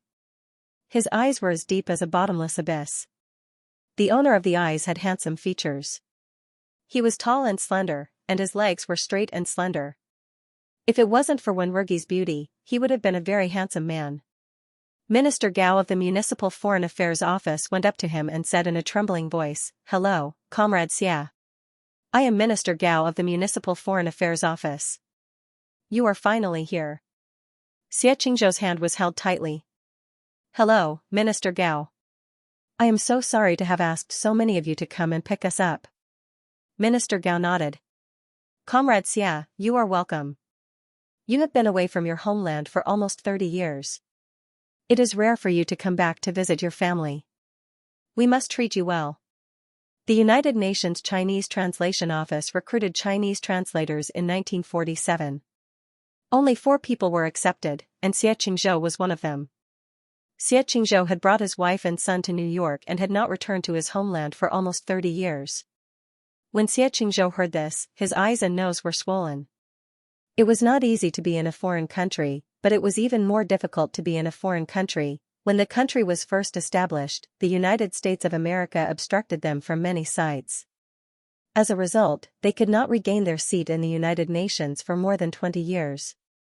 It was not until October 1971 that they won the final victory in the 26th session of the United Nations General Assembly.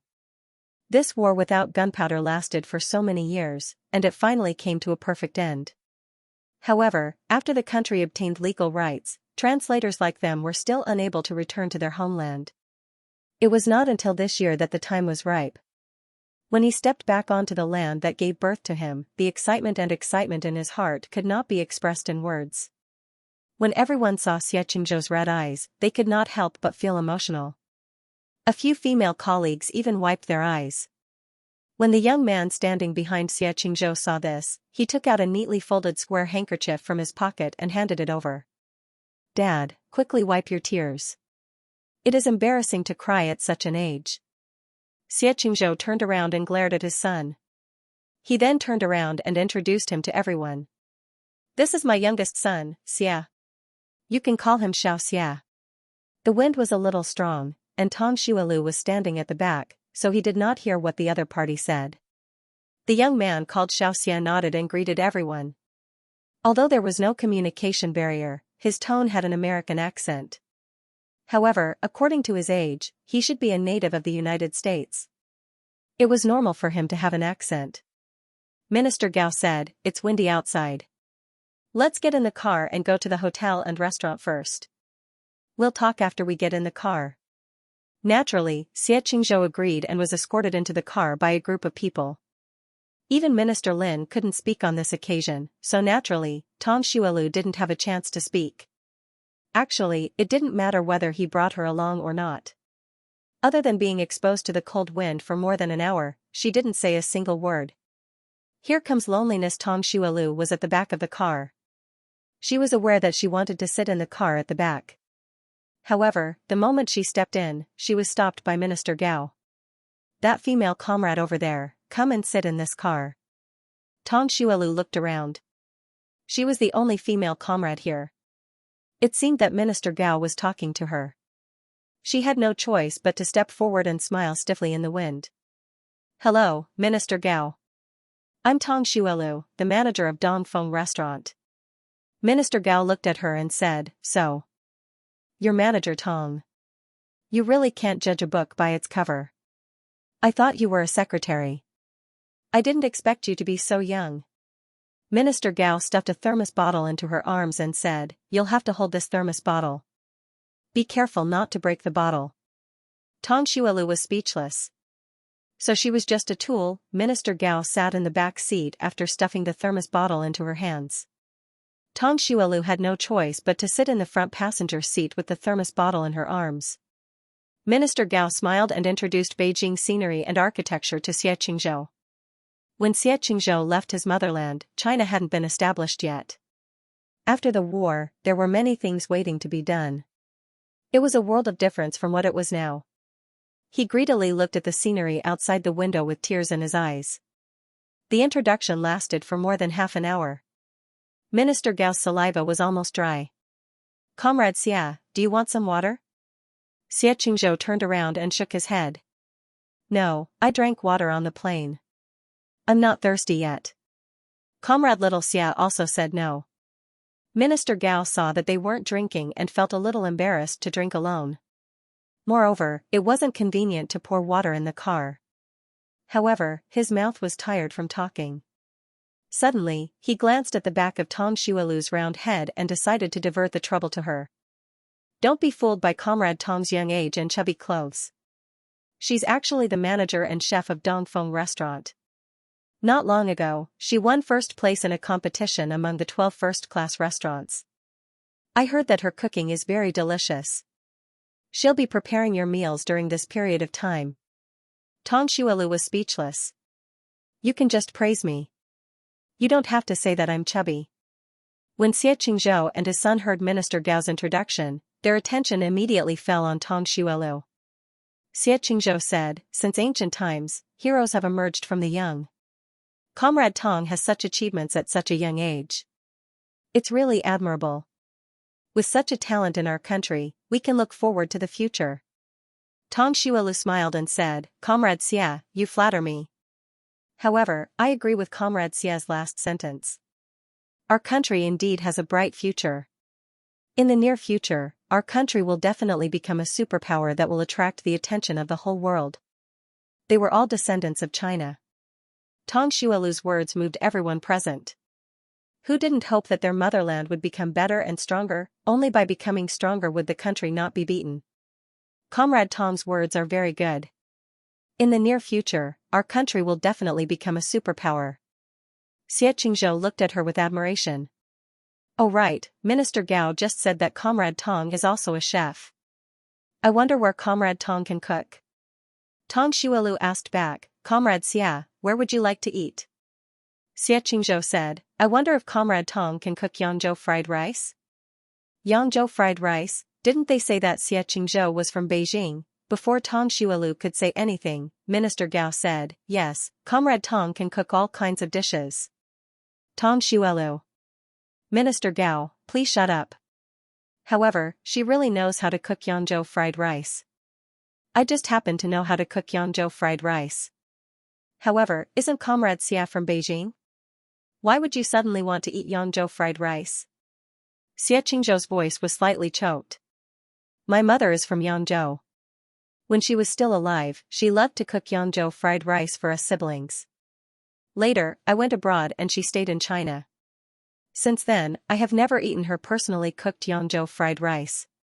His mother died 10 years after he left China. At that time, he was on the other side of the Atlantic Ocean and couldn't come back. They were separated for 29 years. He was an unfilial son. He couldn't even come back after his mother passed away.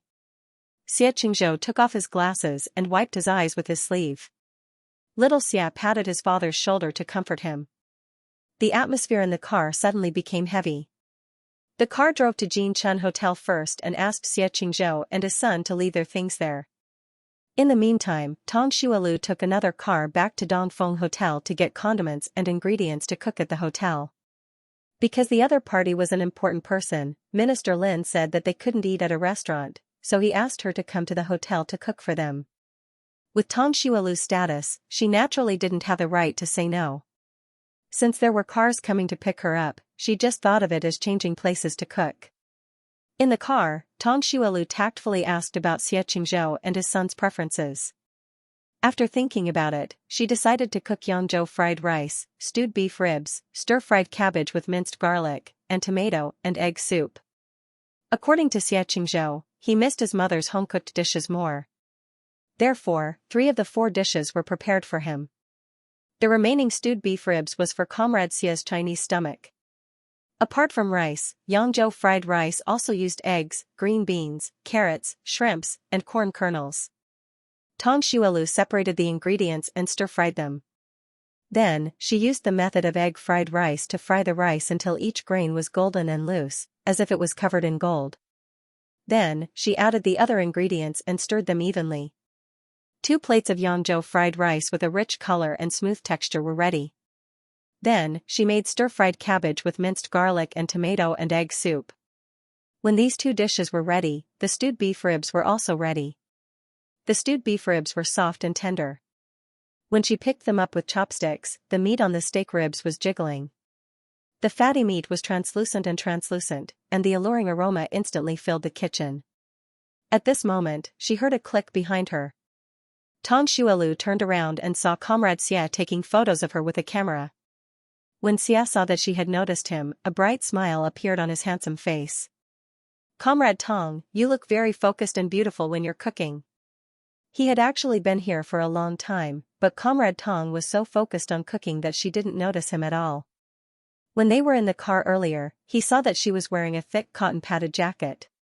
She was wrapped up like a ball and looked very dusty. He didn't expect to see such a graceful figure under the jacket. It was also when he was taking photos that he noticed that her face was very delicate and beautiful. She was very suitable to be a model. Tong Xuelu looked at him and said, "You violated my portrait rights. I'll let it go this time, but don't do it again." When Xia heard this, he couldn't help but raise his eyebrows. Comrade Tong is really special. She's completely different from the others. When he was taking photos with his camera just now, the others were curious and scared when they saw his camera. However, when he explained that he was going to take photos of them, they all became very excited. She was the only one who was very calm. She even told him that he had violated her portrait rights. Xia apologized. "Comrade Tong, I apologize to you. Don't do it again." Tong Xuelu nodded and scooped the ribs onto her plate. When Xia smelled the alluring aroma, his stomach rumbled. He walked over to take a look and couldn't help but whistle. Comrade Tong, you're indeed the best chef in the world. Your dishes look, smell, and taste great. You flatter me. Xia said, by the way, what's your name, Comrade Tong? My name is Xia. When Xia said his name, a sharp voice came from outside. He didn't know what it was. Tong Shui Lv frowned and said, my name is Tong Shui Lv. Tong as in winter, Shui as in snow, Lu as in green. What did you say your name was? I didn't hear it clearly just now. Wow, Comrade Tong's name is really nice. Green happens to be my favorite color. Green represents hope. I also have a green hat. Tong Shuelu was speechless. Young man, are you serious? After Xia finished speaking, he thought that his accent wasn't very clear. Hence, he took out a pen and a piece of paper from his pocket and wrote his name on it. Tong Shuelu tilted his head and looked. The corner of his mouth twitched. Comrade Xia, you should have an English name, right? Xia said, yes. My English name is Jason. It translates to Jason in Chinese. Tong Shuelu said, I think I'll call you Comrade Xia. Jason shrugged nonchalantly. Both Chinese and English names are fine. Tong Shuelu didn't say anything. He asked Guo Weiping to bring the dishes out. The moment Xia Qingzhou came downstairs, he smelled a domineering and familiar aroma. He became excited again. When he sat down and impatiently scooped a mouthful of Yangzhou fried rice, his eyes moistened again. This taste. It's exactly the same as the one my mother made. It's been 29 years. I haven't had this taste in 29 years. Whenever he ate, he would always think about his mother's Yangzhou fried rice. He thought that he would never be able to taste it in his life. He didn't expect to taste it on the first day he returned to his motherland. How could he not be excited? Xia Qingzhou tasted a few other dishes. He couldn't stop praising them. Comrade Tong's cooking is so delicious. No wonder you're a restaurant manager at such a young age. Jason, on the other hand, had a soft spot for the steak. The fatty meat was fat but not greasy, and the lean meat was soft and fragrant. When he bit into it, the rich gravy filled his mouth. The taste was simply amazing. Both father and son were very satisfied with the meal. After the meal, Tong Shuelu packed up and returned to the restaurant. The City Foreign Affairs Office was in charge of keeping Xia Qingzhou and Xia Qingzhou company. She only needed to cook for them before evening. It was the same for the next few days. Xia Qingzhou was very satisfied with Tong Shuelu's cooking. He praised her many times in front of Minister Gao and Minister Lin. The leaders all remembered Tong Shuelu's name. During the Spring Festival holiday, she received a reward. In addition to 2 enamel jars with the words "Women can hold up half the sky" printed on them, there was also a reward of 50 yuan. 50 yuan was equivalent to half of her monthly salary. Tong Shuelu was very satisfied with the reward. The Spring Festival finally arrived in front of everyone's expectations. The factories were on holiday and the restaurants were closed. However, the streets were not deserted at all. Children could be seen everywhere. Children were the happiest during the Spring Festival. Not only could they wear new clothes, but they could also eat a lot of delicious food. Commander Xiao returned to Beijing before the Spring Festival Eve. The goods he bought for the Spring Festival were delivered to his home before that. This was the first time his family celebrated the Spring Festival together. It was also the first Spring Festival after Tong Shuelu transmigrated. It was snowing outside. It was so cold that it turned into ice. However, it was joyous inside the house. How could they not make dumplings on the Spring Festival Eve? At this time, Commander Xiao was making dumplings with Tong Jiaming and his grandchildren. The kitchen was still stewing pork trotters. Tong Shuelu came over to see how they were doing. In the end, except for Tong Jiaming, who could make decent dumplings, the rest of them were just eyesores. Especially Commander Xiao. His dumplings were as good as Tong Mianmian's. Seeing Tong Shuelu looking at him, Commander Xiao blushed and said, "I've never done this before. I'll practice a little more. I'll be good soon." In the past, he would either stay in the army or go to his younger brother's house to celebrate the Spring Festival. His younger brother and nephews were very nice to him and welcomed him. However, the warmer they were, the more lonely he felt. Therefore, in the following years, he used the excuse that he had something to do in the army. However, it was different now. He had a family. Tong Xuelu smiled and said, "It's okay.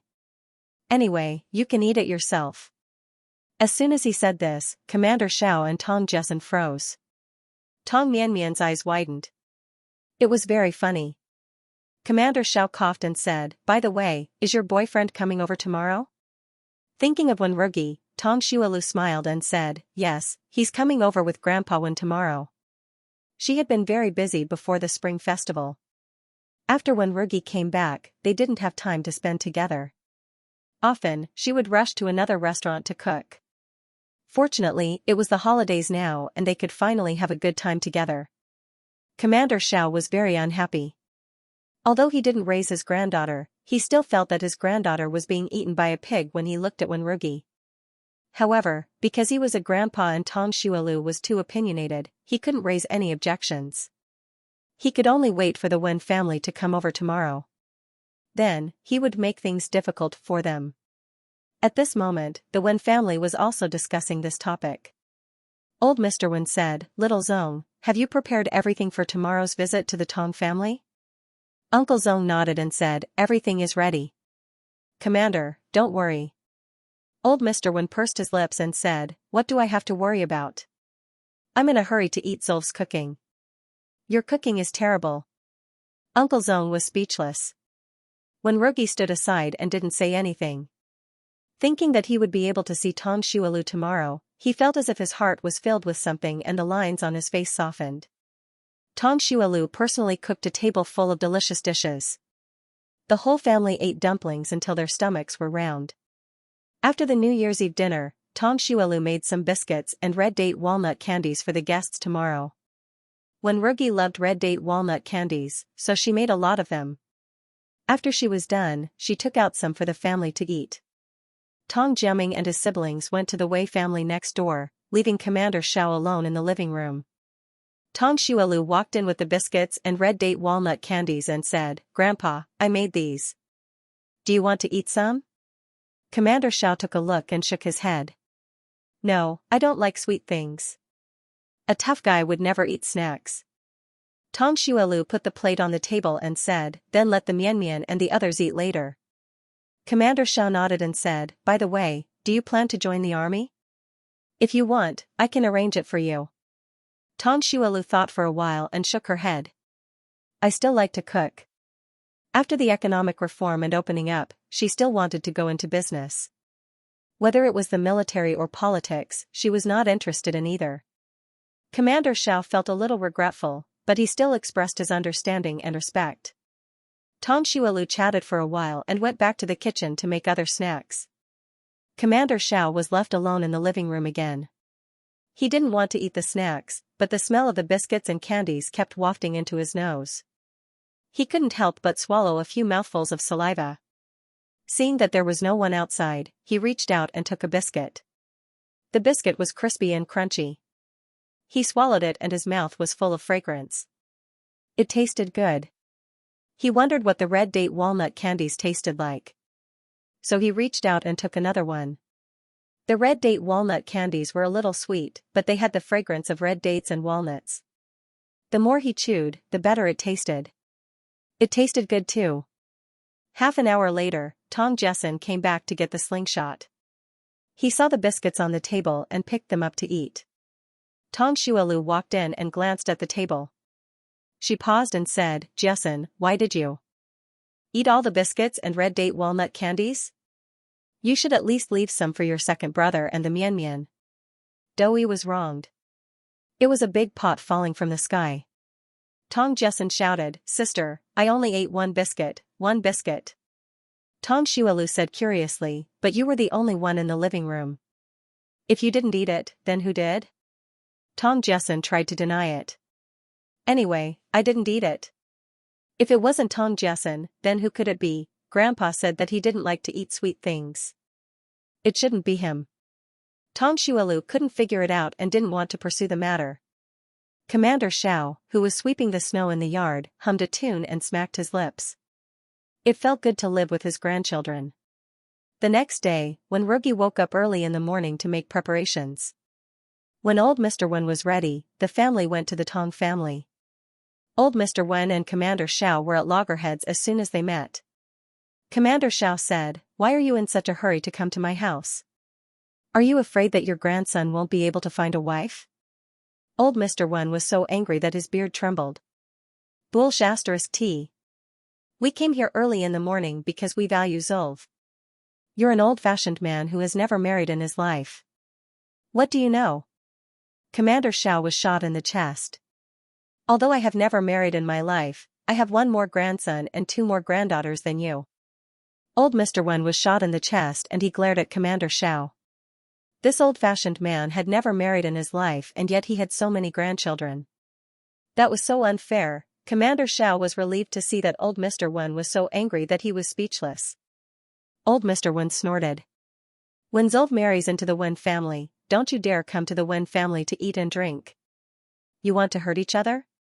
Come on. Commander Xiao was shot in the chest again. Thinking that his granddaughter was going to be taken by the pig of the Wen family, he was in a bad mood again. Tong Xuelu was speechless. She winked at Wenrugi and turned to go to the kitchen. Wenrugi looked into her eyes and his heart raced. He hurried to catch up with her. When they came to the kitchen, no one came to disturb them. Tong Xuelu said, "What have you been busy with at home?" Wenrugi's inky eyes stared at her face. "Reading. And, I miss you." Oh wow, this idiot really had a way with words of love. Tong Xuelu couldn't help but smile. She raised her hand and drew circles on his chest. "I missed you too." Boom. All the blood in Wenrugi's body rushed to his face, and his face and ears turned red at a visible speed. Tong Xuelu gently drew circles on his chest. "Last time, you still need to prove your innocence. Do you want to prove it now?" Wenrugi's heart was beating like thunder. He felt that his heart was beating so fast that Tong Zulv must have felt it. He nodded vigorously. "Yes, and the reward from last time." Poochie, Tong Xuelu's smile spread to his eyes. "You can't be thinking about these two things all the time, right?"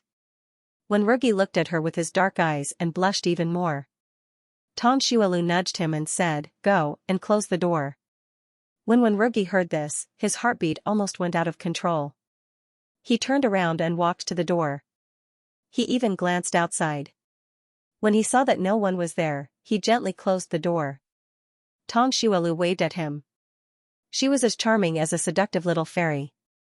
Wenrugi quickly walked towards her like Tang Sanzang who had been bewitched. Tong Xuelu tiptoed and kissed him on the face. This is the reward from last time. The place where she kissed felt numb. Wenrugi had the urge to reach out and scratch it. However, he could scratch the numbness on his face, but he couldn't scratch the numbness in his heart. Tong Xuelu looked at him with her beautiful almond-shaped eyes and said softly, "Now, it's your turn to prove your innocence."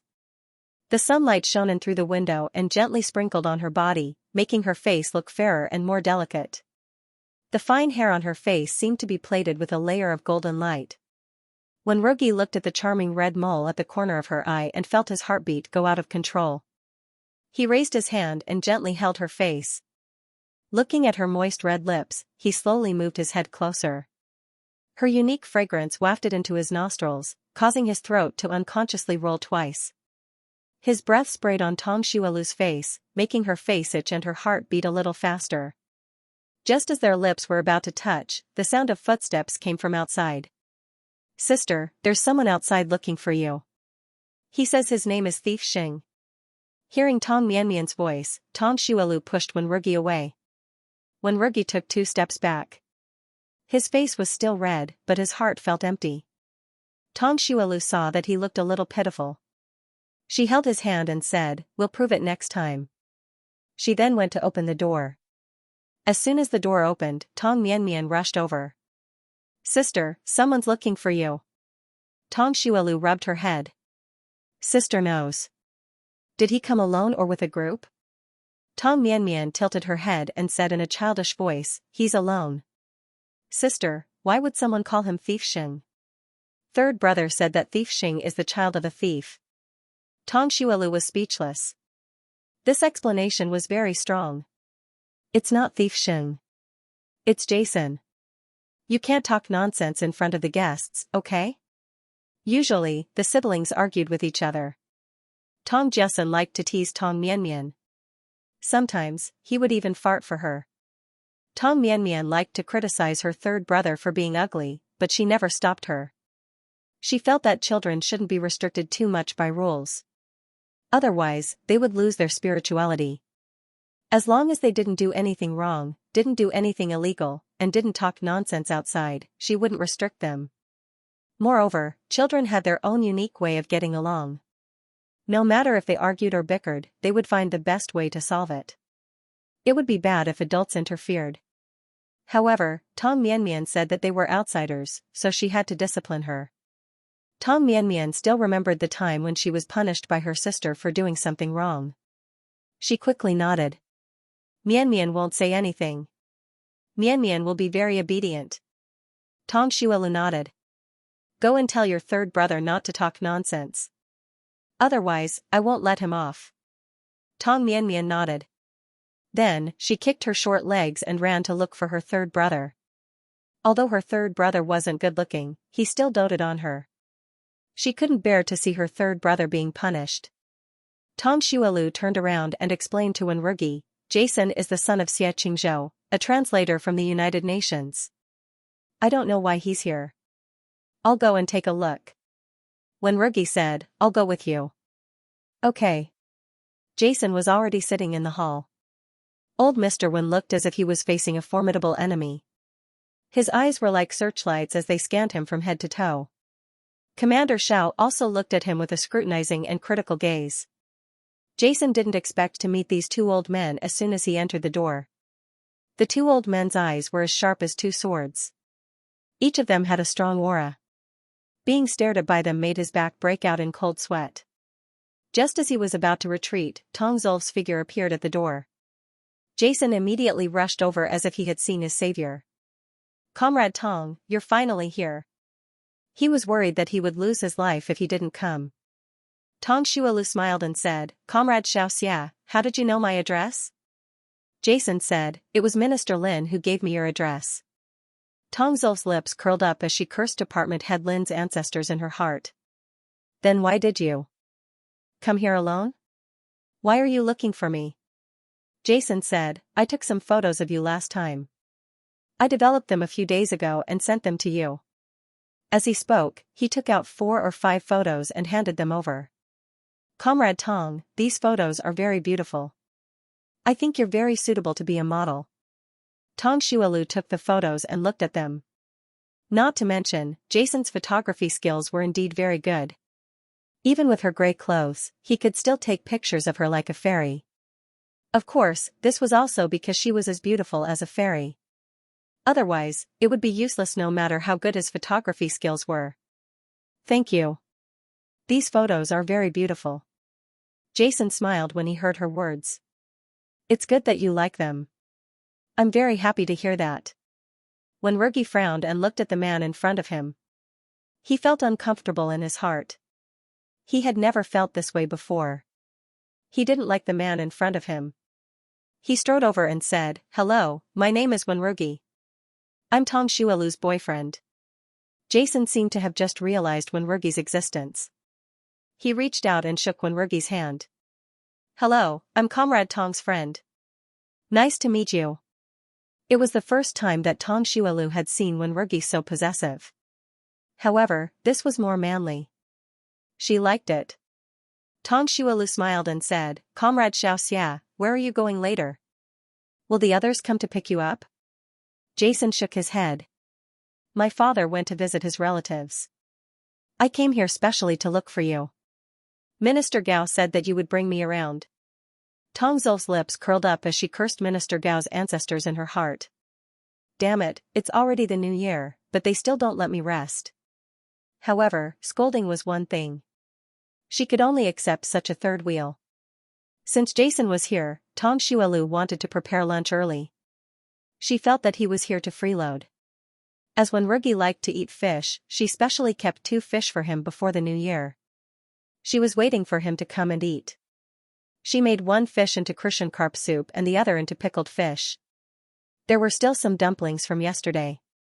She cooked 2 plates, stir-fried pork with winter bamboo shoots, and stir-fried vegetables. While she was cooking, Wenrugi helped her in the kitchen. The two of them had a short time together. Jason was surrounded by the children outside. As he had a camera in his hand, the children were very curious about this black mass. Jason was also very patient. He explained to them one by one and took many photos of them. The children were very happy and accepted him immediately. When the dishes were brought to the hall, the alluring aroma filled the entire hall. Everyone could not help but swallow their saliva. The crucian carp soup was very fragrant. The fish soup was cooked into a creamy white color. The color was beautiful and the taste was delicious. After drinking a mouthful, one's whole body would feel warm. The fish with pickled vegetables was spicy and tender. The pickled vegetables were crispy. Even though their tongues were numb, they could not bear to miss a mouthful. The stir-fried pork with winter bamboo shoots was stir-fried with green peppers. The winter bamboo shoots absorbed the pork gravy and the spiciness of the green peppers. It was fresh, sweet, fragrant, and crispy. After taking a bite, it was very satisfying. Everyone's mouths were full of oil. Jason also praised Tong Xuelu. "Comrade Tong, your culinary skills are amazing. This is the first time in my life that I have experienced the charm of Chinese cuisine. The crucian carp soup you made is very delicious.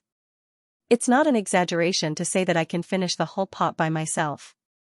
Comrade Tong is really beautiful and capable." Pa, a loud sound was heard. Before Jason could finish his sentence, he was interrupted by this sound. Everyone turned to look and saw that Wenrugi's pair of chopsticks had been broken by him. "Everyone," Wenrugi said calmly, "I accidentally used a little too much force." Everyone. Was this a little too much? Tong Xuelu tilted his head and looked at him. "Shall I go get you a new pair?" Wenrugi shook his head. "No, I can go by myself." Tong Xuelu nodded. Because of this small accident, Jason could not continue to praise him. After the meal, he did not intend to leave. If he did not leave, Wenrugi and old Mr. Wen would definitely not leave either. It was not a good idea for a large group of people to stare at each other in the house. Tong Xuelu thought for a moment and said, "Comrade Xia, have you been to the Forbidden City?" Jason nodded. "Yes, I have. I visited it on the 3rd day after I returned to China. It was a magnificent architectural miracle." Tong Xuelu said, "Then let's visit the Forbidden City again." She had not seen it since she came to this world. Jason, Wenrugi finally had a smile on his face when he heard this conversation. If Tong Xuelu wanted to go out with a man, Wenrugi would definitely follow. Tong Jiaming and his siblings also wanted to go out. Old Mr. Wen and Commander Shao could not sit still anymore. Since the children were going out, there was no point for the two of them to stay at home.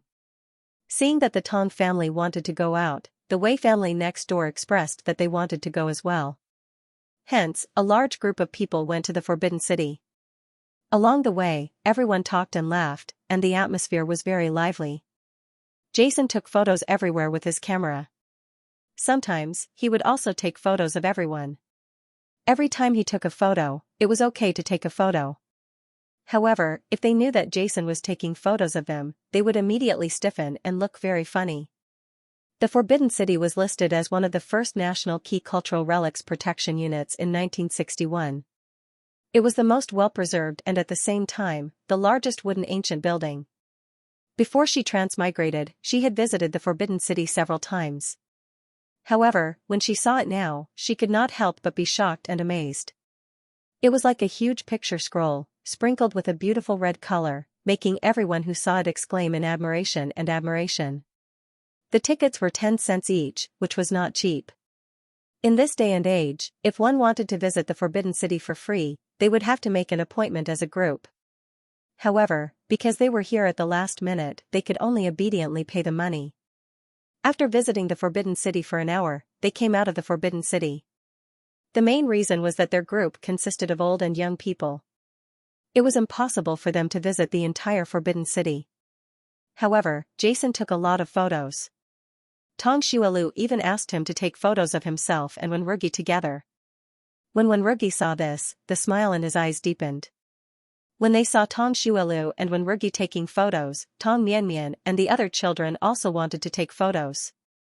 Then, Commander Xiao also wanted to take photos with his grandchildren alone. Since Commander Xiao had already taken photos, how could old Mr. Wen be at a disadvantage? He definitely wanted to take photos too. Therefore, Jason, who was originally a guest, was completely reduced to a tool for taking photos. It was very fascinating. After the photos were taken, everyone headed home. Jason was a photography enthusiast. After taking photos for so long, he did not feel tired at all. He took photos of the eaves as he walked with his camera. Suddenly, he tripped over a big rock and fell forward. There was a raised rock in front of him. If he fell, his head would definitely hit the big rock. Everyone sucked in a breath of cold air. At this moment, Tong Shualu rushed up at the speed of a 100-meter dash and raised his leg to kick. Jason was kicked aside. With a bang, he fell into the mud pit and ate a mouthful of mud. Jason looked up, his eyes shining. "Comrade Tong, you are so brave." "Everyone? Tong Shualu?" When she first saw Jason, Tong Shuailv thought that he was the kind of man who didn't speak much.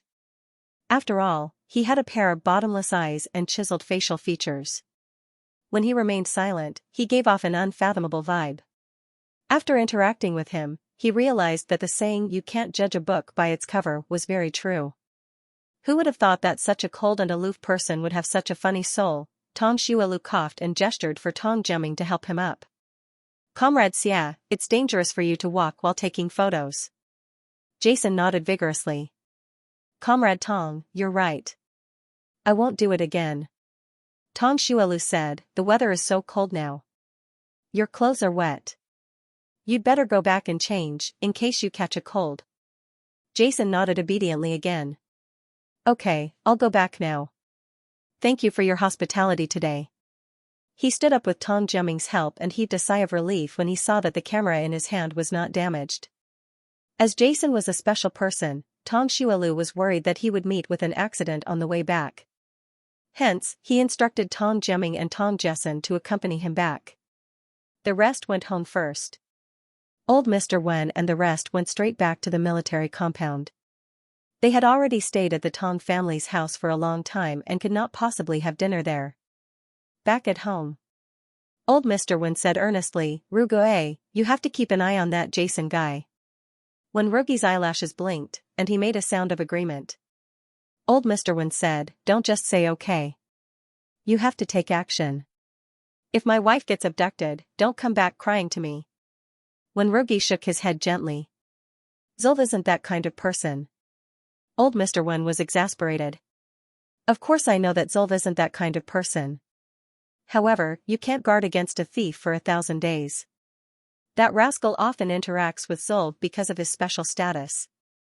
This is where he's better than you.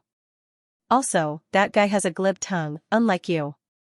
Back then, I even wondered why Zolv fell in love with you." When Rugi, old Mr. Wen was infuriated by Wen Xinya's leisurely manner. Indeed, the emperor was not anxious, but the eunuch was worried to death. Bah, he was not a eunuch. Don't take it lightly. You'll be 26 years old after the new year.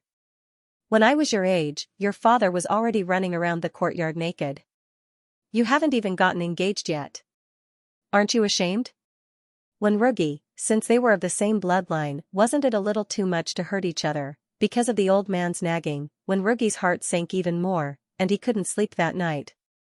The next day, when Rugi was supposed to wait at home for other relatives to visit or visit other relatives, but he couldn't sit still. He dressed up and went to the Tong family's house. Not only was old Mr. Wen not angry, he even felt that Wen Xinya was finally enlightened. When Rugi came over, Tong Shualu was still asleep.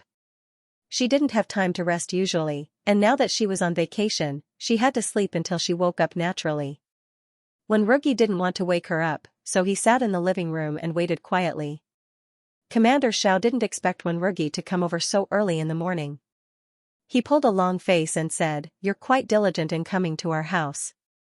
Wen Rugi, it's only right. Commander Xiao was speechless. Since you're so diligent, why don't you just become our live-in grandson-in-law? He thought that Wenrugi would definitely fall out with him, but to his surprise, Wenrugi actually thought about it seriously. He thought for a moment and said, if Grandpa Xiao can persuade my grandpa, I'm fine with it. Commander Xiao was speechless. Wasn't he just spouting nonsense? For a moment, neither of them spoke, and the living room was strangely quiet. Commander Xiao sized him up with a pair of sharp eyes. If Zolf doesn't acknowledge me, he won't be compatible with the Wen family. Didn't you care at all before? Wenrugi shook his head. I care about the person, not the family background. He had always felt that people were strange. When finding a partner, they always compared the family background one by one. It seemed that the purpose of marriage was to marry the other party's family background, not the person. Commander Xiao snorted and was satisfied with the answer. When you get married in the future, will you let Zolf cook for you every day? Will you be a master with your legs crossed? Wenrugi shook his head again. No, I'm learning how to cook at home now. Ever since he heard that a man who could cook was special, he would cook for himself as long as he was free. However, he was usually too busy to come home, so he had only learned how to cook some very simple dishes, and the taste was nothing compared to hers. Commander Xiao snorted again. I hope you can do what you say. Don't just talk nonsense. Wenrugi said, Grandpa Xiao, don't worry. I'll do what I say. Tong Mianmian walked in rubbing her eyes and asked curiously, what's a little grandpa? Does it mean a little grandpa is younger? Then who is the big grandpa? Is it Grandpa Wen? Wenrugi, Commander Xiao was so angry that his nose kept snorting. He was the big grandpa. What right did old Wen have to suppress him? Tong Xuelu didn't get up until 10 o'clock. Wenrugi and Commander Xiao had been staring at each other in the living room for 2 hours. She changed into new clothes and came out.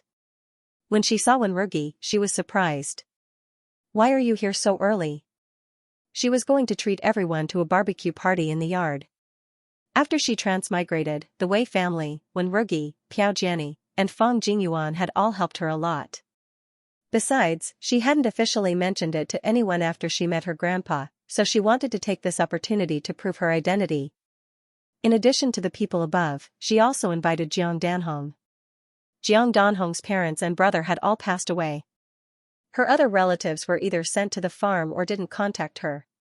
She was basically alone in Beijing. However, the barbecue party wouldn't start until evening. She was a bit surprised that Wenrugi came so early. Wenrugi saw her and couldn't see anyone else. I wanted to come early to help. Tong Xuelu knew that he wanted to spend more time with her. She smiled and said, okay, then you can help me in the kitchen later. Okay. Wenrugi was very sensitive to the word kitchen now. Every time he was in the kitchen, even if he couldn't get a reward, he could spend time with her alone. Commander Xiao, who was sitting in the kitchen, was suddenly fed a mouthful of dog food. He felt very full. It snowed heavily last night. Now the yard was covered with a thick layer of snow. After lunch, Tong Jiaming, her siblings, and Wei Zhuzhu next door were making snowmen in the yard. It was very lively. Tong Xuelu said, we're going to make a snowman too. Wenrugi looked at her and said, okay. Tong Xuelu's skill in making snowmen was very ordinary. She couldn't help laughing when she saw it. However, Wenrugi's snowman was very cute and round. He used stones as eyes for the snowman and carrots as mouths for it. It looked very lively. Tong Xuelu said, the snowman you made is very beautiful. Wenrugi's ears were red. He whispered, it looks like you. Oh ho, she's saying sweet words of love again. Tong Xuelu tilted her head and asked, who taught you to say these words? Wenrugi shook his head and said, no one taught me. However, he had a notebook that recorded other people's tips on how to chase a girl. However, this kind of thing was hard to talk about. He planned to tell her later. Seeing this, Tong Shui-Lv didn't pursue the matter further and asked him to build another snowman next. To her. Wenrugi originally wanted to do this. Hearing her words, his eyes were full of smiles. Soon, he made another snowman. The two snowmen, one tall and one short, were intimately next to each other. They looked like a couple. At 3 or 4 o'clock, guests came one after another. Because it was not easy to buy meat in this era, Tong Shui Lv had already told everyone to bring their own ingredients to the door. When Old Master Wen and Uncle Zong came, they brought number 8, whose feathers had been plucked. The Wei family brought eggs and corn, and Fang Jingyuan brought beef. When Jiang Danhong arrived, in addition to bringing food, she also brought someone. That person was none other than Jiao Yunshi. Jiang Danhong explained, "This is my new friend. She happened to visit me at my house, so I asked her to come with me." Jiao Yunshi blushed and said, "I came uninvited. Please forgive me, Comrade Tong." She and Jiang Danhong met in school. As the first person to report her father-in-law and husband, Jiang Danhong was not very popular in school. As a senior student, Jiao Yunshi didn't have many friends in school. Later, they met by chance. The two of them regretted not meeting earlier. They admired each other's courage, so they slowly became friends. This time, she came because Jiang Danhong told her about Tong Shuilu's deeds. She was very impressed. She really wanted to meet this extraordinary woman, so she came over shamelessly. Tong Shuilu sized Jiao Yunshi up and said, "Since you're Sister Danhong's friend, you're my friend too. You don't have to feel uncomfortable. Just treat this place like your own home." Jiao Yunshi heaved a sigh of relief and said, "Comrade Tong, you're very approachable." "Oh yes, my name is Jiao Yunshi. Comrade Tong, you can call me Yunshi." Jiao Yunshi, Tong Shuilu raised his eyebrows and found the name interesting. "You can call me Zolf then." In the kitchen, Piao Jiani was helping to skewer the mushrooms and other vegetables for the barbecue at night. He sighed as he did so. "I'm so envious of you. You found a girlfriend so quickly. My parents almost drove me crazy at home. All they do is ask me to go on blind dates every day. They don't understand that my heart is full of holes. I don't want to date at all, much less get married." After talking for a long time, when Rugi didn't respond, Piao Jiani couldn't help but ask, "Are you even listening to me?" When Rugi said, "Yes," Piao Jiani saw his response and continued, "I used to think that ancient poets were just moaning about nothing. Now I understand that they were expressing their feelings. Just like now, I understand the pain of apart from the dark clouds, there is no mountain." Before he could finish speaking, he heard a sneer from the door. Yuanjin's poem goes like this: "Having crossed the vast ocean, there is no water. Apart from the Mount Wu, there is no cloud." You can't even remember the poem correctly. Don't say that you empathize with him. Pu Jiani's body froze. His face felt like it had been slapped. It was burning hot. He turned around and wanted to argue with Jiang Danhong. However, as soon as he turned around, he met a pair of gentle eyes. She had curved eyebrows, a small nose, and red lips. When she smiled, it was as if thousands of pear trees had bloomed. Piao Jiani looked at her and was stunned. Jiang Danhong looked at his stupid face and put down the things in his hands. He said to Jiao Yunshi, "Let's go outside and help." She was afraid that she wouldn't be able to control her mouth if she continued to look at Piao Jiani's stupid face. After all, it was New Year's Day. It wasn't good to quarrel in other people's homes. Jiao Yunshi was about to nod when Wenrugi suddenly looked up. When she saw Wenrugi's face, she was shocked. "Comrade Wen, why are you here?" Wenrugi looked at her and was stunned. "You are?" Jiao Yunshi's face heated up. "I'm Jiao Yunshi. I came with Sister Danhong. I didn't expect to see you here." When Rugi said, "This is my partner's home." His partner's home? Jiao Yunshi was stunned.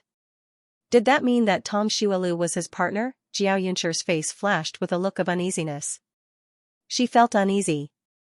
Although she had never told anyone and had already let go of her feelings for Wenrugi, if someone found out, would they think that she was deliberately getting close to Tong Shuilu? However, before she came here, she didn't know that she was Wenrugi's partner.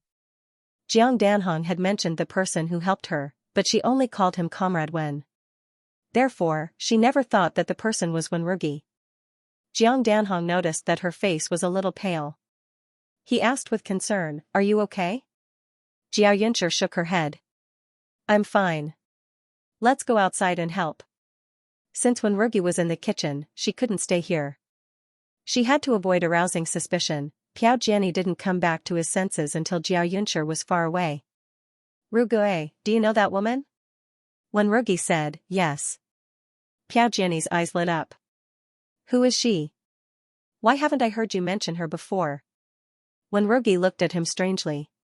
She's my mentor's daughter. Why would I mention her to you? Piao Jiani said, so she's your mentor's daughter. No wonder she looks so elegant. When Rugi looked at him. You don't seem right. Piao Jiani elbowed him. Rugue, I'm not bad. Why don't you be the matchmaker and introduce me to Comrade Jiao? When Rugi frowned slightly. Didn't you just say that you don't want to be in a relationship? Don't you want to get married? Piao Jiani didn't know what to say. When Rugi added, you also said that you can't see a mountain without dark clouds. Piao Jiani didn't know what to say. The days in winter were very short. It was dark before 6 o'clock. As soon as it was dark, the grill in the courtyard started to burn. This was the advantage of having a separate courtyard. Once the door was closed, no one would know what they were eating. No one had ever eaten barbecue before, so they found it very novel. Tong Shualu brushed a layer of homemade barbecue sauce on the barbecue meat and showed everyone how to cook it. When the barbecue meat was ready, the entire courtyard was filled with an enticing aroma. It smells so good. Sister, can I be the first to eat? Tong Jessen's eyes sparkled as he asked eagerly. Tong Shualu glanced at him. There are so many elders here. Aren't you embarrassed to be the first to eat? Tong Jessen immediately became listless. The method of cooking barbecue was actually very simple. After watching Tong Shualu demonstrate it a few times, everyone quickly learned. With so many people around, the barbecue was done very quickly. Old Mr. Wen nibbled on number 8's drumstick and nodded with satisfaction. Zulf's food is indeed delicious. Commander Xiao said proudly, don't you know whose granddaughter she is? Old Mr. Wen spat on his face. Pfft. You're just a grandpa. Commander Xiao was furious. Old man, don't eat my food if you dare. Old Mr. Wen said, this is Zulf's treat. You didn't cook it. Commander Xiao was so angry that his eyes bulged. Fang Jingyuan's mouth was full of oil. Zulf, why is everything you cook so delicious? If only you were a man. She wanted to marry him. Tong Shualu said, if I were a man, I definitely wouldn't marry you. Fang Jingyuan shouted, why? Am I not pretty enough? Or am I not virtuous enough? Tong Shualu said, I'm afraid that you'll fart while eating sweet potatoes. Fang Jingyuan was speechless. Why did she tell her this last time? Tong Shualu finished speaking and saw Wen Rugi looking at her. She handed a barbecued chicken wing to him. When she leaned over, she whispered, if I were a man, I would marry you. If she were a man, she would press Wen Rugi under her body and bully him until the corners of his eyes turned red. Wen Rugi's eyelashes fluttered and the tips of his ears turned red instantly. Everyone gathered together to barbecue, chatting and laughing. The children chased each other in the yard. The young people gathered together to talk about their expectations for the future. The old people reminisced about the difficult times in the past. Children, young people, and old people appeared in the same place. The three groups were distinct but harmonious. The barbecue lasted until 8 o'clock before it ended. Jiao Bakan had regained his freedom before the new year. Now, he could freely enter and leave the base. They had bought a house in the city next to Zhong Shulan's house. Jiao Yunshi lived not far from Jiang Danhong's house. It was in the same direction as Piao Jiani's house. Piao Jiani said, why don't I send the two girls home? Jiang Danhong glanced at him and didn't say anything. Jiao Yunshi knew that Jiang Danhong had a grudge against Piao Jiani, but she also knew that Piao Jiani wasn't a bad person. Moreover, he had offered to send them home. If they didn't say anything, it wouldn't be right. Therefore, she raised her head and smiled at Piao Jiani. Then I'll have to trouble you, Comrade Piao. Piao Jiani met her smile and his heart pounded. It's no trouble at all.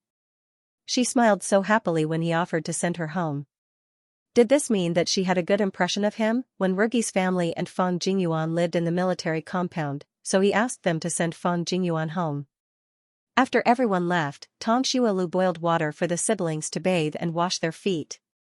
Then, he carried Tong Mianmian, who could barely open his eyes, to bed. After a busy day, Tong Xuelu washed up and went to bed quickly. In the middle of the night, Commander Xiao suddenly woke up. He was worried that his 2 grandsons would kick the quilt and catch a cold, so he put on his clothes and went to the room next door. As soon as he went in, he saw Tong Jessen's half-exposed butt. He shook his head and walked over. He bent down and was about to cover Tong Jessen with the quilt. He only heard a puff sound, and a gust of gas rushed into his nose. Commander Zhao's face turned green. Commander Xiao straightened his back and thought to himself, "This is my grandson, this is my grandson, this is my grandson." Just as she finished preparing herself mentally, Tong Jessen farted twice in a row. Tong Jessen ate a lot of food tonight, including 1 or 2 sweet potatoes. The taste was really indescribable. Commander Xiao slapped him hard on the butt, covered him with the blanket, and rushed out. If he didn't come out, he would really be suffocated. In the middle of the night, it suddenly started to rain and snow. It was even colder in the morning. There were only 5 days off for Chinese New Year. There were still 2 days before work. The holidays were too short. Tong Xuelu originally wanted to stay in bed for the whole day. However, at noon, someone from the Ministry of Commerce suddenly came to her door with a piece of news. Xianxia was going to Yangzhou to visit his mother's relatives and pay respects to his grandparents. Because all the state-run restaurants in the country were not open, the people from the Ministry of Foreign Affairs were worried that Xianxia would not be able to eat well on the way. After some discussion, they decided to let Tong Xuelu go with him. When Tong Xuelu heard the news, she cursed several times in her heart. She admired a comrade like Xianxia, but she really did not want to go far on such a cold day. However, it was obvious that she had no right to refuse. After seeing the people off, Tong Xuelu went into the house and announced the news to everyone. Commander Zhao's face suddenly turned ugly. It's not good for Grandpa to intervene in this matter. If they were in the army, he might be able to use his connections. However, this was Beijing. It was not good for him to intervene. Most importantly, this was a very honorable thing in the eyes of many people. If they refused, people would think that they did not know what was good for them and did not have a sense of collective honor. Tong Xuelu said, "Grandpa, don't be embarrassed. I'll go. However, you're leaving tomorrow. I can't send you off." Commander Zhao's mood became even worse when he thought about leaving. He had not spent time with his grandchildren before, so he could still control himself. However, after spending a few days with them, he did not want to leave at all. No matter what, he had to find a way to transfer back to Beijing this year. His granddaughter was so beautiful. He had to come back and take care of her in person. He could not let Wenrugi take her away. Since they were leaving for Yangzhou tomorrow, Tong Xuelu informed everyone and went to pack. At noon, Wenrugi came over to hear the news. He felt as if there was a rock in his heart that kept falling, and it could not fall to the bottom. Tong Xuelu noticed that his expression was a little gloomy. While no one was paying attention, he reached out and squeezed his hand. "I'll be back soon." These words were actually useless. By the time she returned, Wenrugi would definitely have returned to the base. She didn't know how long she would have to wait for him to go on vacation. Wenrugi looked at her. "I'll send you off tomorrow." Tong Xuelu nodded. "Okay, I'll wait for you at home tomorrow." For the rest of the time, although Wenrugi tried his best to act normal, anyone who was observant could tell that he was absent-minded. Wenrugi was indeed absent-minded. When he thought about how Tong Xuelu would be staying with Jason for the next 4 to 5 days, he felt uneasy. Although it wasn't just the two of them, he still couldn't feel at ease. In order to make it up to Wenrugi and Grandpa, Tong Xuelu made dessert for everyone after lunch. She put the sweet potatoes in the oven to roast. After roasting, the sweet potatoes exploded and emitted a sweet aroma. Tong Jessen couldn't help but take a sweet potato to eat. As he ate, he praised, "Sister, why is it that even the sweet potatoes you roast taste better than others?" Commander Xiao couldn't look directly at Tong Jessen, this grandson of his. When he saw him eating the sweet potatoes, he couldn't help but think of the arrogant fart last night. His face instantly turned green. Seeing that Tong Jessen was enjoying the sweet potatoes, Tong Mianmian expressed that she wanted to eat too. Fortunately, Tong Xuelu put a lot of sweet potatoes in the oven, so she took out half for everyone to eat and used the other half to make dessert. She dug out the sweet potatoes, crushed them, and added the glutinous rice flour. In this era, milk couldn't be bought, so she asked Wenrugi to help her stir the white rabbit creamy candy into milk with hot water and then added it into the glutinous rice flour. After kneading the dough, she divided it into several batches, poked a hole in the batches, added red bean paste, and fried it in a pan of oil. After being fried, the sweet potato balls were crispy on the outside and soft and fragrant on the inside. The sweet potato balls were soft and fragrant. The sweetness of the sweet potato, the creamy taste of the creamy candy, and the sweetness of the red bean paste were mixed together. It was sweet but not greasy, making people want to eat more. Although Commander Xiao was young, his teeth were still not as good as when he was at his age. The sweet potato balls were crispy on the outside and tender on the inside, soft and fragrant on the inside. They were especially suitable for him. He ate 3 in a row before he stopped. Before the new year, Tong Xuelu made beef cubes by herself. Since they were going out tomorrow, she took out these 2 things and gave them to Grandpa and Wenrugi. Wenrugi stayed at the Tong family's house until 3 or 4 o'clock in the afternoon. After leaving the Tong family's house, Wenrugi did not go back to the military compound. Instead, he went to find Huang Qimin.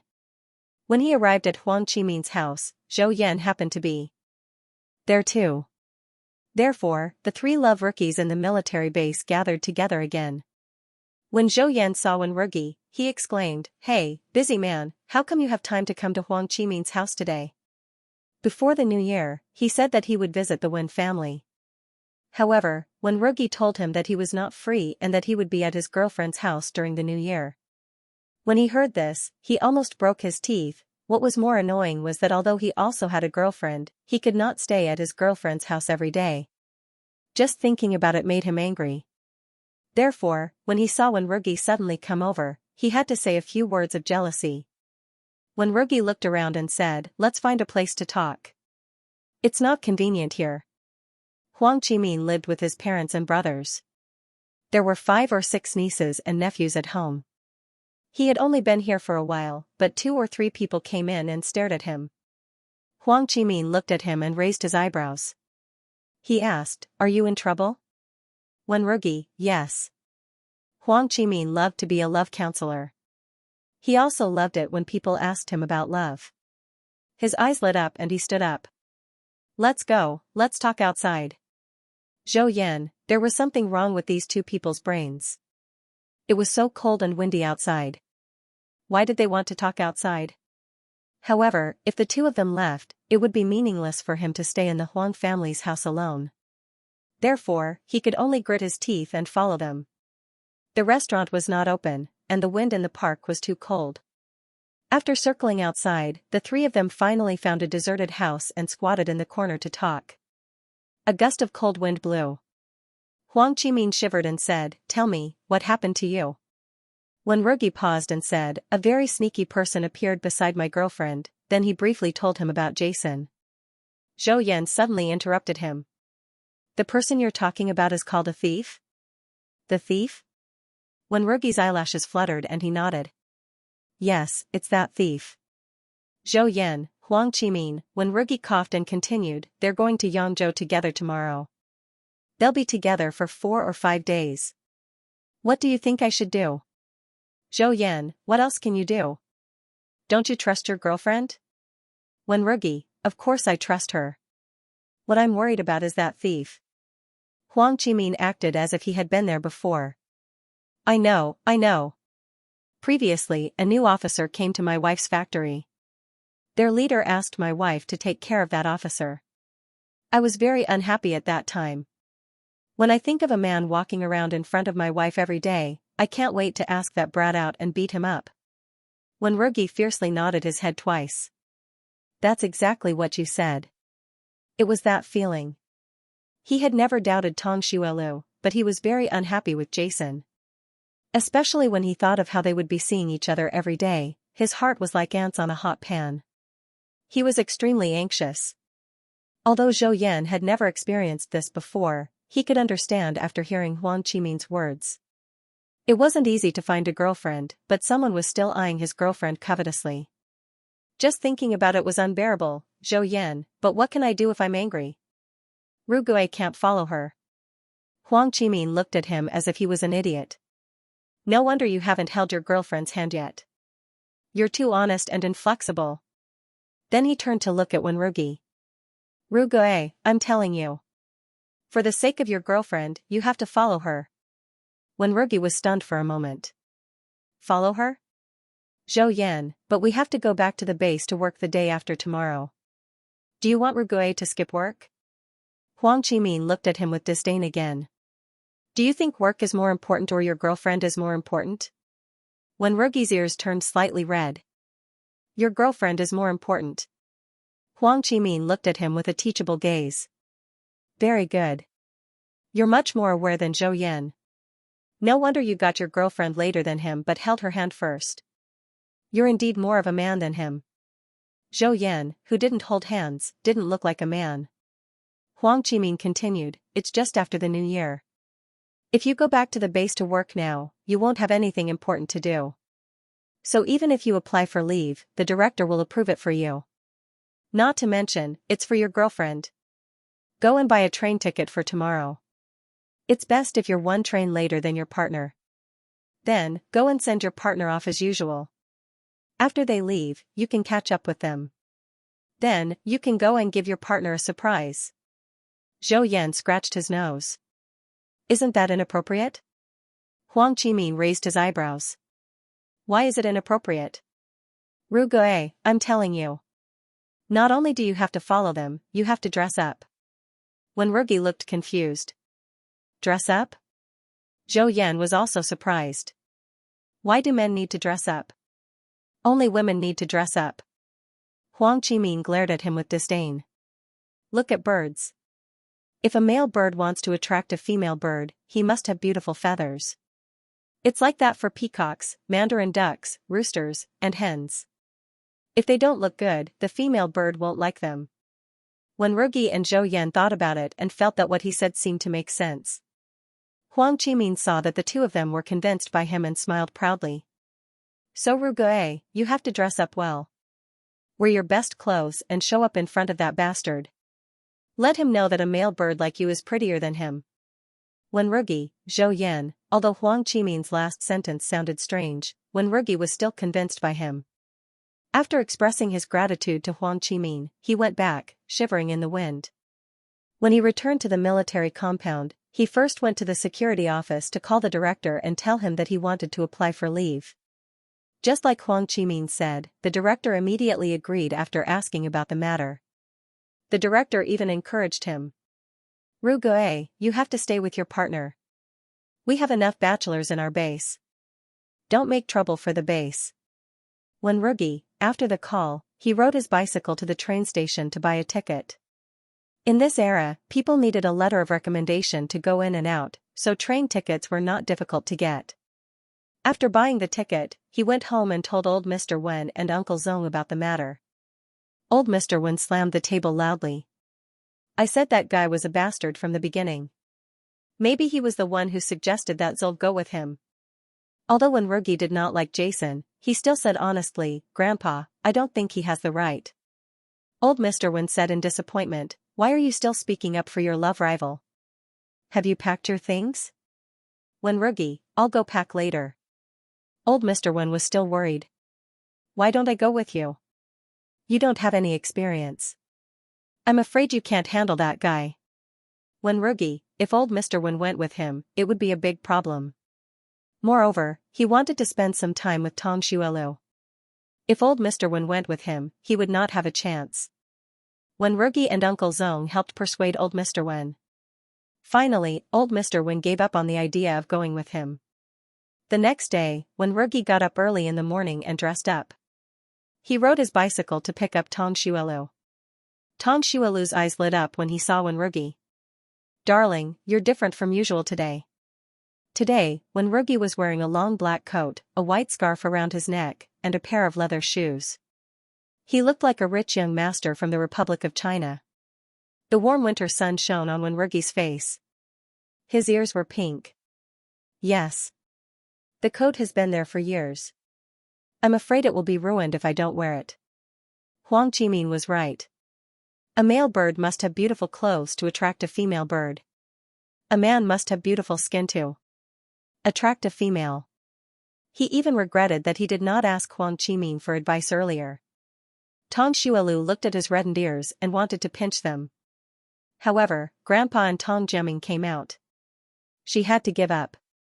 Commander Xiao looked at his granddaughter reluctantly. Take care of yourself when you're there. If anyone bullies you, come back and tell Grandpa. Grandpa will stand up for you. Tong Xuelu felt warm inside.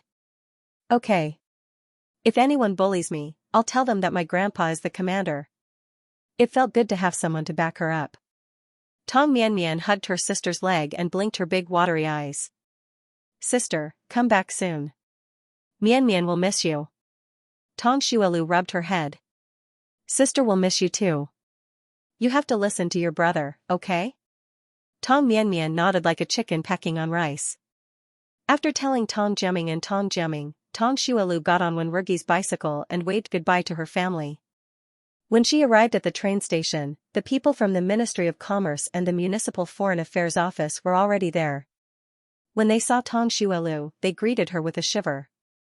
After a while, Xie Qingzhou and the others also arrived. Tong Xuelu looked over and was almost blinded by the light. Jason was wearing a green hat and a dark green scarf around his neck. His green outfit was very mesmerizing. When Wenwugi saw Tong Xuelu staring at Jason, he felt like he was facing a formidable enemy. You like his outfit? Actually, I can do it too. Tong Xuelu was shocked and quickly said, No. I don't like that. Don't learn from him. When Wenwugi heard this, he immediately heaved a sigh of relief. He felt that Jason's outfit was very ugly. Moreover, green hats and scarves were very difficult to buy in the country. The train was about to check in. Tong Xuelu followed everyone onto the train and waved at Wenwugi through the window. Wenwugi waved back at her indifferently. His face did not reveal much emotion. She suddenly felt a little strange. Yesterday, she felt that Wenwugi was very reluctant to part with her. However, today, Wenwugi seemed very calm. So love would disappear, right? The train was very slow these days. It took them 14 to 15 hours to reach Yangzhou. They set off in the morning and arrived at Yangzhou in the middle of the night. Fortunately, they had informed the unit here early in the morning to pick them up. They took a car to the hotel and checked in. Tong Xuelu was very tired. After eating, she went back to her room to take a shower. Just as she was about to sleep, there was a knock on the door. She put on her coat and opened the door. She saw a waiter standing outside. Comrade Tong, there's someone downstairs who claims to be your cousin. He wants to see you. Tong Xuelu raised her eyebrows. Cousin? Where did her cousin come from? Tong Yanliang could be considered her cousin. However, he was currently undergoing transformation at the farm. The waiter nodded. Yes, he said his surname is Wen. His surname is Wen. Tong Xuelu's eyes widened. She only knew one person with the surname Wen. Could it be Wenwugi? However, she quickly shook her head and ruled out this guess. Wenwugi had just parted with her in the morning. Moreover, why would he come to Yangzhou in such a cold weather? Tong Xuelu could not figure it out. She could only put on her clothes and follow the waiter downstairs. When she arrived downstairs, she saw a tall man standing at the door. The man was holding a black travel bag in his hand. He stood upright in front of the reception desk. When he heard footsteps, he turned his head. It was Wenwugi. She thought it was impossible. Tong Xuelu was shocked. Why are you here? Wenwugi's eyelashes trembled slightly. Cousin, I lost my recommendation letter. I can't check in. Tong Xuelu didn't know what to say. Something didn't feel right about this situation. However, he was already here. It was the middle of the night, and it was snowing outside. She couldn't just watch as the waiter chased him out. Tong Xuelu turned to the waiter and said, That's right. This comrade Wen is my cousin. He came here with us, but he was delayed because his boss asked him to do something else. Can you book a room for him? The waiter shook his head and said, "The rooms are full. If he didn't say that he was your cousin, I wouldn't have let him in." Tong Xuelu's group of people were all people of status. Before they came here, their boss had already informed them that they had to treat them well. Therefore, the waiter didn't doubt Tong Xuelu's words. Tong Zulf said calmly, "So that's how it is. Then let him squeeze in with the other male comrades." The waiter nodded and made way for them to go upstairs. When Rugi followed behind Tong Xuelu, his heart was beating like thunder. Tong Xuelu brought him directly to his room. She was the only female colleague who came here this time, so she had a room to herself. The room was about 10 square meters. There were 2 hard beds and a table in the room. On the table was a military water bottle that Tong Xuelu had brought over himself. Other than that, there was nothing else. Tong Xuelu pointed to the other bed and said, "You can sleep there tonight." The other male colleagues all shared a room with 2 people. The beds were just right. The beds were very small and could only fit 1 person. If when Rugi went over, he could only sleep on the floor. However, if he slept on the floor in this weather, he would definitely fall ill tomorrow. When Rugi's eyes fell on the 2 beds that were less than an arm's length away from each other, his ears and face reddened at a speed visible to the naked eye. "Why don't I go out and find another hotel or guest house to stay tomorrow morning?" When he heard the waiter say that there were no more rooms, he subconsciously said that he was Tong Xuelu's cousin. But now that he saw that the 2 of them were going to stay in the same room, he realized that this was wrong. These days, relationships between men and women were very strict.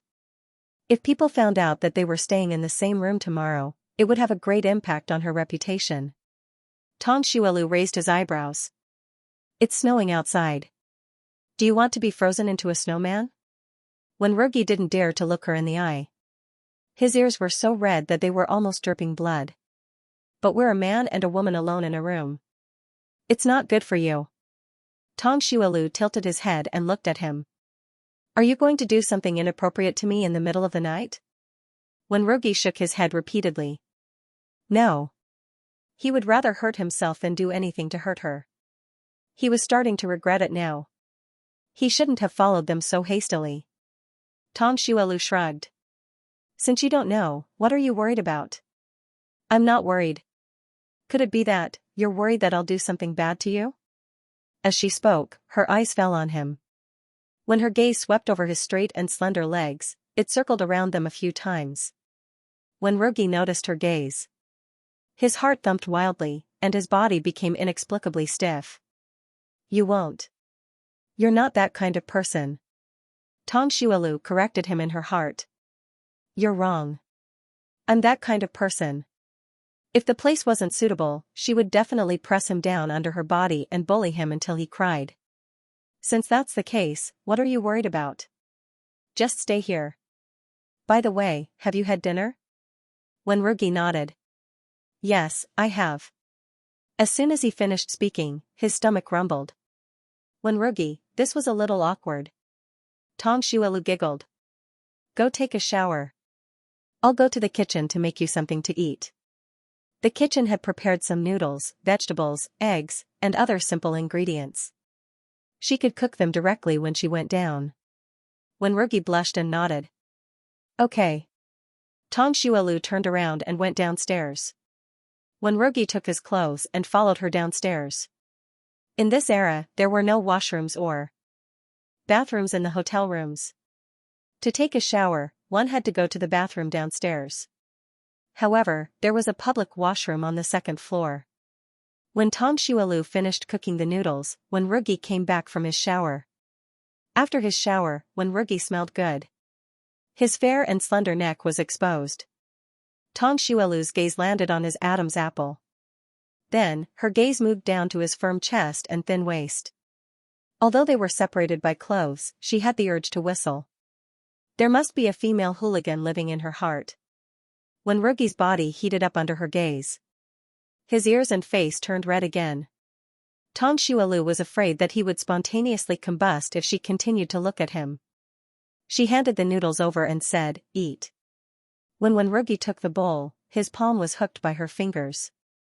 His hands trembled and he almost dropped the bowl. Tang Xuelu saw this and showed an innocent look. What's wrong? Are you cold? Wenrugi blushed and shook his head. No. She just accidentally touched his hand, but his imagination was running wild. He almost wanted to hold her hand just now. He was really a shameless hooligan. Tang Xuelu didn't know that Wenrugi despised himself in his heart. She watched him finish the noodles and said, "Tell me, why did you suddenly appear here?" Wenrugi looked at her with his dark eyes. I was worried about a female comrade like you coming here. He couldn't let her know that he was worried about Jason. Tang Xuelu's heart warmed. Did you really lose your recommendation letter? Wenrugi's face flashed with embarrassment. He shook his head. No, I didn't lose it. Tang Xuelu raised her eyebrows. If you didn't lose it, why did you say you lost it just now? Wenrugi's dark eyelashes drooped. I wanted to see you. If he didn't say that the recommendation letter was missing, he wouldn't be able to see her. The waiter would definitely ask him to stay in another guest house. He sounded very wronged, like a pitiful baby who couldn't get his candy. Tang Xuelu's heart softened. Hurry up and take the bowl down. Let's go to bed. Let's go to bed. Let's go to bed. Okay. When Wenrugi heard this, his eyes were dazed. His heart couldn't help but beat wildly. Tang Xuelu looked at his dazed expression and smiled. She took off her coat in front of him. Wenrugi's neck turned red. He lowered his eyes and rushed out of the door with the bowl and chopsticks. Tang Xuelu burrowed into the quilt and laughed out loud. Sometimes, she felt that she was really naughty. She liked to tease him and watch him blush, and his heart beat faster. Wenrugi took the bowl downstairs to wash it. He stood outside for a long time until his face cooled down. Only then did he enter the room. Tang Xuelu saw him enter and pouted. I thought you weren't coming back. Wenrugi didn't dare to look at her. Hurry up and go to bed. You still have work to do tomorrow. Tang Xuelu said, raise your head.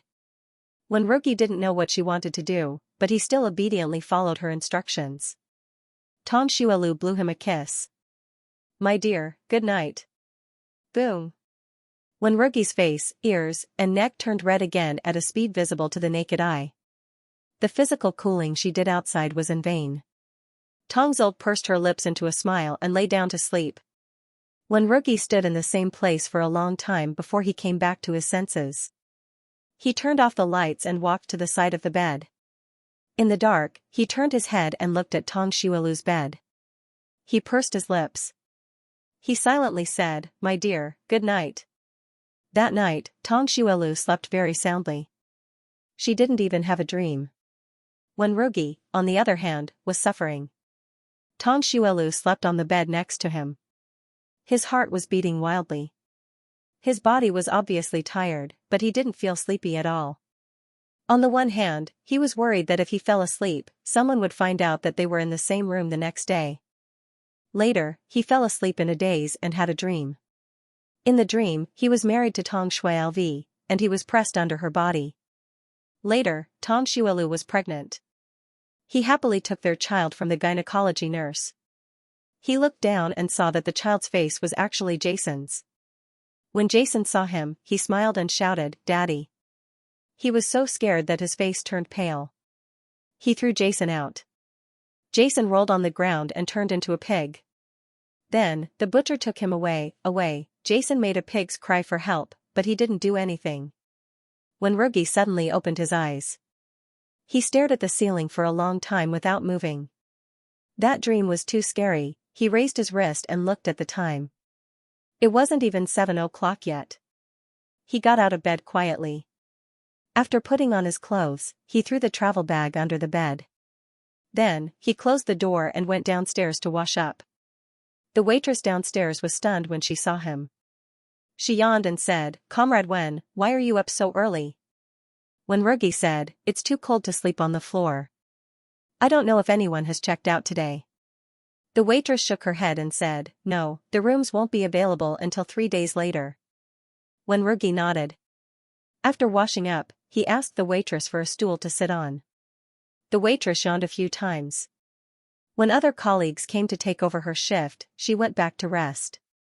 When Tang Xuelu woke up, she realized that Wenwurgi wasn't in the room. She couldn't help but be stunned. She was in a trance for a moment. If it weren't for his scent in the room, she would have thought that last night was a dream. She got up, put on her clothes and washed up. Then, she went downstairs to find Wenwurgi. When she reached the stairs, she saw Jason, who was wearing a green hat and a green scarf, walking towards her. "Good morning, Comrade Tong." Tang Xuelu smiled and greeted him and the people behind him. They went downstairs. When they saw Wenwurgi in the hall, Jason was stunned. "Comrade Wen, why are you here?" Wenwurgi said calmly, "I'm here on a business trip. I'm staying in this hotel." Jason and the others didn't know that there were no more rooms in the hotel. They thought that he had booked a room for himself. The waitress wasn't present when they said this. When the waitress came back and saw Wenwurgi talking and laughing with Tang Xuelu, she thought that they were together. Thus, the matter of Wenwurgi and Tang Xuelu staying in the same room was brushed aside. The hotel had prepared the ingredients in advance. Tang Xuelu went to the kitchen to make chicken sauce shredded jerky and fried dumplings for everyone. Chicken sauce shredded jerky belonged to the Huaiyang cuisine. It was also a traditional Yangzhou dish. Chicken sauce shredded jerky required high knife skills. When the hotel's chef saw Tang Xuelu cooking, his mouth fell open. Compared to Tang Xuelu, their cooking was like playing with mud. Chicken sauce shredded jerky was cooked with many kinds of seasonings. All kinds of fragrances blended into the tofu shredded jerky. It tasted fresh and delicious. There wasn't a trace of bean smell. It whetted one's appetite. The fried dumplings were filled with pork, eggs, and mushrooms. After cooking, they looked like long, dark yellow dumplings. The fried dumplings had crispy skin. When one took a bite, the stuffing inside was fresh and crisp. It tasted much crisper than dumplings. Similarly, making fried dumplings was more troublesome than making dumplings. For dumplings, the stuffing was wrapped up, but the fried dumplings were not completely glued together. This depended on the chef's skills. It had to be crispy on the outside and tender on the inside. The stuffing had to not leak out. If the skin was too soft, it would break easily. If it was too hard, it wouldn't taste good. Fortunately, this wasn't a problem for Tang Xuelu. It was the first breakfast in Yangzhou. The group ate until their mouths were full. They felt that yesterday's tiredness was suddenly cured. The other guests in the hotel couldn't stop salivating when they smelled the fragrance. They even ran to the front desk to ask the waitress if they could buy the fried dumplings. The waitress told them that she also wanted to eat the fried dumplings. Jason ate very elegantly, but his speed was not slower than the others. "Comrade Tong, your cooking skills are so exquisite. I really want to bring you to America." Upon hearing this, Wenwurgi frowned. He suddenly felt that the fried dumplings in his mouth did not taste good. Jason did not see Wenwurgi's expression and continued, "Comrade Tong, you probably don't know. When foreigners meet, they like to call each other darling. Darling means darling. If Comrade Tong goes to America, please don't be scared." Before Tang Xuelu could speak, Wenwurgi said, "China is a country of etiquette. We only call others comrade or elder. We don't call people darling casually."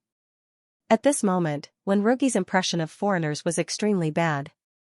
How could they call everyone darling? Darling was exclusive to him. Jason was scalded by the fried dumplings in his mouth.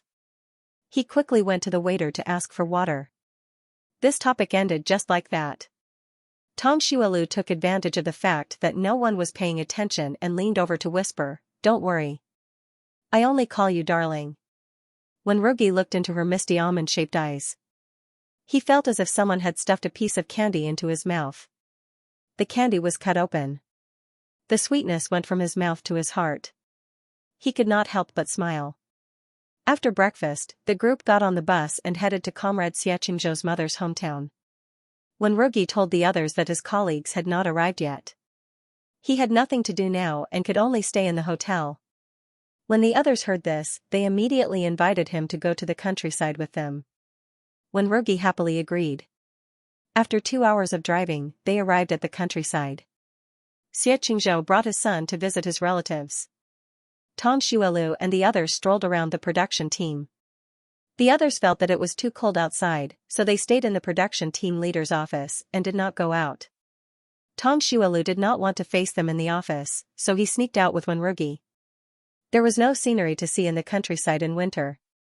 The trees by the roadside were bare, and the flowers and plants were withered. It had just snowed yesterday, so there were ice shards on the ground. The ice shards mixed with the soil and looked dirty. There was not much work in the fields in winter. Many people sat at the door, basking in the sun and sewing the soles of their shoes.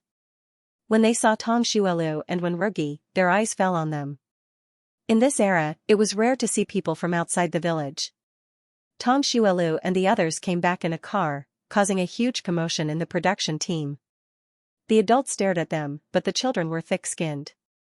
They laughed and followed behind them. Wherever they went, they would follow. After walking around for a while, Tang Xuelu suggested that they go back.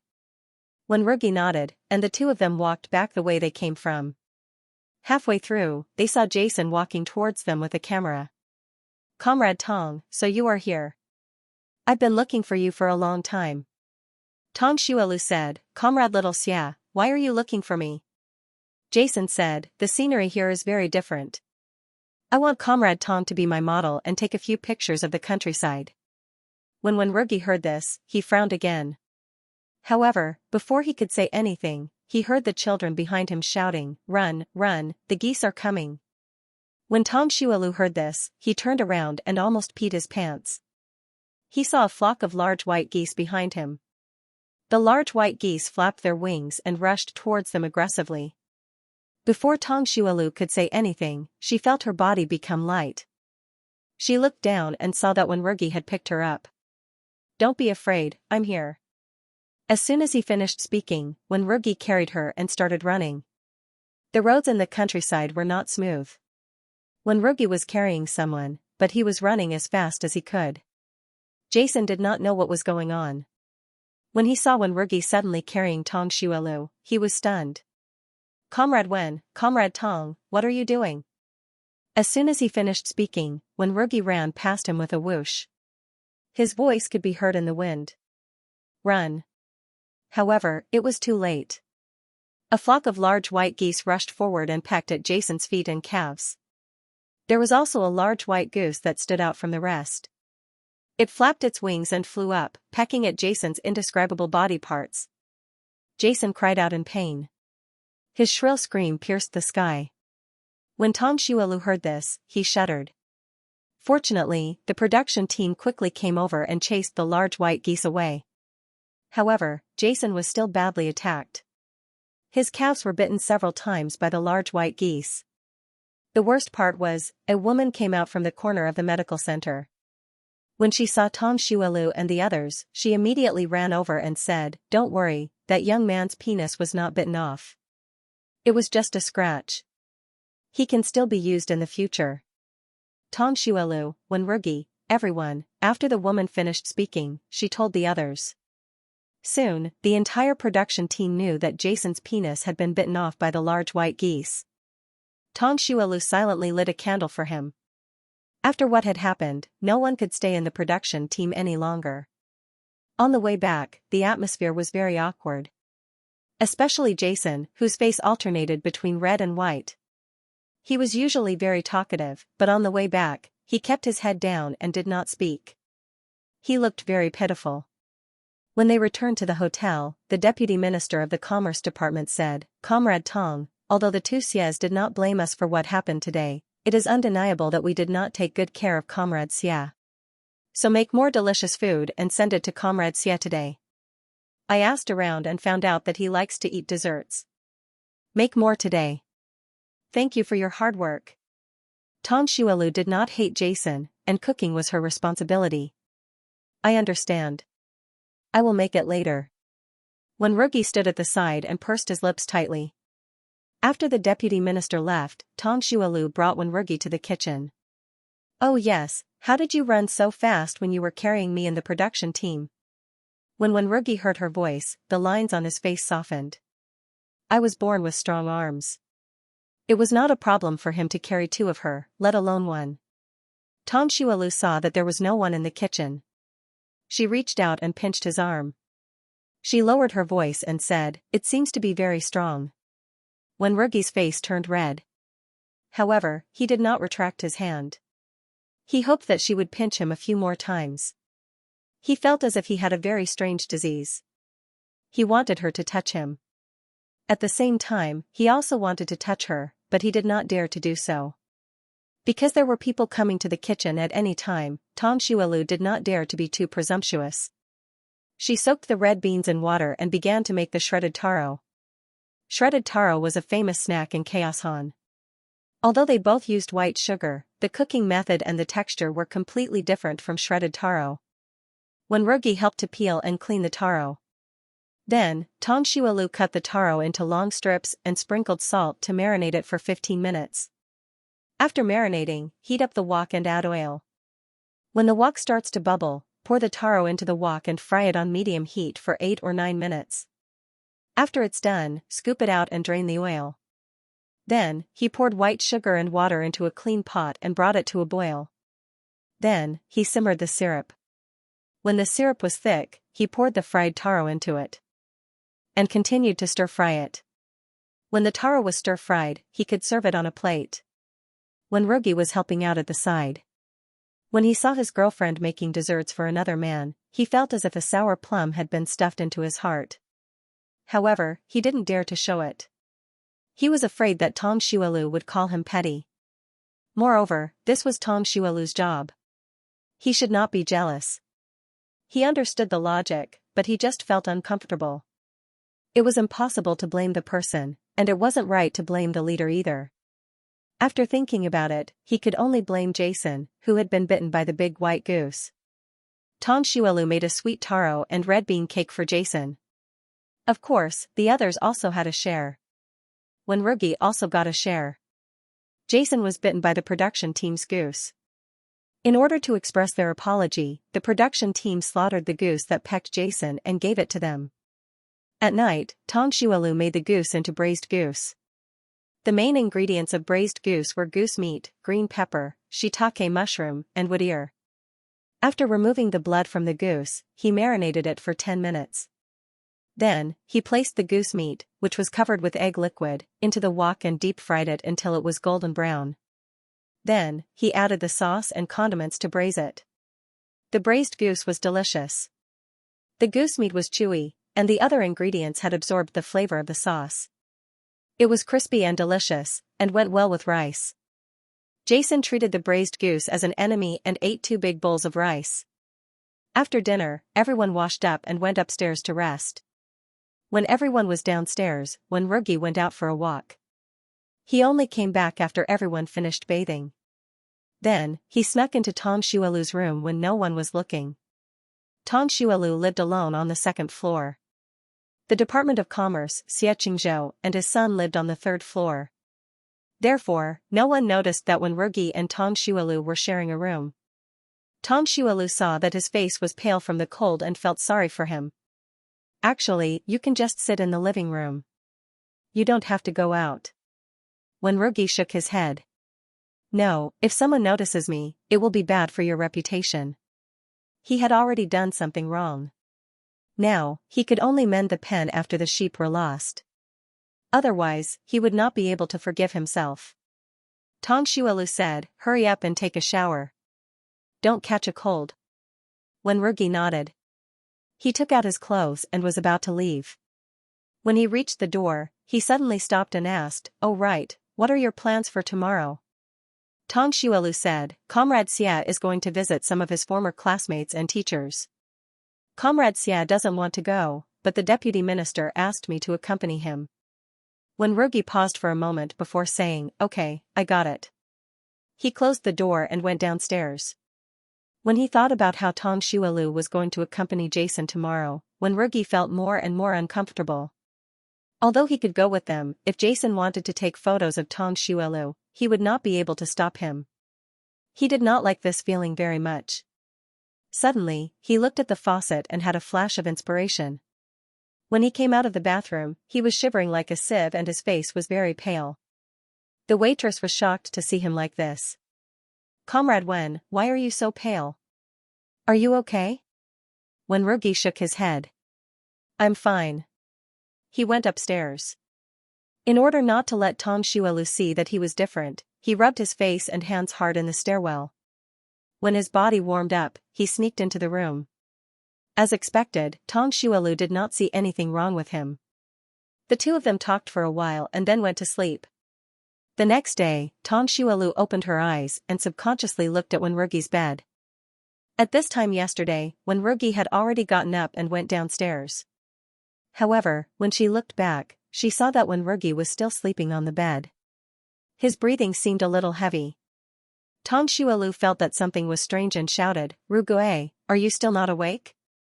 There was no answer. Tang Xuelu felt that something was wrong. She got out of bed and walked over to take a look. She saw that Wenrugi's eyes were tightly shut and his face was red. Tang Xuelu was shocked and reached out to touch his forehead. It was very hot. "Rugue, wake up. You seem to have a fever. Let's go to the hospital quickly." Wenrugi slowly opened his eyes and looked at her blankly. After a while, he said in a nasal voice, "I'm fine. I'll be fine after sleeping for a while." Tang Xuelu put on her clothes and said, "No, your head is very hot. Let's go to the hospital now. I'll go tell the others that I won't be going out with them today." Hearing this, Wenrugi's muddled mind suddenly became clear. He paused and said, "Okay." Tang Xuelu went to inform the deputy minister. The deputy minister already knew that Wenrugi was her boyfriend. She nodded and said, "Then you should quickly accompany your boyfriend to the hospital. The state-run restaurant will be open starting today. We can go and try the local food." Tang Xuelu nodded and then went to the hospital with Wenrugi. After coming to the hospital for an injection and taking fever medicine, Wenrugi's fever finally subsided. On the way back to the hotel, the two of them sat next to each other on the bus. Tang Xuelu said, "You must have caught a cold when you went out last night. Don't go out tonight. Just hide in the room. No one will find out." Because she was a female, no one would look for her in the room unless it was an emergency. Wenrugi's eyelashes trembled slightly. "Okay." His face was abnormally red, and he looked very obedient when he nodded. Tang Xuelu wanted to reach out and ruffle his hair, but because the two of them were on the bus, she could only give up. When they returned to the hotel, the waiter told them that everyone else had gone out. Then, the two of them returned to the room one after the other. This was the first time the two of them were in the same room during the day. The windows were closed, blocking out the wind, snow, and sound from outside. There were only the two of them in the room. It was so quiet that they could hear each other's breathing and heartbeat. Tang Xuelu saw that he was sick and seemed to be in a daze. She walked over and touched his forehead. "How are you? Do you feel uncomfortable anywhere?" Wenrugi looked at her with his dark eyes and shook his head. No. When a person was sick, their heart would become very fragile. They would easily turn into a child who wanted someone to coax them. Tang Xuelu looked at him and her heart softened. "Is there anything you want to eat?" Wenrugi stared at her and was silent for a while. "Yes." "What is it?" "You." The room was silent for a few seconds after he said that. Tang Xuelu widened her eyes and looked at him in disbelief. "What did you just say?" Wenrugi didn't know if it was because he had a fever or because he was shy, but his face turned red again. "I want to prove my innocence." The sunlight shone in through the glass window. The room was dark, but it made his eyes look more melancholic and deep, but more intense and focused. Tang Xuelu looked at him and saw herself in his eyes. She reached out and lifted his chin. "How do you want to prove your innocence?" If someone who didn't know what was going on saw this scene, they would definitely think that Tang Xuelu was flirting with an innocent man. Wenrugi was lying on the bed, and Tang Xuelu was sitting by the bed and lifting his chin with one hand. No matter how one looked at it, they looked like a female hooligan. Unfortunately, the person who was being flirted with was a hooligan who wanted to be played with more. Wenrugi's Adam's apple bobbed and he said in a low and hoarse voice, "Zolv, I want to kiss you. Can I?" What a fool. There was no need to ask such a question. He could have just done it. Tang Xuelu looked into his passionate and focused eyes, and her heart beat faster. "Okay. As soon as she said that, Wenrugi sat up from the bed. His movements were so fast that he didn't look like a sick person at all. He looked at her and his gaze fell on the red mole at the corner of her eye. In the dim light of the room, her red mole was so bright that it made one's heart beat faster. He slowly moved his body toward her. Thump, thump, thump, the two of them were so close that he felt that Tong Xuelu could definitely hear his heartbeat. Tong Xuelu could indeed hear it. She could smell his unique scent. Their breaths intertwined, and the atmosphere in the room gradually heated up. The room was filled with an ambiguous atmosphere. She curled her lips and said, "If you don't prove it, someone else might come later." Wenrugi's heart skipped a beat. When he was at the Tong family's house, he had been ruined twice by Tong Mianmian. His heart skipped a beat, and he bumped his mouth against hers. Tong Xuelu didn't expect him to suddenly bump into her. Fortunately, he controlled his strength. Otherwise, his teeth would have been knocked out. Wenrugi's lips pressed against hers. His entire body stiffened, and his heartbeat went out of control. Just like that, he remained motionless. Tong Xuelu raised her eyebrows slightly. That's it? That's it, but it was normal. As an innocent cutie, it would be strange if he knew how to kiss. Tong Xuelu raised her hands and hooked them around his neck. She licked his lips with the tip of her tongue. Wenrugi's body trembled. A wave of numbness flowed through his body, as if he had been electrocuted. His breathing became rapid. This feeling was too strange. At the same time, it was also indescribably wonderful. Tong Xuelu said softly, "Open your mouth." Wenrugi opened his mouth obediently. His tongue took the opportunity to enter her mouth, and he nimbly attacked her. Wenrugi was stunned. He never knew that tongues could be so wonderful. At first, he was like a wooden puppet. However, he was a very smart student. He learned very quickly. In the end, he even took the initiative and learned from Tong Xuelu to attack her. Oh wow, this idiot is not dumb. The two of them hugged each other for a while, and only separated when they couldn't breathe. Tong Xuelu's heart was beating very fast. She looked at him in a daze. Suddenly, her red lips curled up. She leaned over and gently bit his chin. Then, she moved down to his Adam's apple. Wenrugi's body trembled like a fallen leaf in the wind. Blood rushed to his face. His limbs and bones felt as if they had been electrocuted. His whole body was numb. At this time, in Beijing, Minister Yan of the Revolutionary Committee was talking to his nephew. Yan Ming took out a letter from his pocket and said uncomfortably, "This is from a female comrade on the farm named Tong Xinjin. She asked me to give it to you." Minister Yan glanced at him. "How do you know that kind of person?" Yan Ming scratched his nose. "She was my classmate in junior high school." Minister Yan stared at him sharply. "Don't tell me you like her?" "I'm telling you, this kind of person is not compatible with the Yan family. If you have any thoughts, you can strangle them to death." Yan Ming's face suddenly turned pale, but he still nodded. "I know, uncle." Minister Yan looked at the letter and asked him, "What's written in it?" "Why did she ask you to give me a letter?" Yan Ming shook his head. "I don't know. I went to the farm to see her, and then she begged me to give you a letter. She said that you will know how important it is after you read it." He also knew that he shouldn't help Tong Xinjin pass the letter, but he couldn't stand it when she acted coquettishly with him. Yan Ming glared at him and opened the letter. At first, he had a disdainful and indifferent expression on his face. After reading the contents of the letter, his eyes suddenly widened and became extremely sharp. Yan Ming looked at his uncle and couldn't help but ask curiously, "Uncle, what did Tong Xinjin write to you?" Minister Yan looked up at him. "Which farm is your female classmate on now? Take me there quickly." Yan Ming, asterisk asterisk on this day, Wenrugi proved his innocence 3 times. After 3 times, his lips were swollen. At noon, a group of people from the Ministry of Commerce came back. When they saw Wenrugi in the hall, they couldn't help but be shocked. "Comrade Wen, you look like you are seriously ill. Didn't you see a doctor?" They couldn't be blamed for being shocked. At this moment, Wenrugi's face and ears were red. He looked like he had a high fever and his lips were swollen. It looked like he had an allergic reaction. This was really worrying. Wenrugi nodded calmly. I did. The doctor said that I will be fine soon. Everyone looked at his face that was as red as a cooked prawn and expressed their doubts.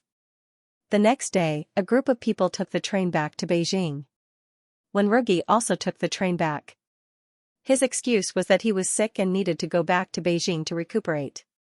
The others had seen his red face yesterday and didn't doubt his excuse at all.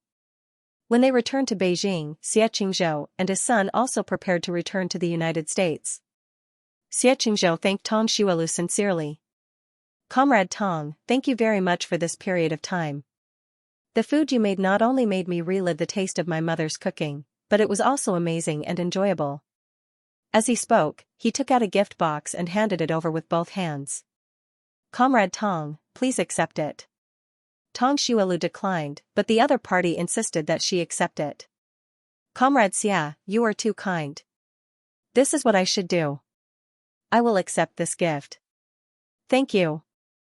Before leaving, Jason privately looked for Tong Xuelu once. Comrade Tong, if you don't have a partner, will you consider me?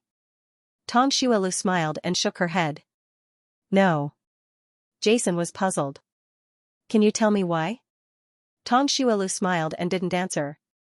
It wasn't until when Wenrugi asked the same question that she said, I won't choose Jason because of his Chinese name. When Wenrugi asked, what's wrong with his name? Tong Xuelu's mouth twitched. Because his name is Xie Guangquan. This name always reminded her of Xie Guangquan who danced in Country Love. She couldn't afford to love him. Before opening the gift box from Xianxia, Tong Xuelu had guessed that it would be a necklace or perfume. She even wondered if it would be a small yellow croaker. However, when she opened the box, she found a yellow stone. The stone was about the size of a thumb. It was soft and delicate, and the color was bright and heavy.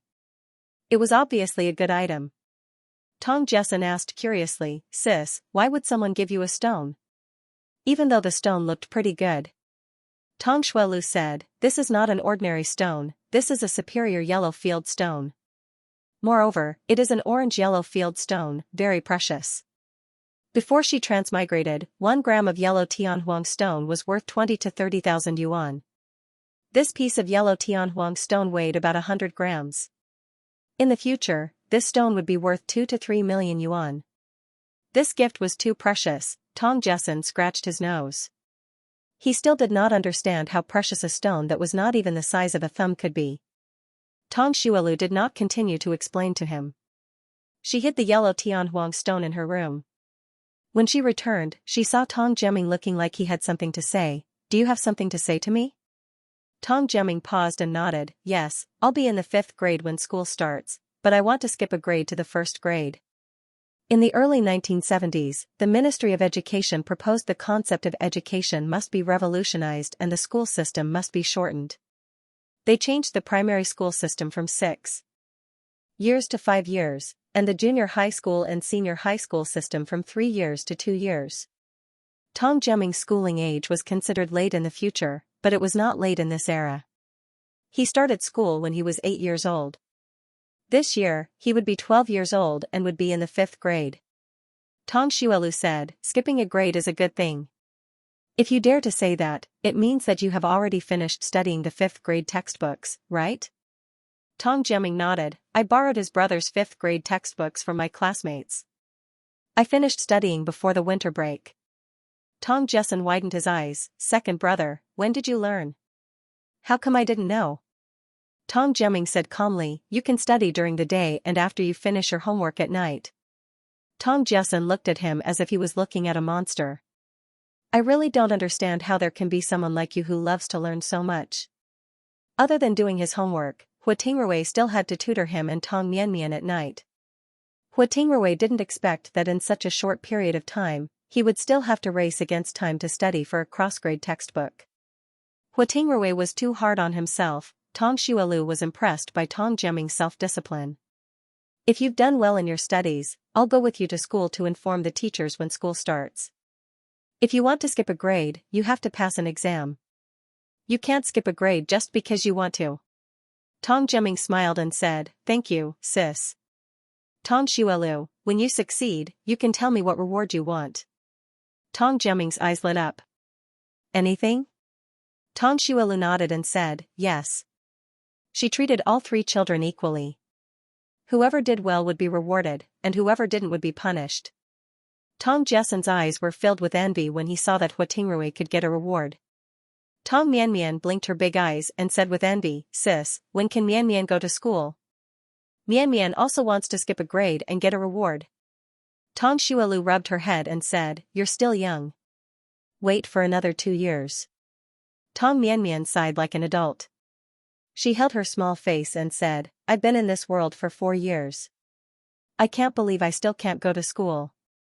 Pfft, Tong Xuelu couldn't help but burst out laughing when he heard this. Tong Jessen felt a sense of crisis when he saw that even his sister was so motivated. The spring festival was over.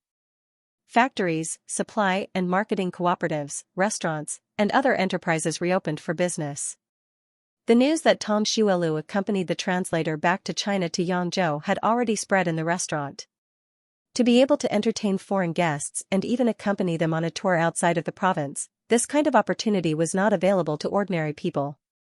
Guo Qinyu said, Manager Tong, you're really amazing. Compared to you, I've lived my life in vain. Everyone nodded in agreement when they heard this. Tong Xuelu was only 19 years old, and she was already a first-class restaurant manager. She also obtained a first-class chef certificate. Now, she even had the experience of entertaining foreign guests and was highly regarded by the leaders of the Ministry of Commerce. Manager Tong was really a talent, she had such achievements at such a young age. She would definitely be more amazing in the future. Tong Xuelu smiled and said, don't belittle yourselves. Opportunities are given to those who are prepared. As long as you continue to work hard, who dares to say that you can't be a restaurant manager in the future? Everyone's faces turned red when they heard this. They were excited and encouraged. Manager Tong was just a waitress in the past. At that time, no one expected her to become a first-class restaurant manager. Although they were not as capable as Manager Tong, as long as they were diligent and had a few years of experience, they might be able to seize the opportunity in the future. After stewing the chicken soup, Tong Xuelu continued to complain, actually, entertaining foreign guests is not as glamorous as you think. I have to think about what to cook every day. I'm afraid that I won't be able to cook well and that the leaders won't be satisfied. It takes 14 to 15 hours to travel from Beijing to Yangzhou by train. When we arrived there that day, it was already midnight. It was raining and snowing outside. It was so cold that I almost turned into a popsicle. I couldn't even rest when I reached the hotel. I had to cook for everyone. Look at my hands, I'm about to get frostbite. When everyone heard this, the envy in their hearts faded a little.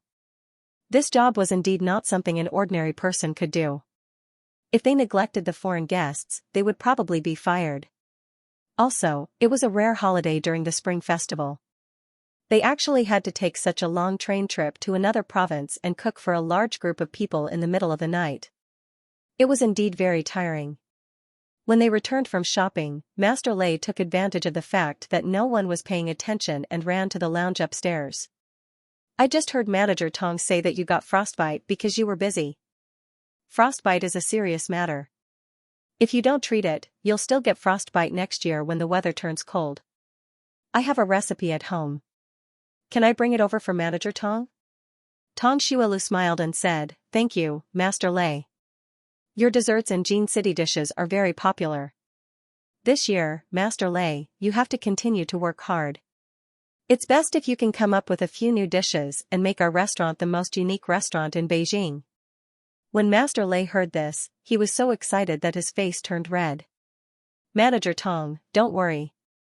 I will do my best to come up with more delicious dishes. Tong Xuelu nodded.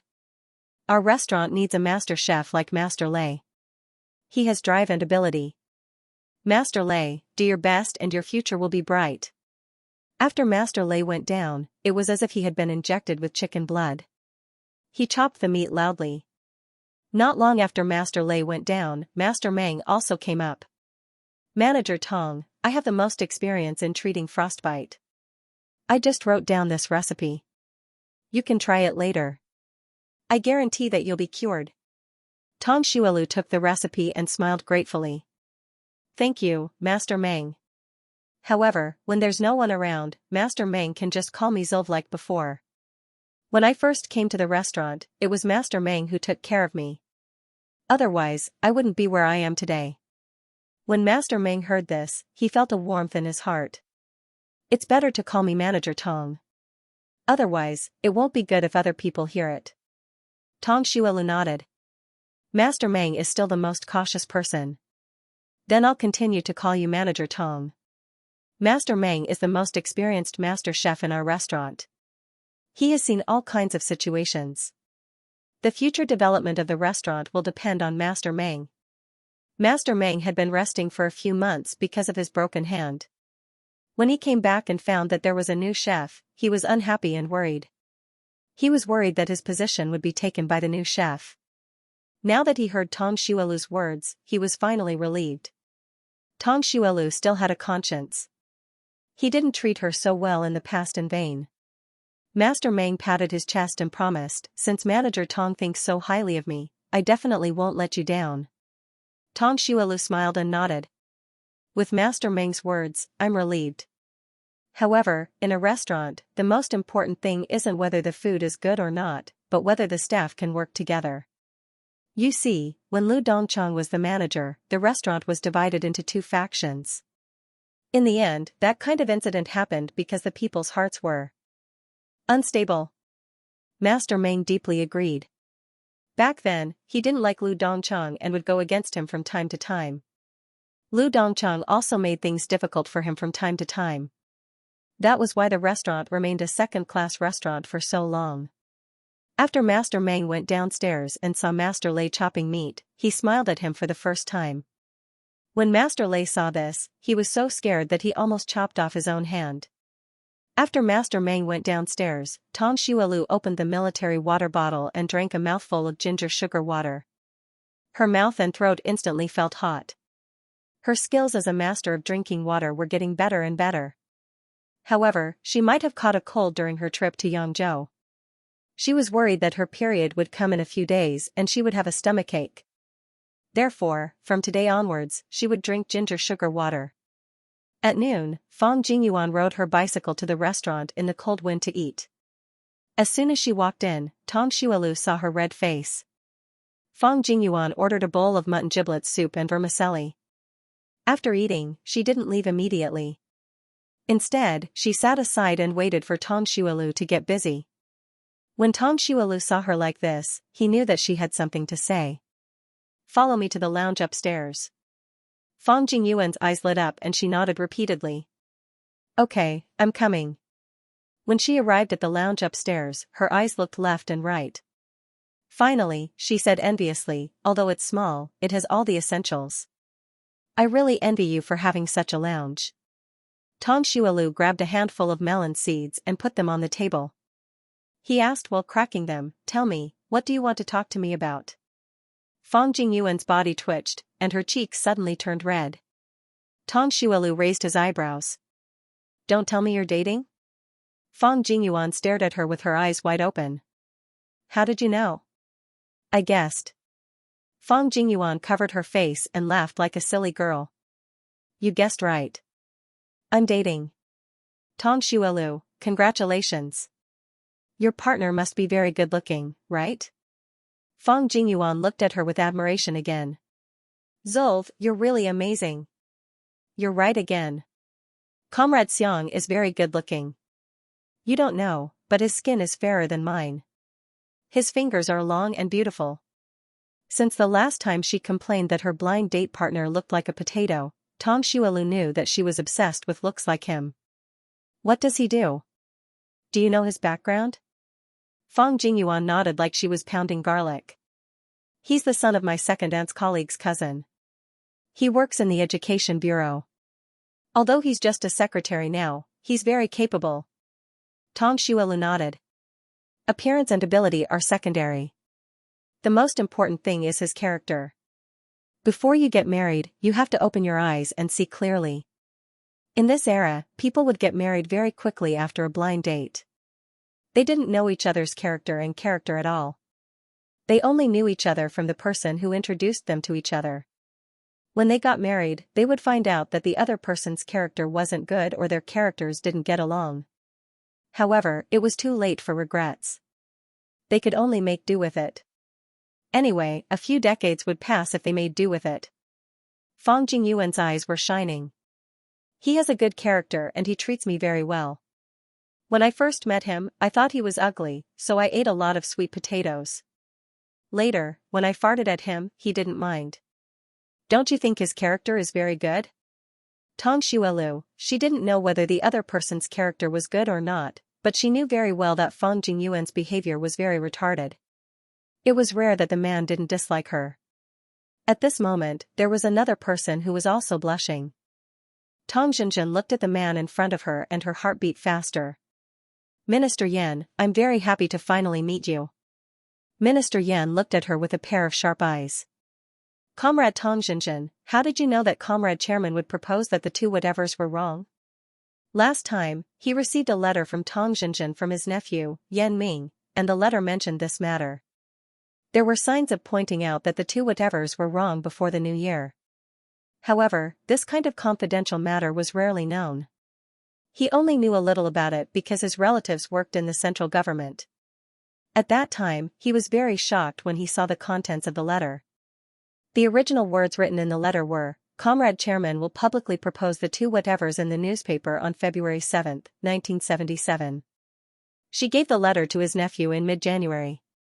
At that time, he was shocked and subconsciously wanted to go to the farm to look for her. However, as soon as he went out and was blown by the wind, he calmed down. He asked someone to investigate Tong Jinjin in private and asked someone to keep an eye on her.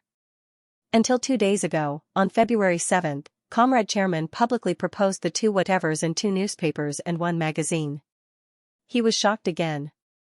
This time, he came to find her to ask about it. Tong Jinjin glanced outside. After making sure that there was no one, she lowered her voice and said, Minister Yan, do you believe in ghosts and gods? Minister Yan looked at her and didn't say anything. Tong Jinjin was a little flustered by his stare, but she still mustered up the courage to say, if I tell Minister Yan that I have the ability to predict the future and know what will happen in the future, will Minister Yan believe me? Minister Yan's mouth twitched. Who else knows that you have such an ability? Tong Jinjin shook her head. No, I only told Minister Yan. Minister Yan smiled. Why do you want to tell me? What do you want from me? Tong Jinjin said, Minister Yan is a capable man, but it's a pity that your luck is a little bad.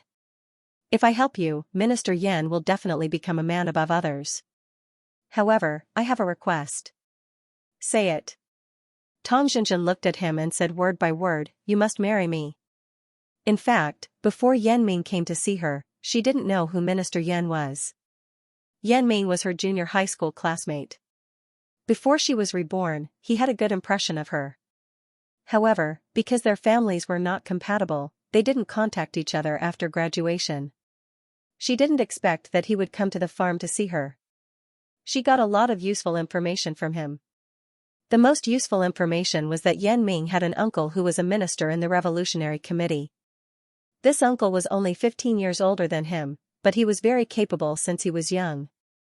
This time, if Su Yueshan's family hadn't been rehabilitated, the position of deputy director of the Revolutionary Committee would definitely have been his uncle's. After hearing the news that day, she immediately made this decision in her mind. She wanted to marry Minister Yan. She was locked up in the farm. Even if she got out, she wouldn't be able to find a good job or a good partner, although she could do business after the reform. However, in her previous life, she was beaten to death by that bastard before she was even 22 years old. She had never done business before. Moreover, doing business was very tiring. She didn't want to live such a tiring life. She just wanted to become a man above others. The best way was to marry a capable man. However, a man like Minister Yan would definitely not marry her. Therefore, after thinking about it, she decided to tell him what she knew about the future through a letter. Minister Yan laughed, do you know that I'm 15 years older than you? Tong Jinjin nodded, I know. I like mature and charming men. Minister Yan, then do you know that I already have a wife and children? Tong Jinjin nodded again, you can divorce her. As for your children, I will treat them as my own. Minister Yan, tell me more. After I verify it, I will come and take you out. Minister Yan stayed in Tang Jinjin's dormitory for half an hour before leaving. Tang Jinjin had a confident smile on her face. She didn't return to her room until Minister Yan's figure completely disappeared. At the base, two lovebirds and a yellow chicken were eating together. Huang Qimin, Rugue, the method I taught you the other day was very effective, right? When Rugi was wearing a black turtleneck sweater today, he looked even more handsome than before.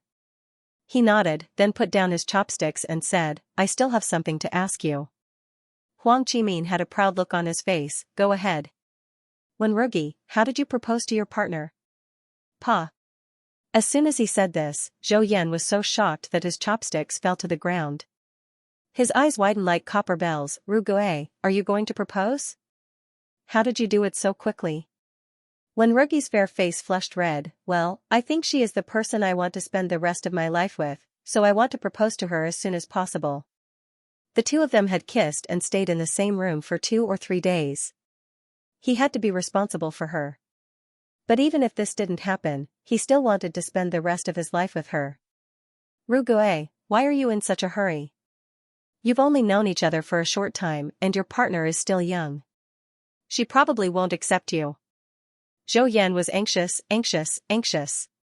He hadn't even held his partner's hand, and when Rugi was going to propose, this made him lose face. Huang Qimin glared at him. Zhou Yan, what are you doing? Rugue wants to get married. What are you talking about? After he finished speaking, he asked Wen Rugi to find him in the dormitory after work. He wanted to impart all his life experience to him. On the first day of school, Tang Xuelu went shopping and rode his bicycle to school to talk to his teacher about Tang Jiaming. Tang Jiaming's results were obvious to all. His form teacher didn't ask him to skip a grade because she wanted him to increase the school's enrollment rate. She didn't expect him to take the initiative to ask for an upgrade. Now that his parents had come to the school, the form teacher couldn't stop him or refuse. Moreover, Tang Xuelu was famous among the teachers in Qingnan Elementary School. No one dared to offend her. The school said that they would contact Qingnan Middle School and arrange for an exam. When he came out of the office, it suddenly started drizzling mian. The spring rain was as precious as oil. Green buds grew on the branches and dotted the withered branches, giving people hope. After the rain, the wind blew the fragrance of the earth. Tang Xuelu shivered. Just as he was thinking about whether to borrow an umbrella from Jiang Danhong, he heard a conversation around the corner. Teacher Jiang, let me tell you, Comrade Olden is really good.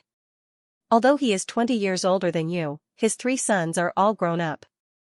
If you marry him, you won't have to give birth to any children. Isn't that great? Teacher Qin, I already said that I don't want to get married again. Even if I want to get married again, I want to marry someone I want to marry. Comrade Olden, I don't think he's suitable. What's wrong with him? Tell me clearly. If you don't tell me clearly, how can I explain it to him? The age isn't suitable. I think he's too old. Also, his family is too complicated. I want to find a simpler family. Teacher Jiang, it's not that I want to nag at you, but you should know your place. You've been married and you're not young anymore. Moreover, you've reported your uncle and husband. It's hard for anyone to marry you. Olden is only willing to marry you because you have a house. Jiang Danhong's face turned red. No one wants to marry me. I don't want to marry. Even if I don't marry for the rest of my life, I won't fall for a man like that. The teacher with the surname Qin was infuriated after being rebuked. He cursed and left. Consider me meddling in other people's business. If I meddle in your business again, I'll be struck by lightning. Someone like you still wants to find a young man? Bah. If it weren't for the house, even an 80-year-old man wouldn't take a fancy to you. You're still not willing? Then you can guard the house until you die alone. Jiang Danhong bit her lips tightly. She was so angry that her chest heaved up and down violently. However, when she turned around, she saw Tang Xuelu. Tang Xuelu said awkwardly, Sister Danhong, I didn't mean to eavesdrop. I was just taking shelter from the rain. Jiang Danhong waved his hand. I don't blame you. Anyway, you've seen how embarrassed I can be. Tong Xuelu, what's wrong with that teacher? Are you asking her to introduce you to someone? It was important to know if the referrer was reliable or not. Some referrers were not only blind, but also mentally blind. She remembered that before she transmigrated, there was a referrer who introduced a fake sister to a blind date. The referrer said that the man was 1.8 meters tall and was even more handsome than a celebrity. The fake sister was very excited. However, when they met, the man was less than 1.6 meters tall and looked like a crooked melon. Jiang Danhong shook her head. A trace of disgust flashed through her eyes. No, she introduced me to him herself. I already told her that I didn't want him, but she still wanted me to meet him. She didn't have a good relationship with people in school. She was afraid that if she rejected him too harshly, it would affect their relationship. In the end, she couldn't persuade him and went to meet him. The man with the surname and was old enough to be her father. He was just a factory guard. Most importantly, he had 3 sons. When they met, he said that he wanted to move into her house after they got married. She sold her uncle's house and bought another house in the city. She didn't live in the school dormitory anymore. Tong Xuelu was also disgusted. I think what you said just now was right.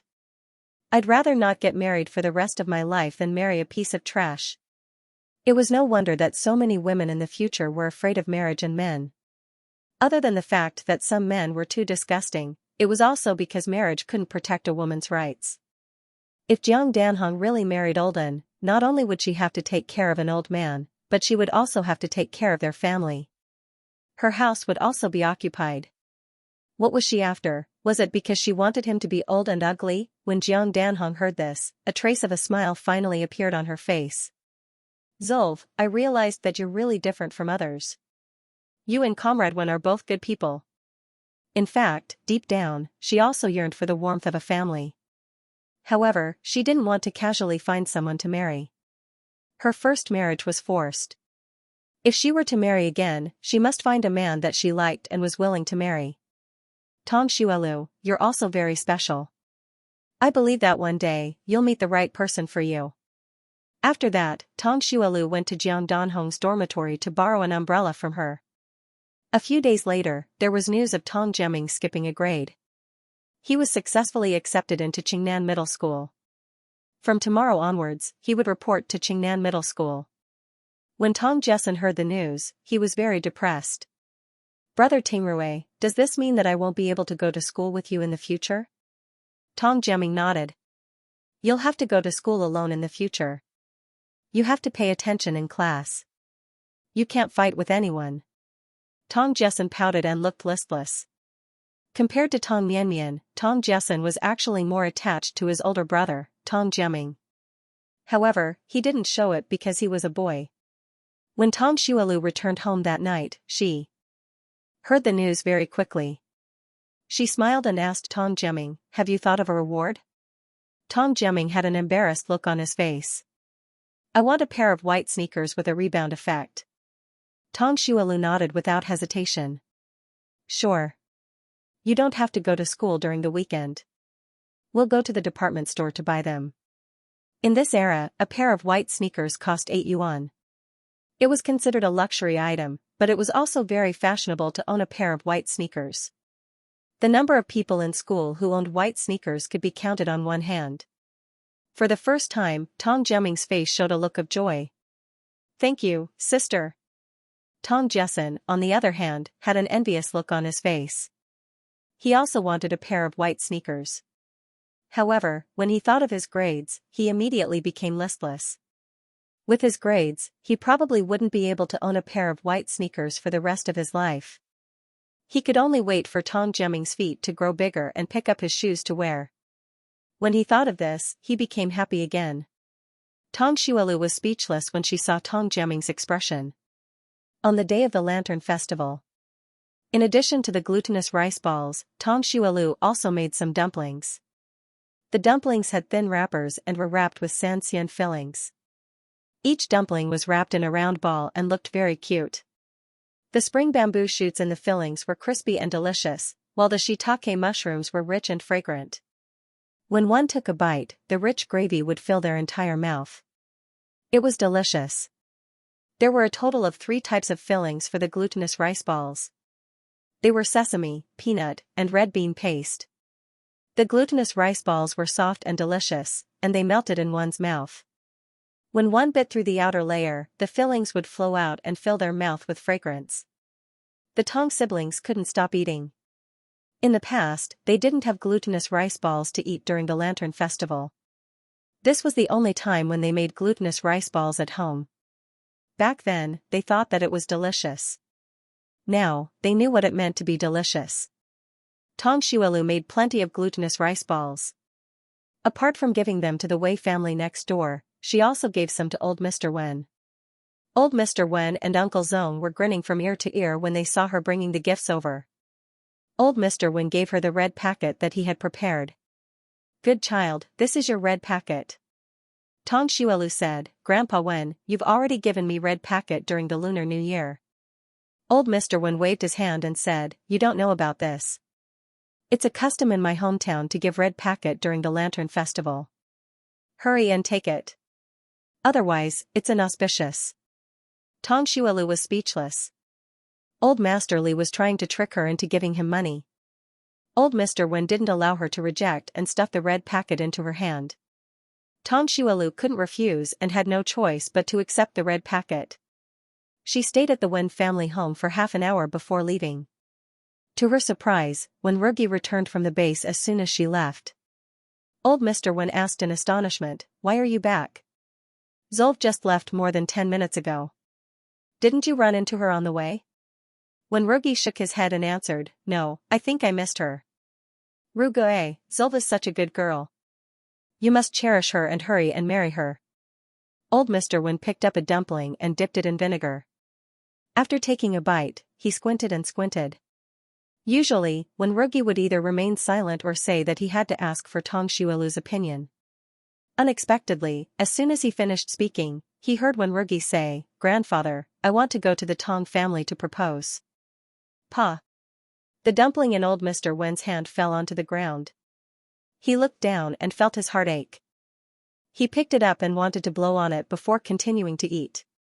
However, he had no choice but to give up when he saw his grandson staring at him. "What did you say just now? You want to propose to the Tong family?" When Rugi's ears turned red and he answered, "Yes, I came back this time to discuss it with you." Old Mr. Wen was so happy that he stopped eating his dumplings. "You rascal, you're finally enlightened. I thought I'd never be able to attend your wedding in my life." Although he always urged him to quickly get married and have great-grandchildren, all these years, he was just shouting and had never really forced him to do so. Thinking about what happened back then, how would he dare to force him? Previously, old Mr. Wen had even instructed little Zong to take care of Wen Rugi for him if he were to pass away one day. Unexpectedly, Wen Rugi had actually found someone to marry. At the thought of this, old Mr. Wen could not help but feel a lump in his throat. At the side, Uncle Zong had already secretly wiped his tears. Wen Rugi said softly, "I'm sorry, Grandpa. I've made you worry all these years." Old Mr. Wen glared at him. "Good that you know. You're a blockhead." Wen Rugi was speechless. Old Mr. Wen said, "If you want to propose, you have to ask for Zol's opinion first. Also, you have to let that old fogey know about it." Commander Xiao was now Tong Xuelu's grandfather and the only elder in the Tong family. Naturally, they had to ask for his approval before getting married. Wen Rugi nodded. "I know." That day, Huang Qimin said that he would impart his life's experience to Wen Rugi. However, after 2 hours of talking, there was no useful experience at all. Old Mr. Wen became agitated. "Little Zong, see if there's anything left in the house. Let's take it to the Tong family." Uncle Zong agreed. "I'll go take a look now." Uncle Zong went into the storeroom and took out 2 cans of malted milk powder and 2 packets of snacks. "Commander, this is all." "That's all then. Let's go now." Old Mr. Wen felt that it was a little shabby. However, this was not the time to formally propose marriage. When the time came, these things would definitely not be enough. When Rugi washed his face and combed his hair before setting off. Not long after Tang Xuelu returned home and sat down, she saw the men of the Wen family at the door. She looked at Wenrugi in shock. "Why didn't you tell me that you were coming back?" Wenrugi looked into her misty eyes and his heart pounded rapidly. "I came back to discuss something with you." "Discuss something?" Tang Xuelu blinked her almond-shaped eyes and looked confused. Old Mr. Wen pushed him in exasperation. "You blockhead. If you want to talk, you have to go inside. How can you talk about this at the door?" Tang Xuelu was even more puzzled. She closed the door and went in with them. After entering the living room, old Mr. Wen coughed and said, "Rugoe, you tell him." When Rugi's ears turned slightly red, he looked at Tang Xuelu and said, "Zolv, we've known each other for 6 months and 20 days. I want to grow old with you. Are you willing to give me this opportunity?" Tang Xuelu was stunned. She did not expect Wenrugi to come here with his family and propose to her. However, wasn't this proposal a little too unromantic? She recalled how romantic proposals were in her previous life. Not only were there balloons and rings, but there were also all kinds of surprises. Looking at the 2 cans of malted milk powder on the table, Tang Xuelu did not know whether to laugh or cry. However, she thought that this was how things were in this era. Many people did not even ask for their partner's opinion and directly got married after discussing it with their parents. However, this was the only marriage in her 2 lifetimes. She did not want to be so hasty. Seeing that she did not express her opinion, old Mr. Wen could not help but feel anxious. "Zolv, although Rugue is a blockhead and doesn't usually speak, he's an honest child. I can guarantee that he'll treat you well. If he dares to treat you badly, I'll be the first to kill him." When Rugi was speechless. "Grandpa, you're really my biological grandpa." Uncle Zong added, "Zolv, I've watched Rugue grow up since he was a child. This is the first time I've seen him so attentive to a female comrade. He even stole the chicken at home for you. So, he's sincere to you." When Rugi was speechless.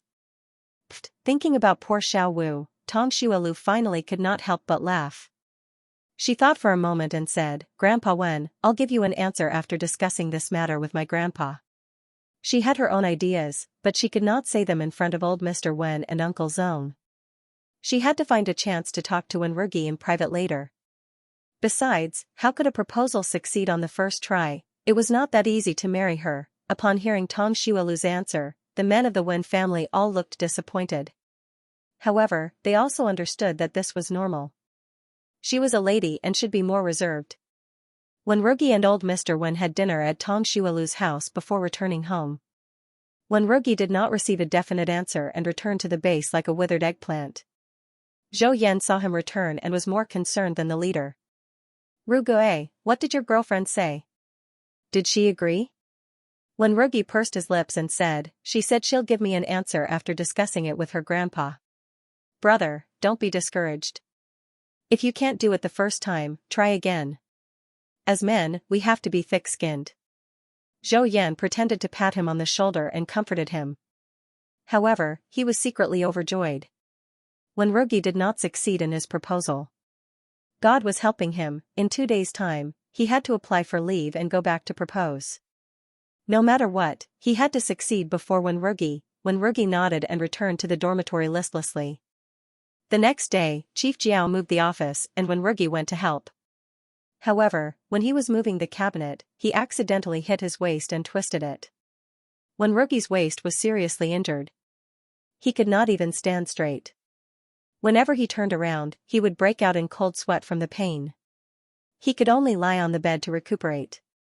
Huang Qimin and Zhou Yan came to the dormitory to see him. Huang Qimin saw how serious his injury was and could not help but sigh. "Rugue, I'm not trying to scare you, but a man's waist is very important. How can you be so careless?" When Rugi and Zhou Yan were puzzled when they heard that. Huang Qimin saw how ignorant they were and blushed for the first time. "You two are not married yet. There are some things that I can't explain to you clearly. In short, a man's waist is as important as a woman's stomach. With your waist injured like this, I'm worried that you won't be able to do it in the future." When Rugi was even more confused. "What do you mean?" "It means that men can't do it." Huang Qimin blushed. Why don't you understand? It means that you might not be able to have children in the future. When Rugi. End of chapter 95. Don't forget to subscribe, like, and share the video to support the channel.